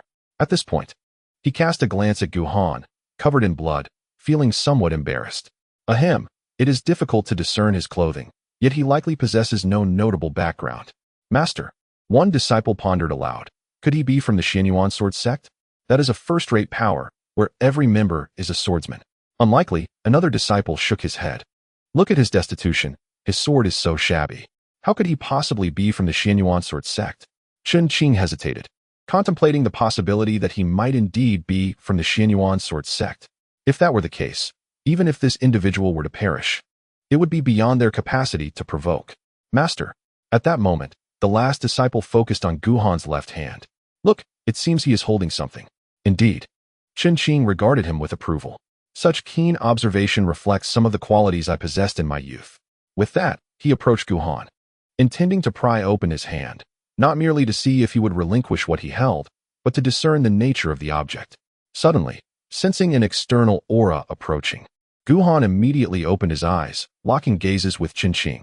His expression was fierce, domineering, and imbued with a palpable aura of murderous intent. Chen Qing swallowed hard. He is not dead? Moreover, that presence seemed almost divine. This is a holy realm. Instinctively, he stepped back a few paces, gripped by trepidation. Here was a scavenger who had stumbled upon a person of the holy realm, and that very individual was still alive. Remain calm. He took a deep breath. With years of scavenging experience, he knew how to navigate such situations. The 35th rule of the Scavenger's Codex: feign ignorance. Senior, he said, forcing himself to speak. I happened to pass through this area and noticed you were injured, so... Where is this? Guhan struggled to rise, the fierceness in his eyes gradually dissipating as he regained his composure. Chen Qing hesitated, blinking in disbelief, silently questioning how one could traverse from the heart of the mountains and remain unaware of their location. Senior, this is the Sunset Mountain. Sunset Mountain? Guhan frowned deeply. Glancing sideways, he observed that Chong Ming appeared to be asleep, which secretly relieved him. He turned back to Chen Qing and inquired, is this the southern wilderness? Among the 5 domains, it was the only one he had yet to explore. However, observing the attire of those before him and the brilliantly reflective sky, he sensed something amiss. The southern wilderness? Chen Qing was bewildered. What place is that? Senior, forgive my ignorance. I have traveled little and have not heard of anything in the southern sky region. Upon hearing the term southern sky region, a wave of realization washed over Guhan. Guhan's gaze sharpened once more. Despite his severe injuries, the murderous intent emanating from him rendered Chen Qing speechless. As for the 3 disciples, they were already crumpled in fear under this oppressive aura. Speak again. Guhan fixed his piercing stare on Chen Qing. Where's this place? The southern realm. Chen Qing replied, trembling. Are you acquainted with Lingya? The venerable Lingya? Chen Qing had heard of the esteemed figure's name. Yet he had never had the honor of meeting him. Guhan ceased to speak. The southern realm. The stronghold of Lingya. He could hardly fathom that he had found himself here. Gradually, his emotions calmed, and he cast a glance at Chen Qing before inspecting himself, as if making a comparison of sorts. Undress. What? Chen Qing was momentarily taken aback. Senior, undress what? Your clothing. The three disciples were horrified, their scalps tingling with fear. It's over. The master is about to disgrace himself. Sweat poured down Chen Qing's forehead as he silently chanted to himself. Stay calm. Stay calm. I have a strategy. Indeed. The 108th rule of the Scavenger's Manual. When confronted with unreasonable demands, never resist, simply concede. Give him whatever he desires. However, instinctively, he glanced behind him. This item, he simply could not part with. Senior. He twisted his body awkwardly to conceal a certain part, closing his eyes and steeling his heart. He trembled. Perhaps you would rather kill me. What Guhan sought was merely Chen Qing's attire. From the 10th trial of the golden rankings to being engulfed by that mysterious root, he had wagered his life in countless battles. The precious garment bestowed upon him by Yu Miao could, at best, withstand assaults from those below the transcendent realm, and it had long since been destroyed. With clarity at last, Chen Qing felt an immense relief. That particular possession, which he valued above his own life, was finally secured. As for his clothing, he had not disrobed. He still had several outfits within his storage ring. Upon changing garments, Guhan's residual cultivation stirred within him, dispersing the bloodstains on his body, revealing his true form. Chen Qing scrutinized him discreetly. His complexion was pale, and while he could be considered handsome, he hardly embodied the essence of a beautiful man. His aura was not merely ordinary. It could be described as unremarkable. It seemed that the sharpness and dominance he had perceived in Guhan's gaze, as well as the faint sense of sanctity he had felt, were mere illusions. Unremarkable, he swiftly concluded in his mind. Of course, despite his ordinariness, an injured being of the sacred realm remains a being of the sacred realm. As Guhan remained silent, Chen Qing dared not leave without permission. Casting a glance at Chong Ming, Guhan assessed his injuries, his brow furrowing deeply. His flesh was riddled with numerous cracks. Although he barely held together thanks to the foundation of his indestructible sword body, he had reached his limit. More severely wounded was his soul. The undying sword spirit had dimmed significantly from its peak. Waves of weakness and dizziness assailed him, were it not for his indomitable will. An ordinary cultivator would hardly be able to stand and converse in such a state. Sunset Mountain. He surveyed the surrounding scenery. What secrets lay within? Chen Qing provided an explanation, revealing that the circumstances were somewhat akin to the untamed forests of the eastern wilderness. However, there were distinct differences at the heart of Sunset Mountain. It was rumored that eerie undead roamed within, alongside flowers adorned with human faces. Countless souls had ventured inside, yet scarcely a few had emerged alive. He felt a deep sense of contemplation. This unassuming elder had managed to survive. It appeared that fortune favored him, much like myself. Undead, human-faced flowers, and that root, crowned by a tree, resembling a human form, Guhan pondered. Setting aside the bizarre, human-shaped fruit, the canopy obscured the sky, rendering its apex invisible. The root he had encountered in the Forbidden Zone was merely one of the many tendrils of this colossal tree. Clearly, his sudden arrival from the forbidden realm of that continent to this southern sky realm was due to the tendril's span across two realms. If a mere tendril could traverse two realms, how immense must the tree's trunk be? Contemplating this, he quelled his thoughts, putting aside the giant tree for the moment. His presence here was purely a stroke of luck, attempting to return by the same means, even with both he and Chong Ming in pristine condition, was utterly implausible. In the southern sky realm, he opened his left hand, revealing the intact Bodhi seed, his gaze softening. Is this your homeland? The southern sky realm. Not only the lair of Lingya, but also the true birthplace of Mo Chenin. Nevertheless, years ago, Lingya had dispatched Zhong Yu to annihilate the entire Mo family, leaving only the enigmatic body of Mo Chenin, who lived a life ensnared in the schemes of others. Damn Lingya. This thought was deeply buried within him, never forgotten. Yet, given his current strength, confronting Lingya would surely lead to a grim demise. However, he possessed an advantage. Lingya was in the light, while he remained in the shadows. With Shun Xin destroyed and Zhong Yu deceased, Lingya was entirely unaware of Guhan's existence and was still plotting against him. This was Guhan's greatest source of confidence. In that moment, his desire to return diminished significantly. Since he had arrived, it would be prudent to first ascertain Ling Ya's true nature. With that in mind, he turned once more to Qin. Do you possess any elixirs? Yes. Qin readily retrieved several of his finest healing potions. Senior, please take these. Guhan did not accept them, finding them somewhat lacking. As for his spiritual essence, these potions would be insufficient to mend the injuries to his physical form, even if he had hundreds. Do you have any holy medicines? Qin blinked, inwardly lamenting. Does the senior perceive me as one who possesses holy medicines? Guhan recognized his misstep. Qin clearly appeared to be a wandering cultivator, not particularly affluent. What about semi-holy medicines? Surely, you must have some extraordinary substances? This thought pained Qin's heart. Well, I do have a few. Let me have 10 bottles. Qin's face flushed crimson. Bottles? This was the first time he had heard that extraordinary substances were measured in bottles rather than drops. How extravagant. Nevertheless, as a seasoned scavenger, he fully adhered to the principles of the scavenger's code, cooperating diligently without any tricks. Senior, he endured the pain in his heart and produced a jade vial, containing merely a dozen drops. Though scant in quantity, it represented a significant portion of his wealth. Originally, he had aimed to accumulate 30 drops to break through to the third level of the extraordinary realm, but now he could only reluctantly present it. Wealth is sacrificed for safety, he quietly reassured himself. Guhan cast a glance at him, promising to repay him tenfold when the opportunity arose. Qin remained silent. Such words were best taken with a grain of salt and not regarded as earnest. As the extraordinary substance entered his body, a surge of immense life force flooded within, and Guhan's myriad wounds began to heal instantly, though he was far from complete recovery. Qin felt a pang of sorrow. Using extraordinary substances for healing was an extravagant indulgence. Senior, he forced a smile, I shall remember this favor and will repay it in due time. Unless there is anything else, I will take my leave. Huh. Guhan was taken aback. What favor? Senior, Qin replied earnestly. The mercy of not killing is indeed a great kindness.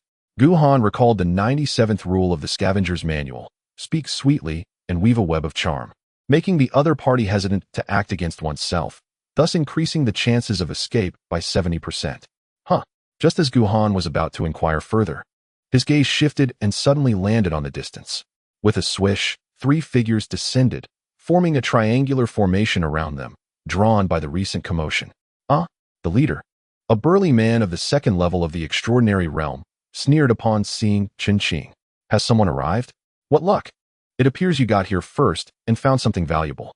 Care to share with us? Nothing. Qin's expression darkened at the sight of the trio. What a load of nonsense. I've lost most of my wealth. The burly man scoffed, his gaze shifting to Guhan. Is this the plump prey you discovered? He looks like a beggar, seems like a poor fool, leaving us with nothing for our trouble. Come on, big brother, a lean man nearby chuckled. In our line of work, who are we to pick and choose? Guhan felt puzzled and turned to Qin. What line of work are they in? In hushed tones, Qin explained. These 3 were also scavengers, albeit of a different ilk. While he scavenged only the belongings of the deceased, they were willing to take what they could from the living as well. After all, they couldn't encounter corpses every day. When the opportunity presented itself, they resorted to murder and theft. In truth, this was the norm for most scavengers. For them, scavenging was merely a side gig, while murder and robbery constituted their primary occupation. Naturally, the risks were high, and many met untimely ends. Thus, Qin, having survived 300 years as a scavenger, had gained significant renown for his longevity. Unprofessional, such was the nature of these individuals. Qin received only a 3-character evaluation. In Volume 1, Chapter 521, another one with the surname Jian? Scavenging. Guhan suddenly comprehended. During his time as the young master in Tianwu City, as the pillar of the Gu family, he had naturally interacted with many rogue cultivators, understanding their methods and styles. Yet, he never anticipated that such behavior would have a unified term in the southern realm, scavenger. At that moment, the third man pointed at the heavy Ming in the pit, seemingly indicating a chicken demon. Is that so? The burly man raised an eyebrow. A chicken cultivating into a demon is quite rare. We can bring it back and roast it for meat. Glancing at the heavy Ming, Guhan silently shook his head. In this world, The only person bold enough to speak such words to Heavy Ming was likely this very man. He chuckled, his gaze shifting to Qin, a glint of murderous intent in his eyes. What a pity, encountering us three brothers signifies your misfortune. With this penniless wretch, we won't find any riches. So we'll have to recoup our losses from you. Judging by your appearance, you too are a fellow cultivator, and I expect you possess quite a few valuable items. In his eyes, Qin's strength was inferior to his own. Thus, he could not be regarded as a peer, but rather as a plump sheep. Qin felt a pang in his heart, instinctively glancing at Guhan. Wealth? Most of my fortune has been consumed by him in a single gulp. What is he looking at? The burly man scoffed, slowly advancing. Such a pauper, without even a storage ring. Our encounter with him is indeed a stroke of bad luck. Guhan, maintaining a low profile, remained deeply injured, rendering it impossible for the man to gauge his depth, and he did not regard him as a threat. A storage ring? Guhan nodded expressionlessly. I indeed do not possess one, but I shall soon acquire one. What? The man did not comprehend. Scavenging. Guhan disregarded him, casting a glance at Qin, finding it rather amusing. When in Rome, I shall temporarily play the scavenger as well. Senior, Qin's professional ethics overtook his reason, and he instinctively clarified, strictly speaking, one can only be called a scavenger if they collect items from the deceased. What they do does not quite qualify. That makes sense. Guhan nodded. Approaching death, the burly man's expression turned cold. With so many words, let us take action. Boom. In an instant, the aura of the three men surged, their figures flickering as they rushed towards Guhan and Qin. At that moment, the black sword, which Qin could not lift, suddenly trembled. In a flash, three unmatched auras swept past. Puff, puff. Three soft sounds echoed, and the three men froze, their brilliance swiftly dimming, collapsing lifelessly to the ground. Throughout, Guhan did not even move, despite being severely injured and possessing only a mere fraction of his peak strength. Dealing with three extraordinary beings was child's play. With a swift motion, he seized the three storage rings, which flew into his grasp. And now? He glanced at Qin. They are dead. Does that count as scavenging? Indeed, indeed. Qin trembled, reluctantly affirming, Senior, you are a most competent scavenger. He hailed from humble beginnings. His prowess may be lacking, yet his ability to discern the subtleties of human behavior is unparalleled. He has taken the lives of three individuals. Guhan's expression remained utterly unchanged, as indifferent as if he had crushed three insignificant ants. Clearly, he had encountered such events countless times and had grown desensitized to them. Suddenly, he recalled the earlier words of the Dahan. Encountering Guhan and his companions was akin to a lifetime of misfortune. Such a prophecy had come to fruition. The storage rings of the three contained little of value, with the extraordinary materials barely amounting to a dozen drops. Evidently, they had refined and absorbed the extraordinary materials at the first opportunity, for to a rogue cultivator, strength reigns supreme above all else. After some contemplation, Guhan chose not to consume the materials himself. A mere 10 drops held little significance for him. Approaching Chongming, he gently poured the extraordinary materials into its mouth. However, aside from a slight smacking of its lips, Chongming continued to slumber peacefully, showing no signs of change. It seemed that the extraordinary materials were of no use to it at all. Not far away, Qin stood in stunned silence, as did his three disciples. Extraordinary materials? Feeding a chicken? Such extravagance. This esteemed senior was truly remarkable. Observing Chongming, they could hardly contain their envy. Witnessing their eager expressions, Guhan inwardly lamented the plight of rogue cultivators. He left behind an empty storage ring and tossed the remaining items to Qin. Consider it a gift. It is easy to transition from frugality to luxury, but challenging to descend from luxury to frugality. Having grown accustomed to the lifestyle of treating extraordinary materials as mere water, he naturally held little regard for these ordinary pills. Of course, what was ordinary to him was invaluable to Qin. Thank you, esteemed senior, Qin exclaimed, overwhelmed with gratitude. Your kindness shall be forever remembered. If the opportunity arises, I will surely repay you. In his words, there was a hint of a desire to depart. Guhan was formidable, yet he also embodied a harbinger of death. The 97th principle of the Scavenger's Handbook states that a gentleman does not stand beneath a precarious wall. The best way to evade danger is to distance oneself from its source.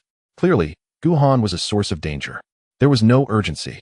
Guhan had no intention of allowing him to leave. As a newcomer to the Southern Sky Realm, he was unfamiliar with the terrain and needed a guide. He perceived that Chen Qing was timid yet principled and possessed a sharp intellect, making him the ideal candidate. Survival was arduous for rogue cultivators. He would not take his extraordinary materials without due cause. Chen Qing was conflicted. Esteemed senior, consider those materials as a token of my gratitude. I shall not accept them. After much deliberation, he concluded that his life was far more precious than extraordinary materials. Wealth can be regained, but life, once lost, is irretrievable. Is that so? Guhan raised an eyebrow, the black sword falling readily into his grasp. Yet, I am not one to relish the notion of being indebted to others. With a hint of intent, a subtle glimmer of menace was directed at Chen Qing. Esteemed senior, Chen Qing's eyelids twitched, and he spoke earnestly. You are truly the most honorable person I have ever encountered. He expressed his gratitude once more. Esteemed senior, he continued, one of my disciples, mustering courage, glanced at the black sword. Are you a sword cultivator? Indeed. Are you from the Xinjian sect? The Xinjian sect? Guhan was momentarily taken aback. What manner of place is that? Chen Qing was momentarily taken aback, silently pondering how a senior of such remarkable prowess could be unfamiliar with the Xinjian sect. However, he dared not inquire further and began to explain hesitantly. The Xinjian sect is a premier force located 100,000 miles away, led by a master of the Free Realm, renowned in the Southern Celestial Realm as an exceptional swordsman, second only to the illustrious Lingya Shangren. The entrance to the sect is notoriously stringent, with only a mere 100 disciples, each a formidable swordsman of immense lethality. Despite their limited number, even factions boasting tens of thousands of members would think twice before provoking them. Chen Qing continued, the Xinjian sect selects a singular sword child from each generation, a figure embodying countless accolades, reserved only for unparalleled prodigies, natural-born sword cultivators. Among the many talents in the Southern Celestial Realm, this sword child would undoubtedly rank among the top 3. It is rumored that the current sword child, Jian Wuchen, is the most astonishing of all time. Regrettably, he lamented, for someone of his humble, wandering background, even catching a glimpse of such an individual seemed utterly impossible. Xinjian sect? Sword child? Guhan felt a stirring within. The structure of the Xinjian sect bore striking similarities to the Xiantian sword sect. He found it hard to believe there was no connection whatsoever.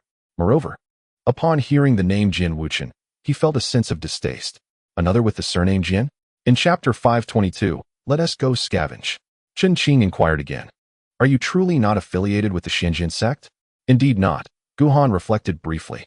In truth, I am much like you, a wandering cultivator. Chen Qing was incredulous. While it was true that wandering cultivators existed even among the sacred realm, how could one who fed extraordinary materials to chickens still claim to be a wandering cultivator? Guhan, unwilling to elaborate further, shifted the topic. You mentioned the term premier force. What does it signify? Chen Qing was perplexed. Could this senior truly be an outsider? With such formidable strength, how could he remain oblivious to the most rudimentary structure of the Southern Celestial Realm? It is as follows, he began anew. The Southern Celestial Realm is notoriously chaotic. Within the Seven Realms Alliance, it is infamous for its disorder, primarily due to the absence of Lingya Shangren, who seldom intervenes, allowing various factions to clash and consume one another.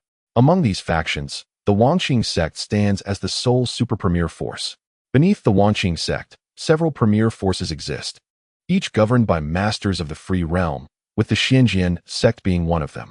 Regardless of the conflicts, these few factions remain robust and stable, never experiencing upheaval. Below the premier forces are dozens of secondary factions, where the highest cultivators are generally at the Ascension realm.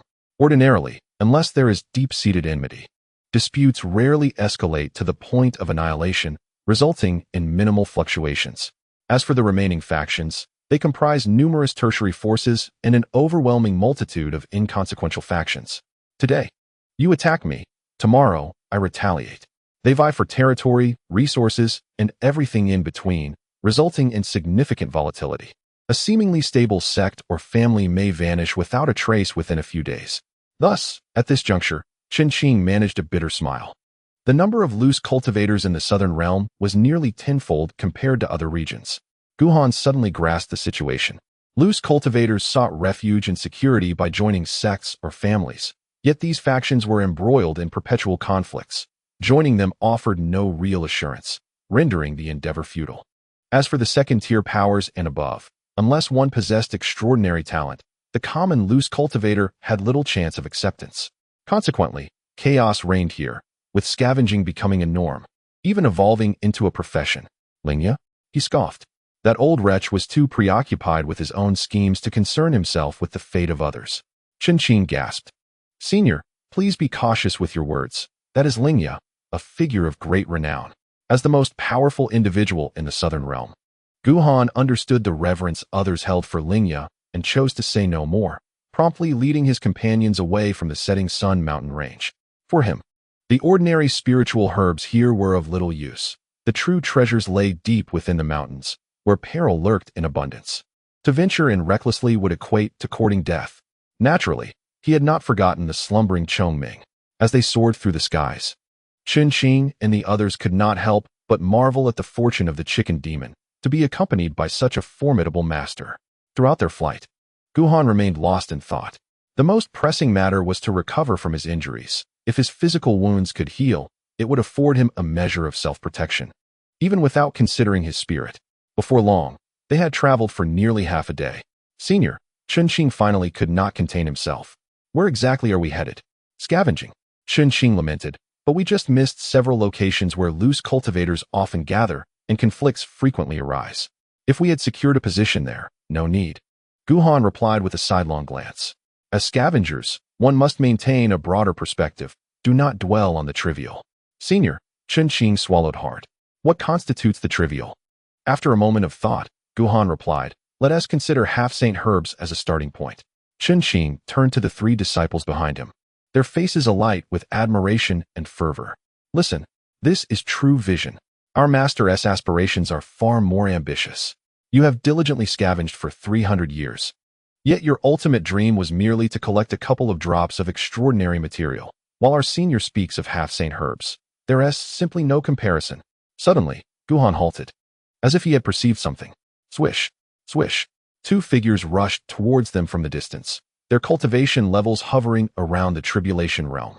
Yet, before Guhan and Qin, they wore expressions of haughty disdain. Stop. What are you doing? Guhan maintained a calm demeanor. Do you understand the rules? One of the individuals sneered. This is the territory of my Yangshin sect. My ancestor is a saintly cultivator. Anyone passing through here must pay their respects. You five must offer 50 drops of extraordinary material. Qin's complexion paled. 50 drops. Is that a rule? Guhan cast a glance at him. Indeed it is. Qin wore a look of guilt. Senior, I neglected to mention the rules. Indeed, there are regulations. However, Qin had been preoccupied with Guhan's matters and had not found the opportunity to speak. In truth, he usually preferred to take a longer route rather than pass through these sect territories, fearing that the members of these sects might discover him and deal him a severe blow. What if I refuse to comply? Guhan's expression remained unperturbed. Refuse? One of the men sneered. Do you know how to approach the gates of our Yangshin sect? Humph. Another's eyes flashed with a murderous glint. We build our power upon the bones of disobedient individuals like you. I understand. Guhan nodded. According to Qin, the Yangshin sect seemed to be a second-rate force. Yet it was currently brazenly engaging in plunder, revealing the level of chaos that had engulfed the southern region. Suddenly, without any prior movement, two sharp presences flickered, and those two men fell lifelessly to the ground without a sound. Senior, Qin's face turned pale. He desperately wished to advise Guhan to maintain a low profile, regardless of Guhan's own strength, which was indeed at the saint level. He bore injuries that could lead to a grueling battle. Don't dawdle. Guhan cast a glance at him. Go scavenge. Yes. Thank you, Senior. Your generosity knows no bounds. Qin did not respond, as his three disciples could no longer contain themselves and rushed down to strip the corpses of their possessions. As before, what Guhan deemed worthless was, to them, a coveted treasure. The disparity in their perspectives was stark. Boom, boom. Numerous figures rapidly approached, revealing several extraordinary realm experts. Who are these audacious fools? How dare they commit murder in the Yangshin sect? We shall flay your skin and dismantle your bones, leaving you outside our gates. In an instant, several figures landed before Guhan, each face etched with murderous intent. With a light chuckle, Guhan gently caressed the black sword's blade. In that moment, another wave of sharp energy surged forth, leaving traces of fear in the eyes of the remaining assailants, who fell to the ground in an instant. Qin stood in shock. Guhan, slightly dissatisfied, admonished, "As a scavenger, your eyes must be swift and your hands swifter. Your reaction is far too slow." Below, the three disciples had already surged forward, their faces alight with excitement. Guhan regarded them with approval. "Are they your disciples?" Yes, indeed." "Excellent. The student surpasses the master." Qin responded. "Thank you for your praise, senior." The three bowed deeply to Guhan, their expressions filled with fervor. Boom. Just as the words left his mouth, a middle-aged man clad in a jade robe swiftly approached, his aura pulsating with an unmistakable presence of the 9th level of the extraordinary realm, and he regarded Guhan with a face full of malice. "Impudent. Do you know?" Before he could finish his sentence, Guhan met his gaze. The latent sharpness and killing intent beneath his calm demeanor briefly surfaced. In that instant, the middle-aged man's complexion turned pale, and his aura shattered violently. It was only at that moment that he realized Guhan was not to be trifled with. "Please, summon the ancestor." He gathered all his strength and shouted. As his voice faded, a divine might surged from the depths of the Nurturing Heart sect, instilling fear in Qin, whose complexion turned pale despite the distance between them. Humph. At the moment the divine might ascended, the middle-aged man regained his confidence and composure. "I am the master of the Nurturing Heart sect. You have wantonly slaughtered my disciples. Today, it seems you shall not escape." However, before he could finish his words, Guhan lightly swept his sword, leaving a distinct scar on the man's forehead. The master of the Nurturing Heart sect, at the pinnacle of the extraordinary realm, was vanquished. Coughing, Guhan forced out a trickle of blood from his mouth. "Senior." Qin trembled in fear. "Are you all right? If Guhan were to perish, his own fate would be dire." "Not to worry." Guhan waved his hand, his expression remaining calm. "Even if injured, dealing with an ordinary saint was still within his capabilities." "Ordinary?" Qin was utterly dumbfounded. "That is a saint, not some mere creature. Why not say you could easily slay a transcendent?" Below, the three onlookers gazed at Guhan with admiration. Their low cultivation and limited experience led them to wholeheartedly believe in Guhan's words. If the senior says it can be done, then it surely can.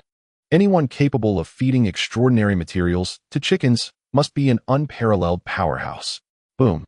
At that moment, the space trembled. An elderly man, his hair white and expression grim, suddenly appeared before Guhan. Observing the corpses below, a flicker of murderous intent flashed in his eyes, yet he refrained from attacking. "Dare I ask, esteemed sir," he began, eyeing the black sword in Guhan's hand with a hint of caution, "are you a disciple of the Mystic Sword sect?" "No," Guhan replied with a smile. "I am merely a wandering cultivator, a scavenger." Qin nearly wept in despair. "Senior, why speak such blatant truths? With your identity as a sword cultivator, even posing as a disciple of the Mystic Sword sect would likely be believed. Now, you may have brought trouble upon us." Indeed, upon hearing this, the elder's caution vanished, replaced by a chilling demeanor. "I have practiced for 2,000 years. This is the first time I have encountered a scavenger at another's doorstep." "You have not seen such a thing," Guhan mused. "It is simply because you have not met me." As he spoke, more blood trickled from his lips. "Is that so?" The elder's eyes grew colder, intrigued yet incredulous. He had never heard of a scavenger among loose cultivators like this. "Quite normal." Guhan slowly raised his long sword. "Just recently entered the field. A saint, I presume?" The elder's gaze turned even more frigid. It was unfortunate that Guhan, despite his severe injuries, dared to act so arrogantly. "After your demise, your head shall be displayed at the highest point of my mountain gate to deter the wicked." Boom. As he spoke, believing he had discerned Guhan's strength, a wave of overwhelming divine might descended. At the second stage of the saint realm, the visible divine might caused the wounds on Guhan's body to burst open, transforming him into a bloody figure. Gazing at the chicken, he seemed to sense something, pushing Zhongming towards Qin while releasing his aura, sending him flying away. Qin lamented, "Senior, you truly cherish that chicken. Die." At that moment, the elderly man acted first, his cultivation surging relentlessly as he harmonized with the forces of nature, and a faint shadow began to coalesce behind him, a phantom manifestation. This technique summoned a spectral form, wielding 30% of the original body's combat prowess. Through this augmentation, he could unleash the power of the third, even the fourth stage of the sacred realm. With such divine abilities, he had garnered a modest reputation among the insignificant factions within 1,000 miles. He was proud and confident. After all, for an ordinary sacred realm practitioner, being able to battle across one or two minor realms was considered quite formidable. Boom! The ground trembled as a punch, accompanied by a heavy shadow, descended within 3 zhang of Guhan. Kill! At that moment, Guhan moved. The black sword in his hand was swiftly raised, unleashing a blood-red sword energy that stretched over 10 zhang towards the old man. Boom! The clash of energies was so intense that it blinded Chun Qing momentarily. After a brief interval, the energies gradually subsided, revealing the forms of Guhan and the elderly man. Coughing, Guhan spat out several mouthfuls of blood and glanced at the old man. "Do you possess any sacred medicine?" "None," the old man replied vacantly, almost instinctively. "None." Guhan furrowed his brow. "What about semi-sacred medicine?" "Yes." "Then that's satisfactory." Guhan nodded, feeling it was worth it. Puff! As his words fell, a slender line of blood appeared on the old man's forehead, rapidly spreading until it enveloped his entire body. Accompanied by a cascade of blood, his corpse was abruptly cleaved in two, crashing to the ground. "The ancestor is dead. Quickly, prepare to welcome the new ancestor. Salutations, esteemed ancestor. May you be well." Witnessing the demise of their ancestor, sect leader, and elders, the disciples who had been observing from afar surprisingly did not react with panic. Instead, they hurried forward, prostrating themselves before Guhan in reverence. Guhan frowned deeply. What does this mean? Their ancestor has perished, yet these individuals seem somewhat pleased? Senior, Chun Qing finally regained his composure and began to explain, for these lower-tier factions, replacing the sect leader and the ancestor is almost a routine affair, occurring every few years. They are quite accustomed to it. Whoever becomes the ancestor, they are simply the disciples of that person. Ancestor. At that moment, a disciple looked up at Guhan with flattery. Since you have slain the previous ancestor, the name of our sect, Yangxin sect, can no longer be used. We humbly request you to bestow a new name. Guhan was at a loss for words, finding it utterly absurd. Is this even permissible? What was the name of this sect before Yangxin? Returning to you, ancestor, it was called the Xinyu sect. And prior to that, the Cold Wind Valley. Is there anything else? Returning to you, ancestor. The disciple hesitated. I'm afraid I don't know the rest. Although I have been a member for a century, it is but a brief period. Guhan was thoroughly speechless. A century, and 3 names, 3 ancestors. Indeed, ironclad disciples. Ever-flowing ancestors. Chapter 524. Well said, but do refrain from speaking next time. Senior, Chun Qing felt a twinge of desire upon hearing this. If Guhan were to become the new patriarch here, he might well attain the status of an elder, especially given his formidable strength. Even in a severely injured state, he could effortlessly slay a saint-level warrior with a single sword strike. Imagine what he could achieve at the pinnacle of his cultivation. Perhaps he could even vanquish those in the Ascension realm. However, please do not refer to me as patriarch. Aware of the prevailing atmosphere here, Guhan felt quite uncomfortable. I am merely a scavenger. These disciples have already seen off 3 successive patriarchs. The title patriarch carries an ominous connotation. Consequently, the disciples became even more obsequious. Over 70% of the inhabitants here hail from scavenger backgrounds. After all, we are all part of the same family. Guhan was left speechless. At that moment, an astute disciple brought forth the resources of the Yangxin sect. Not to dwell on the details, but there were only 2 or 3 dozen drops of extraordinary essence, and there was but a single half-saint herb. Is that all? His brow furrowed in deep concern. Despite having saint-level cultivators stationed here, the Yangxin sect was impoverished, far worse off than the likes of the Wanhua sacred land in the eastern wasteland. One disciple explained that this half-saint herb was brought by the old man when he arrived.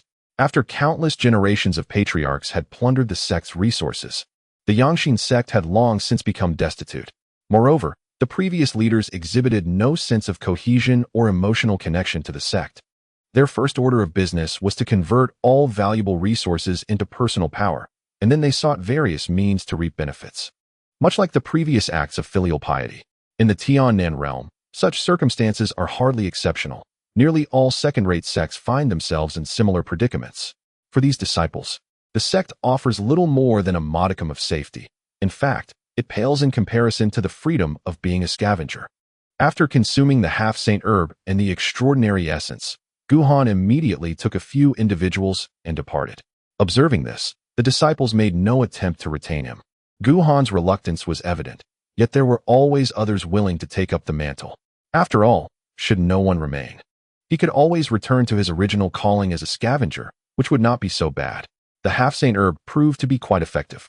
In just a brief span, Guhan's physical injuries had healed by 1/5, yet he still had a considerable distance to go before complete recovery. Continuing onward, with this thought, he glanced at the anxious Qinqing. Is the situation in the Tian-Nan realm universally like this? Pretty much, Qinqing replied with a wry smile. The third-rate powers fare somewhat better, but as for the lowest-tier cultivators, they sometimes wander as lone practitioners and other times as sect disciples. They have grown accustomed to it. Senior, he continued cautiously. In truth, the recent events were not devoid of opportunity. With your prowess, should you remain there, the sect would undoubtedly ascend to the ranks of third-rate powers. If you were to proceed steadily, gradually developing, there is hope for promotion to second-rate status in the future. What? Guhan cast him a sidelong glance. Is scavenging truly so undesirable? Qinqing hesitated for a moment. Senior, as you have observed, aside from the earlier 3 individuals, even in matters of filial piety, I have encountered numerous instances. Regrettably, after many years of scavenging, I have only managed to accumulate a mere handful of extraordinary essence, some of which I have used, and the majority has gone towards buying my life. Alas, he sighed, his tone tinged with sadness. The world is fraught with difficulties, and merely standing firm is a remarkable feat. All I seek is a semblance of stability. Guhan silently shook his head. In the southern celestial realm, the cultivators face challenges that are magnitudes greater than those in other regions.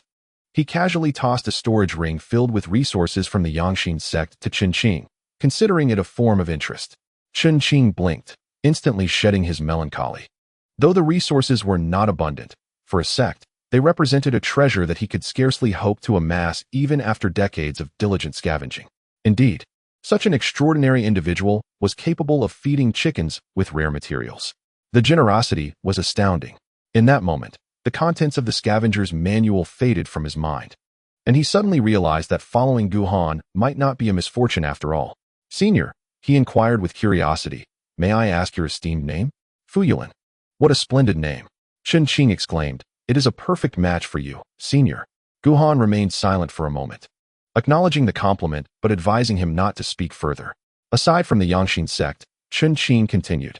Guhan halted, scanning their surroundings. Are there other sects here? There are, exclaimed a disciple behind Qinqing.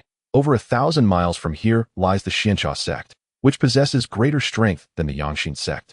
Do they require tribute? Indeed. The disciple nodded. Moreover, they are even more ruthless. We took a detour on our way here. Let us proceed. Guhan promptly changed direction, heading towards the Xianxia sect to scavenge. Qinqing blinked again, pondering. Senior, this hardly seems like scavenging. It feels more akin to fishing. Despite his injuries, Guhan found the 1,000-mile journey trivial, arriving in the territory of the Xianxia sect in less than half an hour. Then came the fishing, draw the sword, sheath the sword, and conclude the battle. The spoils included a half-saint herb, over 30 drops of extraordinary material, and a throng of Xianxia sect disciples bowing in reverence, hailing Guhan as their new ancestor. The situation mirrored that of the Yangxin sect.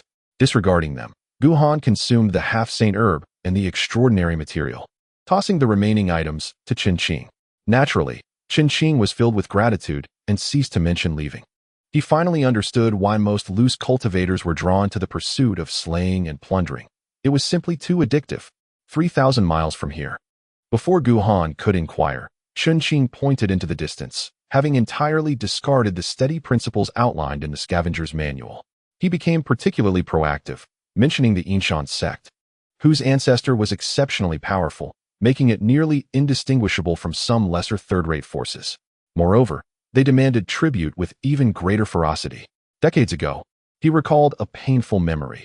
Having traversed the territory of the Yinshan sect, he was discovered and forced to relinquish all his extraordinary materials to barely preserve his life. Very well, Guhan replied expressionlessly. It shall be that sect. He was now utterly destitute, unable to afford any pills. Thus, direct scavenging was the most expedient and cost-free option, perfectly suited to his current predicament. Such was the prevailing atmosphere in the southern celestial realm. Since he has conformed to local customs, he will naturally do so thoroughly. Morality and ethics are of no concern. With a powerful fist and formidable strength, one can claim greater resources, a regulation he finds quite agreeable. As he progresses, Qin reflects quietly. Indeed, only those with overwhelming strength, like the predecessors, can brazenly scavenge at others' doorsteps. At this moment, Guhan suddenly halted, gazing into the distance. Boom, boom. Moments later, a divine aura surged from afar, arriving within sight in the blink of an eye. The Holy Realm. Oh, as it drew nearer, Qin gasped in astonishment. Was that not the ancestor of Inshur? Could he have anticipated our scavenging venture and come early? Impossible. No, Guhan's eyes narrowed. He was not here to create trouble. He was fleeing. Fleeing? Qin was taken aback, sensing something amiss.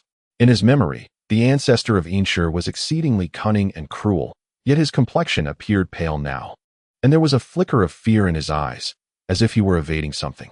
Boom. In an instant, the ancestor of Inshur zipped past without sparing a glance at the group. Strange. Qin was bewildered. Could someone be pursuing him? Before he could finish his thought, a multitude of dark figures appeared on the horizon, all cultivators seemingly fleeing for their lives. There were solitary practitioners and disciples from sects alike. The weakest among them was already at the transcendent realm. Zhou. Among the crowd, Qin recognized a familiar figure and exclaimed, "What has happened? Run." The man from the Zhou family glanced at the group and hastened his pace, urging them to flee. The people from the Hahuan sect are out searching for furnace cauldrons. Chapter 5:25.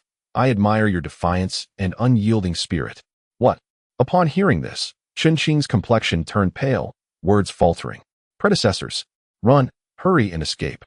The Hahuan sect? Guhan's brows knitted together. Just by the name, it hardly seemed like a respectable sect. Is the Hahuan sect truly that terrifying? Predecessor, Qin quickly elucidated. The Hahuan sect lies 30,000 miles from here, led by a female cultivator of the Ascension realm, adept in dual cultivation and resource gathering. Those who have caught her I have never met a favorable end. Given Guhan's current injuries, engaging with others would be ill-advised, and slaying an Ascension realm cultivator was nearly impossible.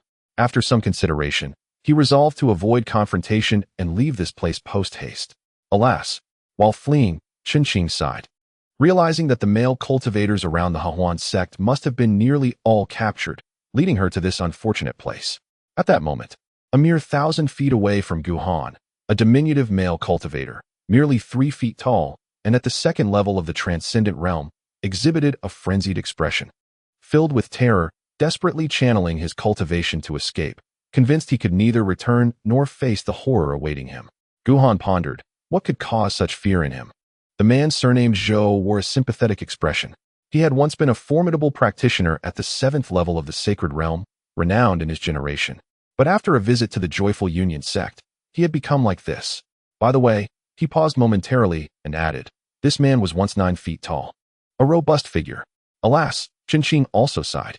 Senior, you may be unaware, but a saying has long circulated in our vicinity. What is it? Once you enter the Joyful Union sect, you will be ground down like a pestle into a needle. Guhan remarked, a third-rate force.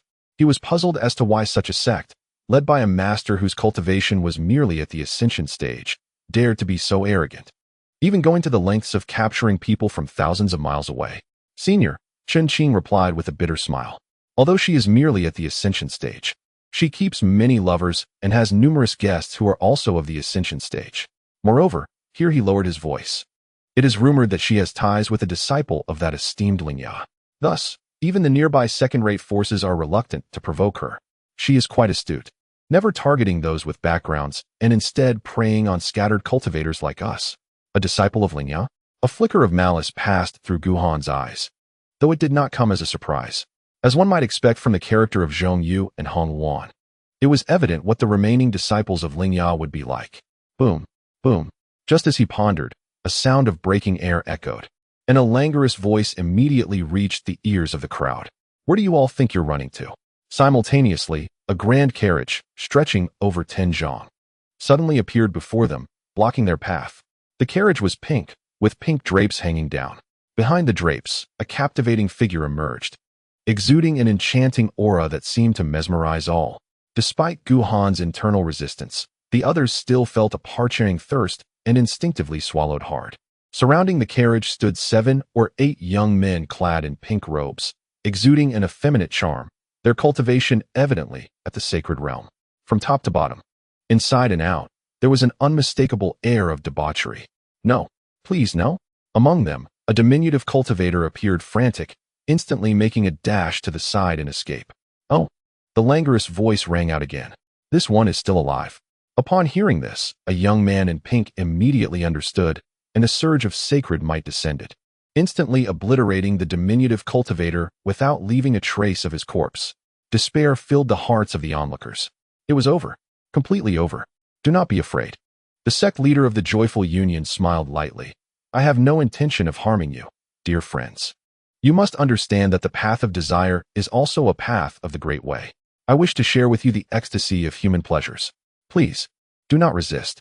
If you find my appearance displeasing, there are other female cultivators within the sect for you to choose from.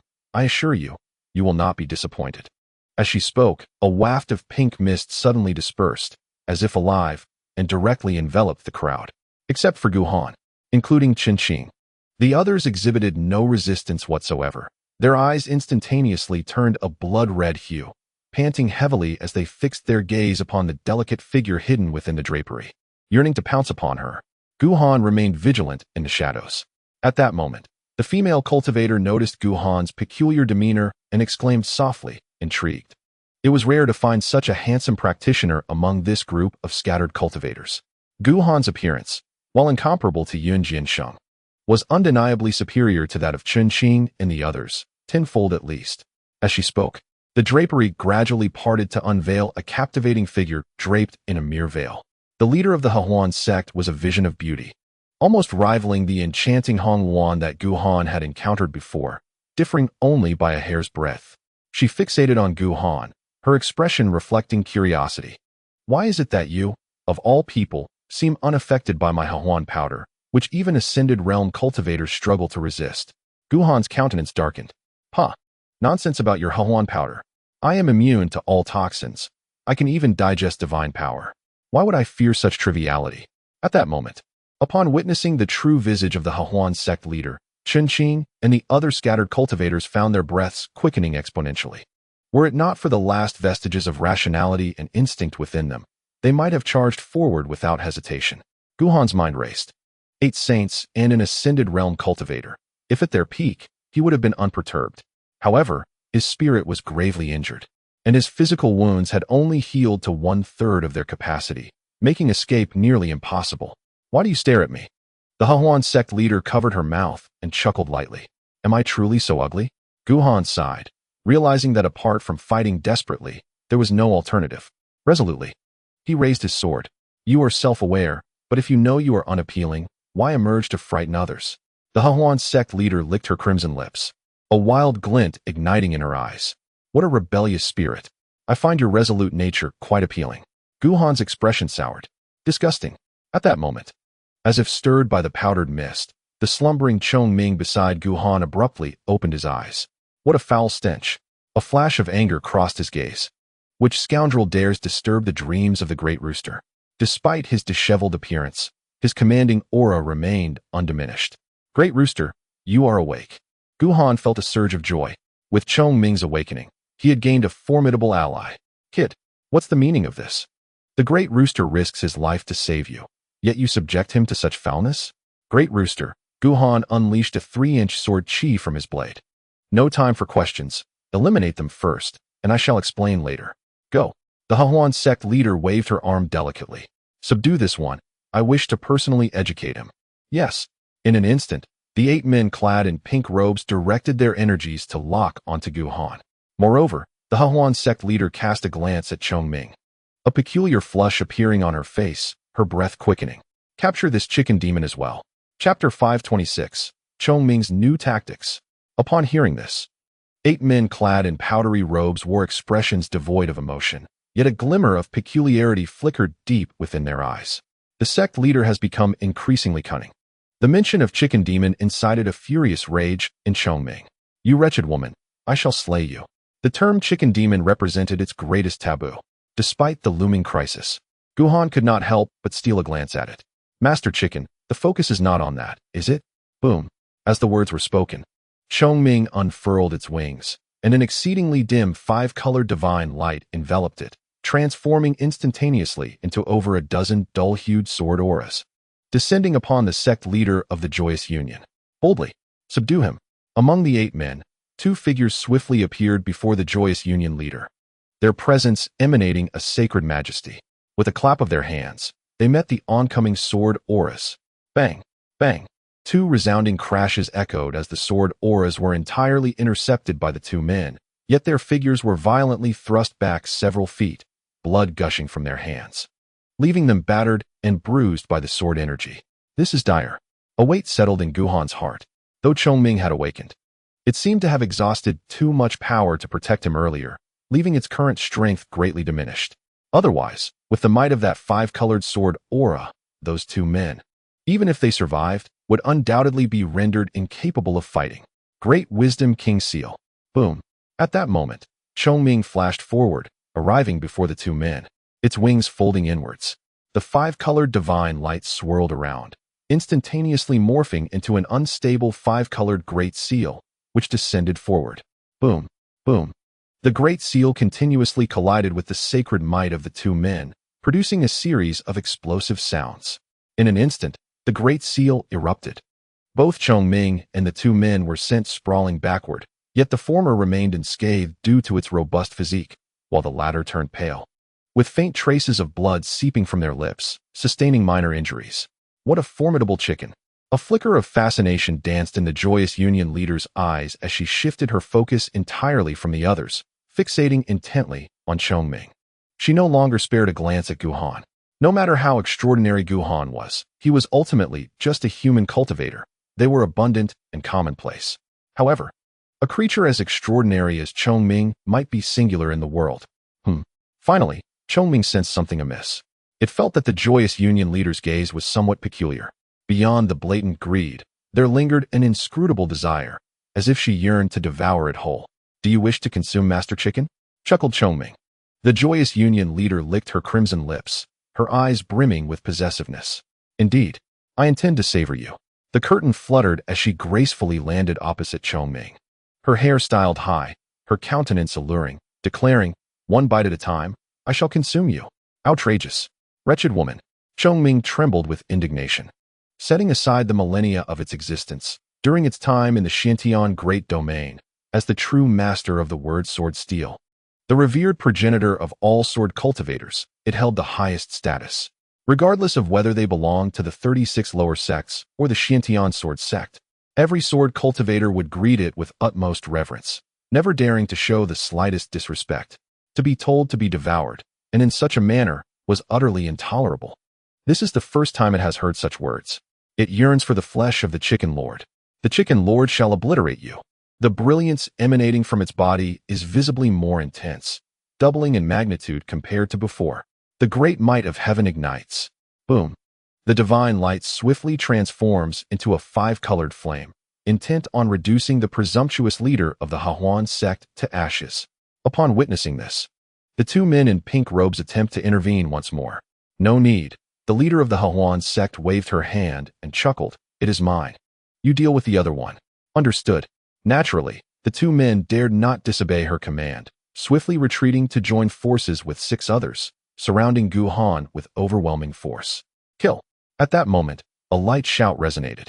It was Guhan, who had amassed considerable energy, finally unleashing a sword strike. A blood-red sword aura, stretching dozens of yards, flashed forth, targeting the 2 men injured by Chongming. Bang! Bang! The 2, caught off guard and standing close, could not fathom that this seemingly ordinary youth possessed such a lethal technique. In their moment of carelessness, they were decisively struck by the 2 sword auras sent flying, blood spraying forth, almost cleaving them in twain. Cough! Cough! Under the strain of full-force exertion, Guhan, who had already healed part of his injuries, felt a resurgence of pain. Boom. Simultaneously, the Hahuan sect leader flickered with pink light, instantly isolating the 5-colored flames. The divine flames clashed against the pink glow, producing a series of explosive sounds. Observing Guhan's abilities, she gasped in surprise. Is he in the sacred realm? Or perhaps a sword cultivator? Could he be from the Xinjiang sect? No, she swiftly dismissed her speculation. She could uphold a third-rate faction single-handedly and even maintain amicable relations with some second-rate factions, not merely relying on the influence of that disciple from Lingya. She was astute and shrewd, fully aware of whom she could offend and whom she could not. The disciples of the Xinjiang sect were exceedingly few, while she did not claim to know them all. She was certainly aware that no one like Guhan existed among them. Capture him. Pondering for a brief moment, she issued another command. If you cannot subdue an injured sacred realm individual, humph. Upon hearing this, the remaining 6 exchanged glances, their expressions shifting. They understood better than anyone the transformation of that dwarf in the sacred realm. Boom. In an instant, the 6 shifted their positions and executed a combined attack, their might coalescing into a singular force, descending upon Guhan. Wretched woman. Suddenly, Zhongming's voice rang out again. You dare to be distracted while fighting the Chicken Lord. Great Might Annihilation Sword. Boom. Following this, dozens of 5-colored sword energies surged forth, obliterating the pink glow surrounding the leader of the Hahuan sect. Huh. I have not forgotten you. The Hahuan sect leader took a slight step back, her gaze shifting to Zhongming, growing ever more fond. Do not be impatient. He is merely an appetizer. You are my main course. As she spoke, the pink radiance surrounding her intensified tenfold in an instant, coalescing into a vast expanse of pink mist spanning hundreds of feet in the air.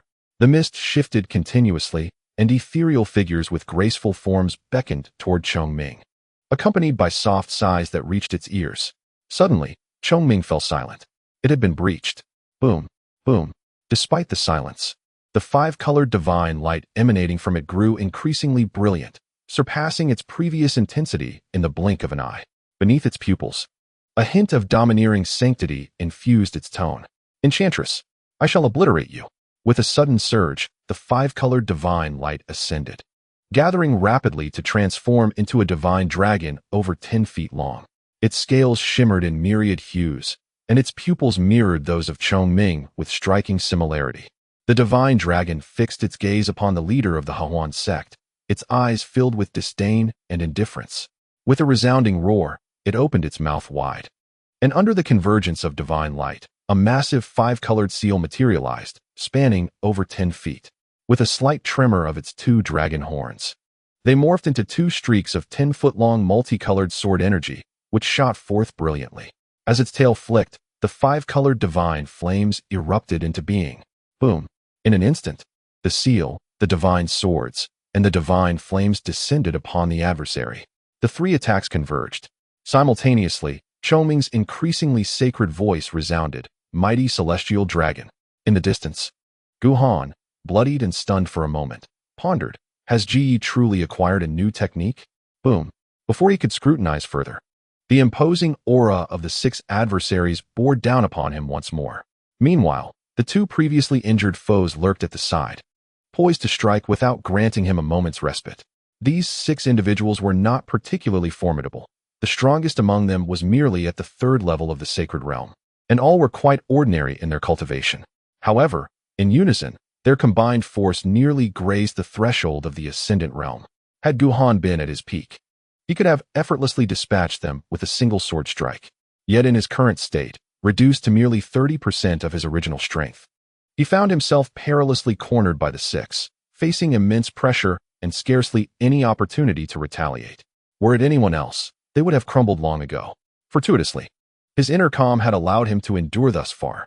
Casting a glance into the distance, he observed the pink mist ensnaring the 5-colored divine dragon, rendering it almost immobile. As the divine flames surged, the pink mist was gradually dissipated. Although Zhongming remained weakened, having breached its defenses and unveiled a new technique, it momentarily matched its opponent's might. An opportunity, a thought flickered in his mind, and a plan formed. He pondered how long Zhongming's current state could be sustained. Meanwhile, his own injuries remained unhealed, and he was continuously besieged. Escaping would be an arduous challenge. The only solution, eliminate the leader of the Hahuan sect. Boom. With this resolve, the remaining power within him surged uncontrollably. Visible to the naked eye, his wounds split open anew, transforming his blue robe into a vibrant crimson. Kill! He bellowed with fervor. As he wielded his sword, His voice resonated with a chilling intensity, rendering him akin to a deity of death, awakening Qinqing and the others who had succumbed to the effects of the Hahuan powder. Senior. Upon seeing Gu Han, drenched in blood, Qinqing shuddered in fear and exclaimed, "Flee!" With those 3 words, Gu Han surged forward, sword in hand, against the 6 adversaries. There was no need for further prompting. The remaining individuals, seizing the fortuitous opportunity, scattered in all directions, their fear driving them to escape. Only Qinqing hesitated for a moment, gritting his teeth. He bowed to Gu Han and led his 3 dazed disciples away. Yet, a sense of emptiness gnawed at him. His cultivation was modest, and his vision limited. But he could discern that Gu Han was ensnared in a desperate battle for survival, yet still urged him to flee.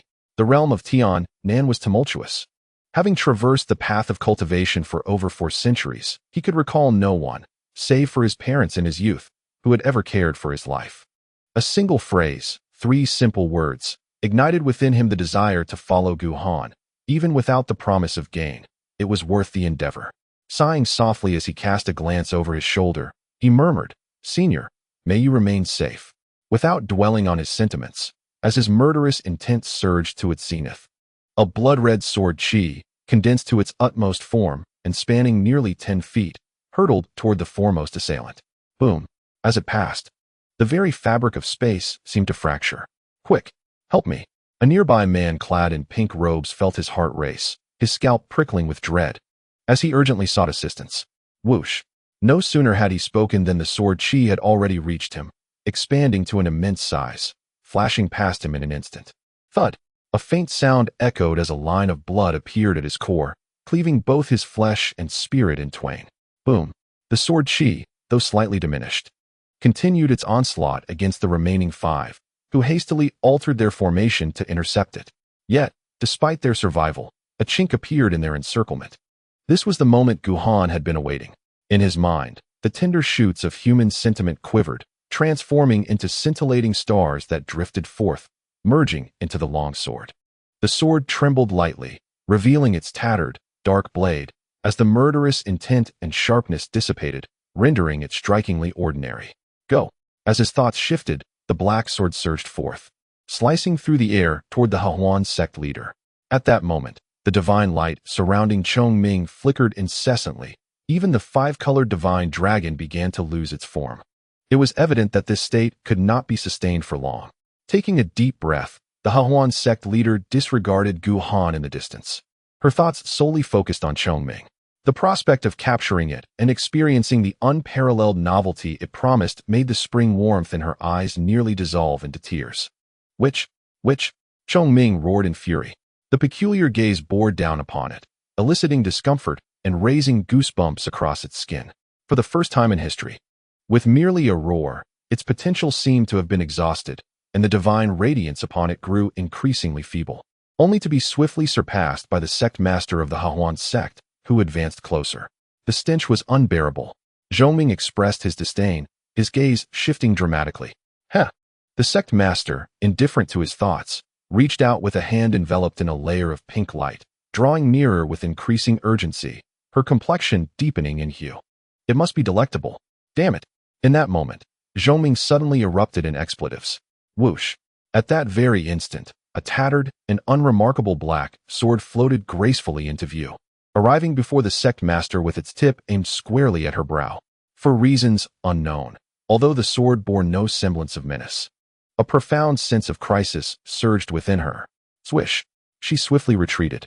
Yet, the sword's speed, while seemingly languid, was deceptive, arriving within mere moments to a distance of 3 paces before her. "Ah, dog! Block it!" No sooner had the words left her lips than an unexpected transformation occurred. The elongated shadow behind her twisted, rising to take the form of a diminutive figure that instantaneously interposed itself in front of her, its arm gently waving as a glimmer of cold light emerged, meeting the black sword head-on. Clang! A resounding metallic note echoed. The shadow's arm trembled, but it could not entirely deflect the black sword, merely altering its trajectory slightly. Thud! A soft sound resounded as the long sword pierced through the sect master's body, leaving a gaping wound the size of a fist at her heart, as mortal essence entwined with countless fragmented sword energies relentlessly siphoned her vitality. A cry of agony escaped her lips as her body plummeted downward. Sectmaster. Witnessing this, the men in pink robes were stricken with horror, abandoning their concerns for Guhan as they hastily fled towards her. Damn it! A flicker of disappointment flashed in Guhan's eyes. This strike, fueled by his severely injured spirit, had a 70% chance of ending her life while she was off guard. Yet he had not anticipated that Shadow would intervene for a brief moment, granting her a chance to survive. Although this sword was formidable, the strain it imposed was equally great. His head throbbed with a cacophony of pain, making it difficult to maintain his aerial stance. Damn it! Struggling to recall the long sword, he summoned his final reserves of strength to shout, his body descending thereafter. Kit, though his mind was clouded, and despite his desire to eliminate the demoness who threatened him with consumption, he understood the futility in their current state, especially after the appearance of that shadow. Whoosh! He flickered beside Guhan, enveloped by divine light, and soared into the sky. Wait! Feeling a twinge of frustration, he exclaimed defiantly before departing, promising, when I return, I shall surely end you. Chapter 528. Because of injury, scavenging. Inside the carriage, the sect master of Hahuan's sect was engulfed in swirling pink light, battling against the mortal essence within her. Although the mortal essence appeared unremarkable and its remnants within her were scant, it possessed a tenacity akin to that of ubiquitous weeds. Resilient and vigorous, despite her utmost efforts, it would take considerable time to eradicate it entirely. Damn it all. In but a fleeting moment, the figures of Chongming and Guhan vanished into the horizon. Her eyes brimmed with resentment, unwillingness, and desolation. Incompetence. You are all incompetent. She bellowed at the remaining 7 men in powdery robes, her heart filled with regret. If only she had revealed her trump card sooner. Such an unforeseen turn of events would never have transpired. Agu. She gritted her teeth and cast a glance at the shadow behind her. Come forth. As her words echoed, the shadow behind her stirred, and a diminutive figure emerged. The shadow trembled momentarily before transforming into a boy of around 11 or 12 years. With a thud, he knelt before her in silence. Clad in animal skins, the boy was slight of build, his complexion pallid, with hazel eyes and unkempt, dry hair of the same hue. Strangely, he possessed a pair of furry, pointed ears reminiscent of a wolf or a dog. At that moment, as he knelt, his right arm appeared slightly contorted, as if he had shielded Guhan from a sword and sustained an injury. Yet, there was no trace of pain in his eyes, only a vacant expression interlaced with a hint of primal instinct. Fool! With a resounding crash, upon seeing Agu, the leader of the Hahuan sect erupted with fury, striking him with a palm that sent him flying far away. Why did you not eliminate him? Master, Agu, dazed, approached once more and knelt at her feet. The master did not command, he stammered, his speech halting. Dog, if I do not speak, will you wait until he has killed me before you act? The leader of the Hahuan sect unleashed her pin-up rage upon him, delivering blow after blow. Yet, though the boy's complexion grew ever paler and blood trickled from the corners of his mouth, he seemed impervious to pain, his gaze vacant. With every strike, he would return to kneel before her once more. Nearby, the men in powdery robes displayed no semblance of compassion. Rather, their eyes were filled with disdain and contempt. Tell me, after a lengthy silence, the leader of the Hahuan sect appeared slightly appeased, casting a disdainful glance at Agu. What is your identity? Dog. Speak. Wong. Now that is more like it. The leader of the Hahuan sect suddenly broke into a smile. Remember, as a dog, your sole duty is to remain loyal to your master. Whoever harms your master, you must bite. This is the principle. As she spoke, her tone grew ominous. I do not wish to repeat myself. Do you understand? Yes. And if that person injures me, what should be done? Kill. Very good. The leader of the Hahuan sect nodded in satisfaction. Now go. Use your keen sense of smell to track him down and eliminate him. Yes. From start to finish. Agu's expression remained vacant. His responses exceedingly simple, as if he were accustomed to such a manner of speech, or perhaps incapable of uttering anything else. Having received his orders, he slowly rose, sniffed the air, and once more transformed into a shadow, ready to pursue. Wait. The leader of the Hahuan sect suddenly halted him, hesitating for a moment, ultimately yielding to the insidious thought stirring within her. You may kill the man, but bring back a chicken. Yes. Agu responded affirmatively, his form shifting into shadow as he followed a whiff of scent. You 5, turning his gaze. The leader of the Harmony sect looked at the 5 trembling men in white robes. Retrieve those who fled earlier. Not a single one shall be spared. Yes. The 5 responded in unison, secretly relieved. As for you. The leader of the Harmony sect glanced at the bloody wound on his chest, and then at the 2 individuals grievously injured by Guhan. A flicker of pink mist glimmered in his eyes as he coldly commanded, "Return and assist me in healing." In an instant, the 2 were rendered pale with fear. Struggling against dizziness and excruciating pain, Guhan assessed his injuries with a quiet sigh. At this moment, he was hardly better off than when he had first awakened in the Sunset Mountains, and his soul, having forcefully employed human intent to lock onto the leader of the Harmony sect, had suffered even greater damage. After scavenging for a long while, it was all in vain. Beside him, the divine light surrounding Chongming trembled more violently, as if it could dissipate at any moment, while he continued to curse vehemently. "Just wait, you wretched woman. You dare to covet the flesh of the great rooster and intend to consume it bite by bite. In the vast realm of Xiantian, which sword cultivator would dare speak to the great rooster in such a manner? Boy, this debt cannot simply be forgotten. She must be dealt with." Guhan was at a loss for words. "Great rooster, she doesn't wish to eat your flesh. She merely desires to consume you." Huh. Chongming was momentarily stunned. Isn't that the same thing? Guhan was even more speechless. Not at all. They are entirely different. After a moment's hesitation, he chose not to reveal the truth to Chongming.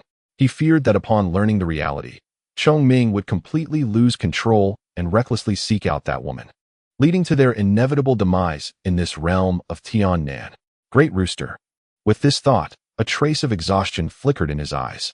First, I must find a place to heal. For him, healing was of paramount importance. Scavenging had merely been a means to this end. As long as his physical injuries fully recovered, he was confident that he could easily vanquish even a third-rate faction without Chongming's assistance. There, Chongming's eyes scanned and quickly spotted a secluded valley several miles ahead, perfectly quiet and ideal for resting. In just a short while, the 1 man and 1 rooster arrived at the valley's entrance. Once there, Chongming could no longer endure. The divine light around him dissipated, and he collapsed onto the ground. "I'm utterly exhausted." He appeared listless, lacking the strength to move. With a sigh, a tinge of sadness crossed his features. If only Xiao Yun were here, the great rooster would not have been so easily bullied. Great rooster. Guhan fell silent for a moment. Just as he was about to offer comfort to Chongming, a figure suddenly soared from within the valley and landed before them. With a gloomy countenance, hawk-like eyes, and a beak-like nose, he exuded an aura of coldness. This was none other than the elder of Een Mountain, whom Guhan had seen fleeing in disarray before. "Is it you? Is it you all?" Both parties spoke simultaneously. The elder, having fled and concealed himself in this location, sensed their approach the moment they arrived. Realizing they were not members of the Harmony sect, he finally revealed himself, thinking to himself, "They've delivered themselves right into my grasp." A cold smile crept across his heart. A wisp of ashen malevolence lingered around him ceaselessly. Were it anyone else, they might merely expel Guhan and Chongming. However, his inherently cruel nature, compounded by a hasty escape, had amassed considerable frustration and rage within him. Despite Guhan and Chongming harboring no enmity towards him, he harbored no intention of letting them go. Since they had arrived, they ought not to leave. His countenance darkened, and he felt an urgent need to vent his pent-up emotions. Guhan cast a glance at him, roughly gauging the strength of this ancestor of Een Mountain, estimating it to be around the 4th level of the sacred realm. A fortuitous encounter. He too sneered inwardly. "Do you possess any sacred herbs?" he inquired. "What?" The ancestor of Een Mountain narrowed his eyes, a sinister grin spreading across his face. Why pose such a foolish question when death loomed so close? "Nothing." Guhan coughed up a mouthful of blood, his form swaying precariously. "You see, I am gravely injured, hence I must resort to scavenging." Scavenging due to injury? For a moment, the ancestor of Een Mountain found it perplexing to comprehend the connection between the two. Volume 1, Chapter 529, Soul Crystal. Scavenging. The ancestor of Een Mountain had, of course, experienced scavenging in his past, though many years had elapsed since then. Given his nature, he certainly would not scavenge earnestly like Qin Qing. He had committed countless acts of murder and theft, sending many to their demise. Yet, as heinous as he was, he had never encountered anyone quite as audacious as Guhan. Such arrogance, such hubris. This individual must have recently entered the profession, having never faced the brutal realities and harsh lessons of the scavenging world in the southern heavenly realm. Enough, he fixed his gaze upon Guhan, a smile devoid of genuine warmth gracing his lips. Seeing that you are still quite young, it seems you lack experience in scavenging. Allow me, an elder, to enlighten you on the rules of scavenging. Before you begin, you must select an appropriate target. This is the most fundamental and crucial condition. Is that so? Guhan raised an eyebrow, genuinely absorbing the lesson. No one has ever imparted such wisdom to me. Gratitude is unnecessary. The ancestor of Een Mountain chuckled malevolently as he approached. After all, this rule was learned through the exchange of your life, and it will be sufficient to haunt your next life. Old fowl, Guhan ignored him, instead turning his attention to Chongming. How about you take a turn? Chongming rolled his eyes, also disregarding him. Again? How many times has it been? For so many years in the Xintian Great Domain, the swordheads have always protected the old fowl. How has it reversed with you? Such a burden. Guhan lamented. Casting one last glance at the ancestor of Een Mountain, he slowly raised his long sword, hoping that the contents of the storage ring would be plentiful. Otherwise, this encounter would yield yet another loss. Impudent. Boom. As he spoke, the ancestor of Een Mountain's cultivation surged to its zenith, a wave of sinister energy emanating from him, faintly coalescing into the shape of skeletal claws, accompanied by the sounds of ghastly wails, descending upon Guhan. This was his habitual approach. Regardless of his opponent's weakness, he would exert his utmost effort, leaving them no chance whatsoever. This practice had allowed him to avert countless crises and eliminate numerous threats, transforming from a scavenger of the past into the now infamous ancestor of Een Mountain in this region. Beneath the skeletal claws, Guhan's complexion was as pale as death, his form swaying precariously, as if he might collapse at any moment. Nevertheless, the sword in his hand remained unwaveringly extended. The sword's momentum was calm and unremarkable, seemingly engaged in a final struggle against despair. In his triumph, the ancestor of Een Mountain was in high spirits, grinning maliciously as he proclaimed, "Soon, I shall use your head as a wine vessel and roast this featherless chicken. Indeed, it will be a delightful affair." Boom. As he spoke, the power of the bone claw surged with renewed vigor. "How dare you insult the great rooster?" At that moment, a furious shout erupted. It was Chongming, his eyes wide with indignation, leaping forth to confront him. Although he had lost his divine radiance, he broke through the sacred might and malevolence with sheer physical prowess. Arriving before the ancestor of Een Mountain, with a flap of his wings, he bellowed, "Great might of the bright king seal." Boom. An incredibly ethereal five-colored seal descended, but it lasted only a fleeting moment before vanishing entirely. Bang. Despite its fleeting presence, the immense force still pressed the ancestor of Een Mountain halfway into the ground. What an impressive chicken. He felt a shiver run through him. Yet before he could fully comprehend the situation, Guhan's sword had arrived.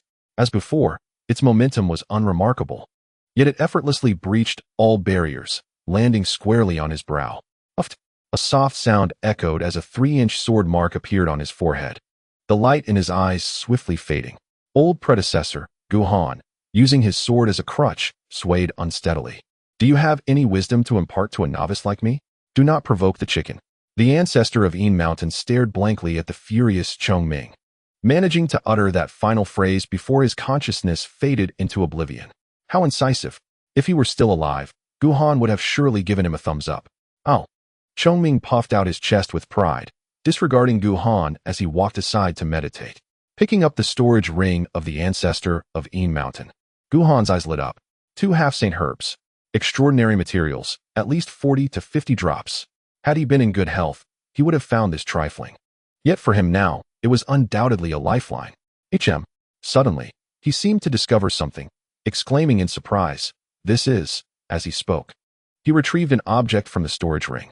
It was the size of a grain of rice, dark and transparent. The moment it appeared, an incredibly pure soul power surged into his perception, alleviating the dizziness and intense pain in his head considerably. "It is that thing," Guhan recalled suddenly. It was the same black crystal that Chief Yu had taken out to treat Asha that day. Oh, at that moment, Chongming also sensed the pure soul power, his eyes snapping open. "Soul crystal? Great rooster." Guhan was taken aback. "You recognize this?" "Of course." Chongming cast a scornful glance at him, filled with disdain. The primary function of this item was merely to replenish soul power, hardly a significant matter. In the past, during his time in the Xiantian Great Domain, that fool had persistently tricked the Elder Rooster into consuming this, claiming it could heal the Rooster's wounds. Eventually, the Elder Rooster grew weary of it. Guhan, upon encountering this item after the steward's departure, realized he hadn't seen it in a long while, nor had he even heard of it before. Clearly, its rarity exceeded that of sacred medicines. In an instant, he found himself sharing the same notion as Qingqing. Had his aspirations diminished to a level lower than that of a mere chicken? Elder Rooster, what realm did you possess in the past? He mused, only to be met with Zhoming rolling his eyes. Regardless, it's certainly 1,000,000,000 times better than your unscathed self. 1,000,000,000 times? Guhan felt a slight comfort in this. This item is utterly worthless.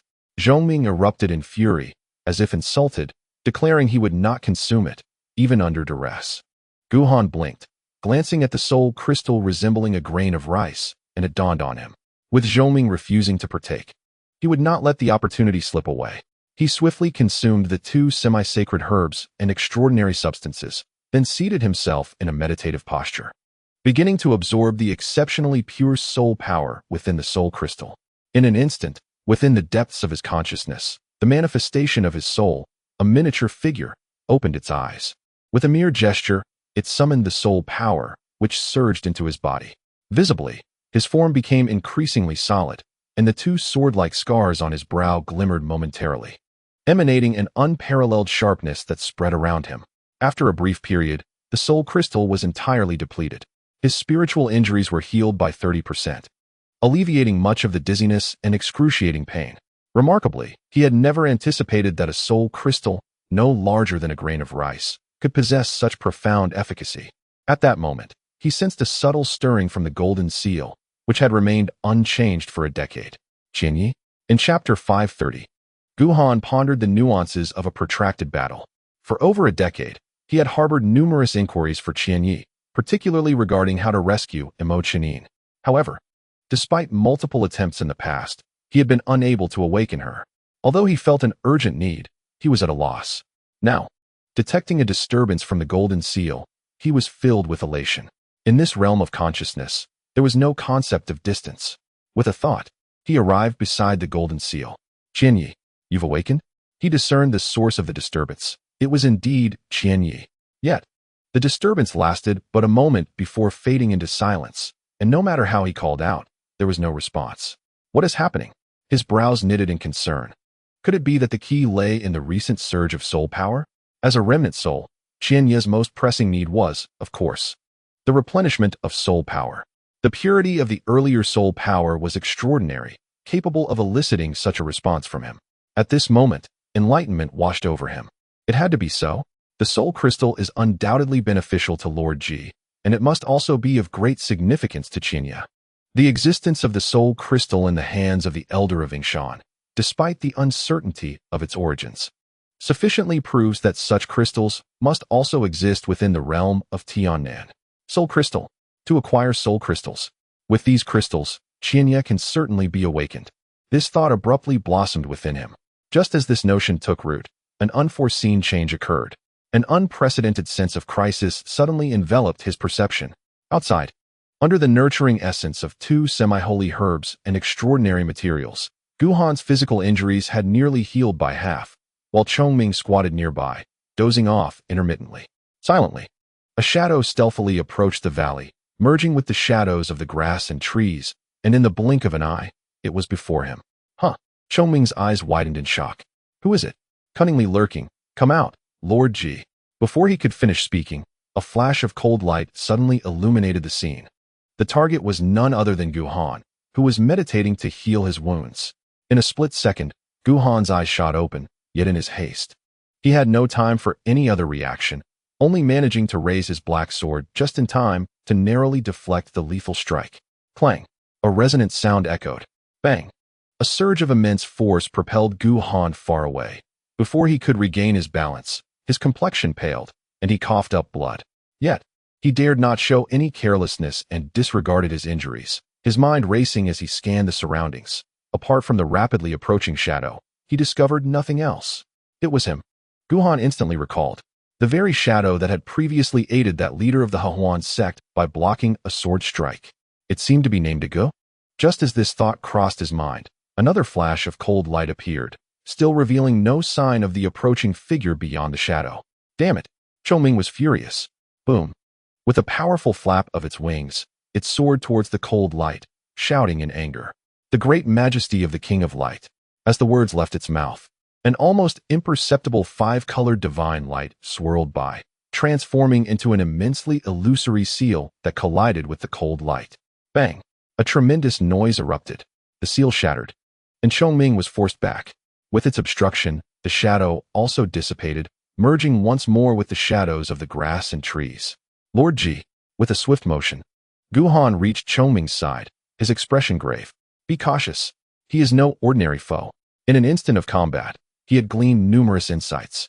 Based on a Gu's attack, its cultivation appeared to be at the peak of the Holy Realm, and its combat style was exceedingly peculiar and cunning.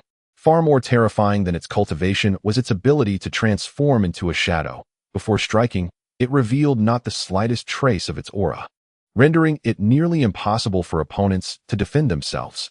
Reflecting on this, Guhan felt a lingering dread. Had it not been for his extraordinary sensitivity and extensive experience in battle, any other individual, even those at the Ascension realm, would have been effortlessly dispatched by a Gu under such sudden circumstances, leaving no chance of survival whatsoever. This individual is a born killer, an assassin. Suddenly, with a swift shift of his gaze, Zhongming detected something hidden in the shadows, something even Guhan had failed to notice. Without hesitation, Guhan unleashed a sword strike, a blood-red sword aura crashing down, its ferocious energy flattening the ground for several feet. There, boom, there, bang. Although Zhongming and Guhan's coordination had a slight delay and did not truly injure a dog, it nonetheless cornered him, forcing him to change positions repeatedly. The valley, already modest in size, was nearly leveled by Guhan's onslaught. This cannot continue. Guhan frowned slightly. If this persists without eliminating a dog, his injuries will only worsen. Over there. At that moment, Zhongming offered another reminder. Boom. Guhan struck again, though this time with considerably less force, and his aim had also deviated significantly. After the strike, he turned pale and spat out another mouthful of blood. You useless brat. Zhongming scoffed.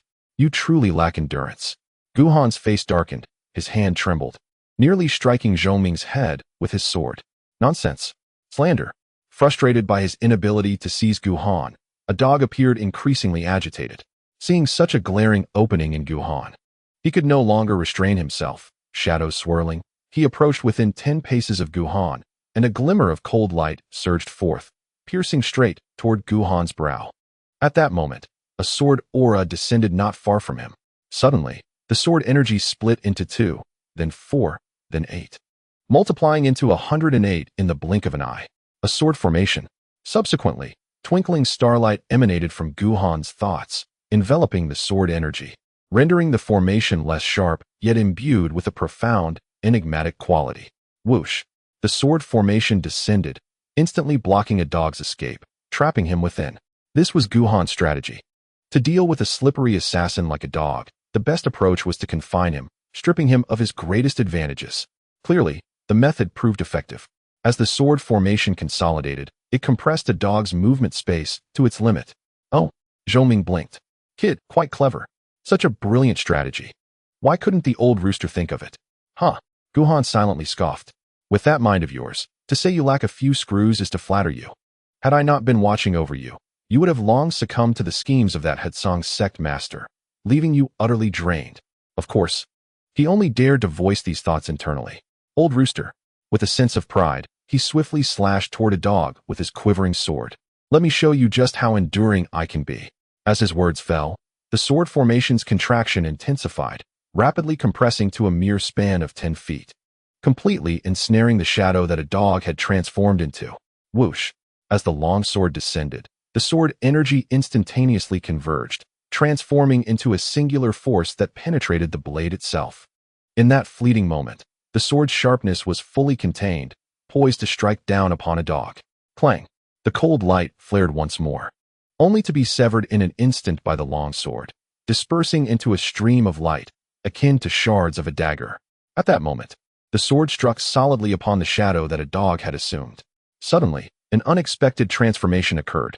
The instant the sword made contact with the shadow, it twisted momentarily, causing Guhan's own shadow to distort as well, which in turn affected Guhan's true form, significantly slowing his draw and altering his aim.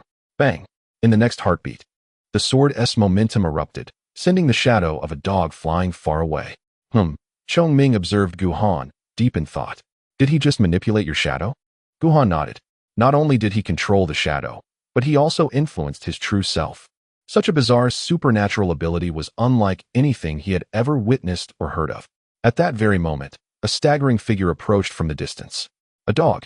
Now revealed in his true form, he was diminutive in stature, with a pallid complexion, his eyes filled with confusion.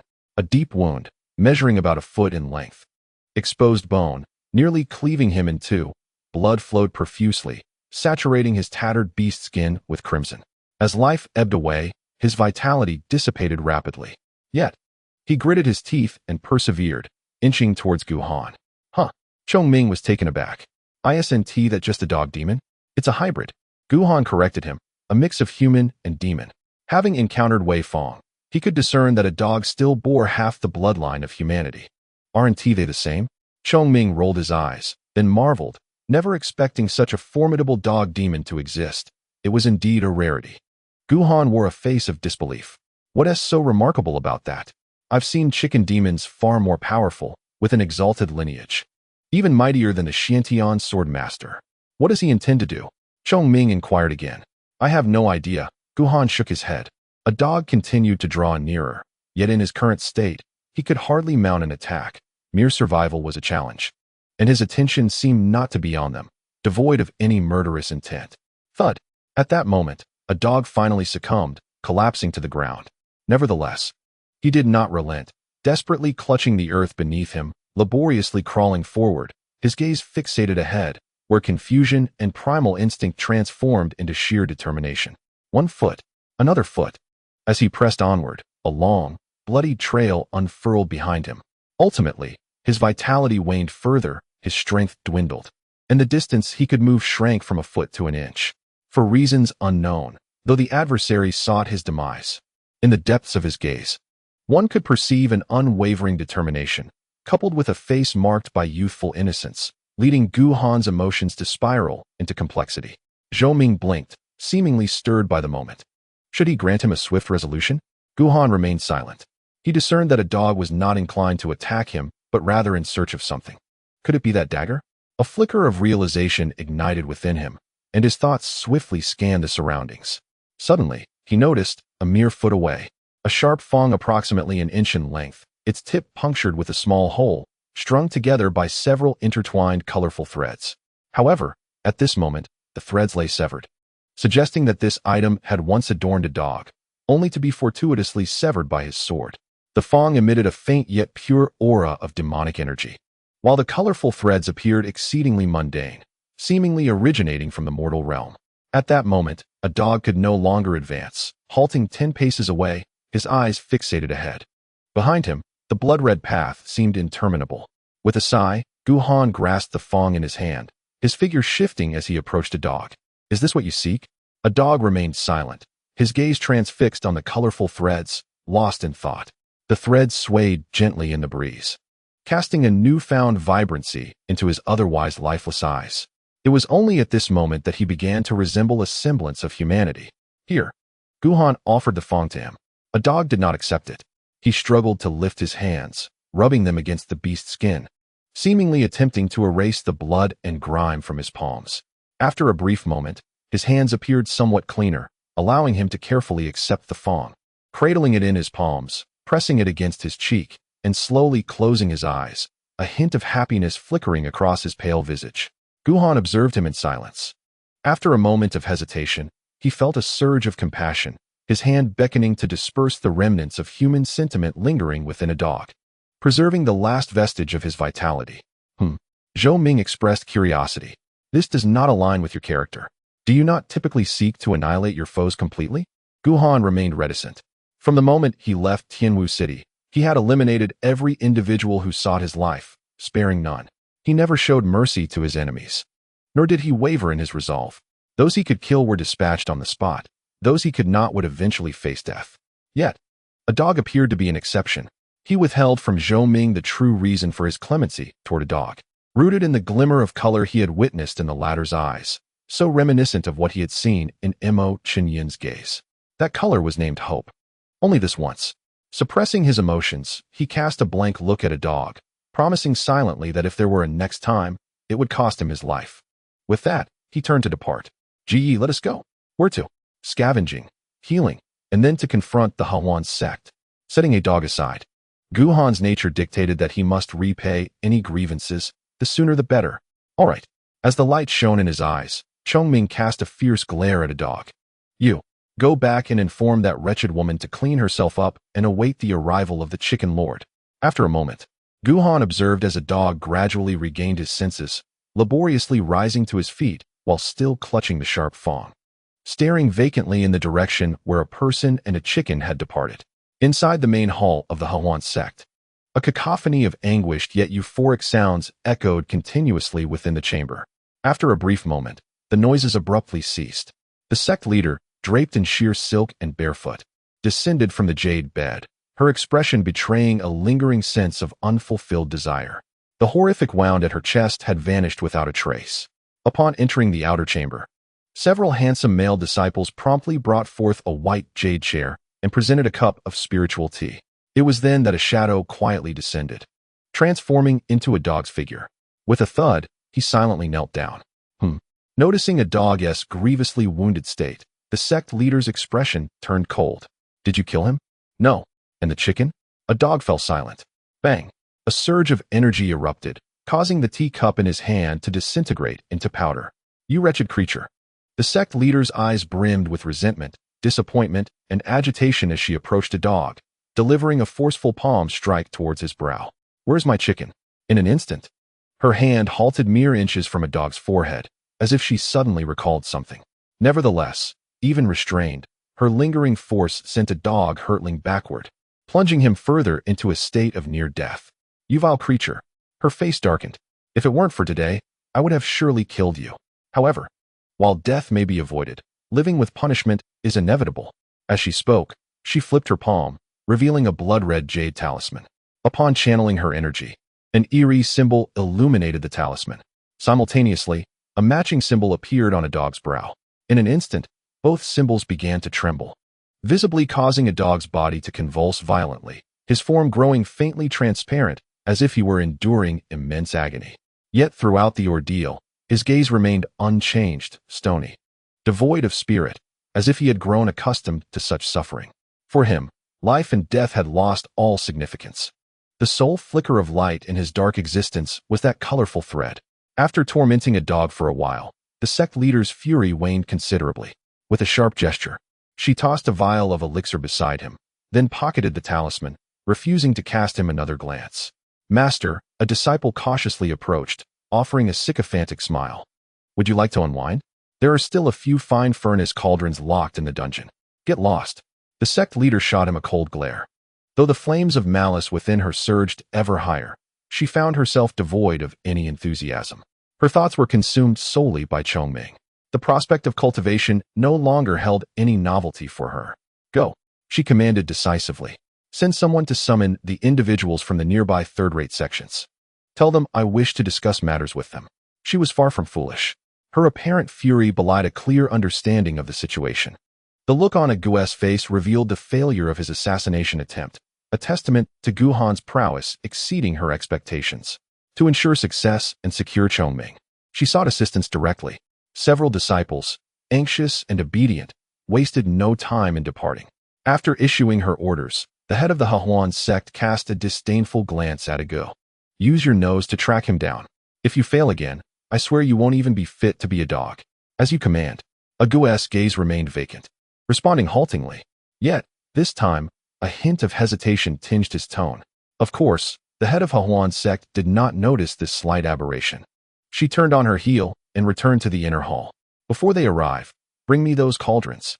Although the thrill had waned, she needed those cauldrons to quell the malevolence within her until she could capture Chongming. Ancestor has arrived. The ancestor possesses boundless power and unmatched might. The ancestor is dead. Hail the new ancestor. Outside the mountain gate, a throng of disciples knelt en masse, prostrating themselves before the young man above, who resembled a god of death, his sword still dripping with blood. Moments ago, they had witnessed their ancestor arrive in magnificent splendor, only to be slain with a single stroke. Though shocked, their attitude shifted remarkably quickly. For these disciples of lesser sects, the trifecta of cultivation, extortion, and the demise of the ancestor were merely rites of passage they had grown accustomed to. This young man, of course, was Guhan. After emerging from the valley, he embarked on a journey of fishing and scavenging, and this marked his third encounter. Due to the peculiar atmosphere of the southern sky realm, his success rate in fishing was an astounding 100%. Despite having faced this scenario multiple times, he found it hard to accept the sight of the kneeling disciples, whose expressions showed no grief over their ancestor's death, but rather an unsettling excitement. He shook his head discreetly and began examining the storage ring of the unknown sect's ancestor. There were no sacred medicines, nor any soul crystals he had encountered before. He felt no disappointment. Through his continuous fishing ventures, he had discerned a pattern. Apart from the outlier known as the ancestor of Shone, there were no sacred medicines among the lesser sects of the southern sky realm. Even if such items existed, they would be consumed immediately, as they dared not leave them for cultivation. Otherwise, should news leak even slightly, the consequences could range from wasted efforts to a bloody catastrophe. Chickmaster, let us depart. Bring Chongming. He did not cast a glance at the disciples and walked away. The ancestor has left? What shall we do? Forget it, esteemed colleagues. I shall venture into the world of scavenging. Should a new ancestor arrive, please notify me. I shall join. I shall join. Upon witnessing Guhan depart, the others felt little disappointment. After a brief discussion, they each plotted their own escape routes. Those who would scavenge set forth, while those who would remain took their positions, an act they were quite accustomed to. In the Hahuan sect, it was not until the flames of malevolence within him had abated somewhat that the sect leader emerged from the inner hall, revealing several more corpses upon the jade bed. Within the outer hall, 6 white jade chairs were occupied by 6 individuals of varying ages, all possessing cultivation levels within the ascension realm, the highest being at the 6th level, and the lowest at the 3rd. They were, indeed, the leaders of the nearby third-rate factions and also guests of the Hahuan sect leader. At this moment, the hall was enveloped in silence, the atmosphere somewhat awkward. Strictly speaking, they could be considered rivals in love, and naturally, there was little to be said among such adversaries. After a lengthy pause, the Hahuan sect leader, draped in delicate gauze, her brow adorned with a hint of springtime languor, made her entrance into the outer chamber. Instantly, 12 pairs of eyes fell upon her, unable to divert their gaze. They had arrived long ago, and with their level of cultivation, the commotion in the inner hall had not escaped their notice. On any other day, had they come individually, they likely would have rushed in, but with all 6 present, they chose to maintain a semblance of decorum. Dear friends, the Hahuan sect leader said with a light laugh. Thank you for your efforts. Not at all. No need for formality. We are all like family here. The 6 waved their hands in unison, indicating that it was nothing of consequence. In truth, their ability to reach the ascension realm suggested they possessed considerable composure and were not driven by base desires. Yet, engaging in dual cultivation with the sect leader allowed them to comprehend the Tao at a pace several times faster than their own practice, hence their eager reactions. The path of dual cultivation, of course, entails more than mere carnal pleasures. It bears its advantages. Naturally, their near compliance to the sect leader's wishes was not solely due to her entanglement with Ling Ya's disciple, nor was it unrelated to her formidable prowess. For her, those whose cultivation fell short of her own were mere vessels, used and discarded. Those of equal cultivation became dual cultivation partners, sustaining a prolonged relationship, while those surpassing her were deemed good brothers or father figures. Thus, the matter stood. Having articulated her intentions, her gaze sparkled like a serene pond, and upon witnessing the eagerness of the others, she knew her objectives were achieved. She then made a promise. Whoever captured them first would have her undivided attention for the next 3 years. Excellent. With a sudden movement, the elder with the highest cultivation rose, thumping his chest in assurance. Rest assured, sect leader, this mission is foolproof. Ha, old fool. The remaining 5 exchanged glances at his frail stature, secretly deriding him. Then I shall rest easy, The Hahuan sect leader replied with a charming smile. Yet, as an unsettling thought crossed her mind, the flames of malignance within her surged once more. However, the boy could be slain. The chicken demon must be brought back intact. The Six Men. Volume 1, Chapter 533. You are a human, not a dog. 6 individuals departed, their faces adorned with peculiar expressions. Among them was a dog. With his presence, discovering Guhan's whereabouts was merely a matter of time. 6 formidable beings of the feather transformation realm effortlessly dealt with a singular practitioner of the sacred realm. As for a dog, the others showed no inclination to acknowledge him, regarding him merely as a hound for guidance. Pray tell, one of them inquired during their journey, what did the master mean by his earlier words? What do you mean? A strikingly handsome middle-aged man cast a glance at him. Do you truly not comprehend? The elder fell silent, not due to ignorance, but rather disbelief. A young man among them chuckled lightly, seemingly unfazed. This is precisely what I admire about the master, his audacity to transcend taboos, to shatter societal conventions, and to boldly pursue that which he desires. I hold him in high esteem. Unlike you lot, he added, casting a disdainful glance at the others. Your interactions with the master are solely for the sake of enhancing your cultivation. My feelings for her are genuine. Chicken demon? He laughed inexplicably. Quite intriguing. Once I capture it, heh. The other 5 gasped in unison, their expressions awash with disbelief, instinctively creating distance between themselves and him.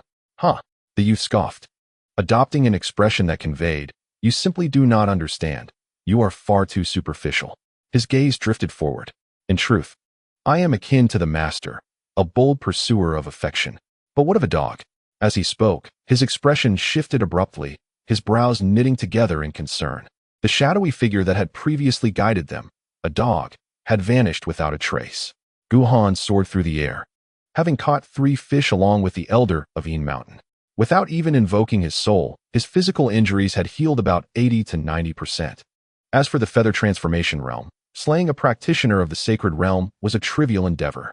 Kid, shall we seek vengeance? Chong Ming inquired eagerly. No rush. Guhan replied, shaking his head. Let us find 1 or 2 more factions. If fortune favors us with a soul crystal, our chances will increase significantly. Do you know where any sects might be located? I do not, Guhan admitted, a hint of frustration creeping into his voice. He had prepared bait and hooks, yet he remained oblivious to the whereabouts of the fish. Very well. He gradually halted, contemplating whether to inquire of someone. Before he could finish his thought, an unsettling sensation washed over him. A flicker of murderous intent flashed in his eyes. He drew his sword, pointing it towards a shaded area below. Come forth. Do not linger. Chong Ming squinted, recognizing the familiar presence of that canine demon. As the words left his lips, a shadow beneath the tree twisted momentarily, reshaping itself into a dog's form, appearing before them. Have you no memory? Guhan's expression remained stoic. What did I tell you previously? Should there be a next time? You shall meet your end. Huh. Chong Ming glared at a dog with a cold smile. Master Chicken has long advised against letting you go. You are far too naive. Compassion towards one's enemies is a grave error. Guhan nearly lost his composure. He could swear by the grand path that Zhou Ming had never uttered such words. The sect leader, Go, seemed oblivious to Guhan's murderous intent, speaking hesitantly, suggesting sending someone to kill him. Guhan was taken aback. Wasn't it an assassination attempt on him? How reckless. Zhou Ming shot him a glare, unfurling his wing and pressing down his sword, not bothering to listen to a word before preparing to strike. With such a temperament, how could he be worthy of the title of sword master? Guhan said, leave. Go stammered, his tone betraying a sense of urgency. Guhan's heart stirred. He knew that the Harmony sect aimed to kill him, but Go had crossed blades with him before, fully aware of his strength. Setting aside the motive, if he were an ordinary opponent, he would not display such an expression. Those individuals. After a moment's contemplation, he inquired, what is their cultivation level? Very strong. Go seemed unable to discern the specifics of their realms, substituting with those 2 words. How many? 6. Very strong. 6 individuals. Guhan fell into silence for a moment, deducing a wealth of information. These 6 must possess at least the transcendent realm of cultivation. Only such beings could pose a threat to him, while his injuries remained unhealed. He remained silent, fully aware that Go's ability to find him twice in succession was no mere coincidence. If the adversaries were not alone, but accompanied by those 6 transcendent cultivators, Combined with that bizarre ability to manipulate shadows, he would likely find himself ensnared in yet another life-and-death crisis. Thank you. After delivering the message, Ago hesitated for a moment, raising his frail right hand, his expression stiff. Thank you. Amidst his fingers, a colorful thread flickered in and out of sight. This object was everything to him, the sole light in his life. By returning it to him, Guhan had effectively restored a piece of his world. Ago felt immense gratitude, but was at a loss for how to repay him, resorting to this method of communication. This was the first time in his life he had expressed thanks, his tone wooden and his speech halting, yet he spoke with utmost sincerity. Guhan's expression was complex as he sighed. You came to deliver this message merely because I returned this to you? Yes. Your name is Ago? Yes. A ridiculous name. Zhoming looked disdainfully. Who named you? My mother. Zhoming blinked, feeling somewhat awkward. The name is passable. And your mother? She is dead. And your father? Also dead. Sigh. Zhoming's sympathy welled up. What a pitiable little dog. I do not understand. Guhan furrowed his brow. Your abilities far surpass that woman's. Why serve her? Ago opened his mouth, his gaze somewhat vacant. I am the master's dog. Guhan's brow furrowed deeper. He could discern that Ago appeared to have been brainwashed, seemingly accepting his role as a dog as a natural state of affairs. You are a human, not a dog. Indeed. Zhoming nodded. At least half of you is human. Human? Ago's eyes reflected even greater confusion. What is human? For a moment, Guhan too was at a loss for words. He feared that too much explanation would only deepen Ago's confusion. Casting a glance at Zhoming, his eyes lit up. A human is someone like Lord Chicken. Joy and anger, self-respect and fortitude. Your sect intends to use it as a furnace, yet it will resist. And it may even fight back. Suddenly, he stopped mid-sentence, casting a subtle glance at Zhoming. Oh no, I've let something slip. Zhoming trembled slightly. Even with a muddled mind, it comprehended the implications of being a furnace. Boom. From its already weary body surged a vibrant, multicolored divine light, erupting into chaos. You vile woman, if Chicken Master cannot vanquish you, I shall not serve as a mere chicken. Chicken Master, quell your wrath. Guhan hurriedly intervened, glancing back at a dog to explain. Did you see that? This is the response befitting a human. In Volume 1, Chapter 534, a scruffy chicken accompanied him. A human? Observing the rampaging Zhoming and Guhan's attempts to soothe it, a dog's confusion deepened, and a long-buried memory suddenly resurfaced. In his youth, he sat amidst a pool of blood. Before him stood a bloodied woman, her features obscured, yet her voice remained familiar. A dog. The woman strained to lift her hand, presenting him with a tusk threaded with colorful strings. Remember, no matter how difficult it becomes, live with dignity. You are a human, not a dog. In an instant, the woman breathed her last. Subsequently, he was taken away and imprisoned in a pitch-black dungeon, branded as a slave, subjected to torment, and forced to consume a foul, dark potion daily. His strength grew while his memories faded, and his humanity diminished until, at last, a dog truly became a dog. Only now did he recollect that the woman was his mother. Yet, apart from her voice, her visage remained shrouded in obscurity, as if deliberately erased. Why? Glancing at the colorful threads, a flicker of anguish crossed his eyes, and a strange emotion surfaced in his heart, though she was the sole splash of color in his life. Why could he not recall her appearance? For the first time, he felt a compelling urge to uncover the truth. With this thought, he gradually faded from sight, disappearing completely. Not far away, Guhan had finally managed to calm Zhoming, yet he could no longer find a dog. Has he left? The young one. Zhoming remained indignant, eager to reclaim its dignity and face. Let us go scavenging. Quickly, we must eliminate that vile woman. Guhan sighed, just as he was about to respond. A sound of rushing air pierced through the distance. Several figures were rapidly approaching him. Qin. He recognized them instantly. They were Qin and his 3 disciples. In the far distance, another figure drew closer, moving at a speed surpassing Qin by more than tenfold. It was one of the 5 men in pink robes dispatched by the sect master of Hahaha. With his 3 disciples, Qin desperately urged his cultivation, wishing he could teleport through the air. Beside him, the 3 disciples felt both moved and despondent. They were touched that Qin had not abandoned them, yet despair loomed heavy in their hearts. It matters not whether one throws or not. With a swift motion, the man clad in pink robes, possessing formidable cultivation, quickly caught up, extending his hand to seize Qin. It was over. He was about to become a mere pawn. Remembering the gruesome fate of the dwarf cultivator he had witnessed earlier, a chill ran through Qing's heart, and he despairingly closed his eyes. Boom. At that moment, an ominous aura of murderous intent suddenly descended upon the scene, emanating from a blood-red sword chi, aimed directly at the pink-robed man. This is bad. A tremor of fear gripped the pink-robed man. He could no longer afford to concern himself with Qing. Channeling all his strength, he prepared to resist. However, the sword chi was too swift, the murderous intent too overwhelming. He had no hope of evasion and could not withstand it. Bang!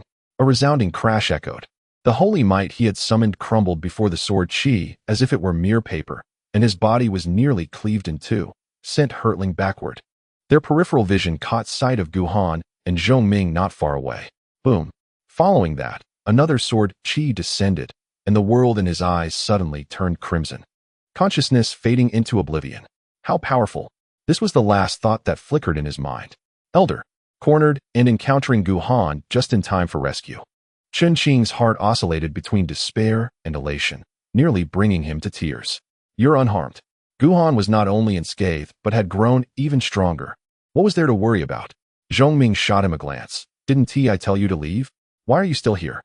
After a circuitous journey, it became evident that this area was not far from the site of the previous battle, merely a few thousand miles away. Qing nodded submissively. The 57th tenet of the Scavenger's Manual states that the most perilous places are often the safest. The Scavenger's Manual? Zhongming's eyes widened in disbelief. Who concocted such nonsense? It's utterly dangerous. Elder, Qing lamented, it was I who penned it. Zhongming remarked that it was nothing short of a miracle for Qing to have survived thus far. At that moment, Guhan had completed his examination of the pink-robed man's storage ring, only to discover a mere handful of extraordinary substances and some elixirs, lacking even half-saint medicines. Clearly, the lives of these subordinates were not as glamorous as they appeared. Approaching Qing, he gently patted his shoulder. Are you familiar with the Hahuan sect? Qing's heart tightened. He was somewhat acquainted. Does that woman have any accomplices? Yes, one.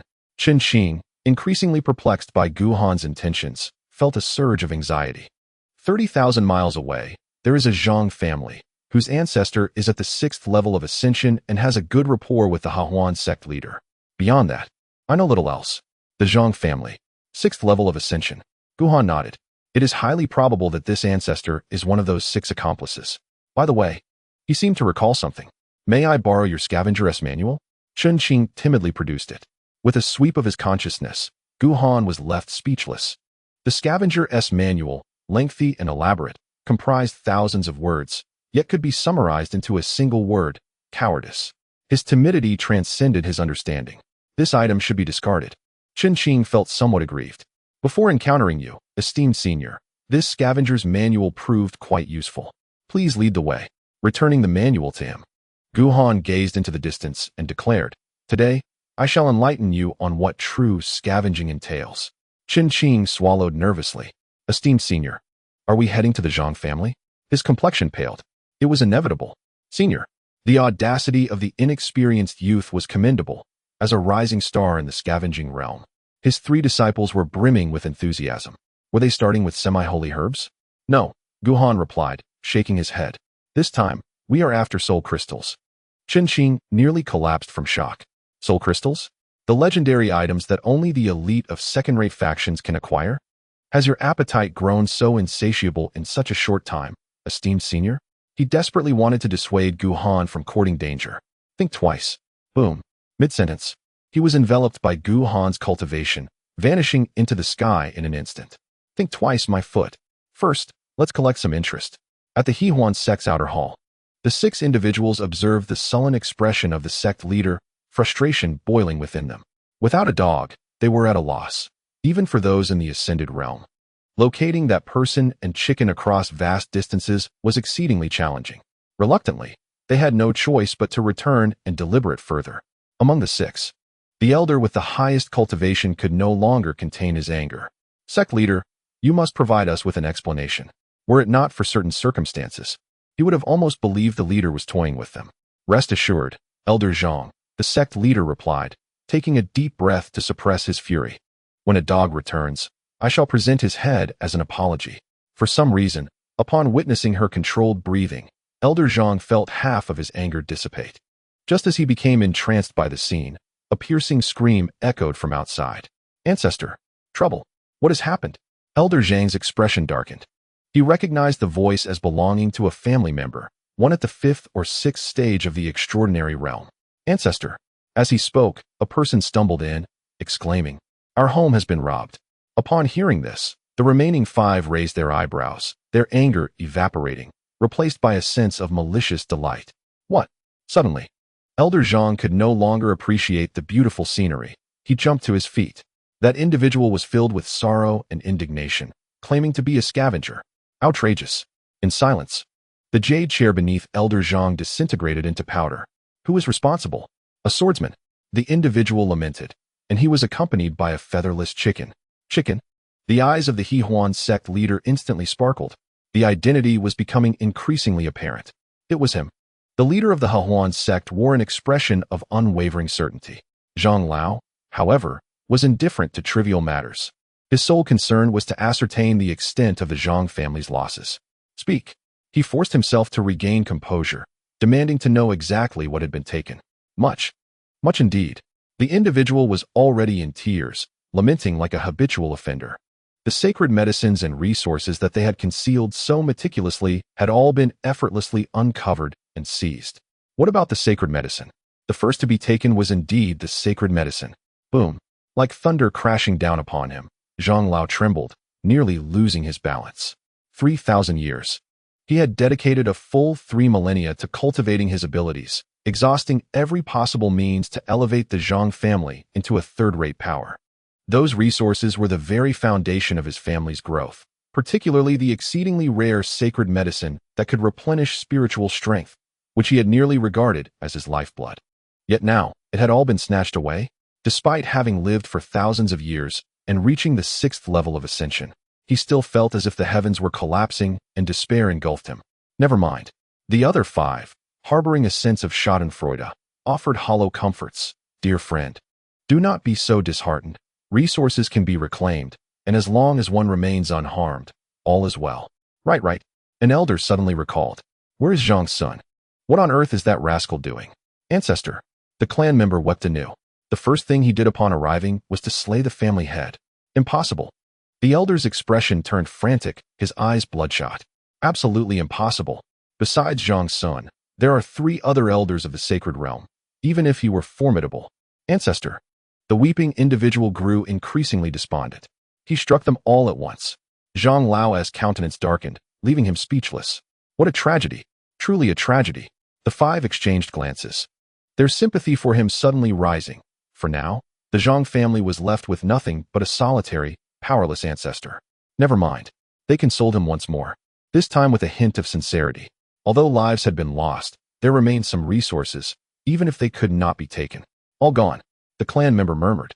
Those that couldn't be taken were fed to the chickens on the spot. Uffed. Upon hearing this, Zhang Lao could no longer contain himself and spat out a mouthful of blood. The 5 exchanged glances, hesitating to comfort him further, fearing that he might succumb to his fury. Cruel. Utterly cruel. They felt a chill in their hearts. This was no mere scavenging. It was a complete uprooting of their very foundation. At that moment, even the leader of the Hehuan sect found herself too astonished by Guhan's methods to dwell on the matter of the chickens. No. Suddenly, Zhang Lao seemed to have an epiphany. He does not know me, and I have never encountered him. The means to deal with him are known only to us. How could he possibly think of retaliating against the Zhang family? Someone must have tipped him off, betraying us. In an instant, the other 5 also grasped the implication, their gazes swiftly turning toward the leader of the Hehuan sect. This, the leader's complexion paled. Are my esteemed friends suggesting that I? Not you. Zhang Lao fixed her with a piercing gaze, gritting his teeth. It's your dog. From beginning to end, only the 7 of them were privy to the truth. Even the disciples of the Hehuan sect were unaware of the details. The most plausible, indeed the only possibility, was that the information had leaked from a dog. Who was involved throughout this affair?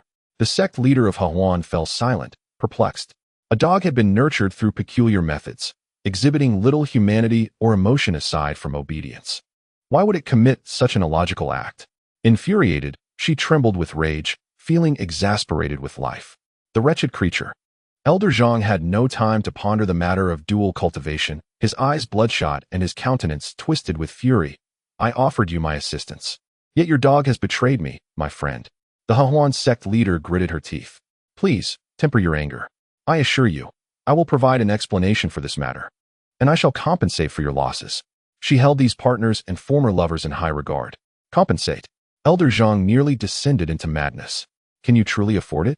Your life would suffice as compensation. Boom. As he spoke, his cultivation at the 6th level of ascension erupted, shocking the Hahuan sect leader, who turned pale and involuntarily retreated a few steps. What are you doing? In a flash, a young man positioned himself in front of the sect leader. Concern etched across his face. You frightened the sect leader. Unable to compensate. He scoffed at Elder Zhang. Do not forget the identity of the sect leader. The esteemed Wanqing sect would certainly not be unable to cover the losses of a trifling third-rate power. You hold yourself in far too high regard. Upon hearing this, Elder Zhang felt a jolt of realization, suddenly recalling the backing of the Hahuan sect leader, the disciple of Master Lingya, not to mention a third-rate power. Even a second-rate power could be extinguished at a whim.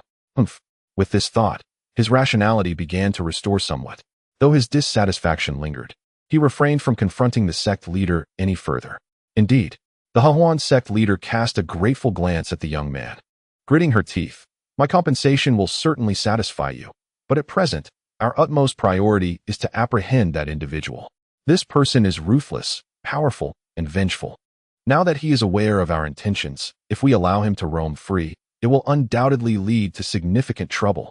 She was quite calculating, deftly entwining the others with her words. Moreover, she paused momentarily before adding, since he seeks revenge, he will not limit his retribution to merely you, my friend Zhang. Upon hearing this, the expressions of the other 5 shifted dramatically. Indeed, given that man's nature, the Zhang family would be his first target for vengeance, but certainly not his last. Soon, it could very well be their turn to suffer misfortune. With this realization, they no longer wished to linger. If they stayed any longer, they feared they might also find themselves spitting blood. Wait. The sect leader called after them. My friends, if we return now, we shall be rendered too passive, potentially playing into his hands. This individual is wounded yet possesses formidable strength. If we grant him sufficient time to recuperate, he will inevitably become even more difficult to confront.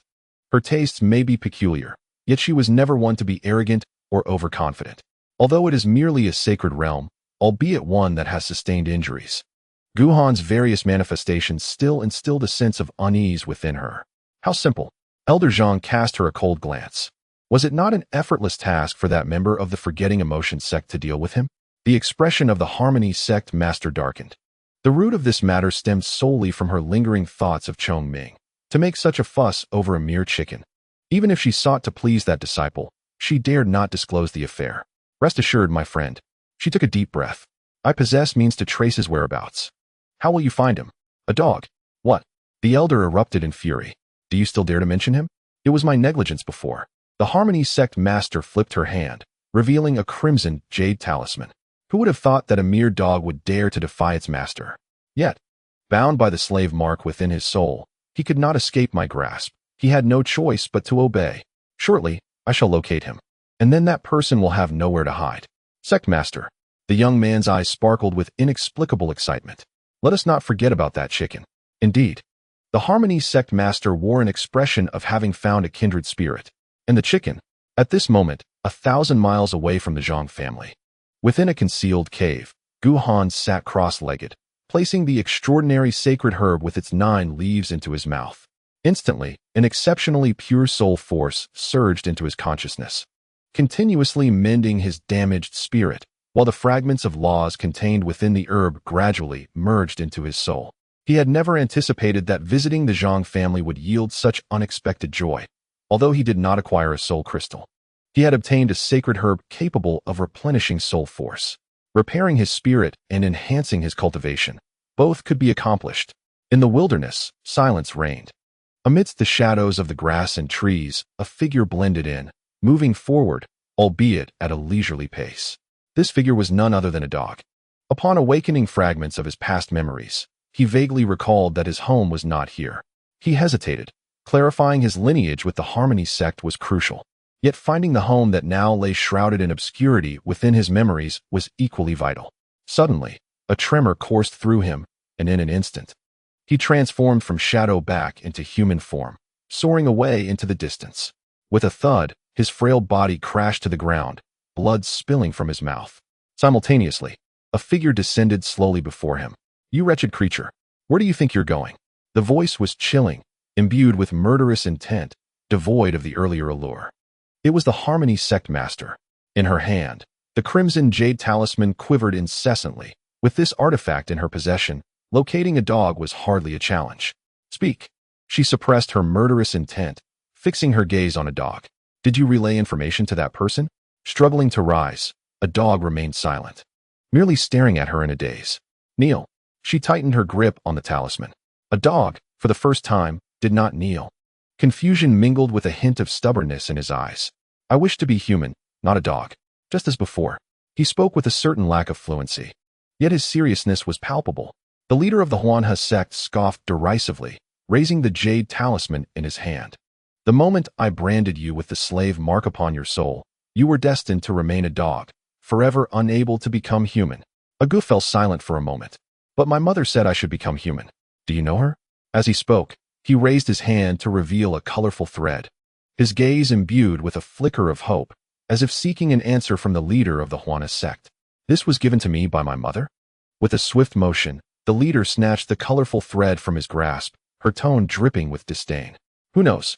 Remember, as a dog, your eyes can only hold your master, nothing else. This includes that." With a flick of her fingers, nearly half of the colorful thread was reduced to powder in an instant. Boom. At that moment, an unexpected change occurred, as Agu watched half of the thread vanish.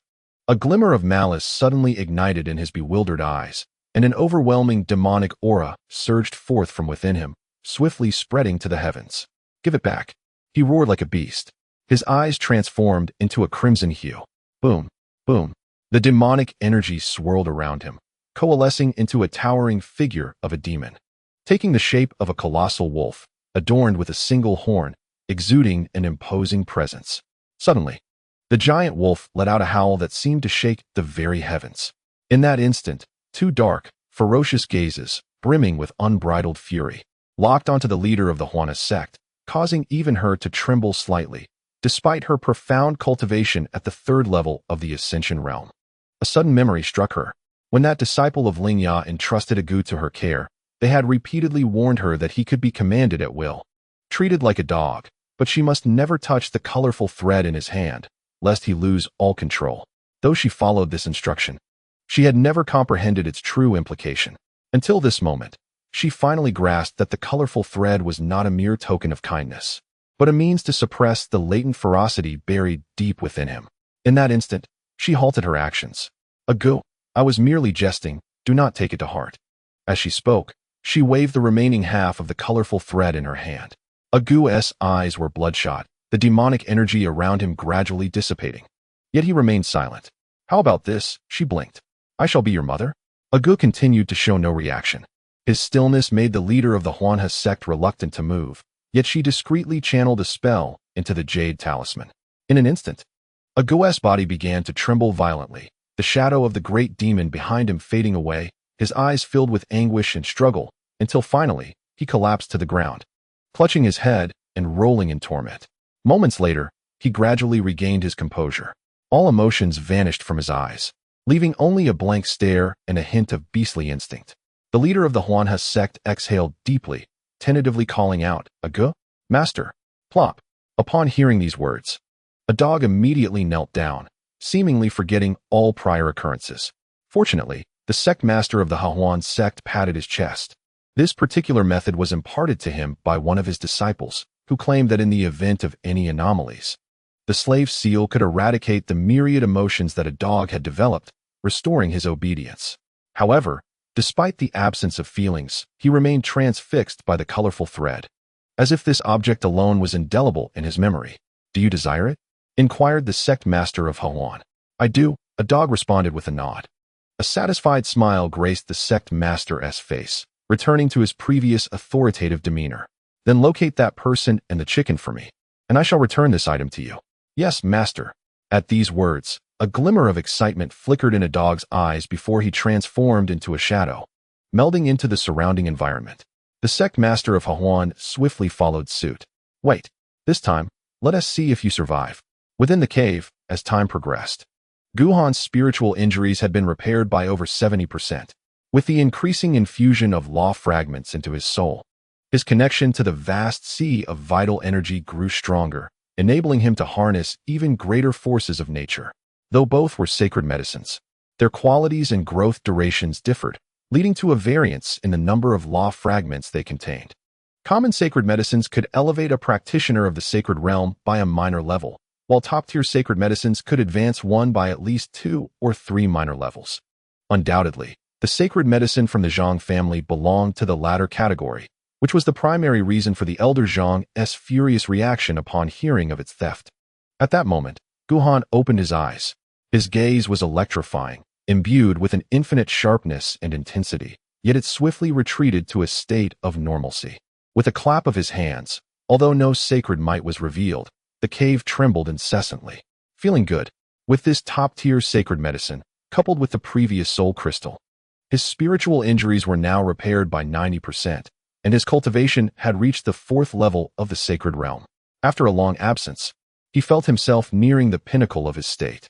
In the previous battle with Yin Tu, he had consumed that sacred medicine, although it was intended for healing. Numerous law fragments had fused into his soul, nearly propelling his cultivation to the 2nd level of the sacred realm. Now, having fully absorbed the Zhang family's top-tier sacred medicine, he naturally broke through several realms. Within the realm of consciousness, a faintly flickering orb of light hovered. This orb was the fragment of the supreme law that Yang Yi had personally sealed. Since acquiring it, he had kept it stored here. Chongming informed him that this fragment could only be absorbed after reaching the 9th level of the sacred realm. The 9th level, you say? It is not insurmountable.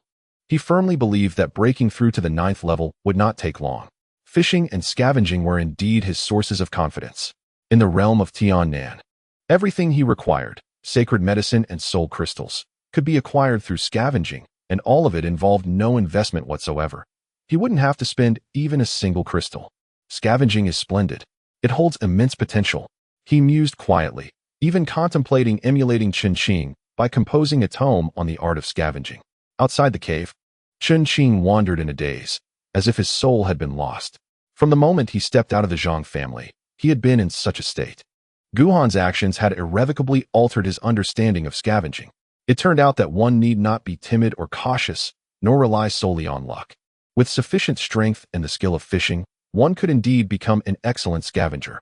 At that moment, an overwhelming force emanated from within the cave. Without a sound, Guhan had appeared before a few individuals. Senior, Chen Qing and his 3 disciples hurriedly bowed. Kid, Chongming cast a sidelong glance at Guhan, displeased with his leader. If you let Ji consume those random things again, Ji will not let you off easily. Not a problem. Guhan replied with a smile. If it cannot be taken, it shall be destroyed. Earlier, he had gathered ample information at the Zhang family. It was clear that the Zhang family's ancestor had indeed been invited to the Hehuan sect.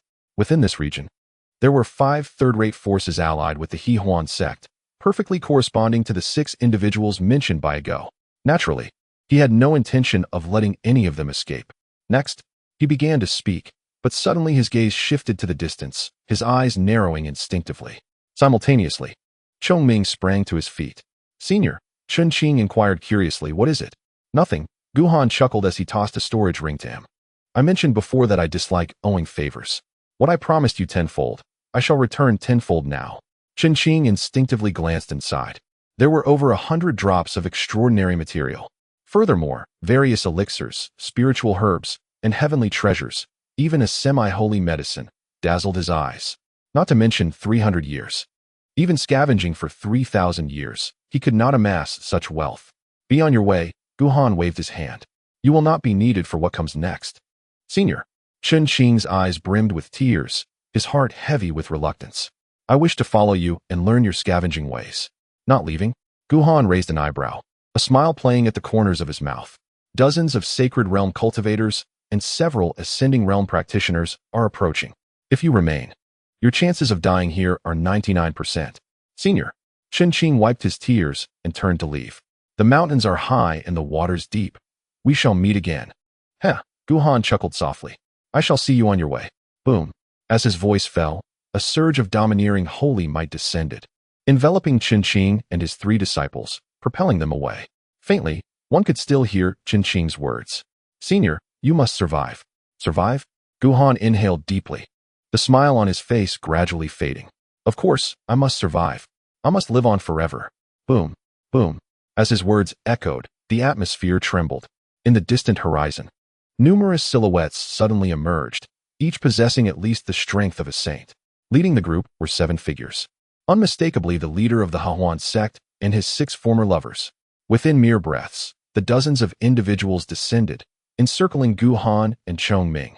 A total of 26 saints had gathered, including the remaining 4 men in pink robes from the Hahuan sect, while the rest comprised all the saint-level cultivators from the 5 families, excluding the Zhang family. Altogether, there were 33 individuals. Boom. The ominous intent of the crowd was palpable, and they harbored no intention of concealing their cultivation levels. Their combined aura obliterated the very mountain where Guhan stood, reducing it to rubble. Amidst the swirling dust, the forms of Guhan and Chongming appeared ethereal and indistinct. It's you. The elder from the Zhang family fixed his gaze on Guhan, his voice laced with murderous intent. You robbed my Zhang family. Robbed? Guhan corrected him. It was scavenging. You. The elder from Zhang was momentarily speechless. What about my saintly medicine? I consumed it, Guhan replied with a smile. Do you have any objections? A pang of anguish gripped the elder's heart. What about the rest? The chicken lord ate it. Chongming declared proudly. Do you have any objections? Bah, such worthless scraps. They sullied the chicken lord's mouth. The elder from Zhang trembled with rage. Today, I shall reduce you to ashes. You certainly have audacity, the Hahuan sect leader remarked, observing Guhan. You managed to hide here. A question. Guhan furrowed his brow. How did you find me? Huh. The Hahuan sect leader sneered. A dog, come forth. As the command was issued, a shadow twisted for a moment before slowly materializing. It was indeed a dog. You again. Chongming seethed with anger. Kid. As the chicken lord often says, one must not show mercy. Look at this dog demon. It turned around and sold us out. Guhan remained silent, noting that a dog's expression was devoid of emotion, starkly different from before, indicating something was amiss. Leader, as Chongming spoke, the young man's eyes brightened. Is this the chicken? Indeed, the Hahuan sect leader licked his lips. A fine chicken, the young man praised, his tone imbued with inexplicable excitement. What discerning taste the leader has. Scoundrel. At that moment, Chongming grasped the underlying meaning in their gazes, his defenses shattered, and he erupted in a torrent of curses.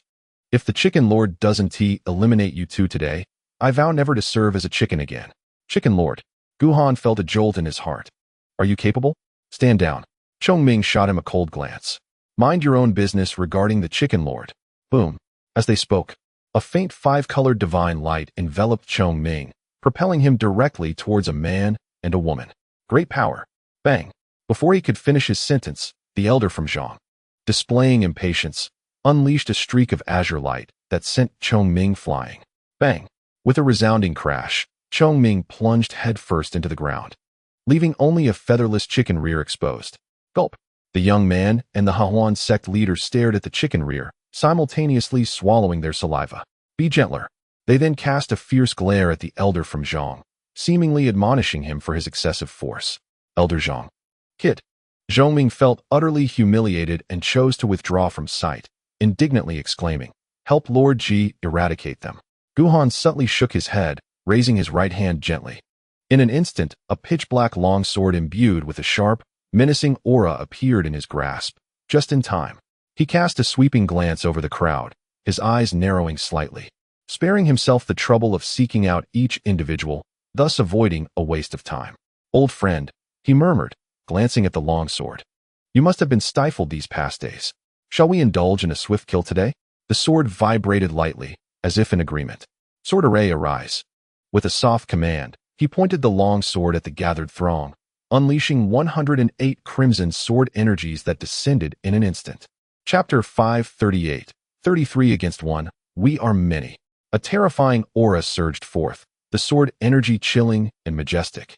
The power Guhan exhibited at that moment was far beyond what one would expect from a mere fourth-tier Saint Realm practitioner. Impressive. The onlookers felt a chill run through them. No wonder. The sect master of the Hahuan sect, disregarding Zhongming, focused intently on Guhan, his expression growing serious. This individual's strength was astonishingly formidable. Fear not, the young man reassured with a smile. We outnumber him. Their sheer numbers served as their greatest confidence.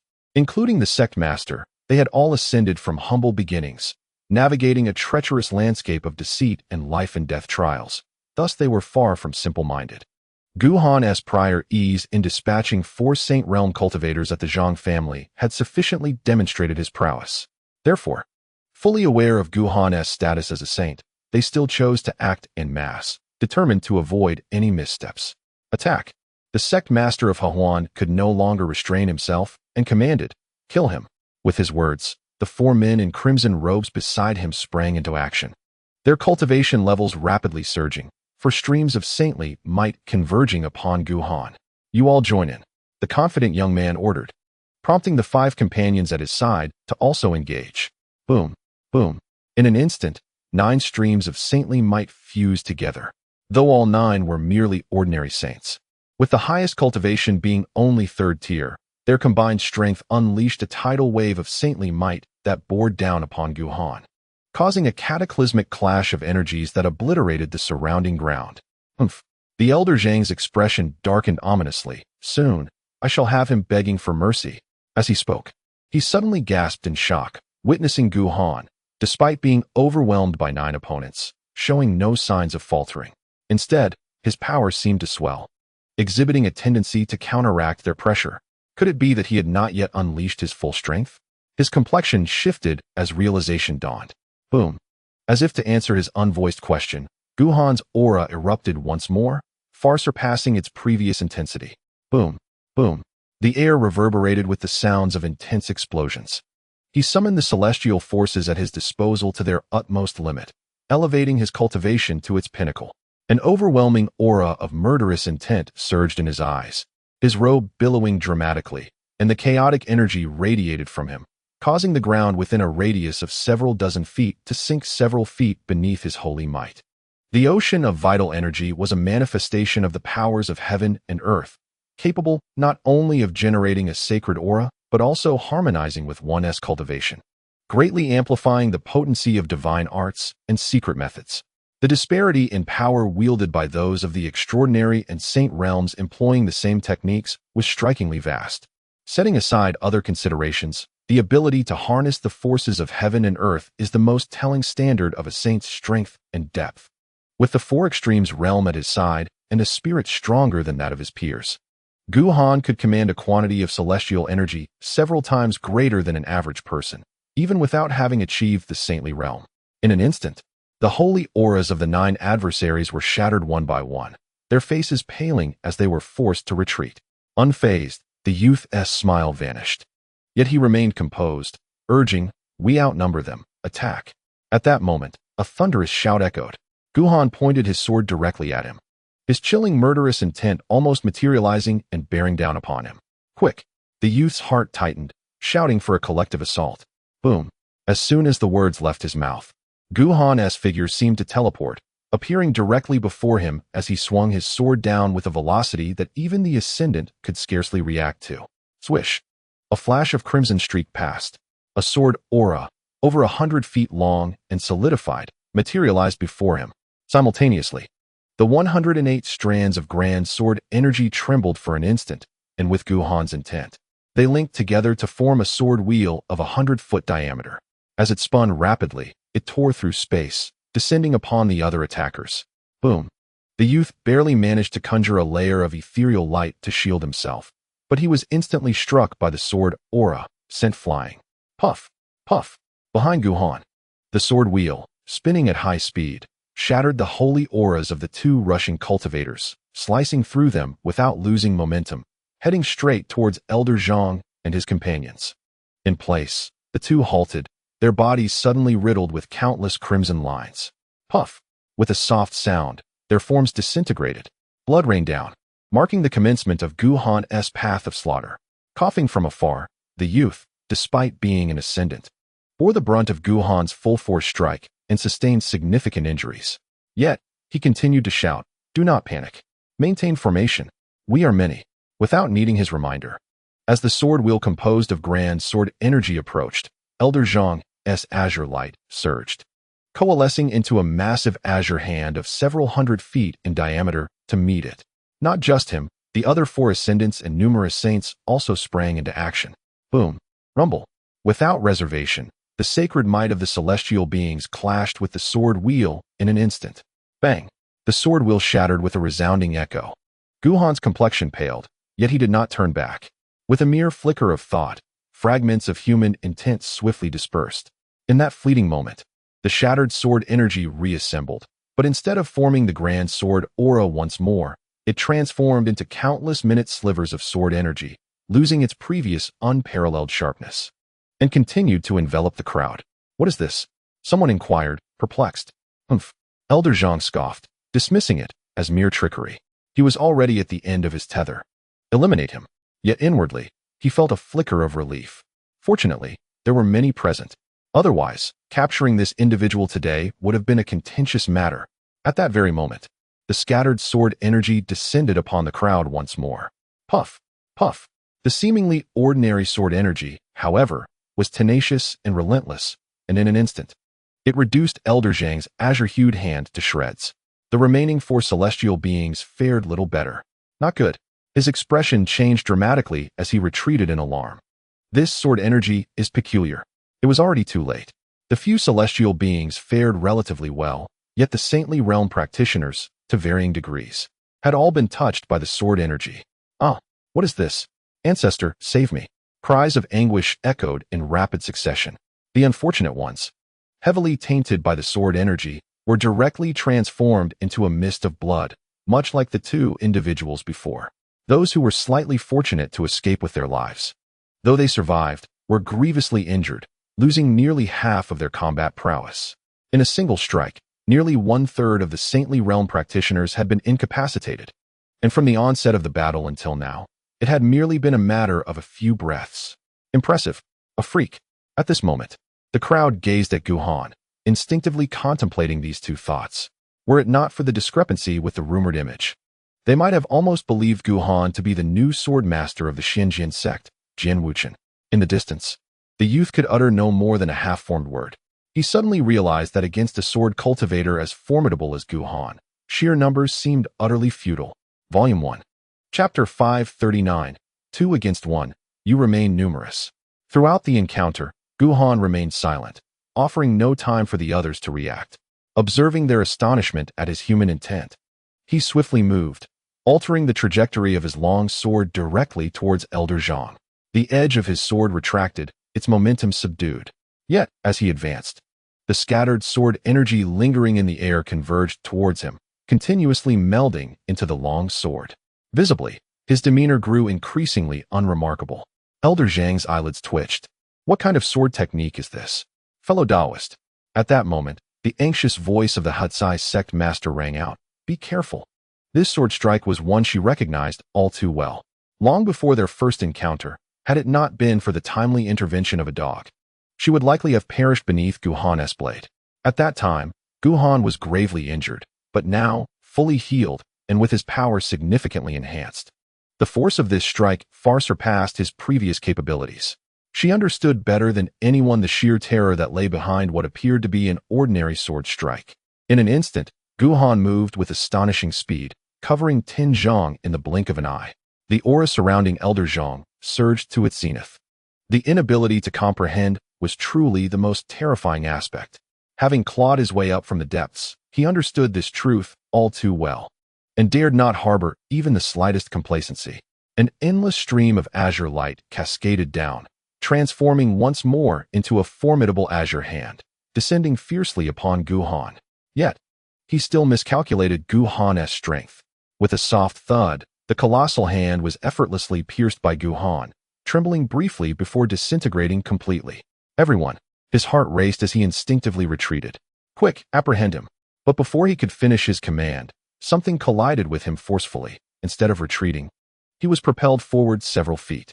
You strike me, and I shall strike you back. Let us call it even. At that moment, the voice of Chongming resonated from behind. Having taken advantage of the distraction to emerge from the earth, deliberately obstructing Elder Zhang's path. With a flash of sword light, a shallow scar appeared on Elder Zhang's brow. Why did I provoke that chicken? In his final moments, he found himself echoing the thoughts of the ancient ancestor of Yinshi. Then, consciousness faded, and his body fell. Elder Zhang was dead? The sixth tier of the Ascendant Realm had perished? For a moment, everyone was left in stunned silence, unable to fathom that their formidable force, so confident in their pursuit of Guhan, had been dispatched in the blink of an eye. How could they possibly continue to fight?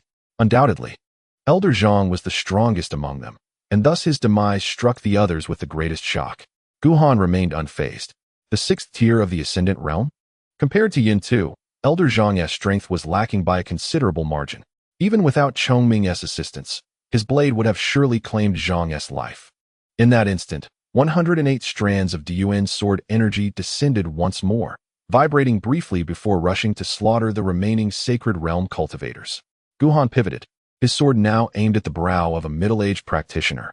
With a series of soft thuds, several Sacred Realm cultivators fell beneath Guhan's blade in the blink of an eye. Desperate now, the middle-aged practitioner's eyes blazed red. If he did not fight for his life, he would perish here. This youth was no ordinary Sacred Realm cultivator. At this moment, even the sect master of the Hardy Union and the young man could not afford to pay attention to Chongming. They had believed they had sufficiently overestimated Guhan's strength, only to realize they had grossly underestimated him. Their previous confidence had evaporated, and they could only gamble everything on one final attempt. Victory would bring great joy, while defeat would mean Guhan would claim them without hesitation. Boom, boom. In an instant, a black stone tablet, a pink-clad woman with an expression of concern, and an enigmatic array of runes, stretching 100 feet, all descended upon Guhan. A dog, the master of the Hahuan sect, sensing the precariousness of the situation, urgently called out, "Quick, help me trap him." Since the battle commenced, a dog had remained quietly at a distance, seemingly unaffected by the chaos of the siege and counterattack. Yet, upon hearing the call of the Hahuan master, he suddenly dispersed and transformed into a shadow. Damn it, Zhongming fumed, heartless little pup. With that, he flapped his wings and charged towards the shadow that a dog had become, exclaiming, "Bring it on, chicken grandpa." In the sky, Guhan suddenly felt his body stiffen, that sensation of being controlled returning once more. Although his injuries had largely healed and his cultivation had soared, he managed to break free from the binding in mere moments, yet still missed some critical opportunities. Soon, his form was engulfed by the myriad of divine abilities around him, and he plummeted downwards. Boom. The earth trembled, dust swirling as the sound reverberated for a long time. Was he dead? The middle-aged man stared downwards, his brow furrowed, pondering how they had expended their full might against him. Swoosh. Before he could finish his thought, a flash of cold light surged towards him, imbued with boundless bloodthirst, arriving at his forehead in an instant. Impossible. How did he become stronger? With this query, the cold light flickered past his brow, taking his life in an instant. Simultaneously, a figure erupted from the cloud of dust, swiftly approaching another individual, the distance between them a mere 3 feet. It was Guhan. His aura was chaotic, his complexion somewhat pale, yet the murderous intent in his eyes was intensified several-fold. With a swift motion, he extended his right hand, and a glimmer of cold light fell, revealing a pitch-black longsword. Thud! The longsword descended instantaneously. Kill! With a fierce shout, the longsword trembled lightly, and a blood-red sword wave, spanning over 10 feet, coalesced and struck down heavily, cleaving the man in two before he could react. Upon completing this act, Guhan staggered slightly, a trickle of fresh blood oozing from the corner of his mouth. Having absorbed the full force of their combined attack, he undoubtedly bore some injury. He was hurt. A golden opportunity. At this moment, the nearest Yuhua realm cultivator was stunned for a moment, filled with elation, as if he had once again glimpsed the chance to slay Guhan. Guhan paid him no mind, casting a glance at Zhongming below, who was entangled in combat with a dog and cursing vehemently. His eyes narrowed, and his murderous intent surged once more. Then, he produced a half-saint herb and consumed it. Though lacking the fragmentary laws contained within a holy herb, it possessed an exceptionally potent life essence. In just a breath or two, the majority of Guhan's injuries began to mend. With a swift motion, as his form shimmered, his long sword fell heavily once more. Swish, swish. The scattered De Yin sword energies, as if drawn by an unseen force, converged towards him, merging into the sword. What was once merely a few feet long black sword now transformed into one exceeding 10 feet. A sea of crimson. The aura of slaughter was palpable. You are lacking in decorum. Having uttered his last words, the monk's eyes brimmed with profound reluctance, only to be struck down by a long sword, his body, along with his monumental divine artifact, collapsing with a thunderous roar.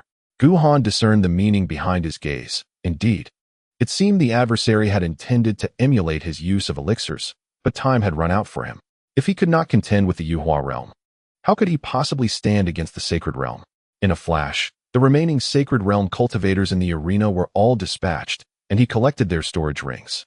Ever mindful of Chun Qing's admonition, once a person perishes, retrieving their storage rings is merely scavenging. As a scavenger, he believed it essential to uphold the most fundamental principles. At that moment, only a young man and the leader of the Hehuan sect remained in the arena. You little pup, I'll have you killed, you heartless wretch. Below, Chongming pursued the shadow transformed from a dog, their exchanges evenly matched, creating a ruckus comparable to a battle between two extraordinary cultivators. One was severely injured, the other, likewise wounded. The commotion caused by the chicken and dog was quite the spectacle. A hint of derision flickered in Guhan's eyes. Clearly, after a dog's failed assassination attempt, he had returned without receiving any healing elixirs, leaving his injuries scarcely mended. Otherwise, given a dog's peculiar abilities, even with significant advancements in cultivation, the duration of his control would not have been but a fleeting moment. His gaze shifted, settling upon the two adversaries. Now, it is your turn. Do not panic. Noticing their pallid expressions, he offered a word of reassurance. 2 against 1. You have the advantage in numbers. The young man pondered rapidly, calculating prior losses and his side's chances of victory, quickly arriving at a conclusion. The odds of winning were nil. My friend, he said, cupping his hands sincerely. As the saying goes, leave a line in dealings for future encounters. I have a request, I implore you. Yet, before he could finish, a shriek echoed as he was sent flying by Guhan's sword.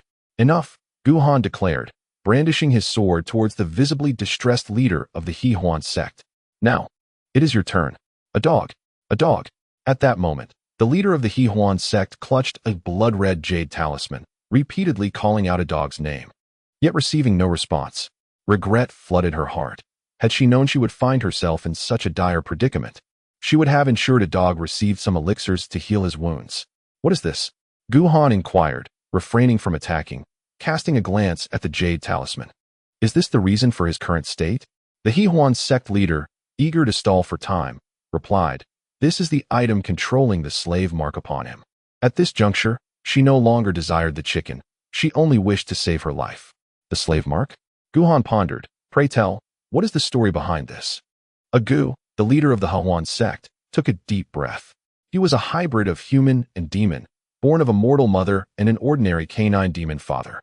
However, upon his birth, signs of ancestral lineage emerged, awakening a trace of the ancient demon lineage of the Tiango, which caught the attention of Mu Feng. Who is Mu Feng? A fellow cultivator. Not far away, a young man's expression brightened. I know.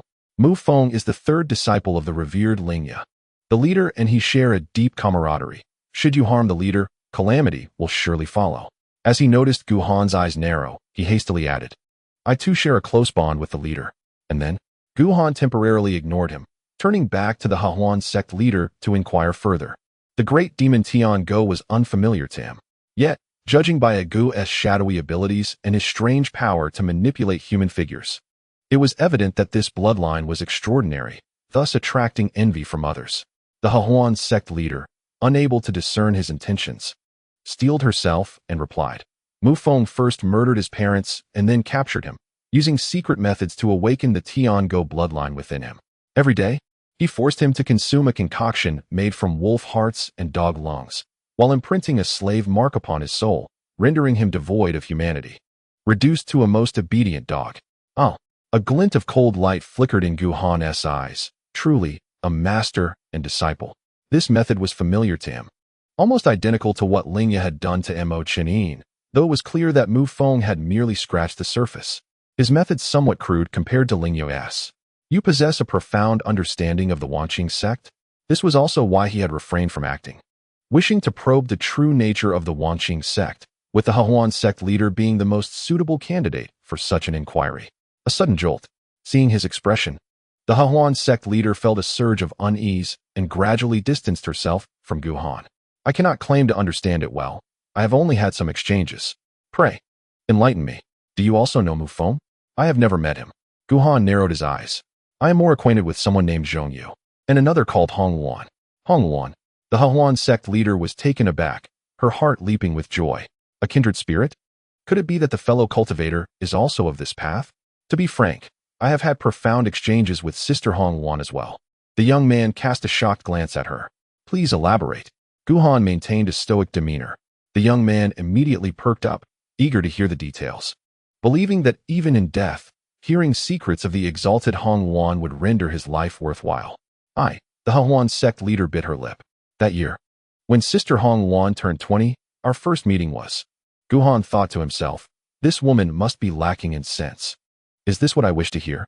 Speak of something else. His expression hardened. What individuals, temperaments, habits, and cultivations exist within the Wanqing sect? Speak of all you know. The young man wore a look of disappointment. The Hahuan sect leader's countenance shifted dramatically. She was not foolish. She could easily perceive the implications behind Guhan's words. She understood clearly that Guhan's blatant inquiries indicated he had no intention of letting her off easily. Realizing this, she felt a chill. She retreated once more and slowly articulated everything she knew. Indeed, I replied. However, my visits to the Forgetting Emotion sect have been infrequent. Thus my knowledge is limited. There are 7 disciples under the esteemed Lingya, 3 males and 4 females, collectively known as the 7 children of Forgetting Emotion. The 7 children of Forgetting Emotion? Guhan disregarded her subtle gestures, appearing contemplative. The 7 sons of Taihao? He had heard from Xiao Yang that the Taihao sect master, Gu Chun, was a bitter rival of Lingya, and it dawned upon him that the origin of the 7 sons of Taihao was rooted in this rivalry. The first disciple, Zhongyu, the second, Jiang Ping, the third, Mufeng. Each of these 3 possessed the cultivation of ascension. The fourth disciple, Su Man, the fifth, Li Mao, the sixth, Ding Lan. These 3 were of the feather transformation realm. Lastly, the 7th disciple, Hongluan, who had only recently joined within the past century, possessed the holy realm cultivation. Among them, Zhongyu had spent the most time with Lingya, while Mufeng's mannerisms closely resembled those of Lingya, and Li Mao was notoriously lecherous. As for the female disciples, their temperaments bore a striking resemblance to that of Hongluan. The relationships among them could be summed up in one word: chaotic, a level of disorder beyond imagination.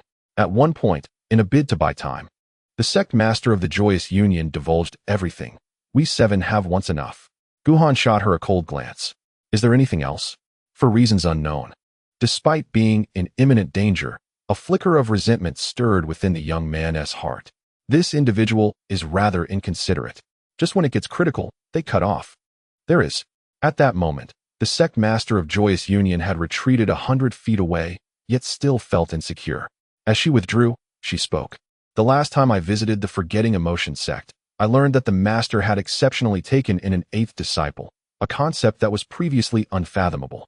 After all, in the southern celestial realm, the reputation of the 7 children of Forgetting Emotion is deeply entrenched. Who? Lung Yushu. Tell me about her. I am not well versed in her matters. The sect master of Joyous Union shook her head. The master holds her in high regard, personally guiding her in her cultivation without allowing others to interfere. I have never had the fortune to meet her, but according to Mufeng, this Lung Yushu, in both beauty and innate talent, rivals that of the little disciple from a millennium ago. A millennium ago? Indeed. The sect master nodded. Both Lung Yushu and Sister Hongluan have only recently joined, yet the master's youngest disciple from 1,000 years prior was neither of them. Upon hearing this, Guhan's fists clenched tightly. Who is it? Mo Chenin. Chapter 541. Ancestral Return, Bloodline of the Great Demon. Upon hearing that name, Guhan fell silent for a moment. Speak of her. That Mo Chenin, the sect master of Joyous Union, unable to decipher his intentions, continued. She hails from a second-rate faction known as the Mo family, which once held some renown. However, for reasons unknown, the MO family was exterminated, and thus she was taken in by the master. I once encountered her. She is extraordinarily beautiful, unmatched in all of the southern celestial realm. As she spoke, her true nature was revealed, and even I, as a woman, couldn't help but feel akin to her, like the cold rain, observed closely by others, yet utterly unattainable. Moreover, she had mysteriously vanished a millennium ago. Had she remained, perhaps we would have had a chance. At this moment, a sudden chill enveloped her. She noticed Guhan gazing at her calmly, his eyes brimming with a murderous intent that had crystallized into something almost tangible, far more potent than when he had struck earlier. At this moment, she had retreated 1,000 feet away from Guhan, convinced she was at a relatively safe distance. Gritting her teeth, she questioned, after all your inquiries, do you intend to bring harm to the forgetting emotion sect?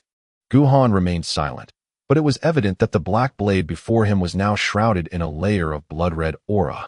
Fellow Taoist, the youth was utterly terrified, urging caution. Think this through. The sect master of the Harmony sect, unusually agitated, retorted sharply, you have audacity, daring to stand against the forgetting emotion sect. And do you truly believe you can control me? I'll go. She glanced downward, revealing a half piece of colorful thread. Quickly, kill them. Otherwise, you shall never see this again. As she spoke, she cast a resolute glance at Zhong Ming, a mixture of reluctance and determination in her eyes. If I cannot possess you, I shall destroy you. Kid. From a distance, Zhong Ming's furious voice echoed, slay this wretched woman. In a flash, Guhan's figure shifted, and he slashed his sword toward the sect master of the Harmony sect. I'll go. The sect master's expression changed drastically as she ignited the colorful thread once more. Attack. Boom. At the moment the thread ignited, a surge of demonic energy erupted, and the shadow transformed back into Ago, fixating its gaze on the sect master. Return it to me. In an instant, demonic energy gathered behind him, morphing into the vast silhouette of a great demon. Bang! Struck by the demonic force, Zhong Ming was sent tumbling several times, flying away, and even Guhan was forced to retreat, unable to close the distance for the time being. Damn it! Zhong Ming, covered in dirt, cursed vehemently. How has this little dog become so formidable? I commanded you to kill them. As the colorful thread visibly diminished, the sect master of the Harmony sect ground her teeth, declaring, kill them, and I shall grant you what you seek. Otherwise, should I perish, you will never acquire it. Boom. Thunder rumbled. In that fleeting moment, it seemed as if something within Ago shattered, unleashing a wave of demonic energy tenfold more violent than before. His appearance underwent a dramatic transformation. Once a youth of 11 or 12, he rapidly expanded, becoming a colossal beast, measuring 10 feet in length, covered in black fur. With fearsome fangs and sharp claws resembling those of a wolf, he sprouted a singular horn atop his head. His dark eyes glinted with savagery and brutality, the demonic aura soaring skyward with an overwhelming might. At this moment, only a thread remained of the colorful line. The sect master of the Harmony sect lifted the blood-red jade talisman and commanded fiercely, act quickly, you wretched creature. Otherwise, not only shall you fail to obtain this, but you will also lose your life. Awoo. Suddenly, the colossal beast let out a thunderous roar, unleashing a wild surge of demonic energy that spread in all directions. Its two pitch-black eyes transformed into a glaring crimson. Guhan felt a chill run down his spine. The beast, embodied by a dog, emanated an aura that was nearly as formidable as that of Yun Tu at its zenith. Not far away, the young man sat paralyzed with fear. The only one who remained composed was Zhong Ming, who gazed at the beast with keen interest, pondering whether it resembled a wolf or a dog. Its stubborn temperament was quite appealing. Chicken Master found it delightful. Suddenly, the lord of the Hahuan sect sensed something amiss. The beast exhibited no hint of rationality and ignored her commands, its gaze sweeping over the three individuals and the chicken, huffing heavily, clearly intent on devouring them whole. Do something. At the moment she ignited the colorful threads, she realized there was no turning back. Her urgency surpassed everyone else's. If you do not slay them, I shall slay you. With a determined bite of her lip, she directly infused a spell into the jade talisman. In an instant, a flicker of anguish crossed the beast's eyes, and even the towering phantom of the 100-foot demon behind it began to show signs of disintegration. A howl erupted once more. The grand demon phantom instantly melded into the beast's form. Boom. The demonic energy intensified, as it raised its 4 claws, leaving behind a massive pit of 1,000 feet in diameter, the depth unfathomable, and its form vanished from sight. When it reappeared, it stood before the Hahaha sect lord. Crack! Crack! At that very moment, the blood-red jade talisman in her hand visibly cracked in several places. Impossible! The Hahaha sect lord's complexion paled, disbelief etched across her face. This cannot be happening. As she gazed up at the towering beast that fixed its gaze upon her, she hastily raised her right hand, offering the remaining short length of the sharp fong, trembling as she implored, "A dog, I return this to you. Please forgive me." Before she could finish her plea, a heart-wrenching scream echoed. The beast disregarded her entirely, its gaping maw opened wide, and it seized her within its jaws. Blood spilled forth, accompanied by the falling fong and the blood-red talisman.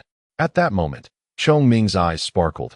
Summoning all his strength, he lunged forward, swallowing the fong and talisman, and then, with 2 powerful strides, dashed toward Guhan. "Chicken Master, what are you doing?" Guhan felt his scalp tingle once more. It was evident that a dog, in its beastly form, had completely lost control, and Chong Ming's actions were tantamount to courting disaster. "I am raising a dog." Chong Ming's tone was filled with excitement. "This little pup is extraordinary." "What?" Guhan exclaimed in shock. "What expression is that?" Chong Ming shot him a glare.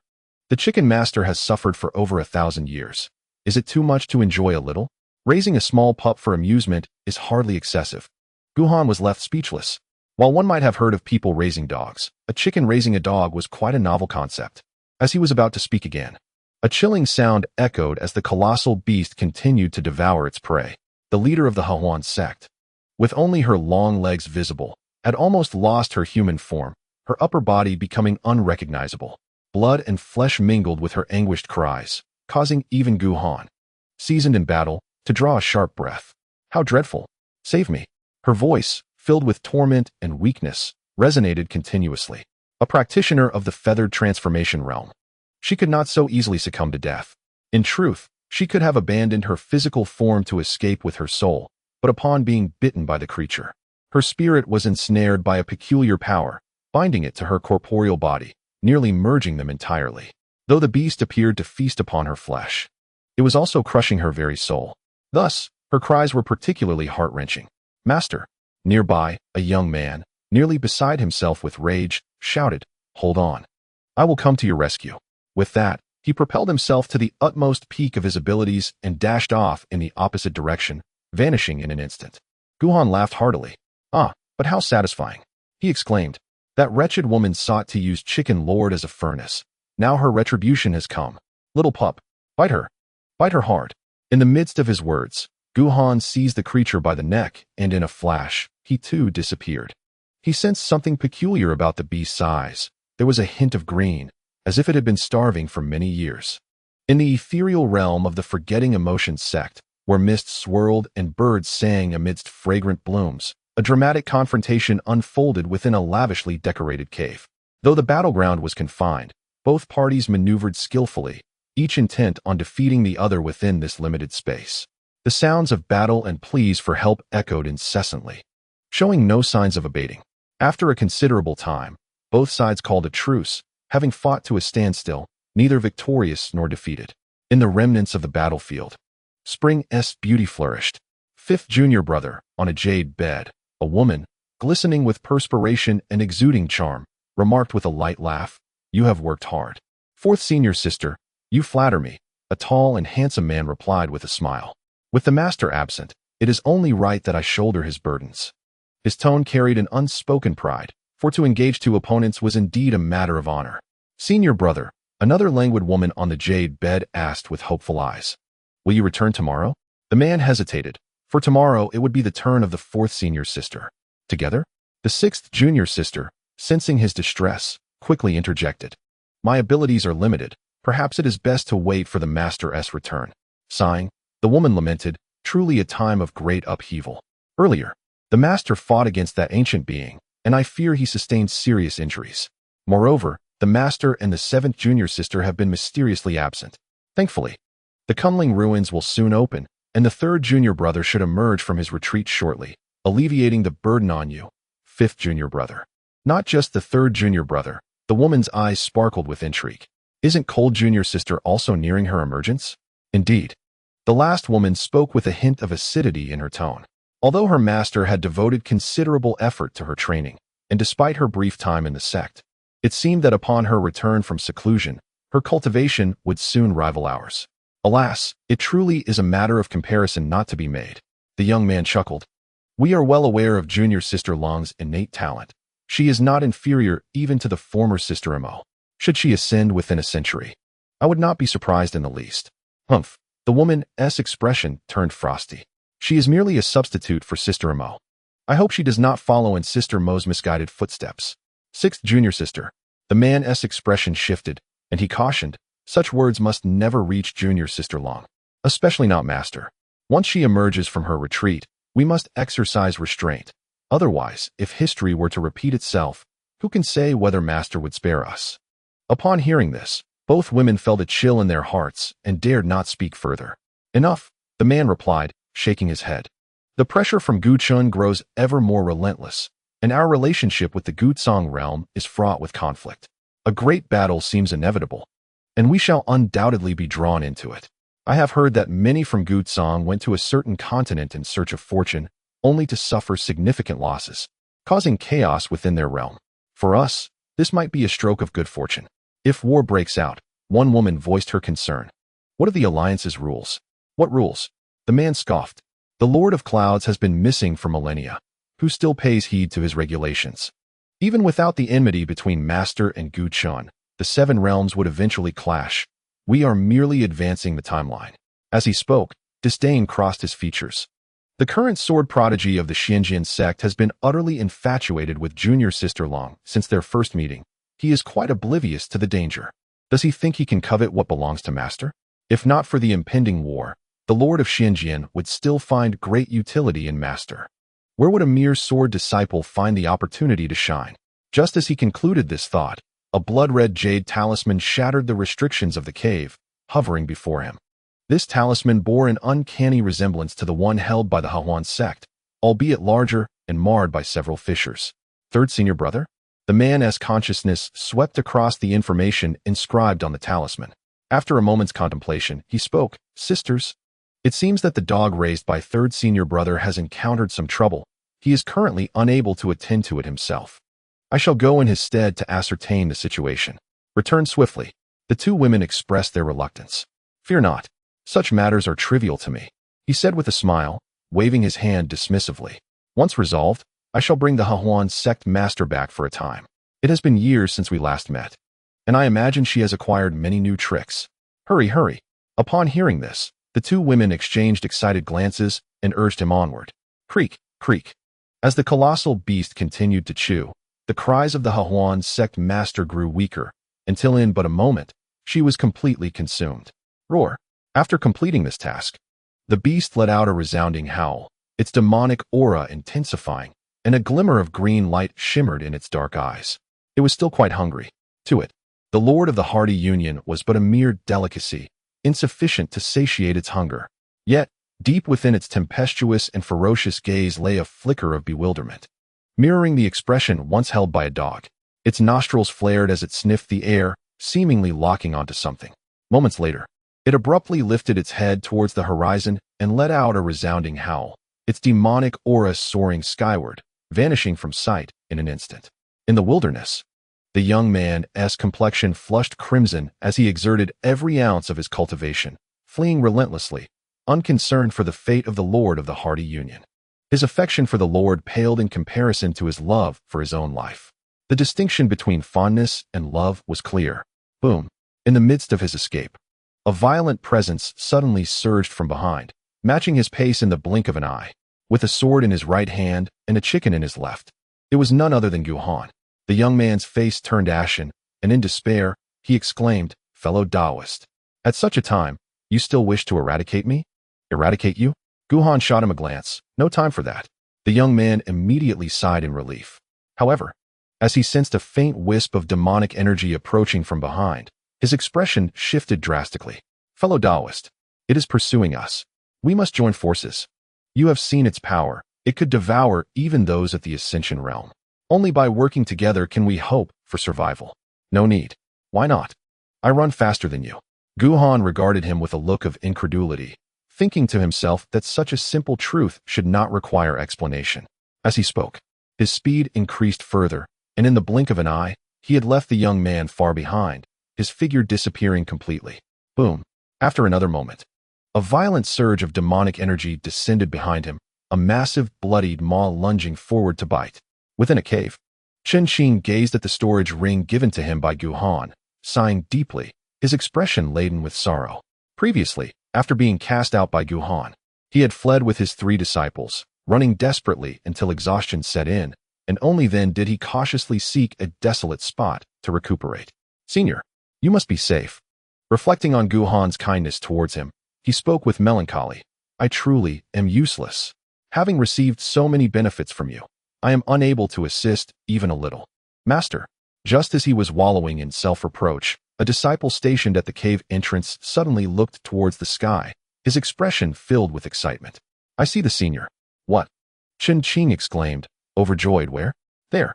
The disciple pointed to the horizon, though his demeanor grew somewhat peculiar, stammering, the senior seems to be being chased by a dog. Chen Qing. Volume 1, Chapter 543. The chicken is yours. Cook it as you please. Scoundrel, let go of the chicken, master. Guhan held the chicken by the neck, its posture most undignified, wings flapping incessantly. The displeasure of the elder was evident, even if you are the sword master. Such treatment of the chicken master is a grave disrespect. Bang, bang. The wings intermittently brushed against Guhan's arm, and although they did not manifest any extraordinary powers, the sheer physical force left Guhan's half of his body tingling. Oh dear, Guhan exclaimed in exasperation. Could you please calm down? It's still behind us. Earlier, he had distinctly heard the anguished cries of that young man. Evidently, yet another meal claimed by the monstrous beast. Put down the rooster. Chongming bellowed. Let it personally subdue the creature. Guhan was speechless. With the meager strength you possess, you wouldn't even suffice to serve as a morsel for it. How?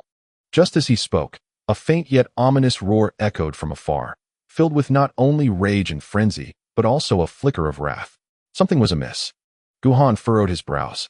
Utilizing his extreme sword escape technique at full force, he soared through the air at a speed surpassing that of an ordinary transformation realm practitioner.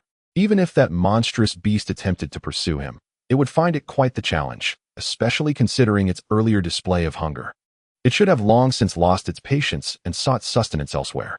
Yet, after traversing several regions, the beast still relentlessly pursued him, indicating that its intentions were far more complex than mere consumption. A thought sparked in his mind. Rooster, it must be after those 2 objects. Otherwise, it wouldn't have chased us for so long. If you could just regurgitate those items, perhaps it would cease its pursuit. No. Chongming's stance was unwavering. The rooster is meant to raise puppies. Guhan nearly lost his composure, tempted to cast it aside as bait. This rooster was a real nuisance. Boom. Just as the man and the rooster were embroiled in their quarrel, a formidable aura suddenly surged from afar. Whoever you are, why do you arrive at the Lin clan's territory without a greeting? Swish. As he spoke, a middle-aged man descended before Guhan, blocking his path, a practitioner of the sacred realm. Without a guide and being chased by a dog, Guhan found himself in a disarray. Having already traversed a great distance from the region of the Hehuan sect, utterly oblivious to his current location. Noticing the other party's demeanor was not overly hostile, he patiently responded before attempting to depart once more. Oh, the man observed Guhan's remarkable speed of escape, coupled with the peculiar sight of him carrying a chicken, and felt a sense of caution. He inquired, Little brother, you seem unfamiliar. May I ask which sect you hail from? Scattered cultivator. Scattered cultivator? The man raised an eyebrow, his tone laced with intrigue. A scattered cultivator of the sacred realm is indeed rare. May I inquire your name, young brother? Fuyulan. A scavenger. Guhan deflected with yet another evasive remark, shifting his direction to prepare for another escape. If he didn't flee soon, the dog would surely catch up. Wait. Unexpectedly, the middle-aged man shifted, blocking Guhan's path once more. Changing his approach, he posed an unrelated question. Fu, little brother, as a scattered cultivator, your life must be quite arduous. Guhan discerned the shift in the man's demeanor upon hearing his identity as a scattered cultivator. Speak plainly. I have no time for your riddles. Haha. The middle-aged man laughed heartily, getting straight to the point. Excellent. Brother Fu, you are quite straightforward. I shall not keep you in suspense any longer. The atmosphere in the southern realm is rather tumultuous as you traverse this area alone. Should you draw the attention of ill-intentioned individuals, you may face considerable financial loss, or even peril to your very life. Therefore, I must say, he chuckled, my Lin family, though merely a secondary power, possesses a modicum of strength. The nearby factions would grant us some respect. If Brother Fu is willing to pay a small price, you may traverse this region without concern for your safety. Protection fees? The middle-aged man shook his head, his expression sincere. It would be more appropriate to call it a labor fee. 50 drops of extraordinary essence would ensure that within a radius of 10,000 miles, Brother Fu would be in absolute safety. 1/2 Saint Herb could secure a radius of 30,000 miles. If it were a Saint Herb, then within 100,000 miles, Brother Fu could roam freely. No, is that so? The middle-aged man was not angered, instead smiling amiably. Then this place is indeed fraught with danger for Brother Fu. With your saint-level cultivation, you may find it exceedingly difficult to navigate.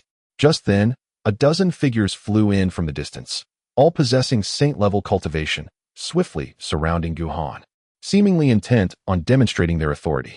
The collective pressure from their presence bore down upon him. I believe, the middle-aged man mused, that Brother Fu should indeed consider this labor fee seriously. Indeed, beside him, a burly man regarded Guhan with ill intentions. Young man, think carefully. Do not let your youthful fervor lead to an untimely demise. Guhan was utterly speechless. It was clear to him that these individuals merely sought to extort him. Compared to other insignificant factions, the Lin family's approach was merely more refined, yet fundamentally identical. Refusal is not an option? Hell, what do you think? Suddenly, due to Guhan's refusal to let it raise its little pups, the disgruntled Chongming could no longer contain itself, exclaiming, "Hypocrites! Do you not seek to extort us? Be cautious." It glared at the 5 men, declaring, "I'll unleash my dog to bite you all." The middle-aged man paused, his expression brightening. A talking chicken demon? Quite rare indeed. With such a peculiar creature by your side, you must possess considerable wealth. Indeed, it is rare. Guhan pondered for a moment before breaking into a grin. How about I offer this chicken in lieu of the labor fee? With that, he reached out, grasping Chongming by the neck and presenting it to the men. Roast or stew, you may decide. You wretched brat. Chongming fumed, flapping its wings violently, nearly dislocating Guhan's arm. How dare you make a jest of me? Just wait until my little pups arrive. They will bite you too. Guhan ignored it. Were it not for you, would I have been chased this far? Brother Fu, the middle-aged man's expression turned somewhat grim. Although this chicken has its peculiarities, it is hardly a precious item. Show us your sincerity. Do you think we are to be trifled with? The burly man grinned ominously. Truly believing my Lin family lacks temper? Guhan silently scoffed. Blind, unappreciative of value. In the presence of such a magnificent rooster, can you possibly find another? I shall take your surname. Volume 1, Chapter 544. Serve the rooster tea. How delightful. It seemed that Chongming felt insulted, flapping with even greater fervor. Just wait. My little pup shall arrive shortly, and none of you will escape. Howl. As if to validate its words, the roar of the colossal beast echoed once more. Clearer than before, seemingly drawing closer. Guhan's expression shifted slightly. He chuckled. The middle-aged man raised an eyebrow. Brother Fu, it appears you are entangled in some trouble? Guhan hesitated for a moment, his face earnest. Can you truly ensure my safety? Of course, the middle-aged man declared with pride. As long as you pay the security deposit and the service fee, within the limits of the Lin family's capabilities, you shall be utterly safe. However, should you require our assistance in resolving certain troubles, that would incur an additional cost. The roar reverberated. He heard it as well, but dismissed it entirely. In the Tiannan realm, aside from a few top-tier forces, no one could truly contend with the Lin family. Very well. Guhan no longer hesitated. Producing dozens of drops of extraordinary substance and a half Saint Herb, I shall trust you this once. This lad, rich beyond measure. Observing Guhan nonchalantly produce these items, the eyes of the others lit up. This is merely a deposit, Guhan added. Upon hearing this, the 5 individuals felt a tinge of greed. This was already quite a sum, and it was only the deposit? A prime target, a significant client. So young. Instantly, they affixed these titles upon Guhan, resolutely determined not to let him leave without extracting every last drop of his wealth. Brother Fu, contemplating this, the middle-aged man spoke earnestly. You have traveled far. It must have been quite exhausting. Why not join the Lin family for a cup of spiritual tea and take a brief respite? Upon uttering this, they closed in even tighter around him. Should Guhan refuse, they would immediately tear their facade and seize him. How splendid! Guhan feigned ignorance of their intentions, his eyes brightening as he nodded. I did not expect the Lin family to be so warm and hospitable. I can see my visit has not been in vain. And this deposit has not been given in vain. Chased by dogs all the way, he was indeed weary. Thus, with both sides harboring their own thoughts, they proceeded deeper into the Lin clan's territory, adorned with amiable smiles. Depart? There would be no departure. The 5 Lin family members snickered inwardly. Depart? They would rather die than leave. Guhan too harbored a secret smile. Only Chongming glanced between Guhan and the Lin family members, unusually silent. It was still vexed and awaited its beloved little pup. Serve the tea, commanded the middle-aged man in the Lin family's reception hall, and immediately a servant brought forth the spiritual tea. Please, have a seat. With another wave of his hand, he gestured for Guhan to take a chair. Guhan, unpretentious, sat down confidently, casually tossing the rooster aside, much to the displeasure of Chongming. Such fine tea. He took a casual sip, offering a perfunctory compliment. Where is the rooster's tea? Chongming, displeased, shot a sidelong glance at the others. Who do you look down upon? The rooster is thirsty too. Serve the tea. The others were taken aback. The chicken demon, so audacious? Drinking from my cup? Guhan, understanding the situation, graciously extended the spirit tea in his hand. You insolent fool. Zhongming erupted in fury, glaring menacingly at Guhan. Dare you insult the chicken lord? Once the chicken lord recovers, you shall be the first to face his wrath. As it seemed a quarrel was about to ensue between the man and the chicken, the middle-aged man furrowed his brow and waved his hand, bringing another cup of spirit tea for Zhongming. Huh. After barely a sip, Zhongming nearly overturned the table. Is this what you call spirit tea? Not even fit for a dog. Guhan's expression darkened. He realized that Zhongming was intentionally trying to provoke him. The atmosphere among the crowd turned grim, each secretly resolving to squeeze Guhan dry before roasting the insufferable chicken. Brother Fu. Suppressing his rising anger, the middle-aged man turned to Guhan with a smile. Earlier, I noticed you appeared flustered, suggesting you might be in trouble. Why not share your concerns? If the Lin family can assist, we will certainly do so, of course, with the understanding of our customary arrangements. Protection fee? Rather, it is a service charge, the middle-aged man insisted. The Lin family values fairness and reason in our dealings. Mutual consent is paramount. Should you refuse, you are free to leave. He inwardly scoffed, thinking, let him try to leave the reception room. If he can, we shall admit our ineptitude. Guhan pondered the terms. What about the fee? 2 sacred herbs. The middle-aged man stroked his beard. We will resolve all your issues. What? Guhan exclaimed, incredulous. That is exorbitantly high. Young brother, the middle-aged man shook his head. Our prices are reflective of the value we provide. I cannot claim to know everything, but within 100,000 miles, there is no problem the Lin family cannot solve. Our family head is a master at the 8th level of ascension, with 4 clan elders, all at the 3rd level or above. As for our long-browed ancestor, he is at the 4th level of ascension. Of course, he continued, shifting the conversation, negotiation is possible. 2 sacred herbs. He certainly did not expect Guhan to possess such items. It was merely a probe to gauge Guhan's resources. To his surprise, Guhan did not haggle. Such strength? Guhan looked astonished, but soon furrowed his brow again.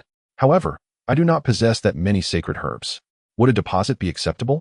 Without waiting for their reactions, he waved his hand and produced 2 half-sacred herbs. The crowd was taken aback. Were there unexpected gains? It became clear to them that Guhan possessed significant fortune and destiny, certainly not the sort of ordinary prey, but rather the kind that could sustain them for 3 years. At that moment, a hearty laugh echoed through the air as a man clad in a brocade robe descended into the arena. Family head. The crowd bowed in respect. Tea. Excellent tea. The head of the Lin family frowned at the seemingly ordinary spirit tea, his tone tinged with displeasure. He then turned his gaze to Guhan, wearing a warm smile, showing no trace of disdain. Please, take a seat. He gestured, directly ushering Guhan to the prominent position on his left. The middle-aged man had already discreetly communicated the matter concerning Guhan to him. As the head of the family, his esteemed status typically rendered his presence unnecessary. However, Guhan's remarkable plumpness compelled him to make an exception. Fuyuan? Indeed, as his name suggests, he is truly a magnificent steed, A Qilin of sorts. Guhan felt as though he had been insulted. Young brother, began the head of the Lin family, attempting to extract information. I did not expect one so young to possess such formidable prowess in the sacred realm. Truly, the youth are to be feared. To speak candidly, Guhan replied. Feigning astonishment, Fu has only recently begun his journey. If not for inadvertently stumbling upon a relic not long ago, your praise would be unwarranted. Ah, it is evident now. They thought, stifling their laughter at his naivety, merely an inexperienced fledgling. Suddenly, before they could utter another word, a distant roar reached their ears, accompanied by a palpable aura of malevolence. The colossal beast had caught up, as the scent of its increasingly potent demonic energy wafted through the air. The head of the Lin family's expression turned grave. Demonic race? When did such a formidable entity emerge in the southern heavens? He turned to Guhan. Is this your predicament? Indeed. Guhan replied. Ah, the venerable Zhoming has arrived, and misfortune awaits. The head of the Lin family feigned reluctance, subtly casting a glance aside. Young brother, the middle-aged man contemplated. This demon possesses strength at least at the feathered transformation stage. 2 sacred herbs may not suffice. We must. Chapter 1. Volume 545. Has the Lord Chicken met his end? Increase the price. I understand the rules.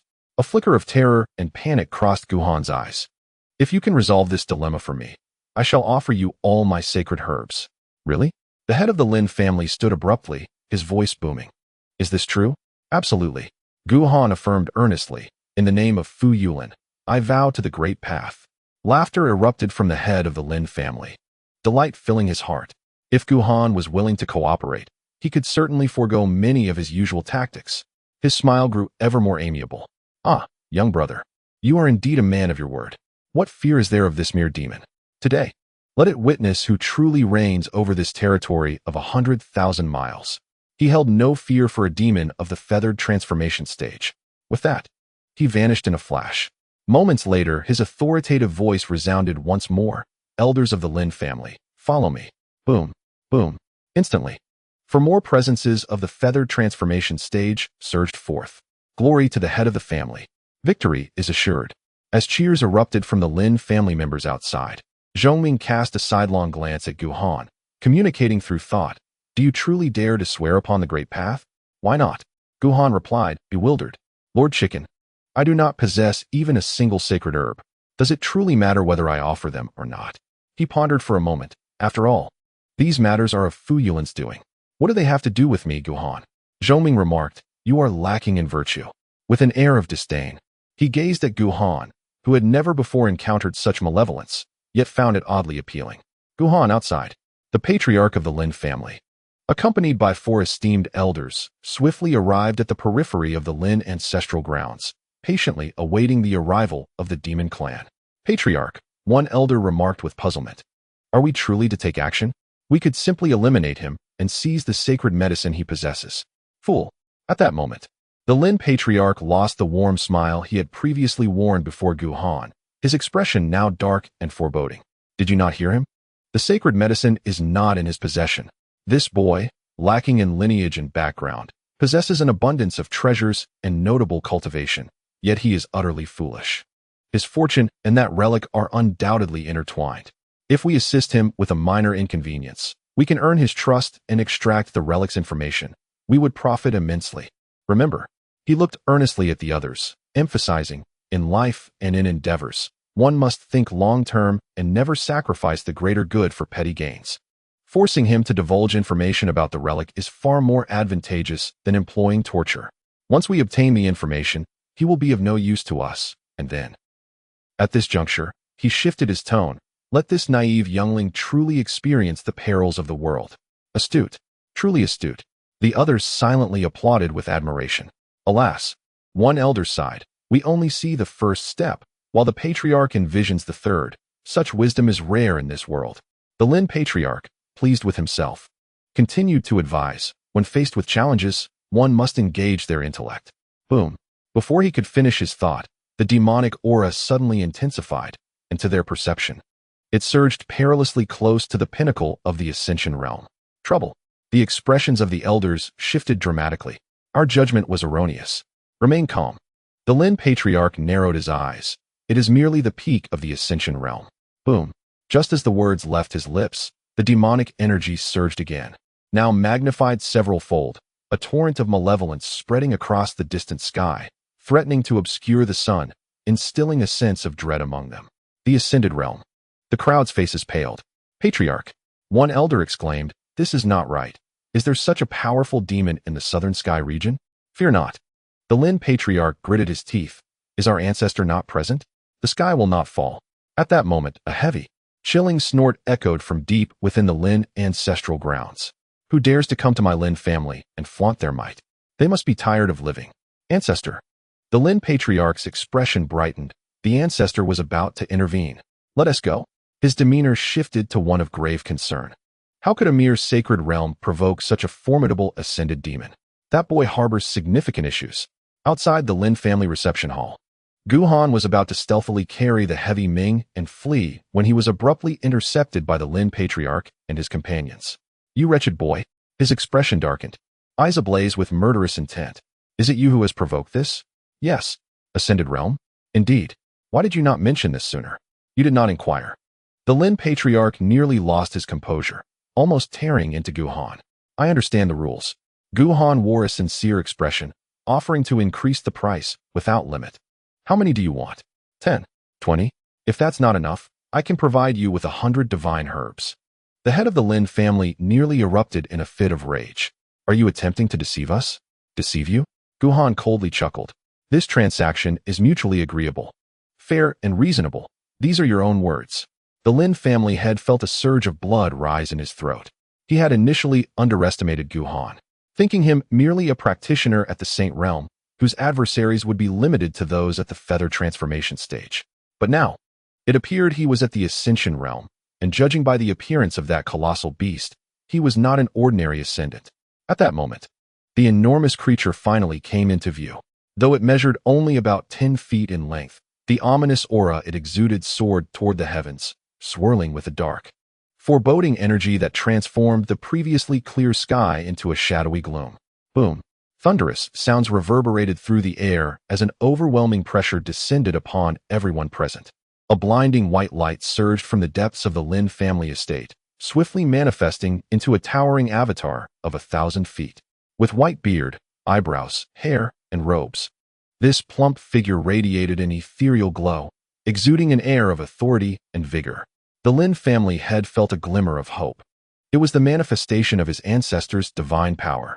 This manifestation transcended the confines of the physical body, drawing upon the soul to consolidate all accumulated cultivation into a formidable avatar, far exceeding the might of any ordinary incarnation. I, Lin Changmei, shall eradicate this abomination today." With a thunderous shout, the avatar sprang into action. Boom. As the snow-white long eyebrows fluttered, a colossal hand, brimming with power, reached out toward the giant beast, dispelling the sinister aura and calming the Lin family's panicked hearts. Roar. Across from them, the giant beast's eyes glimmered with a predatory green light, its primal hunger overpowering all else as it lunged toward the avatar, its form rapidly expanding. In mere moments, it transformed into a gargantuan size of several thousand feet. Whoosh. In a silent swoop, a cavernous maw opened wide, revealing an abyss of darkness and an insatiable appetite, akin to an unfathomable black hole, enveloping the avatar in an instant. In the blink of an eye, the once mighty avatar had vanished without a trace. The Lin family members stood in stunned silence, their mouths agape. The ancestor is gone. The rapid turn of events left them utterly bewildered. Having consumed the avatar, the giant beast's form shrank back down, returning to a mere 10 feet in length. Though it swayed unsteadily, as if struggling to maintain its balance. "It is the ancestor." A flicker of hope ignited in the Lin family head's eyes. What boldness! He must have intentionally entered the belly of this great demon to break free. "I think," Guhan pondered, "you may have misinterpreted the situation. It merely overindulged." Burp. At that moment, the giant beast let out a resounding belch. This time, the Lin family members were utterly dumbfounded. The ancestor is truly gone. Seizing the opportunity, Guhan quietly retreated, preparing to escape once more. As he instinctively reached out, he found only emptiness. "Where is Chicken Lord?" He blinked, slightly disoriented. "Little pup." Meanwhile, an exhilarating shout reached his ears, and he noticed that Chong-Ming had unexpectedly soared into the sky, desperately charging towards the colossal beast. Quickly submit to Lord Chicken. With a swift motion, the giant creature opened its massive jaws. In an instant, Chong-Ming plunged headfirst into its mouth. Crunch, crunch. Although it was overwhelmed, the creature instinctively began to chew its food. Guhan stood in astonishment. Lord Chicken, is it gone? At that moment, amidst the sounds of chewing, an unusual noise intermingled. A woo. Suddenly, a flash of agony flickered in the creature's eyes, and it let out a piercing howl. Bang! It opened its mouth and expelled a small figure, which landed with a thud, creating a bottomless pit in the ground. Lord Chicken. Guhan's heart soared with joy. Indeed, Lord Chicken was not so easily defeated. Boom. In the sky, the beast trembled in pain, its demonic energy soaring, and its eyes radiated a fierce light, threatening to devour everything in sight. A woo. Another roar erupted. An overwhelming inferno of fury and demonic energy descended as it lunged into a throng of the Lin family members, tearing into them with wild abandon. As he drew closer, Guhan observed clearly that several chicken feathers clung to the beast's lips. Ah, master, save me. Don't eat me, please. In an instant, the entire Lin family estate was filled with cries for help and wails of despair, descending into chaos. It's all your fault. The head of the Lin family, accompanied by several clan elders and numerous sacred realm cultivators, surrounded Guhan, their eyes bloodshot with rage. If it weren't for you, our ancestor would not have perished, and the Lin family would not have been reduced to this state. Master Lin, Guhan replied earnestly, in business, one must not let personal emotions interfere. You accepted the payment, and thus you must protect me. Protect your grandfather. The Lin family had nearly erupted in anger. I would rather kill you. Father, save me. Suddenly, a blood-curdling scream pierced the air. A young man clad in a brocade robe, a sacred realm cultivator, had been caught off guard and was snatched up by the beast in one swift motion. My son. The Lin family head's eyes widened in horror, abandoning all thoughts of Guhan. Fiend, release my son. Before he could finish his plea, the beast's gaze shifted, locking onto him with a savage bloodlust that sent chills down his spine. Without a second thought, he fled into the distance. My son.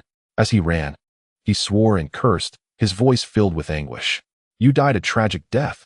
Rest assured, I will avenge you. Guhan was tempted to remind him. Your son is still alive and well. Master Lin. After a moment's consideration, he called out again. Since the deal has fallen through, you must return my deposit. One must not breach the trust in business. In the distance, the Lin family had nearly stumbled to the ground. As he fled, the remaining members, stripped of their leader, abandoned their pursuit of Guhan and followed him in retreat. Crack, crack. The colossal beast, with a few powerful bites, devoured the forsaken scion of the Lin family, seemingly sated yet harboring a grudge. Rather than pursuing the fleeing crowd, its gaze shifted to Guhan. Despite its ferocious nature, it was not devoid of reason. It distinctly remembered that Guhan was associated with Chong-Ming. Guhan felt a chill run down his spine, feigning composure. You truly do not recognize me? Little pup. Your adversary is Lord Chicken. At that moment, an irate voice echoed through the air, revealing that Chong-Ming had somehow emerged from the cave, vigorously shaking his feathers. Lord Chicken. Seizing the opportunity while the beast was momentarily distracted, Guhan swiftly moved to Chong-Ming's side. Are you unharmed? He then noticed a long, white, sharp object impaled beside the cave's entrance. What is this? He pondered, bewildered. It's its tooth. Chong-Ming grimaced in disgust. Huh. This little pup hasn't rinsed its mouth in years. The stench is overwhelming. Guhan remarked, it must be Lord Chicken. No wonder the beast has gone mad. Its teeth are shattered. How could it not rage? How could it not suffer? Lord Chicken, let us depart, he urged, reaching to grasp Chong-Ming's neck. He considered that outrunning the beast might be challenging, but evading the Lin family's patriarch was certainly manageable. However, to his dismay, he found nothing to grasp. Turning his gaze, he saw Chong-Ming sprinting forward with his chicken legs towards the beast. Little pup, come back. The sight of it intensified the beast's fury. The enmity of the shattered tooth must be avenged. With a thunderous roar, it disregarded Guhan entirely, opening its cavernous maw, dark as an abyss, and swallowed Chong-Ming whole once more. This time, however, it had learned its lesson and opted not to bite, but to gulp him down whole. Having completed this act, it seemed to have satiated its thirst for vengeance, feeling a semblance of satisfaction. Licking its lips, it prepared to devour Guhan as well. Yet, just as it raised its forepaw, the agony in its eyes intensified tenfold, its body swaying unsteadily, struggling to maintain its footing. Boom, boom. Faintly, ominous sounds emanated from its belly. Guhan understood. It appeared the beast had suffered a severe indigestion. With a pained roar, the beast was compelled to expel Chong-Ming once more. Pa, pa, pa. Chong-Ming, drenched and shivering, struggled to shake off the foulness, nearly retching. Boom. As he spoke, the beast raised its forepaw high, intending to crush him into the ground. Since it could not consume Chong-Ming, it resolved to obliterate him physically. With a tremendous crash, it unleashed its full might, causing terrifying fissures to spread uncontrollably, toppling the once magnificent structures of the Lin family. Even Guhan was swept away by the shockwave of this formidable attack. Little pup.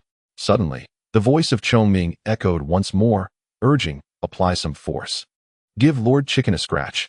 With a flourish, amidst a cloud of dust, its eyes widened in surprise as it spread its wings and leaped onto the head of the colossal beast, clamoring wildly, hasten, submit to Lord Chicken.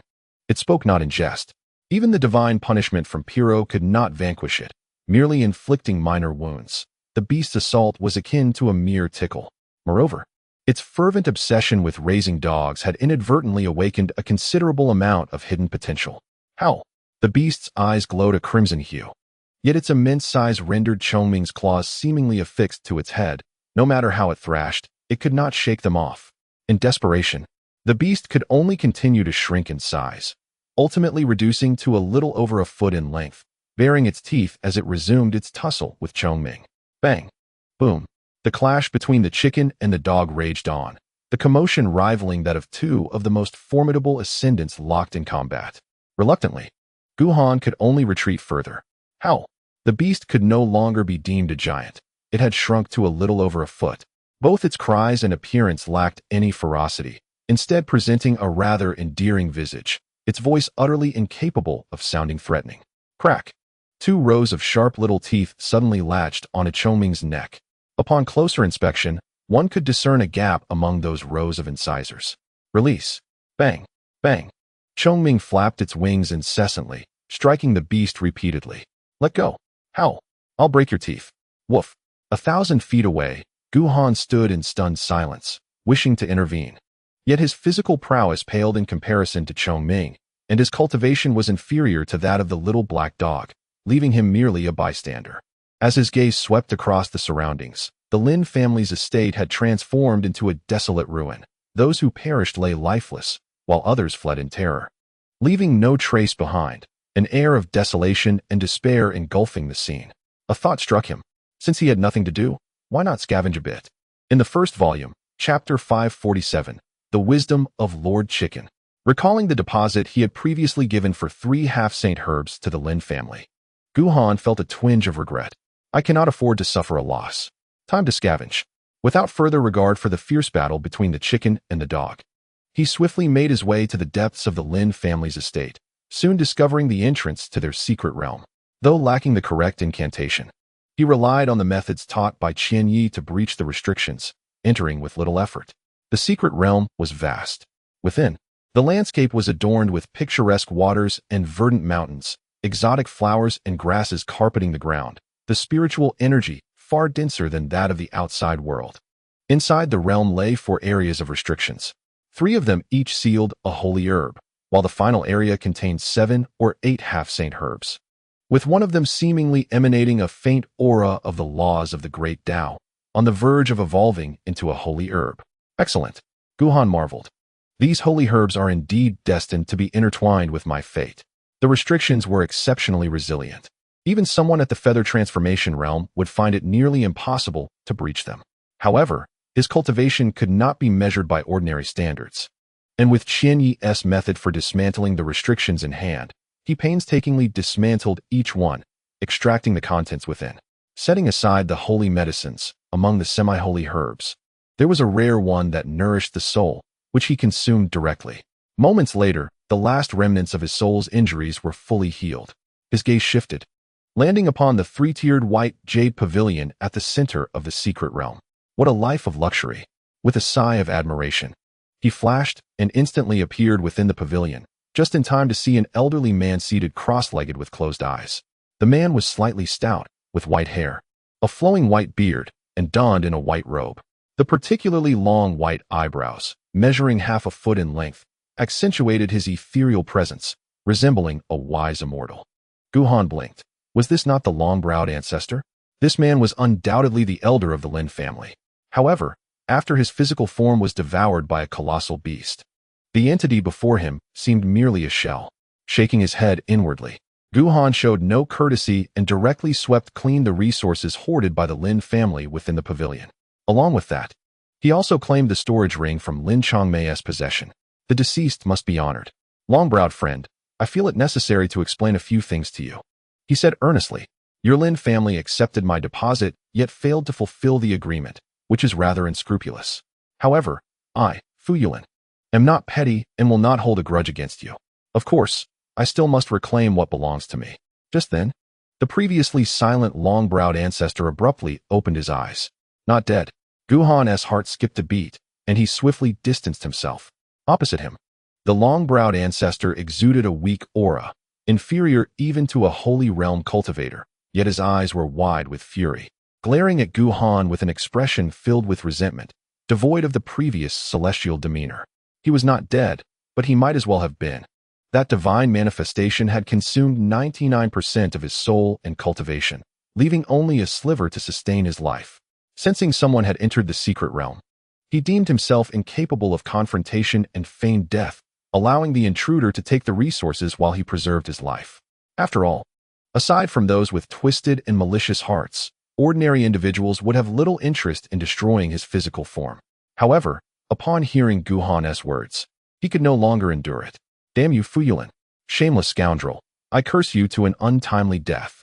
After uttering this, the pent-up frustration within him was released, and the spark in his eyes rapidly faded, as the last vestige of his life extinguished completely. Now, it was indeed the deceased who deserved respect. Guhan rubbed his nose, secretly comforting himself. No worries, no worries. He was cursing that dead fatso. It has nothing to do with me, Gu. With this thought, his spirits lifted considerably. His consciousness swept over the storage ring in his hand, discovering soul crystals. In an instant, he cast aside the curses of the long eyebrow ancestor and retrieved a black crystal the size of a thumb from his storage ring, filled with delight. The soul energy contained within this soul crystal was exponentially more potent than that of the one previously held by the ancestor of the Een Mountain. An unexpected gain. Absolutely a fortuitous find. What is this? As he continued to inspect, he discovered another peculiar token within the storage ring. Measuring merely a few inches in length and covered in rust, it felt weighty in his hand, its material unknown. The front of the token bore an ancient seal character, Kuan, while the reverse was engraved with a magnificent palace. After a moment of contemplation, he could not decipher its meaning and decided to stow it away. Long eyebrow Taoist, he said, bowing respectfully to the corpse before him. Now we owe nothing to each other. I, Fu, shall take my leave, for one must be magnanimous. With a life extinguished, what purpose is there in harboring grievances? This time, however, the long eyebrow ancestor did not rise again. Woof! Just as he emerged from the secret realm, a small black dog leapt forth, its eyes fierce, baring its teeth and barking incessantly. Yet, it was but a foot long, and its voice was quite diminutive, were it not for the single horn atop its head and the lingering ferocity of its demonic aura. One would scarcely believe it to be a creature of the demon race. Guhan blinked in surprise. How is it that even its bark has changed? Smack! At that moment, a chicken wing suddenly reached out and struck the small black dog on the head. Stop barking! Whimpering. The small black dog let out a couple of aggrieved yelps, yet it continued to glare fiercely at Guhan, clearly poised to bite him should the situation arise. Guhan was taken aback. No more fighting? Has the chicken master truly tamed it? Kid. A hint of fatigue flickered in Zhong Ming's eyes as he glanced at Guhan. Stop staring. From now on, it's the chicken master's little brother. Whimper. At this, the small black dog scampered over to Zhong Ming, affectionately rubbing against its chicken thigh. Woof. Seeing Guhan's gaze fixed upon it, it growled threateningly once more. Guhan, incredulous, asked, Chicken master, how did you manage that? The battlefield before them lay in utter disarray. The earth riddled with craters and fissures, The terrain drastically altered. It was evident that the previous battle had been nothing short of cataclysmic. Guhan was acutely aware of Zhongming's strength, which, aside from being unyielding, was leagues apart from the opponent, potentially a vast gulf of 10,000 miles. How could it have been tamed? Impossible. Quite simple. Zhongming shot him a glance. It cannot harm the chicken master. And also, it becomes ravenously hungry quite quickly. And then, the chicken master told it that as his little brother, he would be protected and would not go hungry, with ample spiritual herbs provided. Is that all? Indeed. Guhan was left speechless. Had he known it was that effortless, what was the purpose of his arduous journey? He had even ensnared the long eyebrow ancestor in the process. Wait, he pondered, sensing a discrepancy.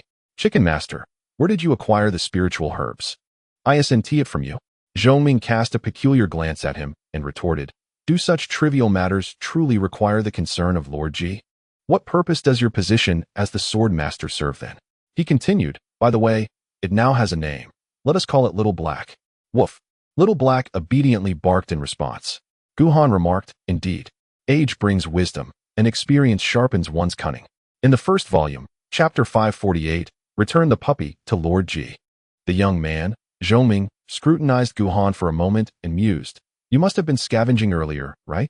In the past, it was unnecessary to mention.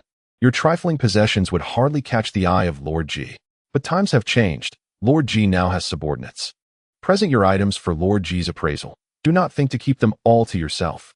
Guhan realized that when Zhongming was sharp-minded, he was more astute than most. He possessed a piece of soul crystal. However, regarding Zhongming, he felt no reluctance to disclose this. And so he brought forth the black crystal with a hint of excitement in his voice. This one is significantly larger than the last.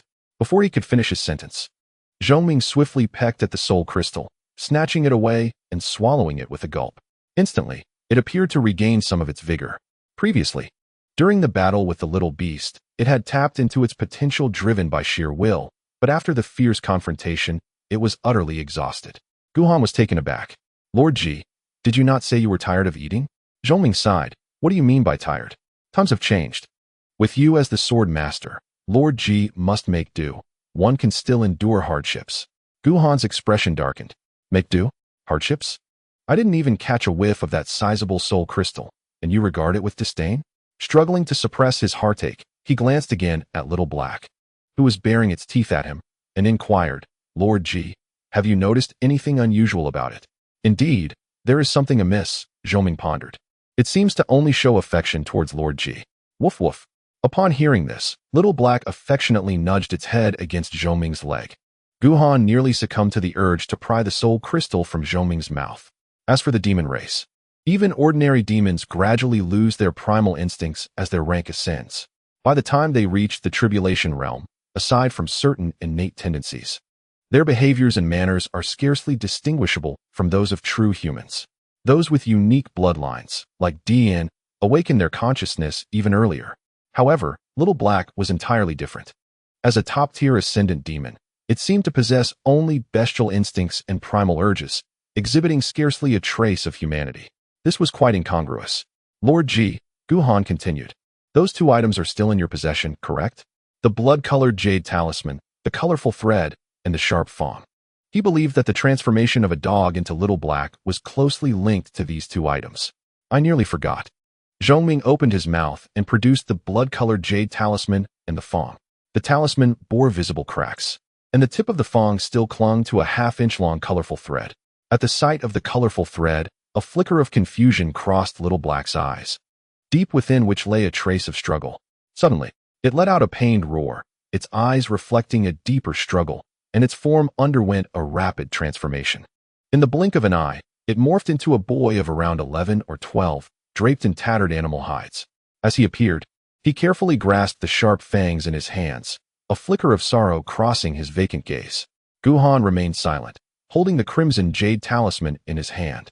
With a sweep of his divine consciousness, he discerned the slave seal that could control a dog and understood the talisman's purpose, to erase emotional memories, track a dog's location, and, if necessary, utterly obliterate a dog's soul.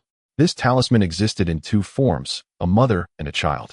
The one in the hands of the leader of the Hahaha sect was the child talisman, the mother talisman, with more extensive functions, was undoubtedly in the possession of someone named Muffled.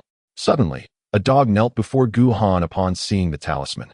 In his understanding, whoever possessed the talisman could control him completely, thus becoming his master. A dog. Guhan furrowed his brow. You do not recognize me? You are my master. A dog replied, leaving Guhan in silence. He surmised that a dog's current state was a result of the Hahaha sect leader erasing his emotions. Do you remember? Guhan sighed and gazed at a dog. I told you, you are not a dog. You are a human. Human? A dog's reaction mirrored his initial confusion. What is a human? One like you. This time, it was Zhongming who spoke first, declaring that being thick-skinned, ruthless, and unscrupulous was what defined humanity. Guhan's expression darkened further. Are you certain you are speaking of humans, Lord Chicken? A human, a dog murmured, lost in thought.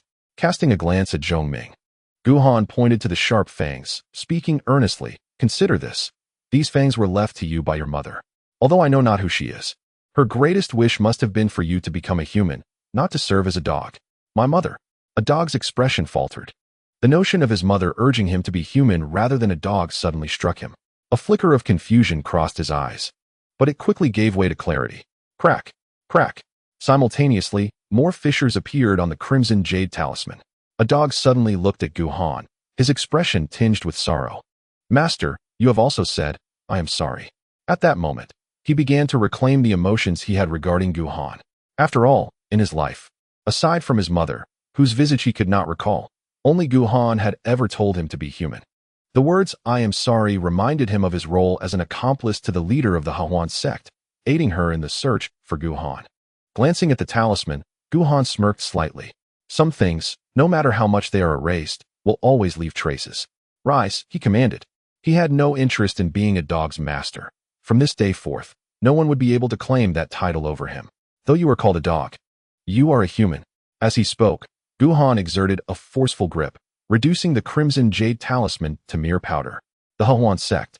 A tall and weary young man slowly descended, revealing himself to be Li Mao, the fifth disciple of Lingya, who had previously been entrusted by Muffled to investigate matters concerning the Hahaha sect. The disciples of the Hahaha sect did not recognize him. Yet his profound cultivation left them unable to gauge his strength, causing them to act with utmost respect as they bowed in greeting. Li Mao furrowed his brow. Where is your sect leader? Why has she not come to greet me upon my arrival? In an instant, he exuded a formidable aura that left the Hahaha sect disciples trembling in fear.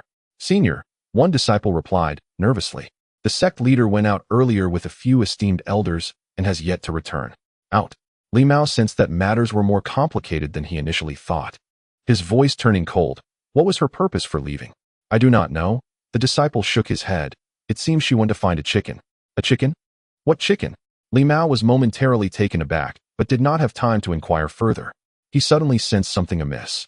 His expression shifted as he retrieved the blood-red jade talisman once more. The talisman was riddled with cracks, on the verge of shattering completely. At the Lin family residence, as the talisman shattered, a Go, who had only just risen halfway, immediately knelt again, uttering, Thank you, master. Stand up. Guhan reprimanded. Do not kneel. Yes, master. Do not call me master. Yes, master. Wait. Zhongming suddenly felt that something was off. At this moment, a Go displayed an unusual fondness for Guhan, one that suggested a willingness to sacrifice its life, while it ignored its newly recognized leader entirely. Xiaohe, it tentatively inquired. Before Zhongming, a Go exhibited signs of resistance and detachment, even stepping back a few paces, bewildered. Who is Xiaohe? Zhongming was taken aback. What happened to the little dog of Lord Chicken? After all the trouble Lord Chicken went through to acquire it. Fool. It spread its wings and charged at Guhan with relentless accusations. Where have you taken Lord Chicken's little pup? Return it at once. In Volume 1, Chapter 549, Guhan and the Pup. A crisis had emerged. Within the Hahaha sect, sensing the anomaly of the jade talisman, Li Mao instantly abandoned his earlier dismissiveness. His expression turning grave. He was aware of both the Go's situation and the matter of the mother talisman, and with the latter now in jeopardy, it was evident that the root of the problem lay with the Go, which had likely spiraled out of control. Speak. He cast a cold glance at the Hahaha sect disciple. Disclose everything you know. Dare not conceal a single word, or else yes. The disciple trembled. Fearing to withhold any information, and divulged everything he understood. Stealing a chicken? Upon hearing the disciple's account, Li Mao could not help but scoff. This woman certainly has a growing repertoire of tricks. However, it seems you still do not comprehend Brother Mu. If you thwart his plans, no matter how many tricks you possess, you shall meet a most dreadful end. He understood better than anyone that within the Wanqing sect, in terms of temperament and tactics, Mu Feng was remarkably similar to Lingya. Setting aside certain aspects, Mu Feng was indeed the most formidable and fearsome among the so-called seven of forgetfulness. Enough. Let us first retrieve that dog before discussing anything further. Foolish woman, you had better be dead, otherwise, humph. Boom. With that, he grasped the jade talisman, sensing its power for a moment before his cultivation erupted, propelling him skyward, while the disciples of the Hahuan sect were reduced to mere blood mist. Old chicken, Gu Han exclaimed, somewhat disheveled, with a few chicken feathers stuck to him and sporting 2 dark circles under his eyes, looking utterly innocent as he protested. What does this have to do with me? Old chicken does not care. The displeasure of the eldest brother, Zhoming, demands a little pup. Not far away. Go glared fiercely at him, the hostility in his eyes more pronounced than before. As for the leader of the Hahuan sect, he executed orders in a mechanical, passive manner, like a living corpse. However, regarding Gu Han, he unexpectedly developed a protective instinct. Anyone who harmed Gu Han would face his relentless fury. In truth, had it not been for Gu Han's earlier intervention, he would have already succumbed to the urge to drain the blood from that chicken. Compared to before, not only had his injuries healed, but his cultivation had also ascended to the feathered ascension realm. It seemed that after Little Black devoured the Long Mei ancestor, he too had benefited from it. Go, do you truly not remember what transpired before? Innocent though he may be, Gu Han was indeed curious about Go's current state. Go shook his head, then nodded slightly, straining to say, I remember a bit. Gu Han pondered deeply, suddenly recalling Gu Tian and Wu Xin. Both Gu Tian and Wu Xin, whether embodying demonic or human traits, were merely reflections of aspects of their character, akin to his own duality of murderous intent and benevolence. Ultimately, they were all facets of themselves. Yet, Go was different. Within him seemed to exist 2 entirely distinct and independent consciousnesses. One was the youth before him, retaining the most traditional aspects of humanity, aside from his appearance and somewhat hesitant speech. The other was the earlier manifestation of Little Black, whose instincts and displayed intellect were almost entirely bestial. It appeared that in Go, humanity and bestiality were completely segregated. Even their cultivation and divine powers remained apart. Could this be related to Go's half-human, half-demon heritage? No, that could not be right. He quickly dismissed his conjecture. The Wei Fong he had encountered years ago was also of mixed heritage, but had never exhibited such a phenomenon. Go, he mused aloud. Can you still transform into that form from before? Yes. Zhoming's eyes brightened. Quick. Transform into a little pup for old chicken. Go fell silent for a moment, replying, I do not wish to. Gu Han suddenly understood. It was a matter of desire, not ability. Youngster, Zhoming coaxed gently. Hurry, become a little pup. An old chicken will treat you to delicacies. Oh, an old chicken has a treasure for you. How about a gift if you transform into a dog? Old chicken. Gu Han could no longer contain himself. You don't mean the sword steel, do you? Indeed. Were you not to receive it? Old chicken had changed his mind. Gu Han. Go cast a wary glance at Zhoming, sensing that this chicken was no good, always bullying Gu Han. Instinctively, he distanced himself from Zhoming. And with newfound courage, he addressed Gu Han. If the master needs me, I can transform. Do not call me master. Yes, master. Gu Han felt an overwhelming fatigue with Go and Chong Ming by his side. He sighed, glancing at the colorful thread in Go's hand, thinking that it should not be forced upon him. This was likely his own obsession. After a moment's contemplation, he produced a storage ring and filled it with numerous resources, tossing it to Go. Master, Go stared blankly at the storage ring. Is this for me? Why else would I give it to you? Gu Han replied with a faint smile, well aware of the harsh treatment Go received from the master of the Hahuan sect. He added, from now on, whether you are injured or cultivating, you may use the items within. Once you deplete it, I shall replenish it for you. Upon hearing this, Go's eyes sparkled with excitement, confusion, and gratitude, emotions that had long been dormant within him suddenly bursting forth. For the second time in his life, he felt compassion and sincerity emanating from Gu Han's words. For the second time, a pure and innocent smile graced his face. Cautiously, He placed the storage ring alongside his sharp teeth, treating them as treasures. Though it was merely an ordinary storage ring, and the resources inside were trivial to Guhan, to a Go, it represented the most precious of possessions, comparable to that colorful thread. Master, do not kneel. Guhan's expression turned stern. If you kneel, return the items to me. A Go hesitated to kneel. Alas, Chongming shook his head, refraining from uttering any forceful words. Instead, muttering softly to himself about things only he understood, such as returning to his beloved Xiaohe. Let us depart. Guhan had no intention of lingering any longer. With the Lin family gone, it was only a matter of time before nearby forces discovered this place, which had become a land of strife, unsuitable for prolonged stay. Moreover, he had obtained the sacred medicine, which necessitated immediate enhancement of his strength. After all, the soul crystal required to awaken Qian Yi would undoubtedly be immense. And with the Lin family's meager resources, he had only managed to procure a piece the size of a thumb. This underscored the preciousness of such items. To acquire more, he must engage with first-rate powers. The higher his cultivation, the more confidence he would possess. Without a sound, a Go dissipated, transforming into a shadow that clung to Guhan's silhouette, no trace of his presence remaining. Even Guhan could only vaguely sense his existence. Master. In the midst of their flight, he voiced his inner confusion. Can one person become two? What do you mean? It is not about an external incarnation. After some thought, Guhan clarified, I mean two entirely distinct individuals, differing in character, habits, perceptions, and even cultivation abilities. Chongming fell silent for a moment. Kid, with your intellect, becoming the 10th generation sword master seems rather hasty. Why not let Xiaohe take the lead? Master. Guhan's face darkened. Was Xiaohe not akin to a Go? Indeed. Chongming regarded him as if he were a fool. A Go is already superior to you. He knows this is utterly impossible. Guhan's gaze shifted, pondering which was more resilient, the sword or the chicken head of Chongming.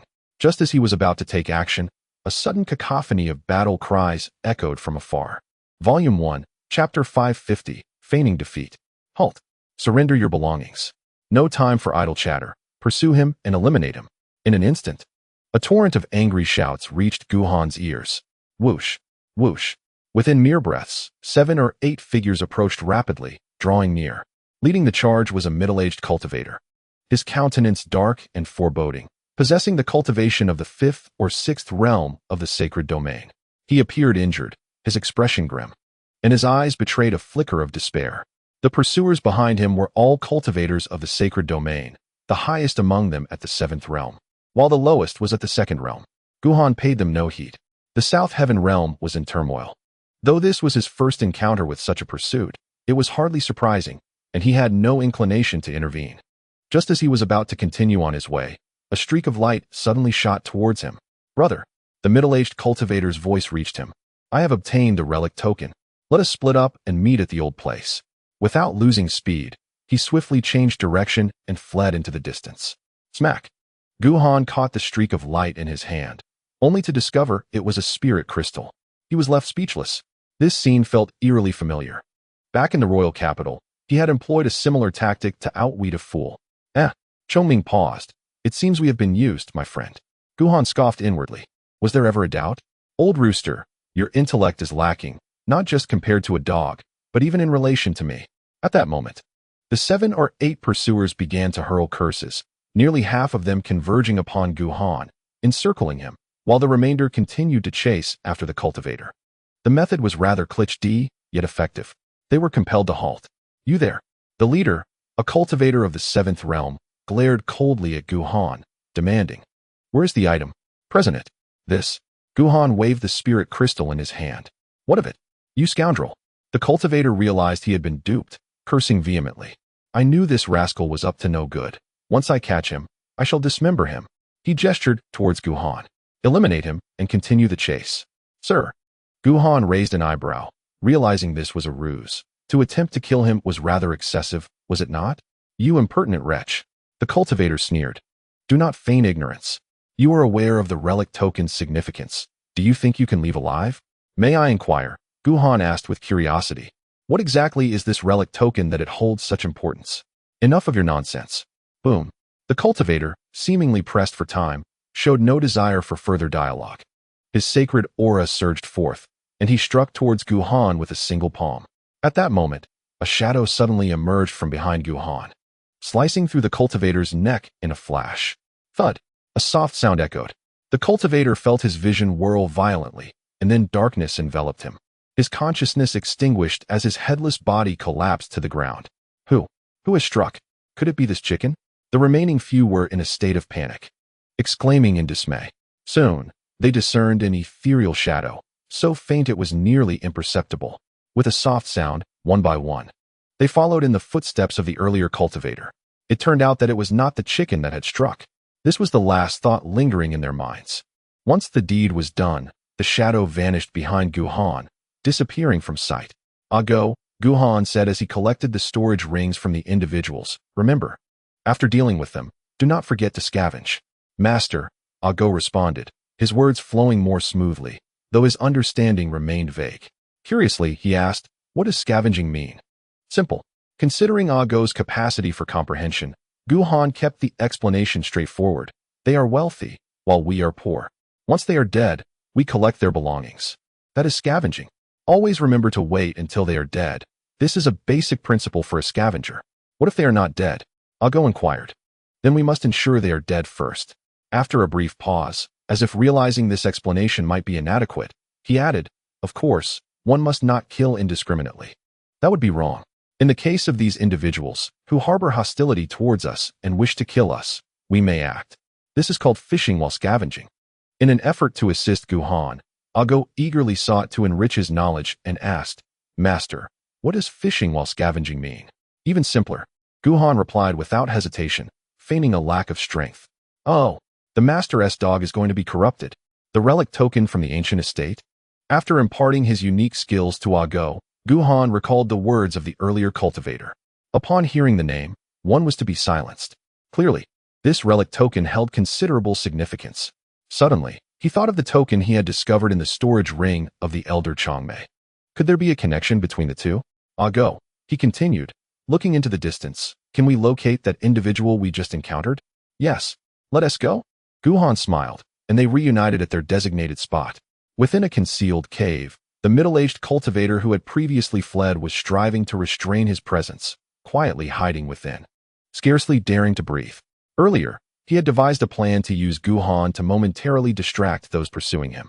The pursuers, weaker than he, had ultimately failed to catch him, allowing him to evade them at all costs and find refuge here. I'm struck it rich, completely wealthy. The thought of the token in his storage ring sent excitement coursing through him. The heavens have favored me. In this vast southern realm, I have come into possession of a token. If I can completely shake off my pursuers and stealthily make my way to Lingyun City, I can sell this token to the Lingyun Merchant Guild for a handsome profit. Brother, what is you laughing so joyfully? Just as he was lost in his exhilaration, a figure silently appeared in the cave, standing before him, accompanied by a chicken. You. His eyes widened in shock as he pointed at Guhan, trembling. How did you get here? Is this not what you mentioned? Guhan chuckled lightly. We've agreed to meet at the usual place, and here I am. The man wore a face of sheer terror. Setting aside how Guhan had located him, the mere fact that he had evaded those pursuers was a testament to Guhan's superiority. He was clearly beyond the man's capacity to contend with. It is my fault, he admitted, his resolve crumbling. I shouldn't have put you in this predicament, but I truly had no choice. Enough of this nonsense, Guhan stated bluntly. Where's the token? Show it to me. After a fleeting moment of hesitation, caught between the instinct for survival and the lure of profit, the cultivator swiftly produced the token. It was a few inches long, rusted and heavy, its material unknown. The front bore an ancient seal character, Kuan, while the reverse was engraved with a grand palace. After a moment's contemplation, Guhan retrieved the token he had previously obtained from the venerable Changmei. It was an exact replica. How do you possess one as well? The cultivator's eyes widened in disbelief. The token and the ancient estate, what could they signify? You don't know? Guhan inquired. I am merely a scavenger with little knowledge, the cultivator replied, though his skepticism was palpable.